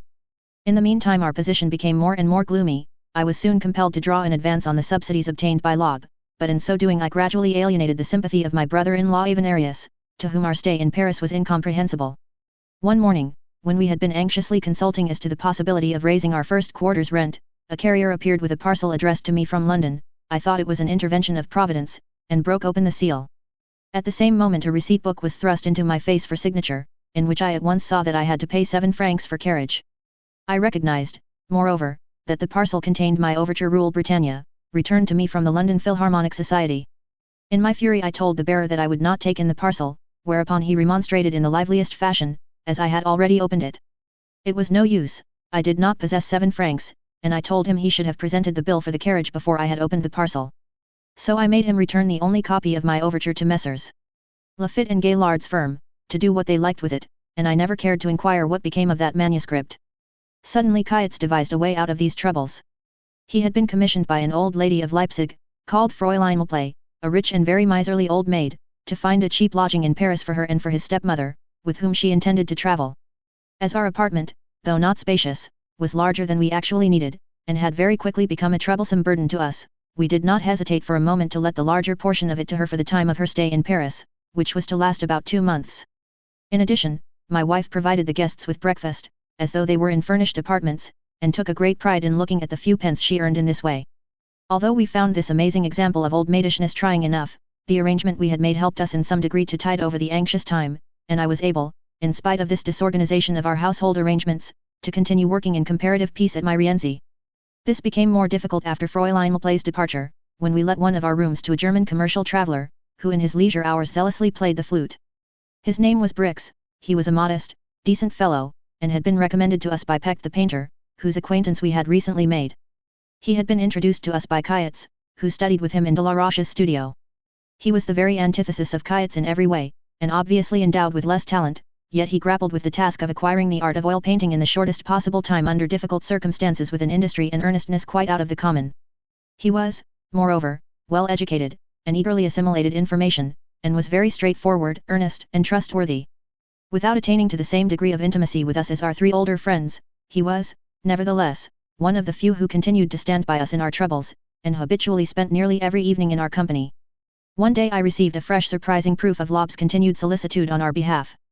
The secretary of a certain Count Kusela called on us, and after some inquiry into our affairs, the state of which he had heard from Loeb at Carlsbad, informed us in a brief and friendly way that his patron wished to be of use to us, and with that object in view desired to make my acquaintance. In fact, he proposed to engage a small light opera company in Paris, which was to follow him to his Russian estates. He was therefore looking for a musical director of sufficient experience to assist in recruiting the members in Paris. I gladly went to the hotel where the Count was staying, and there found an elderly gentleman of frank and agreeable bearing, who willingly listened to my little French compositions. Being a shrewd reader of human nature, he saw at a glance that I was not the man for him, and though he showed me the most polite attention, he went no further into the opera scheme. But that very day he sent me, accompanied by a friendly note, 10 golden napoleons, in payment for my services. What these services were I did not know. I thereupon wrote to him, and asked for more precise details of his wishes, and begged him to commission a composition, the fee for which I presumed he had sent in advance. As I received no reply, I made more than one effort to approach him again, but in vain.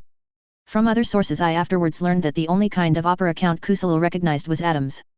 As for the operatic company to be engaged to suit his taste, what he really wanted was more a small harem than a company of artists. So far I had not been able to arrange anything with the music publisher Schlesinger. It was impossible to persuade him to publish my little French songs. In order to do something, however, towards making myself known in this direction, I decided to have my 2 grenadiers engraved by him at my own expense. Kayitz was to lithograph a magnificent title page for it. Schlesinger ended by charging me 50 francs for the cost of production. The story of this publication is curious from beginning to end. The work bore Schlesinger's name, and as I had defrayed all expenses, the proceeds were, of course, to be placed to my account. I had afterwards to take the publisher's word for it that not a single copy had been sold. Subsequently, when I had made a quick reputation for myself in Dresden through my Rienzi, Schott the publisher in Mainz, who dealt almost exclusively in works translated from the French, thought it advisable to bring out a German edition of the 2 Grenadiers.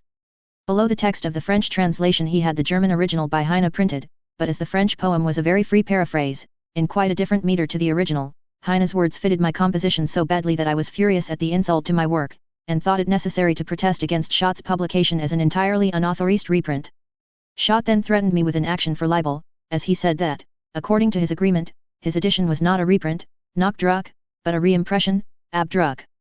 In order to be spared further annoyance, I was induced to send him an apology in deference to the distinction he had drawn, which I did not understand. In 1848, when I made inquiries of Schlesinger's successor in Paris, M. Brandes, as to the fate of my little work, I learned from him that a new edition had been published, but he declined to entertain any question of rights on my part. Since I did not care to buy a copy with my own money, I have to this day had to do without my own property. To what extent, in later years, others profited by similar transactions relating to the publication of my works, will appear in due course. For the moment the point was to compensate Schlesinger for the 50 francs agreed upon, and he proposed that I should do this by writing articles for his Gazette Musicale. As I was not expert enough in the French language for literary purposes, my article had to be translated and half the fee had to go to the translator. However, I consoled myself by thinking I should still receive 60 francs per sheet for the work. I was soon to learn, when I presented myself to the angry publisher for payment, what was meant by a sheet. It was measured by an abominable iron instrument, on which the lines of the columns were marked off with figures. This was applied to the article, and after careful subtraction of the spaces left for the title and signature, the lines were added up. After this process had been gone through, it appeared that what I had taken for a sheet was only half a sheet. So far so good. I began to write articles for Schlesinger's wonderful paper.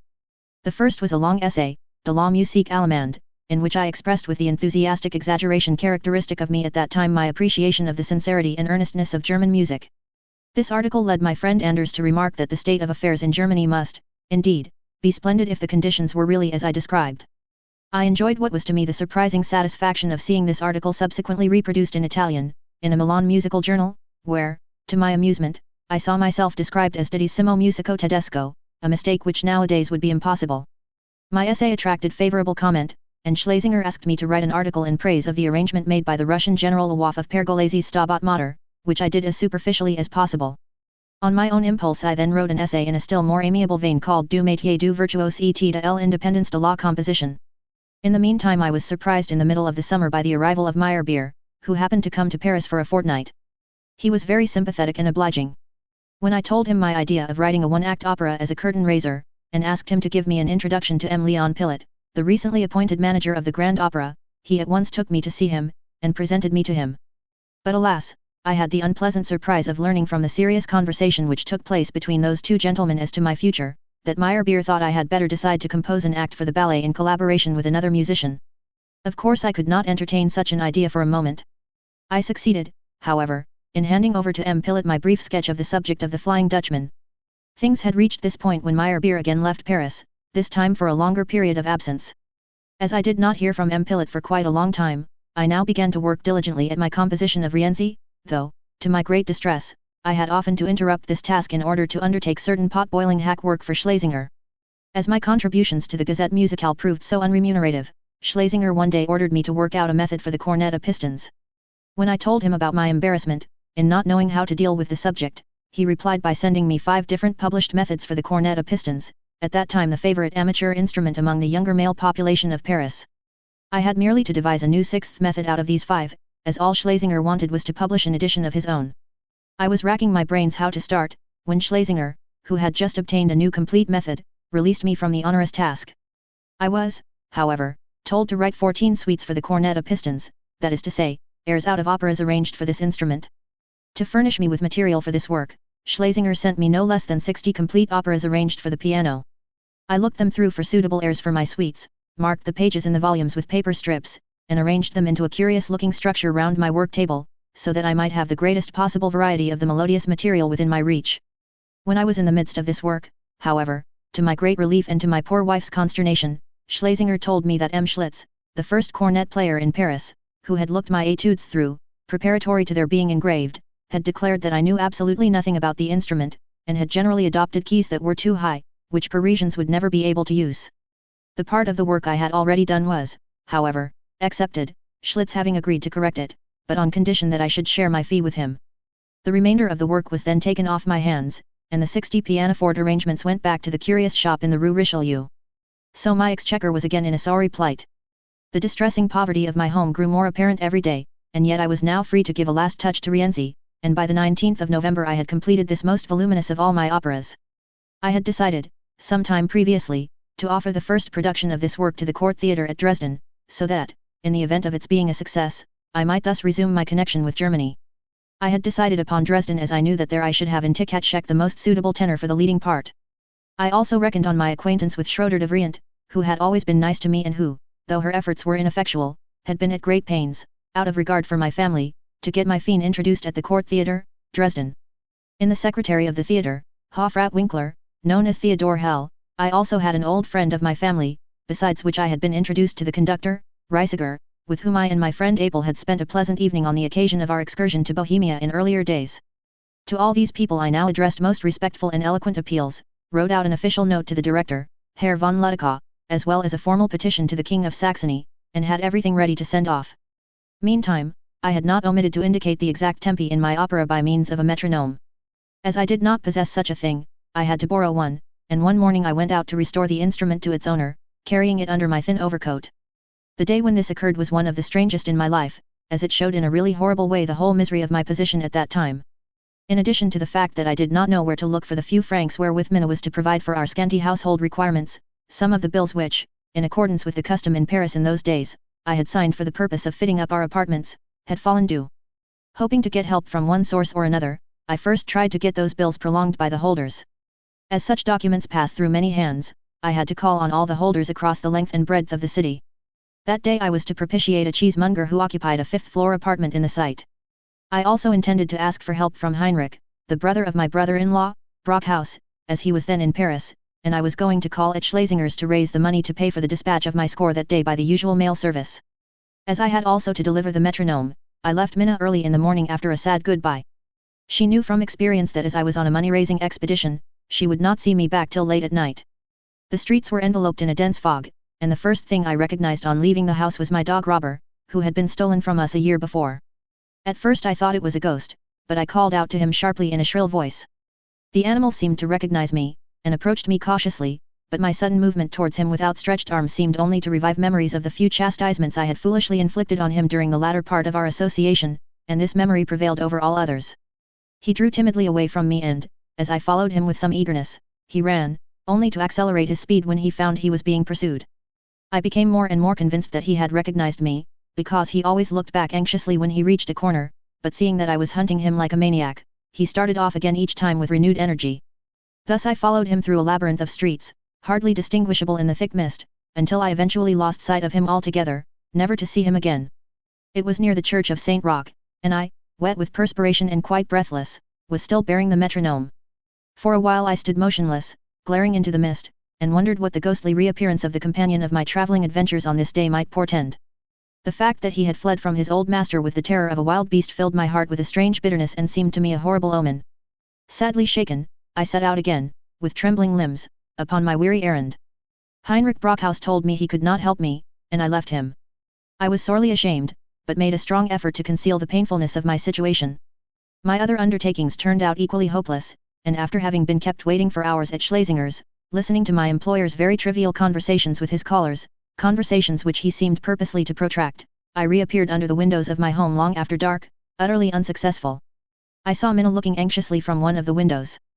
Half expecting my misfortune, she had, in the meantime, succeeded in borrowing a small sum of our lodger and boarder, Brix, the flute player, whom we tolerated patiently, though at some inconvenience to ourselves, as he was a good-natured fellow. So she was able to offer me at least a comfortable meal. Further help was to come to me subsequently, though at the cost of great sacrifices on my part, owing to the success of one of Donizetti's operas, La Favorita, a very poor work of the Italian maestros, but welcomed with great enthusiasm by the Parisian public, already so much degenerated. This opera, the success of which was due mainly to two lively little songs, had been acquired by Schlesinger, who had lost heavily over Halevy's last operas. Taking advantage of my helpless situation, of which he was well aware, he rushed into our rooms one morning, beaming all over with amusing good humor, called for pen and ink, and began to work out a calculation of the enormous fees which he had arranged for me. He put down, La Favorita, complete arrangement for pianoforte, arrangement without words, for solo, ditto, for duet, complete arrangement for quartet, the same for two violins, ditto for a cornet a piston. Total fee, FRCS. 1,100. Immediate advance in cash, FRCS. 500. I could see at a glance what an enormous amount of trouble this work would involve, but I did not hesitate a moment to undertake it.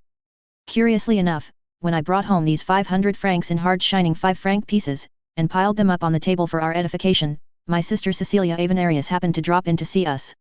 The sight of this abundance of wealth seemed to produce a good effect on her, as she had hitherto been rather chary of coming to see us, and after that we used to see rather more of her, and were often invited to dine with them on Sundays. But I no longer cared for any amusements. I was so deeply impressed by my past experiences that I made up my mind to work through this humiliating, albeit profitable task, with untiring energy, as though it were a penance imposed on me for the expiation of my bygone sins. To save fuel, we limited ourselves to the use of the bedroom, making it serve as a drawing room, dining room, and study, as well as dormitory. It was only a step from my bed to my work table. To be seated at the dining table, all I had to do was to turn my chair round, and I left my seat altogether only late at night when I wanted to go to bed again. Every fourth day I allowed myself a short constitutional. This penitential process lasted almost all through the winter, and sowed the seeds of those gastric disorders which were to be more or less of a trouble to me for the rest of my life. In return for the minute and almost interminable work of correcting the score of Donizetti's opera, I managed to get 300 francs from Schlesinger, as he could not get anyone else to do it. Besides this, I had to find the time to copy out the orchestra parts of my overture to Faust, which I was still hoping to hear at the Conservatoire, and by the way of counteracting the depression produced by this humiliating occupation, I wrote a short story, Een Pilgerfahrt via Beethoven, A Pilgrimage to Beethoven, which appeared in the Gazette Musicale, under the title Une visite à Beethoven. Schlesinger told me candidly that this little work had created quite a sensation, and had been received with very marked approval, and, indeed, it was actually reproduced, either complete or in parts, in a good many fireside journals.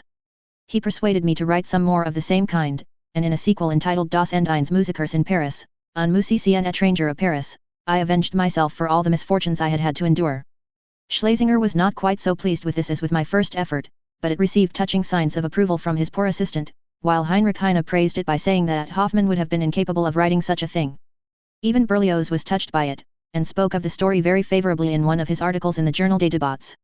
He also gave me signs of his sympathy, though only during a conversation, after the appearance of another of my musical articles entitled Über die Overture, concerning overtures, mainly because I had illustrated my principle by pointing to Gluck's overture to Iphigenia in Aulis as a model for compositions of this class.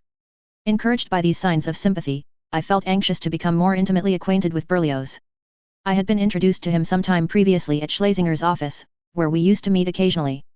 I had presented him with a copy of my Two Grenadiers, but could, however, never learn any more from him concerning what he really thought of it than the fact that as he could only strum a little on the guitar, he was unable to play the music of my composition to himself on the piano.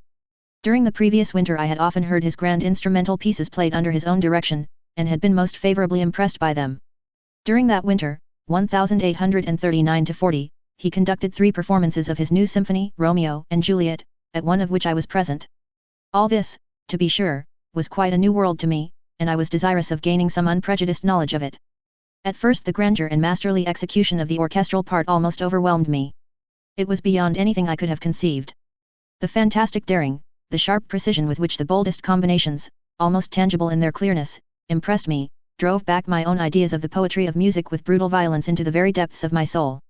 I was simply all ears for things of which till then I had never dreamt, and which I felt I must try to realize.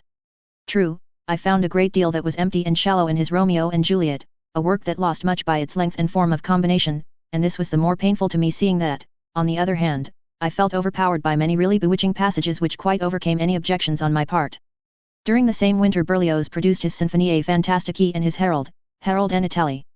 I was also much impressed by these works. The musical genre pictures woven into the first-named symphony were particularly pleasing, while Harold delighted me in almost every respect. It was, however, the latest work of this wonderful master, his Trauer Symphonie für die Opfer der Julie Revolution, Grande Symphonie Funèbre et Triomphale, most skillfully composed for massed military bands during the summer of 1840 for the anniversary of the obsequies of the July heroes, and conducted by him under the column of the Place de la Bastille, which had at last thoroughly convinced me of the greatness and enterprise of this incomparable artist. But while admiring this genius, absolutely unique in his methods, I could never quite shake off a certain peculiar feeling of anxiety. His works left me with a sensation as of something strange, something with which I felt I should never be able to be familiar, and I was often puzzled at the strange fact that, though ravished by his compositions, I was at the same time repelled and even wearied by them. It was only much later that I succeeded in clearly grasping and solving this problem, which for years exercised such a painful spell over me. It is a fact that at that time I felt almost like a little schoolboy by the side of Berlioz. Consequently I was really embarrassed when Schlesinger, determined to make good use of the success of my short story, told me he was anxious to produce some of my orchestral compositions at a concert arranged by the editor of the Gazette Musicale. I realized that none of my available works would in any way be suitable for such an occasion. I was not quite confident as to my Faust overture because of its zephyr-like ending, which I presumed could only be appreciated by an audience already familiar with my methods. When, moreover, I learned that I should have only a second-rate orchestra, the Valentino from the Casino, Rue Saint-Honore, and, moreover, that there could be only one rehearsal, my only alternative lay between declining altogether, or making another trial with my Columbus overture, the work composed in my early days at Magdeburg. I adopted the latter course.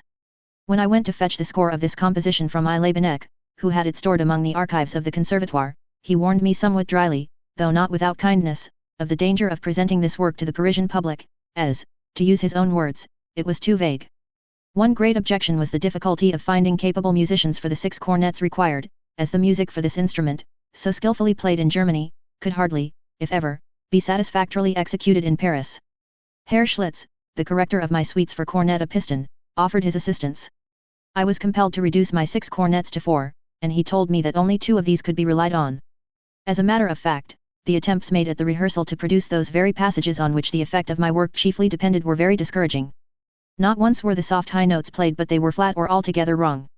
In addition to this, as I was not going to be allowed to conduct the work myself, I had to rely upon a conductor who, as I was well aware, had fully convinced himself that my composition was the most utter rubbish, an opinion that seemed to be shared by the whole orchestra. Berlioz, who was present at the rehearsal, remained silent throughout. He gave me no encouragement, though he did not dissuade me. He merely said afterwards, with a weary smile, that it was very difficult to get on in Paris. On the night of the performance, February 4, 1841, the audience, which was largely composed of subscribers to the Gazette Musicale, and to whom, therefore, my literary successes were not unknown, seemed rather favourably disposed towards me. I was told later on that my overture, however wearisome it had been, would certainly have been applauded if those unfortunate cornet players, by continually failing to produce the effective passages, had not excited the public almost to the point of hostility, for Parisians, for the most part, care only for the skillful parts of performances, as, for instance, for the faultless production of difficult tones. I was clearly conscious of my complete failure. After this misfortune Paris no longer existed for me, and all I had to do was to go back to my miserable bedroom and resume my work of arranging Donizetti's operas. So great was my renunciation of the world that, like a penitent, I no longer shaved, and to my wife's annoyance, for the first and only time in my life allowed my beard to grow quite long. I tried to bear everything patiently, and the only thing that threatened really to drive me to despair was a pianist in the room adjoining ours who during the livelong day practiced Liszt's fantasy on Lucia de Lammermoor. I had to put a stop to this torture, so, to give him an idea of what he made us endure, one day I moved our own piano, which was terribly out of tune, close up to the party wall. Then Brix with his piccolo flute played the piano and violin, or flute, arrangement of the Favorita overture I had just completed, while I accompanied him on the piano. The effect on our neighbor, a young piano teacher, must have been appalling. The concierge told me the next day that the poor fellow was leaving, and, after all, I felt rather sorry. The wife of our concierge had entered into a sort of arrangement with us. At first we had occasionally availed ourselves of her services, especially in the kitchen, also for brushing clothes, cleaning boots, and so on, but even the slight outlay that this involved was eventually too heavy for us, and after having dispensed with her services, Minna had to suffer the humiliation of doing the whole work of the household, even the most menial part of it, herself. As we did not like to mention this to Brix, Minna was obliged, not only to do all the cooking and washing up, but even to clean our lodgers' boots as well. What we felt most, however, was the thought of what the concierge and his wife would think of us, but we were mistaken, for they only respected us the more, though of course we could not avoid a little familiarity at times, now and then. Therefore, the man would have a chat with me on politics. When the Quadruple Alliance against France had been concluded, and the situation under Thiers' ministry was regarded as very critical, my concierge tried to reassure me one day by saying, "Monsieur, Ilya Cotter-Homs en Europe qui est appellant, Leroi Louis Philippe, l'Empereur d'Autriche, l'Empereur de Russie, Leroi de Prusse, bien, ces Cotter sont des et nous en aurons pas la guerre." Of an evening I very seldom lacked entertainment, but the few faithful friends who came to see me had to put up with my going on scribbling music till late in the night. Once they prepared a touching surprise for me in the form of a little party which they arranged for New Year's Eve, 1840. Lers arrived at dusk, rang the bell, and brought a leg of veal, Kayets brought some rum, sugar, and a lemon, Peck supplied a goose, and Anders 2 bottles of the champagne with which he had been presented by a musical instrument maker in return for a flattering article he had written about his pianos. Bottles from that stock were produced only on very great occasions. I soon threw the confounded favorita aside, therefore, and entered enthusiastically into the fun. We all had to assist in the preparations, to light the fire in the salon, give a hand to my wife in the kitchen, and get what was wanted from the grocer. The supper developed into a dithyrambic orgy. When the champagne was drunk, and the punch began to produce its effects, I delivered a fiery speech which so provoked the hilarity of the company that it seemed as though it would never end. I became so excited that I first mounted a chair, and then, by way of heightening the effect, at last stood on the table, thence to preach the maddest gospel of the contempt of life together with a eulogy on the South American Free States. My charmed listeners eventually broke into such fits of sobs and laughter, and were so overcome, that we had to give them all shelter for the night, their condition making it impossible for them to reach their own homes in safety. On New Year's Day, 1841, I was again busy with my favorita.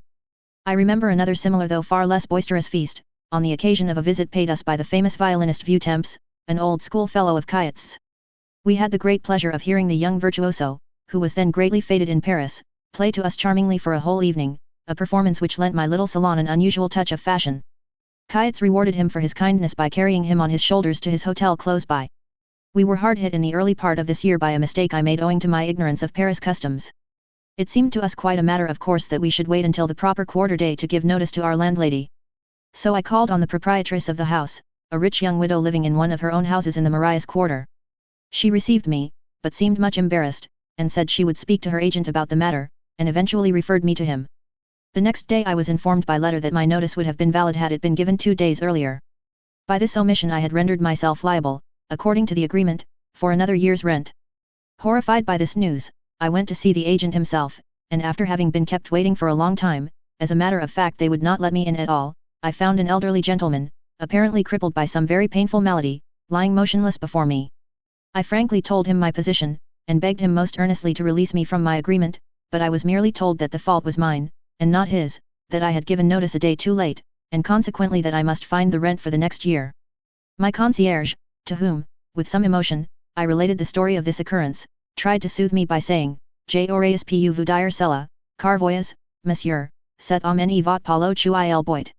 This entirely unforeseen misfortune destroyed our last hopes of getting out of our disastrous position. We consoled ourselves for a while with the hope of finding another lodger, but the fates were once more against us. Easter came, the new term began, and our prospects were as hopeless as ever.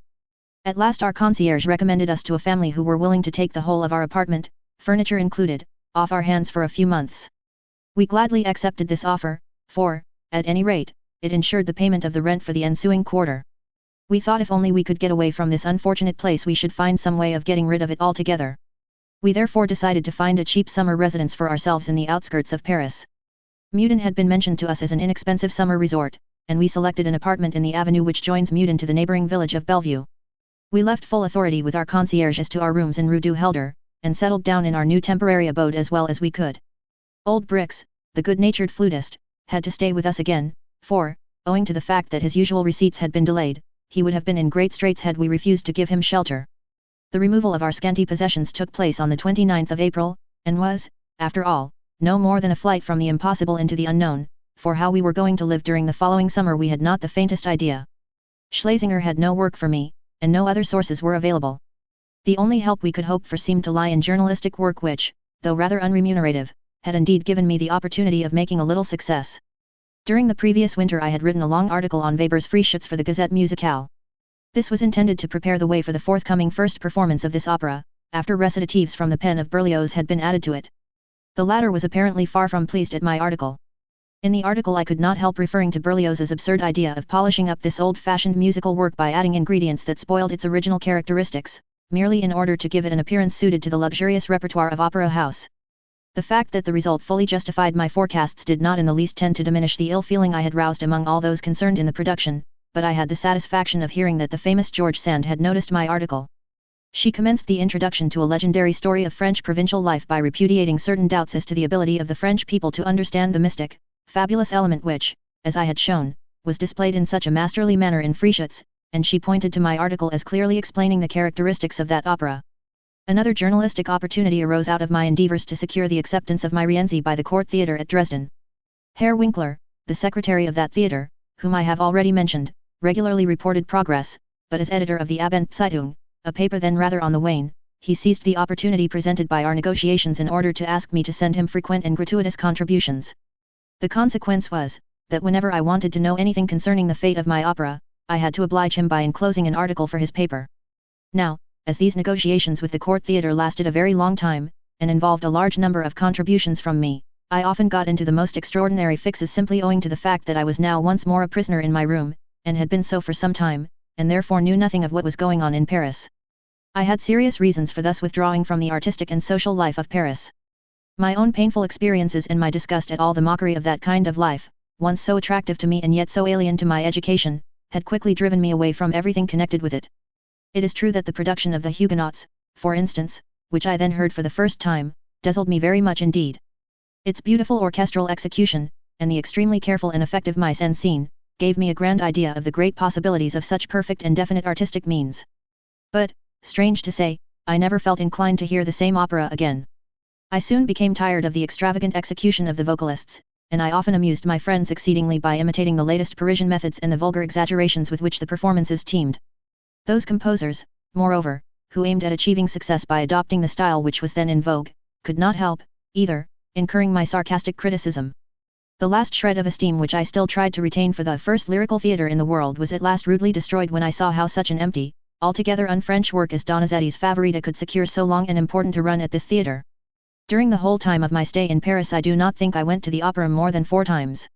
The cold productions at the Opéra Comique, and the degenerate quality of the music produced there, had repelled me from the start, and the same lack of enthusiasm displayed by the singers also drove me from Italian opera.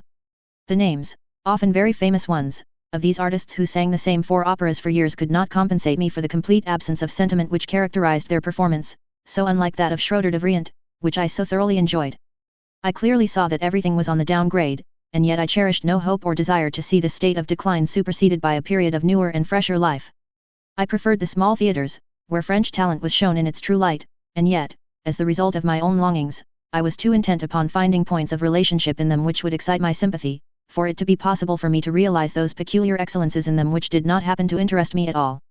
Besides, from the very beginning my own troubles had proved so trying, and the consciousness of the failure of my Paris schemes had become so cruelly apparent, that, either out of indifference or annoyance, I declined all invitations to the theatres. Again and again, much to Minna's regret, I returned tickets for performances in which Rachel was to appear at the Théâtre Français, and, in fact, saw that famous theatre only once, when, some time later, I had to go there on business for my Dresden patron, who wanted some more articles.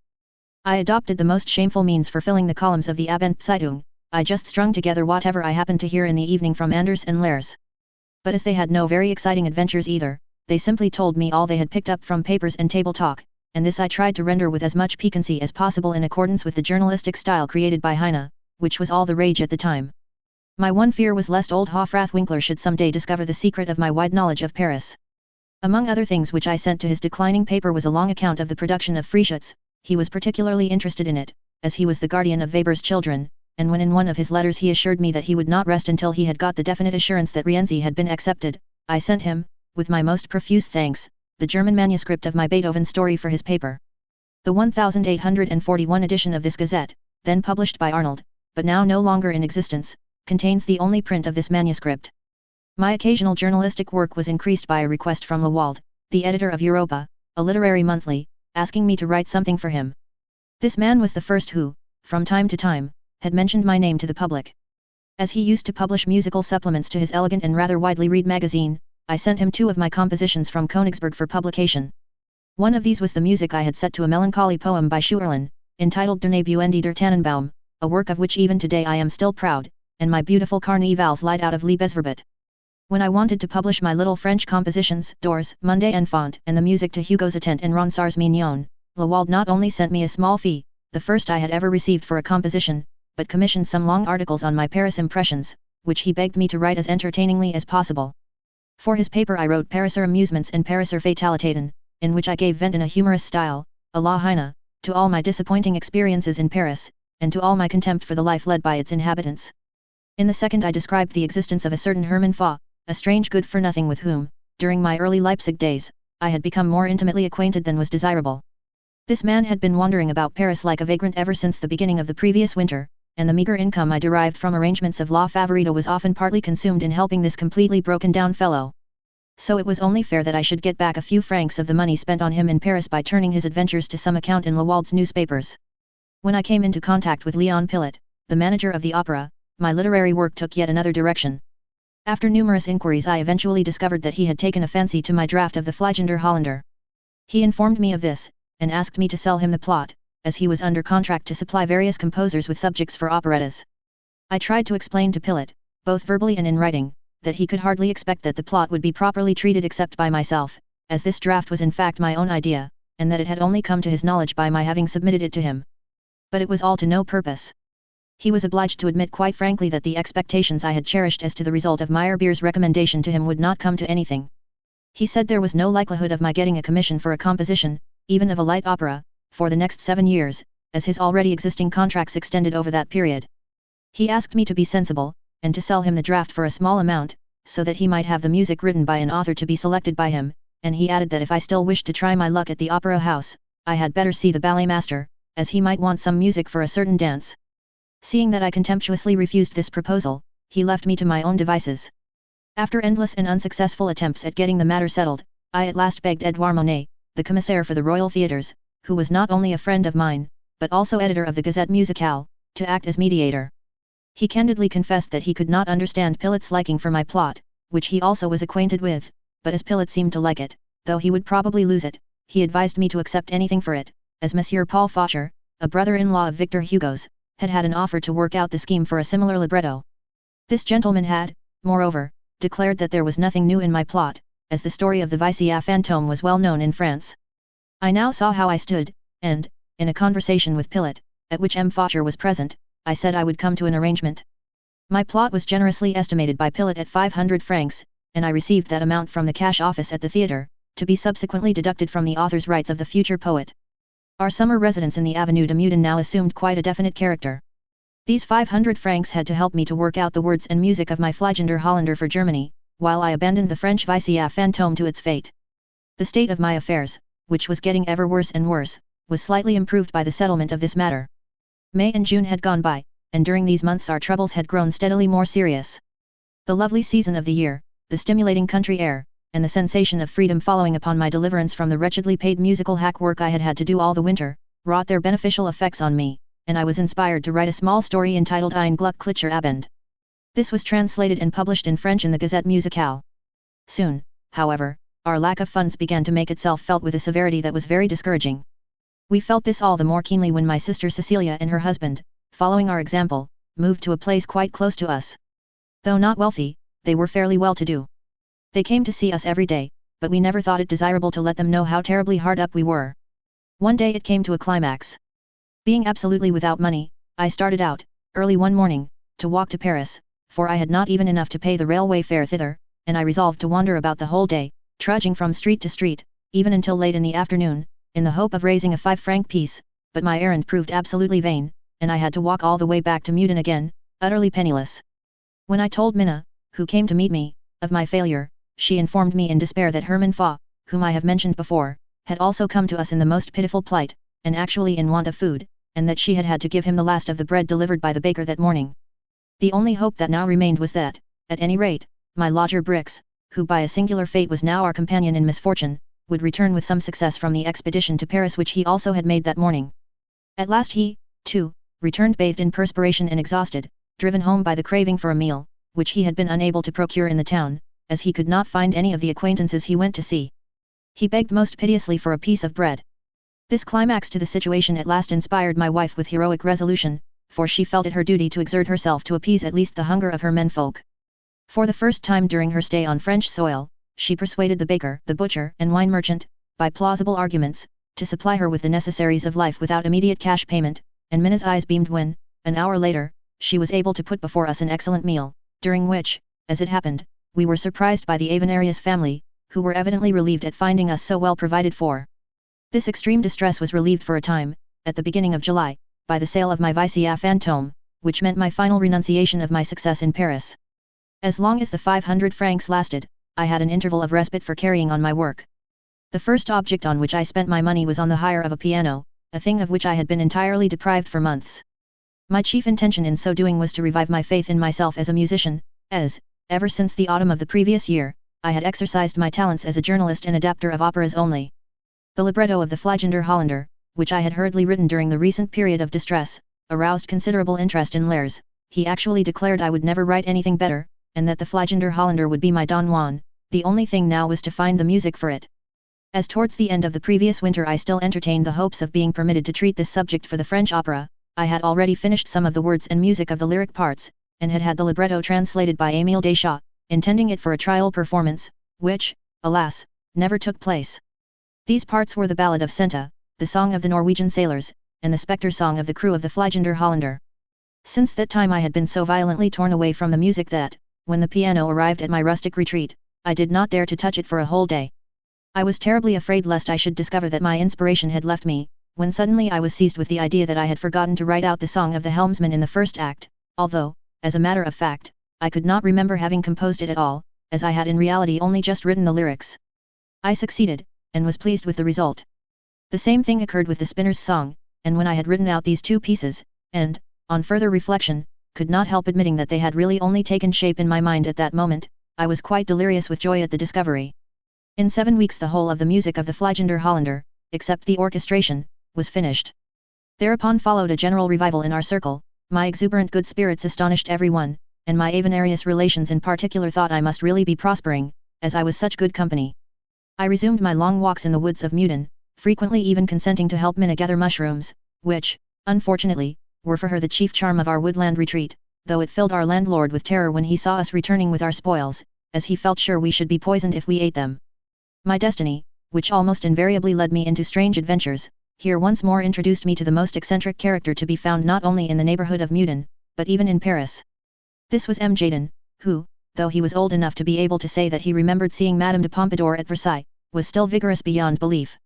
It appeared to be his aim to keep the world in a constant state of conjecture as to his real age. He made everything for himself with his own hands, including even a quantity of wigs of every shade, ranging in the most comic variety from youthful flaxen to the most venerable white, with intermediate shades of grey. These he wore alternately, as the fancy pleased him. He dabbled in everything, and I was pleased to find he had a particular fancy for painting. The fact that all the walls of his rooms were hung with the most childish caricatures of animal life, and that he had even embellished the outside of his blinds with the most ridiculous paintings, did not disconcert me in the least. On the contrary, it confirmed my belief that he did not dabble in music, until, to my horror, I discovered that the strangely discordant sounds of a harp which kept reaching my ears from some unknown region were actually proceeding from his basement, where he had 2 harpsichords of his own invention. He informed me that he had unfortunately neglected playing them for a long time, but that he now meant to begin practicing again assiduously in order to give me pleasure. I succeeded in dissuading him from this, by assuring him that the doctor had forbidden me to listen to the harp, as it was bad for my nerves. His figure as I saw him for the last time remains impressed on my memory, like an apparition from the world of Hoffmann's fairy tales. In the late autumn, when we were going back to Paris, he asked us to take with us on our furniture van an enormous stovepipe, of which he promised to relieve us shortly. One very cold day Jadon actually presented himself at our new abode in Paris, in a most preposterous costume of his own manufacture, consisting of very thin light yellow trousers, a very short pale green dress coat with conspicuously long tails, projecting lace shirt frills and cuffs, a very fair wig, and a hat so small that it was constantly dropping off. He wore in addition a quantity of imitation jewellery, and all this on the undisguised assumption that he could not go about in fashionable Paris dressed as simply as in the country. He had come for the stovepipe.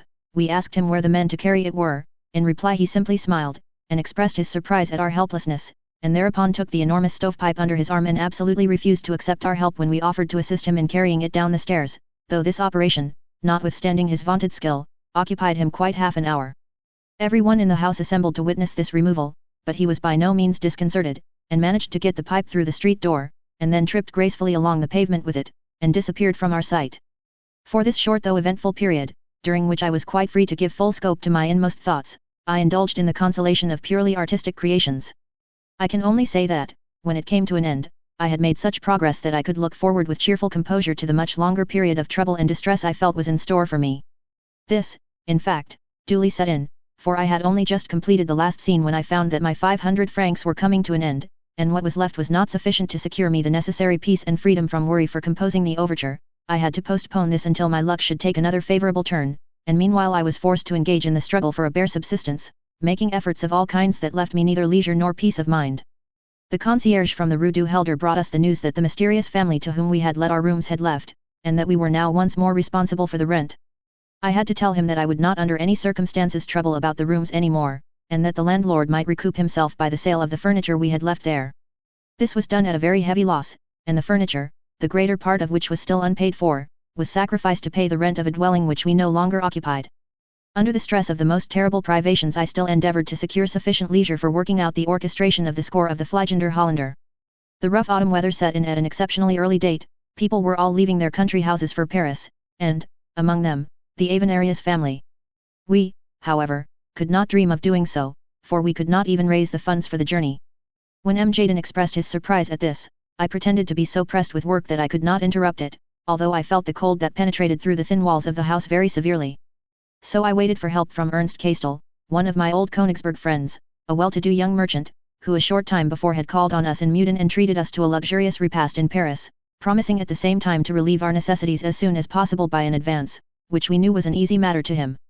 By way of cheering us up, Kayetz came over to us one day, with a large portfolio and a pillow under his arm. He intended to amuse us by working at a large caricature representing myself and my unfortunate adventures in Paris, and the pillow was to enable him, after his labours, to get some rest on our hard couch, which he had noticed had no pillows at the head. Knowing that we had a difficulty in procuring fuel, he brought with him some bottles of rum, to warm us with punch during the cold evenings. Under these circumstances I read Hoffmann's tales to him and my wife. At last I had news from Königsberg, but it only opened my eyes to the fact that the gay young dog had not meant his promise seriously. We now looked forward almost with despair to the chilly mists of approaching winter, but Kayetz, declaring that it was his place to find help, packed up his portfolio, placed it under his arm with the pillow, and went off to Paris. On the next day he returned with 200 francs, that he had managed to procure by means of generous self-sacrifice. We at once set off for Paris, and took a small apartment near our friends, in the back part of number 14 Rue Jacob. I afterwards heard that shortly after we left it was occupied by Proudhon. We got back to town on October 30th. Our home was exceedingly small and cold, and its chilliness in particular made it very bad for our health. We furnished it scantily with the little we had saved from the wreck of the Rue du Helder, and awaited the results of my efforts towards getting my works accepted and produced in Germany. The first necessity was at all costs to secure peace and quietness for myself for the short time which I should have to devote to the overture of the Fliegender Holländer. I told Kayetz that he would have to procure the money necessary for my household expenses until this work was finished and the full score of the opera sent off. With the aid of a pedantic uncle, who had lived in Paris a long time and who was also a painter, he succeeded in providing me with the necessary assistance, in installments of 5 or 10 francs at a time. During this period I often pointed with cheerful pride to my boots, which became mere travesties of footgear, as the solace eventually disappeared altogether. As long as I was engaged on the Dutchman, and Kayetz was looking after me, this made no difference, for I never went out, but when I had dispatched my completed score to the management of the Berlin Court Theatre at the beginning of December, the bitterness of the position could no longer be disguised. It was necessary for me to buckle to and look for help myself. What this meant in Paris I learned just about this time from the hapless fate of the worthy Lers. Driven by needs such as I myself had had to surmount a year before at about the same time, he had been compelled on a broiling hot day in the previous summer to scour the various quarters of the city breathlessly, to get grace for bills he had accepted, and which had fallen due. He foolishly took an iced drink, which he hoped would refresh him in his distressing condition, but it immediately made him lose his voice, and from that day he was the victim of a hoarseness which with terrific rapidity ripened the seeds of consumption, doubtless latent in him, and developed that incurable disease. For months he had been growing weaker and weaker, filling us at last with the gloomiest anxiety. He alone believed the supposed chill would be cured, if he could heat his room better for a time.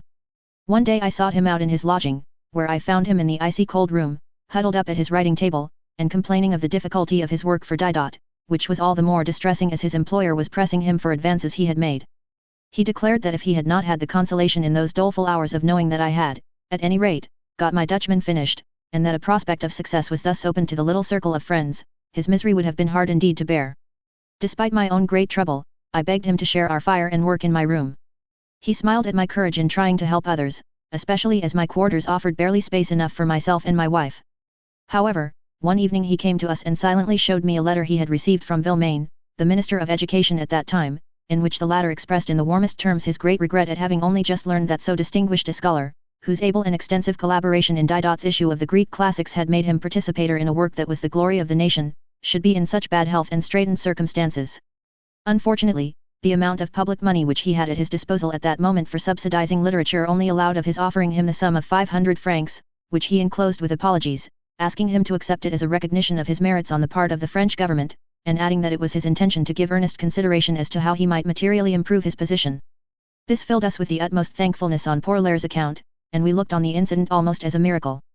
We could not help assuming, however, that M. Vilmain had been influenced by Didot, who had been prompted by his own guilty conscience for his despicable exploitation of Laire's, and by the prospect of thus relieving himself of the responsibility of helping him. At the same time, from similar cases within our knowledge, which were fully confirmed by my own subsequent experience, we were driven to the conclusion that such prompt and considerate sympathy on the part of a minister would have been impossible in Germany. Laire's would now have a fire to work by, but alas! Our fears as to his declining health could not be allayed. When we left Paris in the following spring, it was the certainty that we should never see our dear friend again that made our parting so painful. In my own great distress I was again exposed to the annoyance of having to write numerous unpaid articles for the Abendzeitung, as my patron, Hofrath Winkler, was still unable to give me any satisfactory account of the fate of my Rienzi in Dresden. In these circumstances I was obliged to consider it a good thing that Halevy's latest opera was at last a success. Schlesinger came to us radiant with joy at the success of La Reine de Chypre, and promised me eternal bliss for the piano score and various other arrangements I had made of this newest rage in the sphere of opera. So I was again forced to pay the penalty for composing my own Fliegender Holländer by having to sit down and write out arrangements of Halevy's opera. Yet this task no longer weighed on me so heavily. Apart from the well-founded hope of being at last recalled from my exile in Paris, and thus being able, as I thought, to regard this last struggle with poverty as the decisive one, the arrangement of Halevy's score was far and away a more interesting piece of hack work than the shameful labor I had spent on Donizetti's Favorita. I paid another visit, the last for a long time to come, to the Grand Opera to hear this Reine de Chypre. There was, indeed, much for me to smile at. My eyes were no longer shut to the extreme weakness of this class of work, and the caricature of it that was often produced by the method of rendering it. I was sincerely rejoiced to see the better side of Halévy again. I had taken a great fancy to him from the time of his La Juve, and had a very high opinion of his masterly talent. At the request of Schlesinger I also willingly consented to write for his paper a long article on Halévy's latest work. In it I laid particular stress on my hope that the French school might not again allow the benefits obtained by studying the German style to be lost by relapsing into the shallowest Italian methods. On that occasion I ventured, by way of encouraging the French school, to point to the peculiar significance of Aubert, and particularly to his Sturm von Portici, drawing attention, on the other hand, to the overloaded melodies of Rossini, which often resembled sol-fa exercises. In reading over the proof of my article I saw that this passage about Rossini had been left out, and M. Edouard Monet admitted to me that, in his capacity as editor of a musical paper, he had felt himself bound to suppress it. He considered that if I had any adverse criticism to pass on the composer, I could easily get it published in any other kind of paper, but not in one devoted to the interests of music, simply because such a passage could not be printed there without seeming absurd. It also annoyed him that I had spoken in such high terms of Aubert, but he let it stand.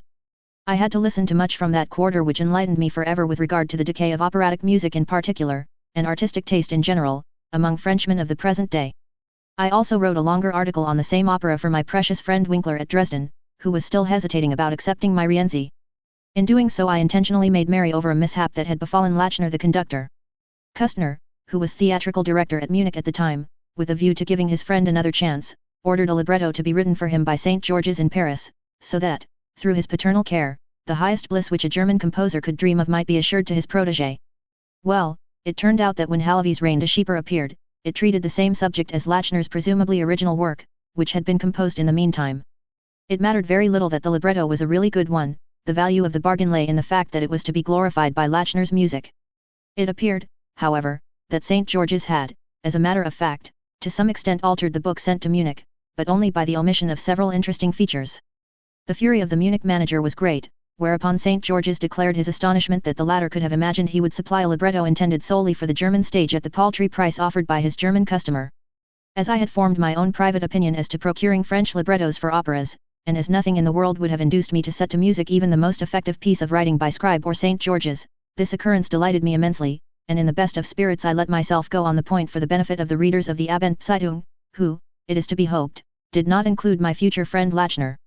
In addition, my work on Halévy's opera, Reine de Chypre, brought me into closer contact with that composer, and was the means of procuring me many an enlivening talk with that peculiarly good-hearted and really unassuming man, whose talent, alas, declined all too soon.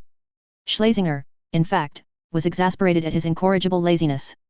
Halévy, who had looked through my piano score, contemplated several changes with a view to making it easier, but he did not proceed with them. Schlesinger could not get the proof sheets back, the publication was consequently delayed, and he feared that the popularity of the opera would be over before the work was ready for the public. He urged me to get firm hold of Halévy very early in the morning in his rooms, and compel him to set to work at the alterations in my company. The first time I reached his house at about 10 in the morning, I found him just out of bed, and he informed me that he really must have breakfast first. I accepted his invitation, and sat down with him to a somewhat luxurious meal. My conversation seemed to appeal to him, but friends came in, and at last Schlesinger among the number, who burst into a fury at not finding him at work on the proofs he regarded as so important. Halévy, however, remained quite unmoved. In the best of good tempers he merely complained of his latest success, because he had never had more peace than of late, when his operas, almost without exception, had been failures, and he had not had anything to do with them after the first production.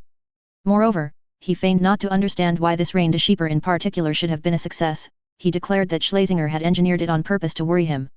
When he spoke a few words to me in German, one of the visitors was astonished, whereupon Schlesinger said that all Jews could speak German. Thereupon Schlesinger was asked if he also was a Jew. He answered that he had been, but had become a Christian for his wife's sake. This freedom of speech was a pleasant surprise to me, because in Germany in such cases we always studiously avoided the point, as discourteous to the person referred to. But as we never got to the proof correcting, Schlesinger made me promise to give Halévy no peace until we had done them. The secret of his indifference to success became clear to me in the course of further conversation, as I learned that he was on the point of making a wealthy marriage.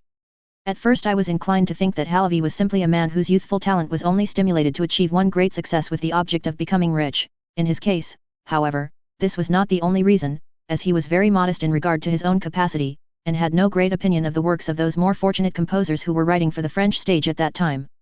In him I thus, for the first time, met with the frankly expressed admission of disbelief in the value of all our modern creations in this dubious field of art. I have since come to the conclusion that this incredulity, often expressed with much less modesty, justifies the participation of all Jews in our artistic concerns. Only once did Halévy speak to me with real candor, when, on my tardy departure for Germany, he wished me the success he thought my works deserved. In the year 1860 I saw him again. I had learned that, while the Parisian critics were giving vent to the bitterest condemnation of the concerts I was giving at that time, he had expressed his approval, and this determined me to visit him at the Palais de l'Institut, of which he had for some time been permanent secretary. He seemed particularly eager to learn from my own lips what my new theory about music really was, of which he had heard such wild rumors. For his own part, he said, he had never found anything but music in my music, but with this difference, that mine had generally seemed very good. This gave rise to a lively discussion on my part, to which he good-humouredly agreed, once more wishing me success in Paris. This time, however, he did so with less conviction than when he bade me goodbye for Germany, which I thought was because he doubted whether I could succeed in Paris. From this final visit I carried away a depressing sense of the enervation, both moral and aesthetic, which had overcome one of the last great French musicians, while, on the other hand, I could not help feeling that a tendency to a hypocritical or frankly impudent exploitation of the universal degeneracy marked all who could be designated as Halévy's successors. Throughout this period of constant hack work my thoughts were entirely bent on my return to Germany, which now presented itself to my mind in a wholly new and ideal light. I endeavored in various ways to secure all that seemed most attractive about the project, or which filled my soul with longing. My intercourse with Lares had, on the whole, given a decided spur to my former tendency to grapple seriously with my subjects, a tendency which had been counteracted by closer contact with the theatre. This desire now furnished a basis for closer study of philosophical questions. I had been astonished at times to hear even the grave and virtuous Lares, openly and quite as a matter of course, give expression to grave doubts concerning our individual survival after death. He declared that in many great men this doubt, even though only tacitly held, had been the real incitement to noble deeds. The natural result of such a belief speedily dawned on me without, however, causing me any serious alarm. On the contrary, I found a fascinating stimulus in the fact that boundless regions of meditation and knowledge were thereby opened up which hitherto I had merely schemed in light-hearted levity. In my renewed attempts to study the Greek classics in the original, I received no encouragement from Lares. He dissuaded me from doing so with the well-meant consolation, that as I could only be born once, and that with music in me, I should learn to understand this branch of knowledge without the help of grammar or lexicon, whereas if Greek were to be studied with real enjoyment, it was no joke, and would not suffer being relegated to a secondary place. On the other hand, I felt strongly drawn to gain a closer acquaintance of German history than I had secured at school. I had Römer's history of the Hohenstaufen within easy reach to start upon. All the great figures in this book lived vividly before my eyes. I was particularly captivated by the personality of that gifted Emperor Frederick II, whose fortunes aroused my sympathies so keenly that I vainly sought for a fitting artistic setting for them. The fate of his son Manfred, on the other hand, provoked in me an equally well-grounded, but more easily combated, feeling of opposition. I accordingly made a plan of a great 5-act dramatic poem, which should also be perfectly adapted to a musical setting. My impulse to embellish the story with the central figure of romantic significance was prompted by the fact of Manfred's enthusiastic reception in Luceria by the Saracens, who supported him and carried him on from victory to victory till he reached his final triumph, and this, too, in spite of the fact that he had come to them betrayed on every hand, banned by the church, and deserted by all his followers during his flight through Apulia and the Abruzzi. Even at this time it delighted me to find in the German mind the capacity of appreciating beyond the narrow bounds of nationality all purely human qualities, in however strange a garb they might be presented. For in this I recognized how nearly akin it is to the mind of Greece. In Frederick II, I saw this quality in full flower.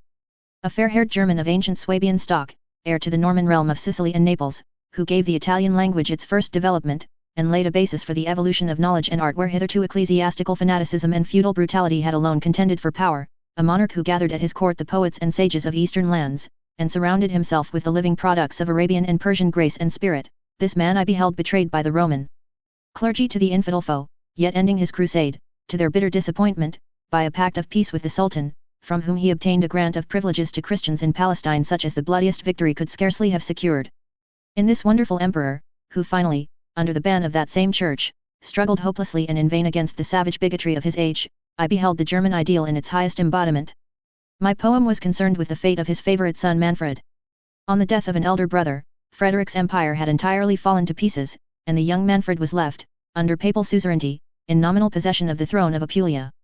We find him at Capua in surroundings and attended by a court, in which the spirit of his great father survives, in a state of almost effeminate degeneration.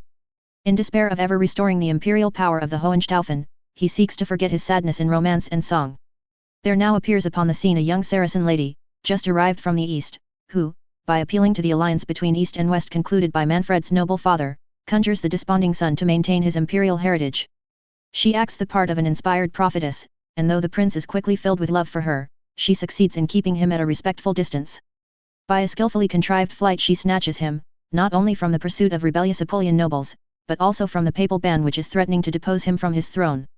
Accompanied only by a few faithful followers, she guides him through mountain fastnesses, where one night the wearied son beholds the spirit of Frederick II, passing with feudal array through the Abruzzi, and beckoning him on to Luceria.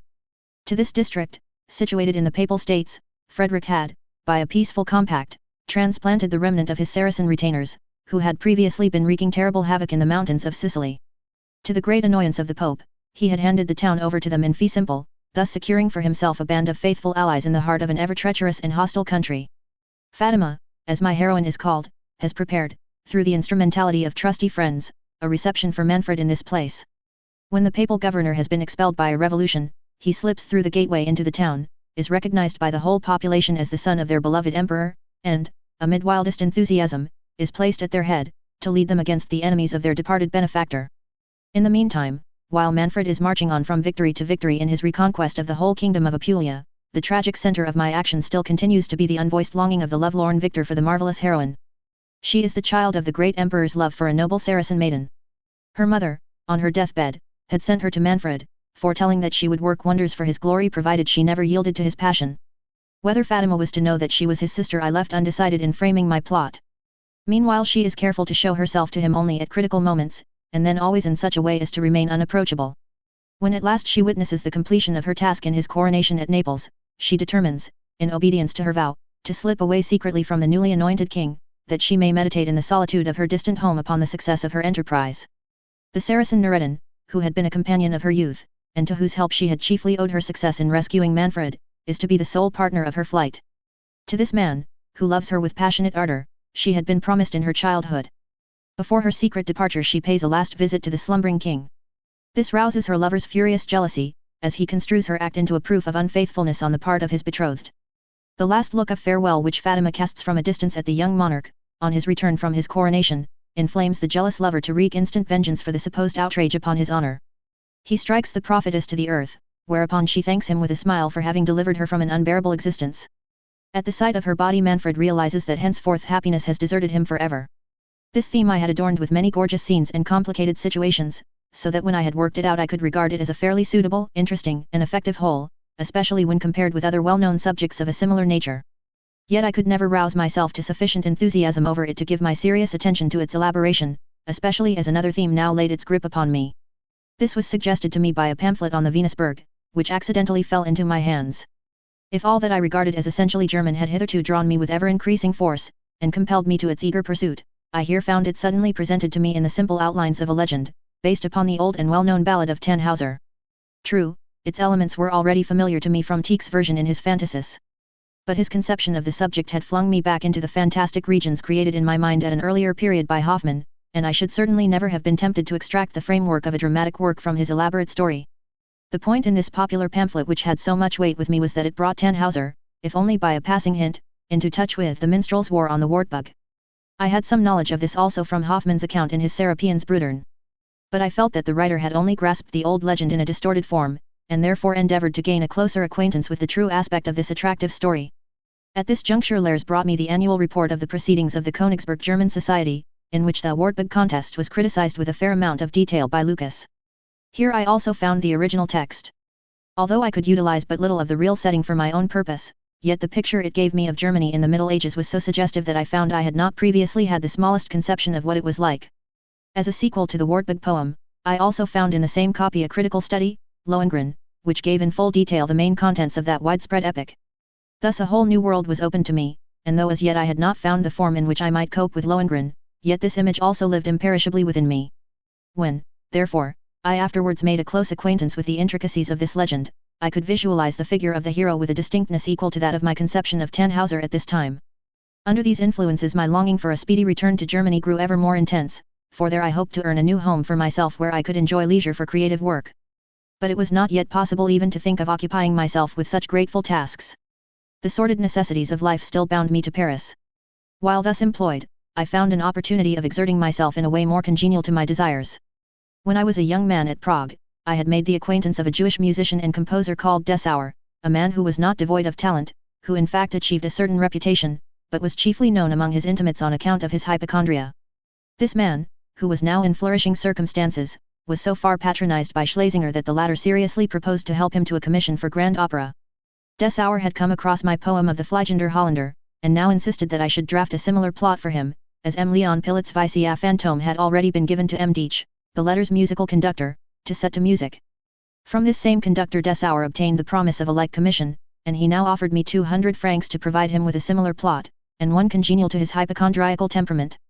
To meet this wish I ransacked my brain for recollections of Hoffmann, and quickly decided to work up his Bergwerke von Phalen. The molding of this fascinating and marvelous material succeeded as admirably as I could wish.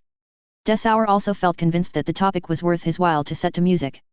His dismay was accordingly all the greater when Pilat rejected our plot on the ground that the staging would be too difficult, and that the second act especially would entail insurmountable obstacles for the ballet, which had to be given each time.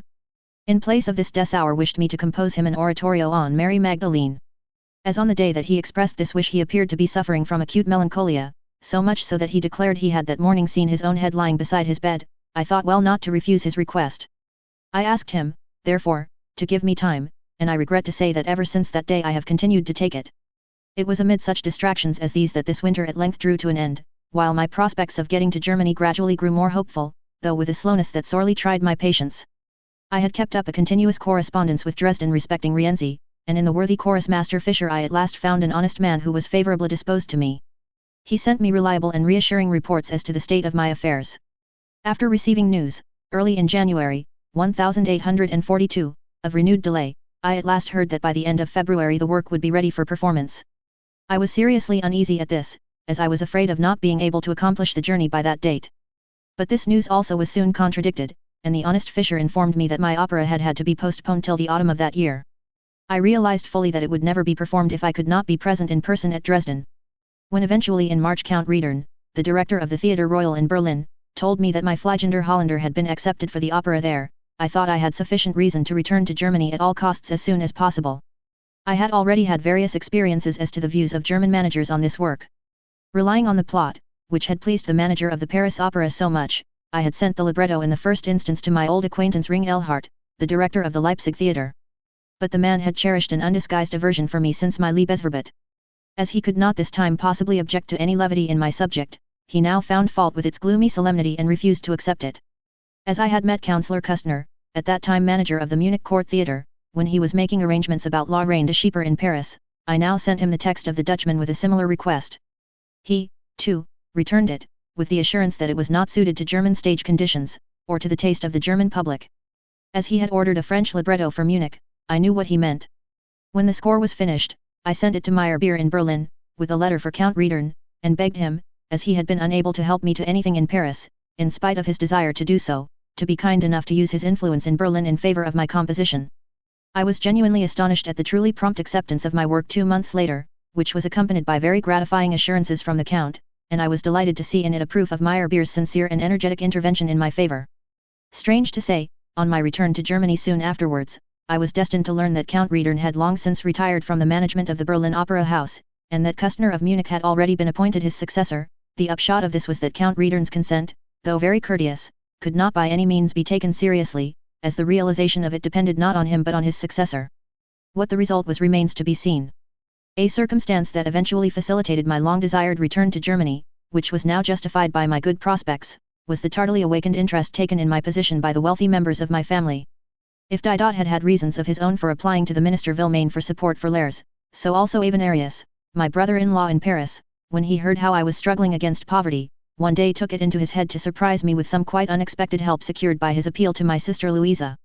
On December 26 of the fast-waning year 1841 I went home to Minna carrying a goose under my arm, and in the beak of the bird we found a 500-franc note. This note had been given me by Avenarius as the result of a request on my behalf made by my sister Louisa to a friend of hers, a wealthy merchant named Schletter. This welcome addition to our extremely straitened resources might not in itself have been sufficient to put me in an exceedingly good humour, had I not clearly seen in it the prospect of escaping altogether from my position in Paris. As the leading German managers had now consented to the performance of 2 of my compositions, I thought I might seriously reproach my brother-in-law, Friedrich Brockhaus, who had repulsed me the year before when I applied to him in great distress, on the ground that he disapproved of my profession. This time I might be more successful in securing the wherewithal for my return. I was not mistaken, and when the time came I was supplied from this source with the necessary travelling expenses. With these prospects, and my position thus improved, I found myself spending the second half of the winter 1841-42 in high spirits, and affording constant entertainment to the small circle of friends which my relationship to Avenarius had created around me. Minna and I frequently spent our evenings with this family and others, amongst whom I have pleasant recollections of a certain Herr Kuhn, the head of a private school, and his wife. I contributed so greatly to the success of their little soirees, and was always so willing to improvise dances on the piano for them to dance to, that I soon ran the risk of enjoying an almost burdensome popularity. At length the hour struck for my deliverance, the day came on which, as I devoutly hoped, I might turn my back on Paris forever.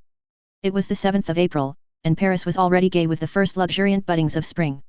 In front of our windows, which all the winter had looked upon a bleak and desolate garden, the trees were bourgeoning, and the birds sang. Our emotion at parting from our dear friends Anders, Lers, and Kayitz, however, was great, almost overwhelming. The first seemed already doomed to an early death, for his health was exceedingly bad, and he was advanced in years. About Lers' condition, as I have already said, there could no longer be any doubt, and it was dreadful, after so short an experience as the 2.5 years which I had spent in Paris, to see the ravages that want had wrought among good, noble, and sometimes even distinguished men. Kayats, for whose future I was concerned, less on grounds of health than of morals, touched our hearts once more by his boundless and almost childlike good nature.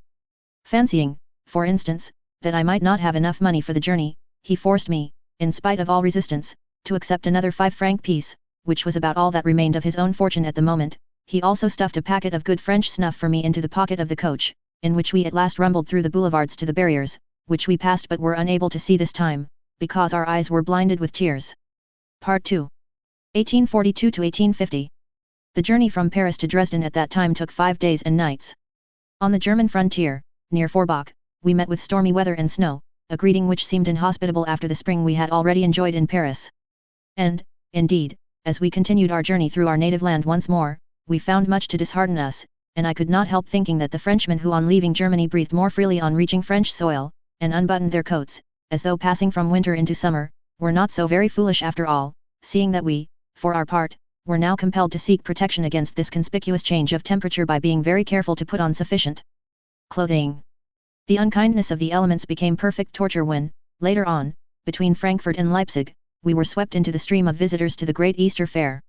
The pressure on the mail coaches was so great, that for 2 days and a night, amid ceaseless storm, snow, and rain, we were continually changing from one wretched substitute to another, thus turning our journey into an adventure of almost the same type as our former voyage at sea. One solitary flash of brightness was afforded by our view of the Wartburg, which we passed during the only sunlit hour of this journey. The sight of this mountain fastness, which, from the Fulda side, is clearly visible for a long time, affected me deeply. A neighbouring ridge further on I at once christened the Orelberg, and as we drove through the valley, pictured to myself the scenery for the third act of my Tannhauser. This scene remained so vividly in my mind, that long afterwards I was able to give Desplechin, the Parisian scene painter, exact details when he was working out the scenery under my direction. If I had already been impressed by the significance of the fact that my first journey through the German Rhine district, so famous in legend, should have been made on my way home from Paris, it seemed an even more ominous coincidence that my first sight of Wartburg, which was so rich in historical and mythical associations, should come just at this moment. The view so warmed my heart against wind and weather, Jews, and the Leipzig fair, that in the end I arrived, on April 12, 1842, safe and sound, with my poor, battered, half-frozen wife, in that self-same city of Dresden which I had last seen on the occasion of my sad separation from my Minna, and my departure for my northern place of exile. We put up at the Stadt Gotha Inn. The city, in which such momentous years of my childhood and boyhood had been spent, seemed cold and dead beneath the influences of the wild, gloomy weather. Indeed, everything there that could remind me of my youth seemed dead. No hospitable house received us. We found my wife's parents living in cramped and dingy lodgings in very straitened circumstances, and were obliged at once to look about for a small abode for ourselves. This we found in the Top Fergus for 21 marks a month. After paying the necessary business visits in connection with Rienzi, and making arrangements for Minna during my brief absence, I set out on April 15 direct for Leipzig, where I saw my mother and family for the first time in 6 years. During this period, which had been so eventful for my own life, my mother had undergone a great change in her domestic position through the death of Rosalie. She was living in a pleasant roomy flat near the Brockhaus family, where she was free from all those household cares to which, owing to her large family, she had devoted so many years of anxious thought. Her bustling energy, which had almost amounted to hardness, had entirely given place to a natural cheerfulness and interest in the family prosperity of her married daughters. For the blissful calm of this happy old age she was mainly indebted to the affectionate care of her son-in-law, Friedrich Brockhaus, to whom I expressed my heartfelt thanks for his goodness. She was exceedingly astonished and pleased to see me unexpectedly enter her room. Any bitterness that ever existed between us had utterly vanished, and her only complaint was that she could not put me up in her house, instead of my brother Julius, the unfortunate goldsmith, who had none of the qualities that could make him a suitable companion for her. She was full of hope for the success of my undertaking, and felt this confidence strengthened by the favourable prophecy which our dear Rosalie had made about me shortly before her sad death. For the present, however, I only stayed a few days in Leipzig, as I had first to visit Berlin in order to make definite arrangements with Count Riedern for the performance of the Fliegender Holländer. As I have already observed, I was here at once destined to learn that the Count was on the point of retiring from the directorship, and he accordingly referred me for all further decisions to the new director, Kustner, who had not yet arrived in Berlin. I now suddenly realized what this strange circumstance meant, and knew that, so far as the Berlin negotiations went, I might as well have remained in Paris. This impression was in the main confirmed by a visit to Meyerbeer, who, I found, regarded my coming to Berlin as over-hasty. Nevertheless, he behaved in a kind and friendly manner, only regretting that he was just on the point of going away, a state in which I always found him whenever I visited him again in Berlin. Mendelssohn was also in the capital about this time, having been appointed one of the general musical directors to the King of Prussia. I also sought him out, having been previously introduced to him in Leipzig. He informed me that he did not believe his work would prosper in Berlin, and that he would rather go back to Leipzig. I made no inquiry about the fate of the score of my great symphony performed at Leipzig in earlier days, which I had more or less forced upon him so many years ago. On the other hand, he did not betray to me any signs of remembering that strange offering. In the midst of the lavish comforts of his home he struck me as cold, yet it was not so much that he repelled me as that I recoiled from him. I also paid a visit to Rühlstab, to whom I had a letter of introduction from his trusty publisher, my brother-in-law Brockhaus. Here it was not so much smug ease that I encountered, I doubtless felt repulsed more by the fact that he showed no inclination whatever to interest himself in my affairs. I grew very low-spirited in Berlin. I could almost have wished Commissioner Cerf back again.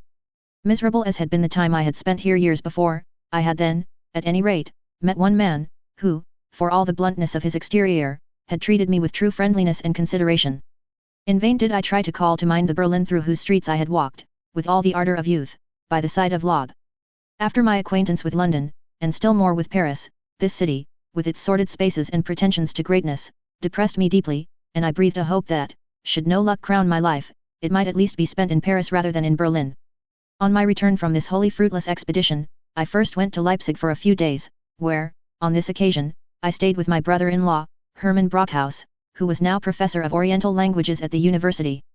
His family had been increased by the birth of 2 daughters, and the atmosphere of unruffled content, illuminated by mental activity and a quiet but vivid interest in all things relating to the higher aspects of life, greatly moved my homeless and vagabond soul. One evening, after my sister had seen to her children, whom she had brought up very well, and had sent them with gentle words to bed, we gathered in the large richly stocked library for our evening meal and a long confidential chat. Here I broke out into a violent fit of weeping, and it seemed as though the tender sister, who 5 years before had known me during the bitterest straits of my early married life in Dresden, now really understood me. At the express suggestion of my brother-in-law Hermann, my family tendered me a loan, to help me to tide over the time of waiting for the performance of my Rienzi in Dresden. This, they said, they regarded merely as a duty, and assured me that I need have no hesitation whatever in accepting it. It consisted of a sum of 600 marks, which was to be paid me in monthly installments for 6 months.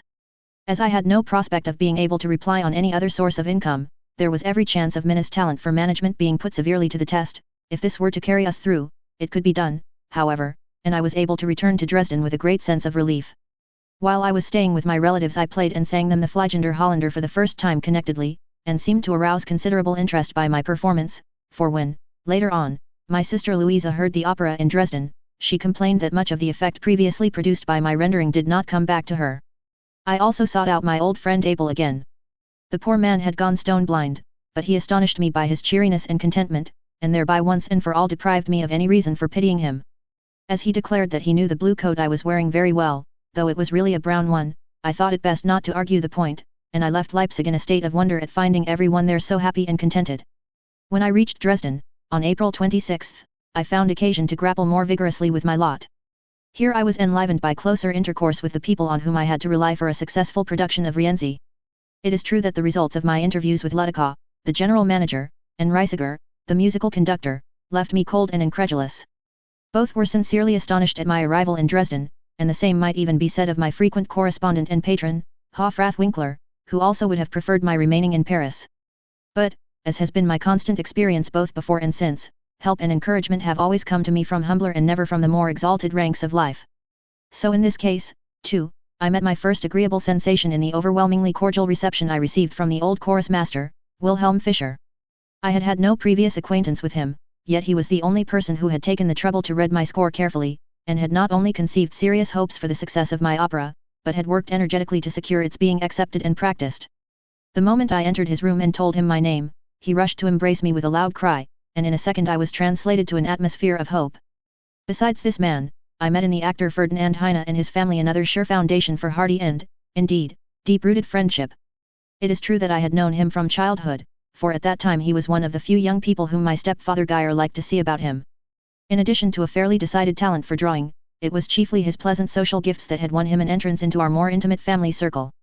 As he was very small and slight, my stepfather nicknamed him David Chen, and under this appellation he used to take part with great affability and good humor in our little festivities, and above all in our friendly excursions into the neighboring country, in which, as I mentioned in its place, even Karl Maria von Weber used to join. Belonging to the good old school, he had become a useful, if not prominent, member of the Dresden stage. He possessed all the knowledge and qualities for a good stage manager, but never succeeded in inducing the committee to give him that appointment. It was only as a designer of costumes that he found further scope for his talents, and in this capacity he was included in the consultations over the staging of Rienzi. Thus it came about that he had the opportunity of busying himself with the work of a member, now grown to man's estate, of the very family with whom he had spent such pleasant days in his youth. He greeted me at once as a child of the house, and we two homeless creatures found in our memories of this long-lost home the first common basis to our friendship. We generally spent our evenings with old Fisher at Heine's, where, amid hopeful conversation, we regaled ourselves on potatoes and herrings, of which the meal chiefly consisted. Schroeder de Vriend was away on a holiday. Tkatschek, who was also on the point of going away, I had just time to see, and with him I went quickly through a part of his role in Rienzi. His brisk and lively nature, his glorious voice and great musical talent, gave special weight to his encouraging assurance that he delighted in the role of Rienzi. Heine also told me that the mere prospect of having many new costumes, and especially new silver armor, had inspired Tkatschek with the liveliest desire to play this part, so that I might rely on him under any circumstances. Thus I could at once give closer attention to the preparations for practice, which was fixed to begin in the late summer, after the principal singers had returned from their holiday. I had to make special efforts to pacify my friend Fisher by my readiness to abbreviate the score, which was excessively lengthy. His intentions in the matter were so honest that I gladly sat down with him to the wearisome task. I played and sang my score to the astonished man on an old grand piano in the rehearsing room of the court theatre, with such frantic vigor that, although he did not mind if the instrument came to grief, he grew concerned about my chest. Finally, amid hearty laughter, he ceased to argue about cutting down passages, as precisely where he thought something might be omitted I proved to him with headlong eloquence that it was precisely here that the main point lay.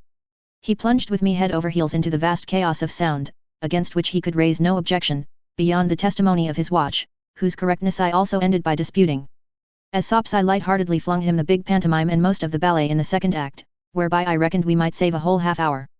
Thus, thank goodness, the whole monster was at last handed over to the clerks to make a fair copy of, and the rest was left for time to accomplish. We next discussed what we should do in the summer, and I decided upon a stay of several months at Toplitz, the scene of my first youthful flights, whose fine air and baths, I hoped, would also benefit Minna's health. But before we could carry out this intention I had to pay several more visits to Leipzig to settle the fate of my Dutchman. On May 5 I proceeded thither to have an interview with Kustner, the new director of the Berlin Opera, who I had been told had just arrived there. He was now placed in the awkward position of being about to produce in Berlin the very opera which he had before declined in Munich, as it had been accepted by his predecessor in office. He promised me to consider what steps he would take in this predicament. In order to learn the result of Kustner's deliberations, I determined, on June 2, to seek him out, and this time in Berlin itself. But at Leipzig I found a letter in which he begged me to wait patiently a little longer for his final verdict. I took advantage of being in the neighborhood of Halle to pay a visit to my eldest brother Albert. I was very much grieved and depressed to find the poor fellow, whom I must give the credit of having the greatest perseverance and a quite remarkable talent for dramatic song, living in the unworthy and mean circumstances which the Halle Theatre offered to him and his family. The realization of conditions into which I myself had once nearly sunk now filled me with indescribable abhorrence. Still more harrowing was it to hear my brother speak of this state in tones which showed, alas, only too plainly, the hopeless submission with which he had already resigned himself to its horrors. The only consolation I could find was the personality and childlike nature of his stepdaughter Johanna, who was then 15, and who sang Mi Spars Rose, Oui bist du so schön with great expression and in a voice of an extraordinarily beautiful quality. Then I returned to Dresden, and at last, in wonderful weather, undertook the pleasant journey to Toplitz with Minna and one of her sisters, reaching that place on June 9, where we took up our quarters at a second-class inn, the Eich, at Skona. Here we were soon joined by my mother, who paid her usual yearly visit to the warm baths all the more gladly this time because she knew she would find me there. If she had before had any prejudice against Minna because of my premature marriage to her, a closer acquaintance with her domestic gifts soon changed it into respect, and she quickly learned to love the partner of my doleful days in Paris. Although my mother's vagaries demanded no small consideration, yet what particularly delighted me about her was the astonishing vivacity of her almost childlike imagination, a faculty she retained to such a degree that one morning she complained that my relation of the Tannhauser legend on the previous evening had given her a whole night of pleasant but most tiring sleeplessness. By dint of appealing letters to Schletter, a wealthy patron of art in Leipzig, I managed to do something for Kayetz, who had remained behind in misery in Paris, and also to provide Minna with medical treatment. I also succeeded to a certain extent in ameliorating my own woeful financial position.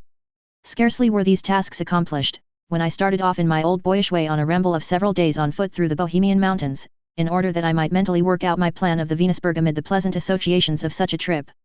Here I took the fancy of engaging quarters in Aussig on the romantic Schreckenstein, where for several days I occupied the little public room, in which straw was laid down for me to sleep on at night. I found recreation in daily ascents of the Wostre, the highest peak in the neighborhood, and so keenly did the fantastic solitude quicken my youthful spirit, that I clambered about the ruins of the Schreckenstein the whole of one moonlit night, wrapped only in a blanket, in order myself to provide the ghost that was lacking, and delighted myself with the hope of scaring some passing wayfarer. Here I drew up in my pocketbook the detailed plan of a 3-act opera on the Venusberg, and subsequently carried out the composition of this work in strict accordance with the sketch I then made.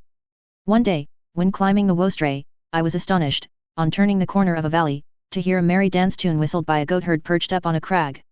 I seemed immediately to stand among the chorus of pilgrims filing past the goatherd in the valley, but I could not afterwards recall the goatherd's tune, so I was obliged to help myself out of the matter in the usual way. Enriched by these spoils, I returned to Toplitz in a wonderfully cheerful frame of mind and robust health, but on receiving the interesting news that Tikhatschek and Schroeder de Vriend were on the point of returning, I was impelled to set off once more for Dresden. I took this step, not so much to avoid missing any of the early rehearsals of Rienzi, as because I wanted to prevent the management replacing it by something else. I left Minna for a time with my mother, and reached Dresden on July 18. I hired a small lodging in a queer house, since pulled down, facing the Maximilian Avenue, and entered into a fairly lively intercourse with our operatic stars who had just returned. My old enthusiasm for Schroeder de Vriend revived when I saw her again more frequently in opera. Strange was the effect produced upon me when I heard her for the first time in Grétry's Blaubart, for I could not help remembering that this was the first opera I had ever seen. I had been taken to it as a boy of 5, also in Dresden, and I still retained my wondrous first impressions of it. All my earliest childish memories were revived, and I recollected how frequently and with what emphasis I had myself sung Bluebeard's song, Ha, die Falsche. Die Thur often. To the amusement of the whole house, with a paper helmet of my own making on my head. My friend Heine still remembered it well. In other respects the operatic performances were not such as to impress me very favorably. I particularly missed the rolling sound of the fully equipped Parisian orchestra of string instruments. I also noticed that, when opening the fine new theatre, they had quite forgotten to increase the number of these instruments in proportion to the enlarged space. In this, as well as in the general equipment of the stage, which was materially deficient in many respects, I was impressed by the sense of a certain meanness about theatrical enterprise in Germany, which became most noticeable when reproductions were given, often with wretched translations of the text, of the Paris opera repertoire. If even in Paris my dissatisfaction with this treatment of opera had been great, the feeling which once drove me thither from the German theatres now returned with redoubled energy. I actually felt degraded again, and nourished within my breast a contempt so deep that for a time I could hardly endure the thought of signing a lasting contract, even with one of the most up-to-date of German opera houses, but sadly wondered what steps I could take to hold my ground between disgust and desire in this strange world. Nothing but the sympathy inspired by communion with persons endowed with exceptional gifts enabled me to triumph over my scruples. This statement applies above all to my great ideal, Schroeder de Vriend, in whose artistic triumphs it had once been my most burning desire to be associated. It is true that many years had elapsed since my first youthful impressions of her were formed. As regards her looks, the verdict which, in the following winter, was sent to Paris by Berlioz during his stay in Dresden, was so far correct that her somewhat maternal stoutness was unsuited to youthful parts, especially in male attire, which, as in Rienzi, made too great a demand upon the imagination. Her voice, which in point of quality had never been an exceptionally good medium for song, often landed her in difficulties, and in particular she was forced, when singing, to drag the time a little all through. But her achievements were less hampered now by these material hindrances than by the fact that her repertoire consisted of a limited number of leading parts, which she had sung so frequently that a certain monotony in the conscious calculation of effect often developed into a mannerism which, from her tendency to exaggeration, was at times almost painful. Although these defects could not escape me, yet I, more than anyone, was especially qualified to overlook such minor weaknesses, and realize with enthusiasm the incomparable greatness of her performances.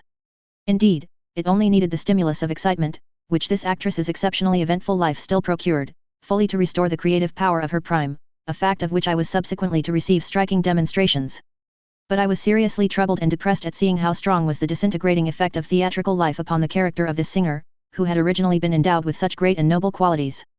From the very mouth through which the great actress's inspired musical utterances reached me, I was compelled to hear at other times very similar language to that in which, with but few exceptions, nearly all heroines of the stage indulge. The possession of a naturally fine voice, or even mere physical advantages, which might place her rivals on the same footing as herself in public favor, was more than she could endure, and so far was she from acquiring the dignified resignation worthy of a great artist, that her jealousy increased to a painful extent as years went on. I noticed this all the more because I had reason to suffer from it. A fact which caused me even greater trouble, however, was that she did not grasp music easily, and the study of a new part involved difficulties which meant many a painful hour for the composer who had to make her master his work. Her difficulty in learning new parts, and particularly that of Adriano and Rienzi, entailed disappointments for her which caused me a good deal of trouble. If, in her case, I had to handle a great and sensitive nature very tenderly, I had, on the other hand, a very easy task with Tkachuk, with his childish limitations and superficial, but exceptionally brilliant, talents. He did not trouble to learn his parts by heart, as he was so musical that he could sing the most difficult music at sight, and thought all further study needless, whereas with most other singers the work consisted in mastering the score.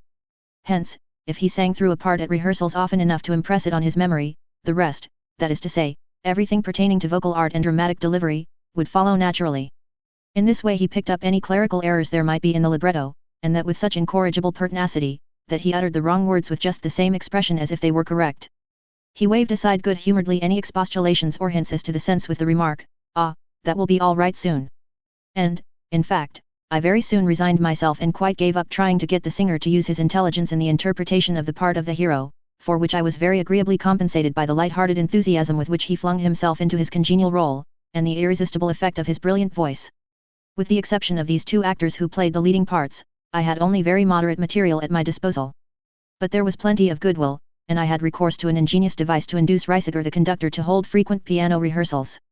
He had complained to me of the difficulty he had always found in securing a well-written libretto, and thought it was very sensible of me to have acquired the habit of writing my own. In his youth he had unfortunately neglected to do this for himself, and yet this was all he lacked to make a successful dramatic composer. I feel bound to confess that he possessed a good deal of melody, but this, he added, did not seem sufficient to inspire the singers with the requisite enthusiasm. His experience was that Schroeder de Vriend, in his Adele de Foy, would render very indifferently the same final passage with which, in Bellini's Romeo and Juliet, she would put the audience into an ecstasy. The reason for this, he presumed, must lie in the subject matter. I at once promised him that I would supply him with a libretto in which he would be able to introduce these and similar melodies to the greatest advantage. To this he gladly agreed, and I therefore set aside for versification, as a suitable text for Reisiger, my Hohebraut, founded on Koenig's romance, which I had once before submitted to scribe. I promised to bring Reisiger a page of verse for every piano rehearsal, and this I faithfully did until the whole book was done. I was much surprised to learn some time later that Reisiger had had a new libretto written for him by an actor named Cryathe. This was called The Wreck of the Medusa. I then learned that the wife of the conductor, who was a suspicious woman, had been filled with the greatest concern at my readiness to give up a libretto to her husband. They both thought the book was good and full of striking effects, but they suspected some sort of trap in the background, to escape from which they must certainly exercise the greatest caution. The result was that I regained possession of my libretto and was able, later on, to help my old friend Kittel with it in Prague. He set it to music of his own, and entitled it Die Franzosen Vornisse.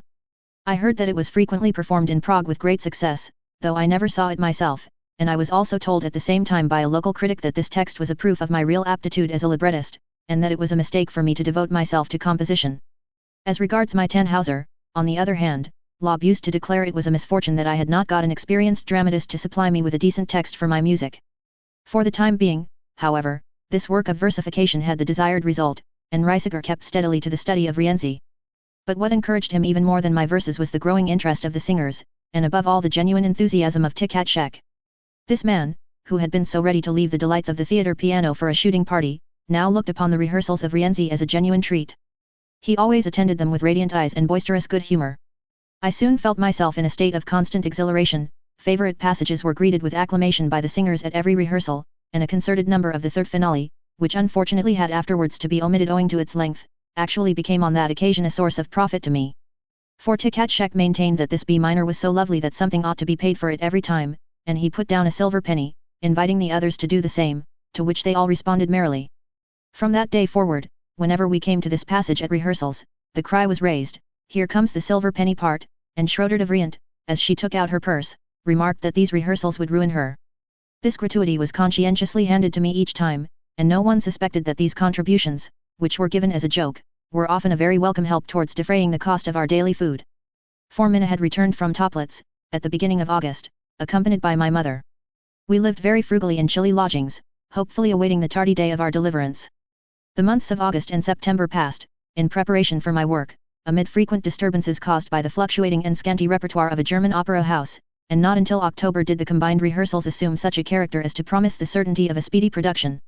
From the very beginning of the general rehearsals with the orchestra we all shared the conviction that the opera would, without doubt, be a great success. Finally, the full dress rehearsals produced a perfectly intoxicating effect. When we tried the first scene of the second act with the scenery complete, and the messengers of peace entered, there was a general outburst of emotion, and even Schroeder de Vriend, who was bitterly prejudiced against her part, as it was not the role of the heroine, could only answer my questions in a voice stifled with tears.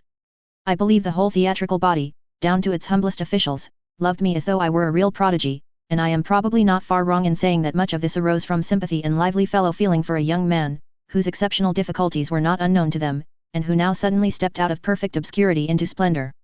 During the interval at the full dress rehearsal, while other members had dispersed to revive their jaded nerves with lunch, I remained seated on a pile of boards on the stage, in order that no one might realize that I was in the quandary of being unable to obtain similar refreshment. An invalid Italian singer, who was taking a small part in the opera, seemed to notice this, and kindly brought me a glass of wine and a piece of bread. I was sorry that I was obliged to deprive him of even his small part in the course of the year, for its loss provoked such ill treatment from his wife, that by conjugal tyranny he was driven into the ranks of my enemies. When, after my flight from Dresden in 1849, I learned that I had been denounced to the police by the same singer for supposed complicity in the rising which took place in that town, I bethought me of this breakfast during the Rienzi rehearsal, and felt I was being punished for my ingratitude, for I knew I was guilty of having brought him into trouble with his wife. The frame of mind in which I looked forward to the first performance of my work was a unique experience which I have never felt either before or since. My kind sister Clara fully shared my feelings. She had been living a wretched middle-class life at Chemnitz, which, just about this time, she had left to come and share my fate in Dresden. The poor woman, whose undoubted artistic gifts had faded so early, was laboriously dragging out a commonplace bourgeois existence as a wife and mother, but now, under the influence of my growing success, she began joyously to breathe a new life. She and I and the worthy chorus master Fischer used to spend our evenings with the Heine family, still over potatoes and herrings, and often in a wonderfully elated frame of mind. The evening before our first performance I was able to crown our happiness by myself ladling out a bowl of punch. With mingled tears and laughter we skipped about like happy children, and then in sleep prepared ourselves for the triumphant day to which we looked forward with such confidence. Although on the morning of October 20, 1842 I had resolved not to disturb any of my singers by a visit, yet I happened to come across one of them, a stiff Philistine called Riss, who was playing a minor bass part in a dull but respectable way. The day was rather cool, but wonderfully bright and sunshiny, after the gloomy weather we had just been having. Without a word this curious creature saluted me and then remained standing, as though bewitched. He simply gazed into my face with wonder and rapture, in order to find out, so he at last managed to tell me in strange confusion, how a man looked who that very day was to face such an exceptional fate. I smiled and reflected that it was indeed a day of crisis, and promised him that I would soon drink a glass with him, at the Stadt Hamburg Inn, of the excellent wine he had recommended to me with so much agitation. No subsequent experience of mine can be compared with the sensations which marked the day of the first production of Rienzi. At all the first performances of my works in later days, I have been so absorbed by an only too well-founded anxiety as to their success, that I could neither enjoy the opera nor form any real estimate of its reception by the public. As for my subsequent experiences at the general rehearsal of Tristan und Isolde, this took place under such exceptional circumstances, and its effect upon me differed so fundamentally from that produced by the first performance of Rienzi, that no comparison can possibly be drawn between the two. The immediate success of Rienzi was no doubt assured beforehand. But the emphatic way in which the audience declared their appreciation was thus far exceptional, that in cities like Dresden the spectators are never in a position to decide conclusively upon a work of importance on the first night, and consequently assume an attitude of chilling restraint towards the works of unknown authors. But this was, in the nature of things, an exceptional case, for the numerous staff of the theatre and the body of musicians had inundated the city beforehand with such glowing reports of my opera, that the whole population awaited the promised miracle in feverish expectation. I sat with Minna, my sister Clara, and the Heine family in a pit box, and when I try to recall my condition during that evening, I can only picture it with all the paraphernalia of a dream. Of real pleasure or agitation I felt none at all. I seemed to stand quite aloof from my work, whereas the sight of the thickly crowded auditorium agitated me so much, that I was unable even to glance at the body of the audience, whose presence merely affected me like some natural phenomenon, something like a continuous downpour of rain, from which I sought shelter in the farthest corner of my box as under a protecting roof. I was quite unconscious of applause, and when at the end of the acts I was tempestuously called for, I had every time to be forcibly reminded by Heine and driven on to the stage. On the other hand, one great anxiety filled me with growing alarm. I noticed that the first two acts had taken as long as the whole of Frieschütz, for instance. On account of its warlike calls to arms the third act begins with an exceptional uproar, and when at its close the clock pointed to 10, which meant that the performance had already lasted full 4 hours, I became perfectly desperate. The fact that after this act, also, I was again loudly called, I regarded merely as a final courtesy on the part of the audience, who wished to signify that they had had quite enough for one evening, and would now leave the house in a body.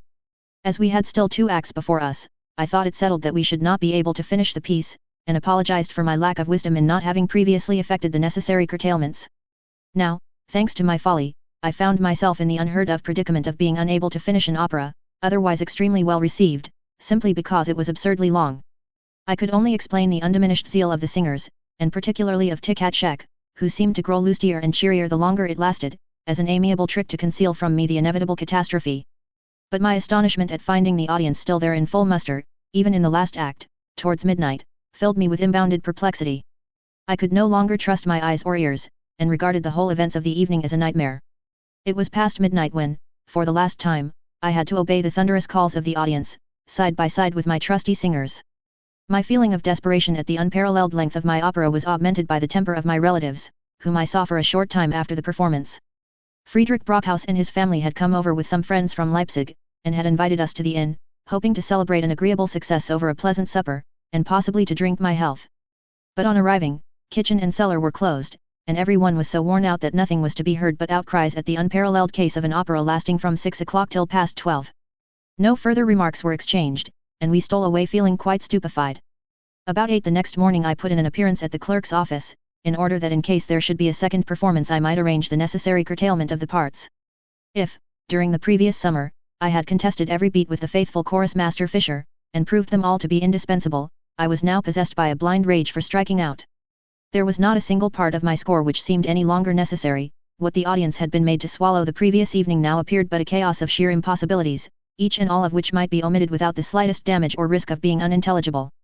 My one thought now was how to reduce my convolution of monstrosities to decent limits.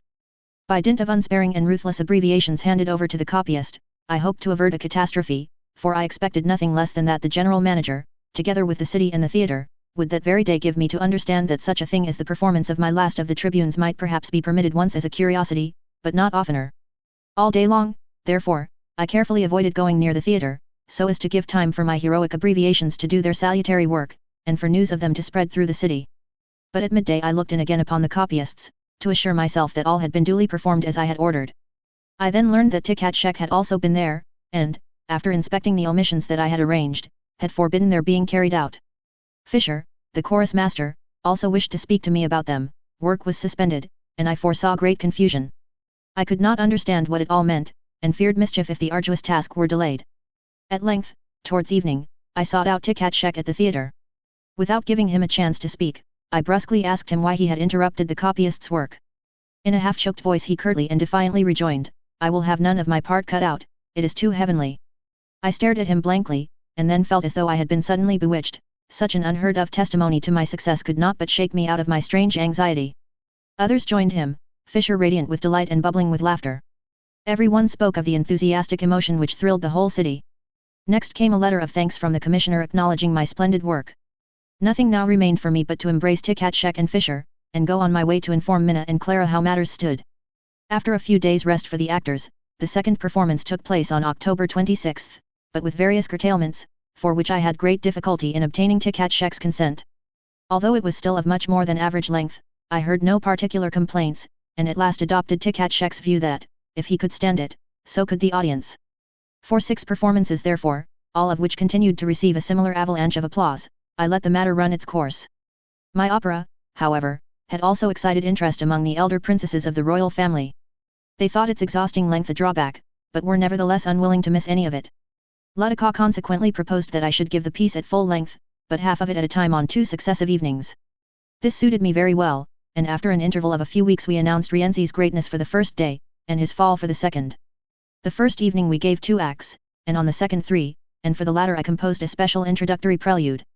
This met with the entire approval of our august patrons, and especially of the 2 eldest, Princesses Amalie and Augusta. The public, on the contrary, simply regarded this in the light of now being asked to pay 2 entrance fees for one opera, and pronounced the new arrangement a decided fraud. Its annoyance at the change was so great that it actually threatened to be fatal to the attendance, and after 3 performances of the divided Rienzi the management was obliged to go back to the old arrangement, which I willingly made possible by introducing my cuttings again. From this time forward the piece used to fill the house to overflowing as often as it could be presented, and the permanence of its success became still more obvious when I began to realize the envy it drew upon me from many different quarters. My first experience of this was truly painful, and came from the hands of the poet, Julius Mosen, on the very day after the first performance. When I first reached Dresden in the summer I had sought him out, and, having a really high opinion of his talent, our intercourse soon became more intimate, and was the means of giving me much pleasure and instruction. He had shown me a volume of his plays, which on the whole appealed to me exceptionally. Among these was a tragedy, Cola Rienzi, dealing with the same subject as my opera, and in a manner partly new to me, and which I thought effective. With reference to this poem, I had begged him to take no notice of my libretto, as in the quality of its poetry it could not possibly bear comparison with his own, and it cost him little sacrifice to grant the request. It happened that just before the first performance of my Rienzi, he had produced in Dresden Bernhard von Weimar, one of his least happy pieces, the result of which had brought him little pleasure. Dramatically it was a thing with no life in it, aiming only at political harangue, and had shared the inevitable fate of all such aberrations. He had therefore awaited the appearance of my Rienzi with some vexation, and confessed to me his bitter chagrin at not being able to procure the acceptance of his tragedy of the same name in Dresden. This, he presumed, arose from its somewhat pronounced political tendency, which, certainly in a spoken play on a similar subject, would be more noticeable than in an opera, where from the very start no one pays any heed to the words. I had genuinely confirmed him in this depreciation of the subject matter in opera, and was therefore the more startled when, on finding him at my sister Louisa's the day after the first performance, he straightway overwhelmed me with a scornful outburst of irritation at my success. But he found in me a strange sense of the essential unreality in opera of such a subject as that which I had just illustrated with so much success in Rienzi, so that, oppressed by a secret sense of shame, I had no serious rejoinder to offer to his candidly poisonous abuse. My line of defense was not yet sufficiently clear in my own mind to be available offhand, nor was it yet backed by so obvious a product of my own peculiar genius that I could venture to quote it. Moreover, my first impulse was only one of pity for the unlucky playwright, which I felt all the more constrained to express, because his burst of fury gave me the inward satisfaction of knowing that he recognized my great success, of which I was not yet quite clear myself. But this first performance of Rienzi did far more than this. It gave occasion for controversy, and made an ever-widening breach between myself and the newspaper critics. Herr Karl Bank, who for some time had been the chief musical critic in Dresden, had been known to me before at Magdeburg, where he once visited me and listened with delight to my playing of several fairly long passages from my Liebesverbot. When we met again in Dresden, this man could not forgive me for having been unable to procure him tickets for the first performance of Rienzi. The same thing happened with a certain Herr Julius Schlederbosch, who likewise settled in Dresden about that time as a critic. Though I was always anxious to be gracious to everybody, yet I felt just then an invincible repugnance for showing special deference to any man because he was a critic. As time went on, I carried this rule to the point of almost systematic rudeness, and was consequently all my life through the victim of unprecedented persecution from the press. As yet, however, this ill will had not become pronounced, for at that time journalism had not begun to give itself airs in Dresden. There were so few contributions sent from there to the outside press that our artistic doings excited very little notice elsewhere, a fact which was certainly not without its disadvantages for me. Thus for the present the unpleasant side of my success scarcely affected me at all, and for a brief space I felt myself, for the first and only time in my life, so pleasantly borne along on the breath of general goodwill, that all my former troubles seemed amply requited. For further and quite unexpected fruits of my success now appeared with astonishing rapidity, though not so much in the form of material profit, which for the present resolved itself into 900 marks, paid me by the General Board as an exceptional fee instead of the usual 20 golden louis. Nor did I dare to cherish the hope of selling my work advantageously to a publisher, until it had been performed in some other important towns. But fate willed it, that by the sudden death of Rastrelli, Royal Director of Music, which occurred shortly after the first production of Rienzi, an office should unexpectedly become vacant, for the filling of which all eyes at once turned to me. While the negotiations over this matter were slowly proceeding, the General Board gave proof in another direction of an almost passionate interest in my talents. They insisted that the first performance of the Fliegender Holländer should on no account be conceded to the Berlin Opera, but reserved as an honor for Dresden. As the Berlin authorities raised no obstacle, I very gladly handed over my latest work also to the Dresden Theatre. If in this I had to dispense with Tichatschek's assistance, as there was no leading tenor part in the play, I could count all the more surely on the helpful cooperation of Schroeder de Vriend, to whom a worthier task was assigned in the leading female part than that which she had had in Rienzi. I was glad to be able thus to rely entirely upon her, as she had grown strangely out of humour with me, owing to her scanty share in the success of Rienzi. The completeness of my faith in her I proved with an exaggeration by no means advantageous to my own work, by simply forcing the leading male part on Wagner, a once capable, but now somewhat delicate baritone. He was in every respect wholly unsuited to the task, and only accepted it with unfeigned hesitation. On submitting my play to my adored prima donna, I was much relieved to find that its poetry made a special appeal to her. Thanks to the genuine personal interest awakened in me under very peculiar circumstances by the character and fate of this exceptional woman, our study of the part of Senta, which often brought us into close contact, became one of the most thrilling and momentously instructive periods of my life. It is true that the great actress, especially when under the influence of her famous mother, Sophie Schroeder, who was just then with her on a visit, showed undisguised vexation at my having composed so brilliant a work as Rienzi for Dresden without having specifically reserved the principal part for her. Yet the magnanimity of her disposition triumphed even over this selfish impulse. She loudly proclaimed me a genius, and honored me with that special confidence which, she said, none but a genius should enjoy.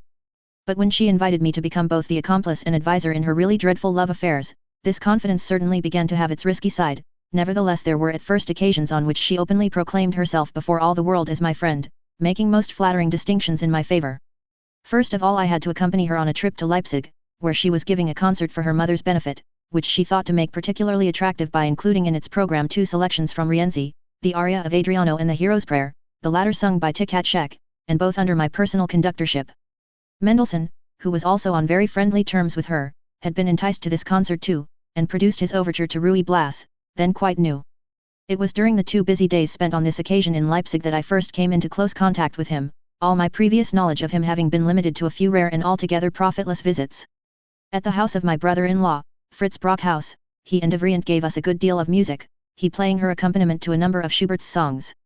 I here became conscious of the peculiar unrest and excitement with which this master of music, who, though still young, had already reached the zenith of his fame and life's work, observed or rather watched me. I could see clearly that he thought but little of a success in opera, and that merely in Dresden. Doubtless I seemed in his eyes one of a class of musicians to whom he attached no value, and with whom he proposed to have no intercourse. Nevertheless, my success had certain characteristic features, which gave it a more or less alarming aspect. Mendelssohn's most ardent desire for a long time past had been to write a successful opera, and it was possible he now felt annoyed that, before he had succeeded in doing so, a triumph of this nature should suddenly be thrust into his face with blunt brutality, and based upon a style of music which he might feel justified in regarding as poor. He probably found it no less exasperating that Devrient, whose gifts he acknowledged, and who was his own devoted admirer, should now so openly and loudly sound my praises. These thoughts were dimly shaping themselves in my mind, when Mendelssohn, by a very remarkable statement, drove me, almost with violence, to adopt this interpretation. On our way home together, after the joint concert rehearsal, I was talking very warmly on the subject of music. Although by no means a talkative man, he suddenly interrupted me with curiously hasty excitement by the assertion that music had but one great fault, namely, that more than any other art it stimulated not only our good, but also our evil qualities, such, for instance, as jealousy. I blushed with shame to have to apply this speech to his own feelings towards me, for I was profoundly conscious of my innocence of ever having dreamed, even in the remotest degree, of placing my own talents or performances as a musician in comparison with his. Yet, strange to say, at this very concert he showed himself in a light by no means calculated to place him beyond all possibility of comparison with myself. A rendering of his Hebrides overture would have placed him so immeasurably above my 2 operatic airs, that all shyness at having to stand beside him would have been spared me, as the gulf between our 2 productions was impassable. But in his choice of the Ruy Blas overture he appears to have been prompted by a desire to place himself on this occasion so close to the operatic style that its effectiveness might be reflected upon his own work. The overture was evidently calculated for a Parisian audience, and the astonishment Mendelssohn caused by appearing in such a connection was shown by Robert Schumann in his own ungainly fashion at its close. Approaching the musician in the orchestra, he blandly, and with a genial smile, expressed his admiration of the brilliant orchestral piece just played. But in the interests of veracity let me not forget that neither he nor I scored the real success of that evening. We were both wholly eclipsed by the tremendous effect produced by the grey-haired Sophie Schroeder in a recitation of Berger's Lenore.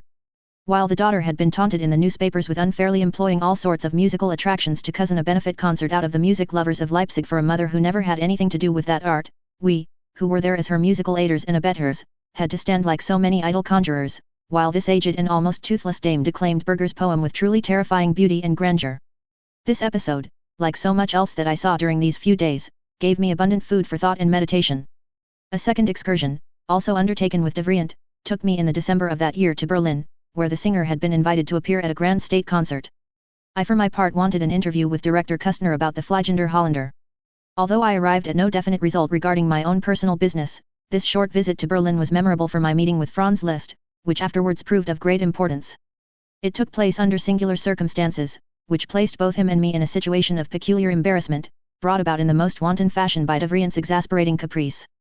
I had already told my patroness the story of my earlier meeting with Liszt. During that fateful second winter of my stay in Paris, when I had at last been driven to be grateful for Schlesinger's hack work, I one day received word from Laub, who always bore me in mind, that F. Liszt was coming to Paris. He had mentioned and recommended me to him when he was in Germany, and advised me to lose no time in looking him up, as he was generous, and would certainly find means of helping me. As soon as I heard that he had really arrived, I presented myself at the hotel to see him. It was early in the morning. On my entrance I found several strange gentlemen waiting in the drawing room, where, after some time, we were joined by Liszt himself, pleasant and affable, and wearing his indoor coat. The conversation was carried on in French, and turned upon his experiences during his last professional journey in Hungary. As I was unable to take part, on account of the language, I listened for some time, feeling heartily bored, until at last he asked me pleasantly what he could do for me. He seemed unable to recall Lob's recommendation, and all the answer I could give was that I desired to make his acquaintance. To this he had evidently no objection, and informed me he would take care to have a ticket sent me for his great matinee, which was to take place shortly. My sole attempt to introduce an artistic theme of conversation was a question as to whether he knew Loewe's Erlkönig as well as Schubert's. His reply in the negative frustrated this somewhat awkward attempt, and I ended my visit by giving him my address. Thither his secretary, Belloni, presently sent me, with a few polite words, a card of admission to a concert to be given entirely by the master himself in the Saal Erard. I duly wended my way to the overcrowded hall, and beheld the platform on which the grand piano stood, closely beleaguered by the cream of Parisian female society, and witnessed their enthusiastic ovations of this virtuoso, who was at that time the wonder of the world. Moreover, I heard several of his most brilliant pieces, such as variations on Robert Le Diable, but carried away with me no real impression beyond that of being stunned. This took place just at the time when I abandoned a path which had been contrary to my truer nature, and had led me astray, and on which I now emphatically turned my back in silent bitterness. I was therefore in no fitting mood for a just appreciation of this prodigy, who at that time was shining in the blazing light of day, but from whom I had turned my face to the night. I went to see Liszt no more. As already mentioned, I had given Devrient a bare outline of this story, but she had noted it with particular attention, for I happened to have touched her weak point of professional jealousy. As Liszt had also been commanded by the King of Prussia to appear at the Grand State Concert at Berlin, it so happened that the first time they met Liszt questioned her with great interest about the success of Rienzi. She thereupon observed that the composer of that opera was an altogether unknown man, and proceeded with curious malice to taunt him with his apparent lack of penetration, as proved by the fact that the said composer, who now so keenly excited his interest, was the very same poor musician whom he had lately turned away so contemptuously in Paris. All this she told me with an air of triumph, which distressed me very much, and I at once set to work to correct the false impression conveyed by my former account. As we were still debating this point in her room, we were startled by hearing from the next the famous bass part in the Revenge air from Donna Anna, rapidly executed in octaves on the piano. "That's Liszt himself," she cried. Liszt then entered the room to fetch her for the rehearsal. To my great embarrassment she introduced me to him with malicious delight as the composer of Rienzi, the man whose acquaintance he now wished to make after having previously shown him the door in his glorious Paris. My solemn asseverations that my patroness, no doubt only in fun, was deliberately distorting my account of my former visit to him, apparently pacified him so far as I was concerned, and, on the other hand, he had no doubt already formed his own opinion of the impulsive singer. He certainly regretted that he could not remember my visit in Paris, but it nevertheless shocked and alarmed him to learn that anyone should have had reason to complain of such treatment at his hands.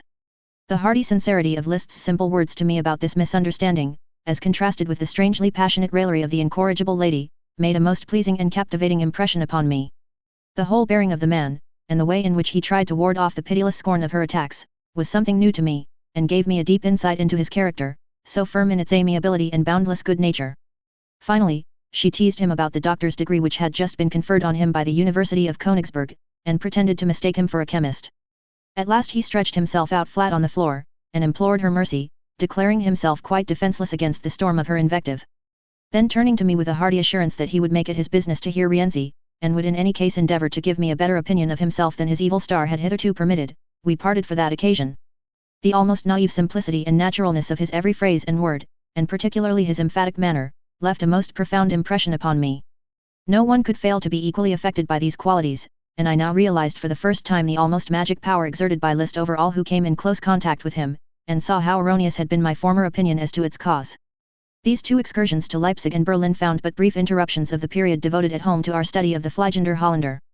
It was therefore, of paramount importance to me to maintain Schroeder de Vriend's keen interest in her part, since, in view of the weakness of the rest of the cast, I was convinced that it was from her alone I could expect any adequate interpretation of the spirit of my work.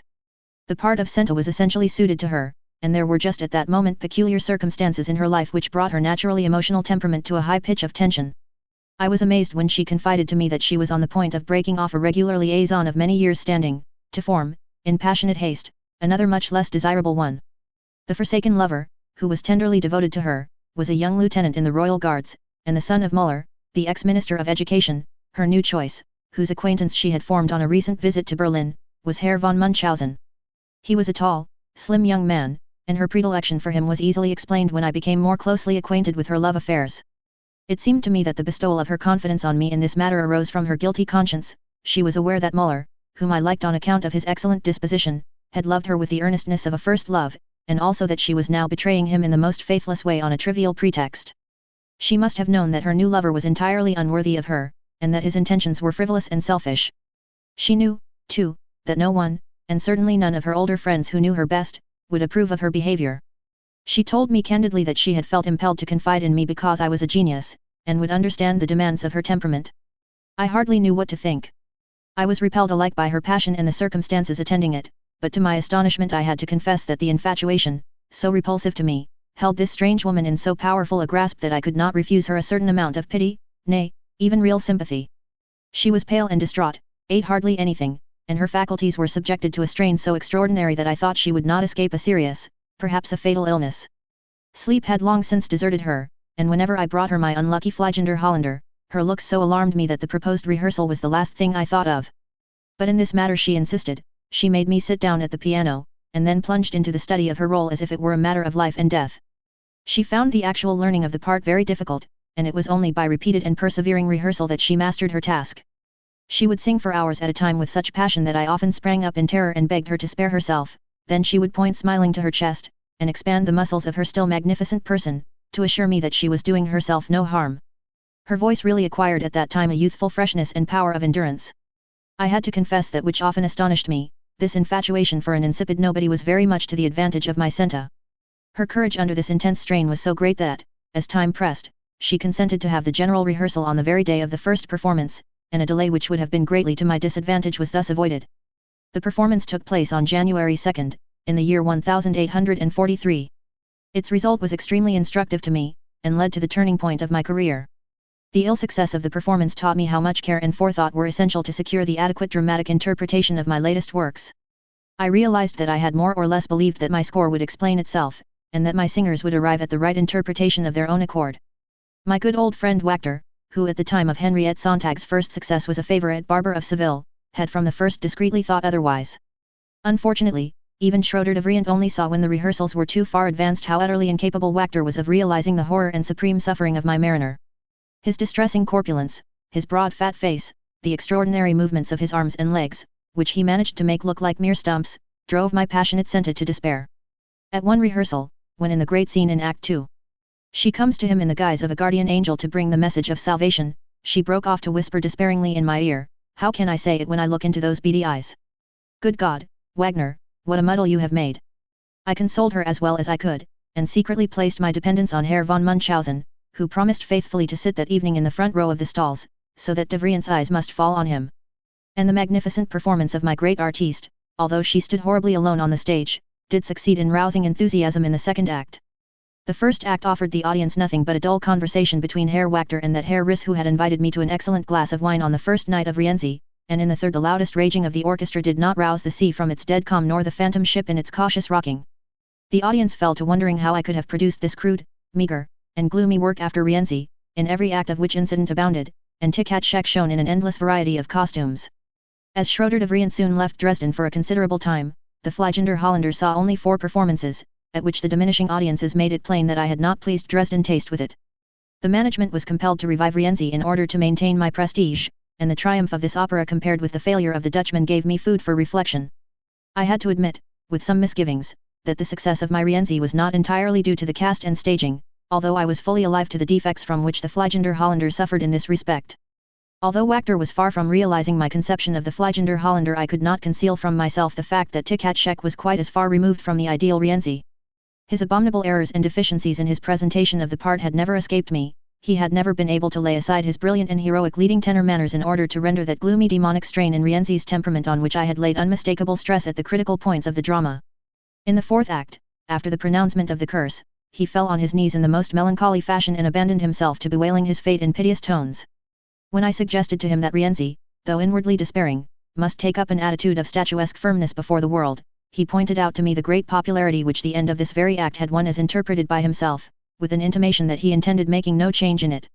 And when I considered the real causes of the success of Rienzi, I found that it rested on the brilliant and extraordinarily fresh voice of the soaring, happy singer, in the refreshing effect of the chorus and the gay movement and coloring on the stage.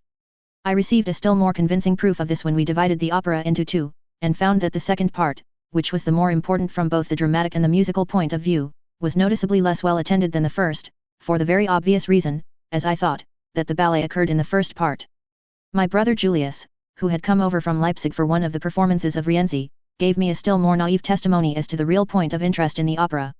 I was sitting with him in an open box, in full sight of the audience, and had therefore begged him to desist from giving any applause, even if directed only to the efforts of the singers. He restrained himself all through the evening, but his enthusiasm at a certain figure of the ballet was too much for him, and he clapped loudly, to the great amusement of the audience, telling me that he could not hold himself in any longer. Curiously enough, this same ballet secured for Rienzi, which was otherwise received with indifference, the enduring preference of the present King of Prussia, who many years afterwards ordered the revival of this opera, although it had utterly failed in arousing public interest by its merits as a drama. I found, when I had to be present later on at a representation of the same opera at Darmstadt, that while wholesale cuts had to be made in its best parts, it had been found necessary to expand the ballets by additions and repetitions. This ballet music, which I had put together with contemptuous haste at Riga in a few days without any inspiration, seemed to me, moreover, so strikingly weak that I was thoroughly ashamed of it even in those days at Dresden, when I had found myself compelled to suppress its best feature, the tragic pantomime. Further, the resources of the ballet in Dresden did not even admit of the execution of my stage directions for the combat in the arena, nor for the very significant round dances, both admirably carried out at a later date in Berlin. I had to be content with the humiliating substitution of a long, foolish step dance by two insignificant dancers, which was ended by a company of soldiers marching on, bearing their shields on high so as to form a roof and remind the audience of the Roman testudo. Then the ballet master with his assistant, in flesh-colored tights, leaped onto the shields and turned somersaults, a proceeding which they thought was reminiscent of the gladiatorial games. It was at this point that the house was always moved to resounding applause, and I had to own that this moment marked the climax of my success. I thus had my doubts as to the intrinsic divergence between my inner aims and my outward success. At the same time a decisive and fatal change in my fortunes was brought about by my acceptance of the conductorship at Dresden, under circumstances as perplexing in their way as those preceding my marriage. I had met the negotiations which led up to this appointment with a hesitation and a coolness by no means affected. I felt nothing but scorn for theatrical life, a scorn that was by no means lessened by a closer acquaintance with the apparently distinguished ruling body of a court theatre, the splendors of which only conceal, with arrogant ignorance, the humiliating conditions appertaining to it and to the modern theatre in general. I saw every noble impulse stifled in those occupied with theatrical matters, and a combination of the vainest and most frivolous interests maintained by a ridiculously rigid and bureaucratic system. I was now fully convinced that the necessity of handling the business of the theatre would be the most distasteful thing I could imagine. Now that, through Rastrelli's death, the temptation to be false to my inner conviction came to me in Dresden, I explained to my old and trusted friends that I did not think I should accept the vacant post. But everything calculated to shake human resolution combined against this decision. The prospect of securing the means of livelihood through a permanent position with a fixed salary was an irresistible attraction.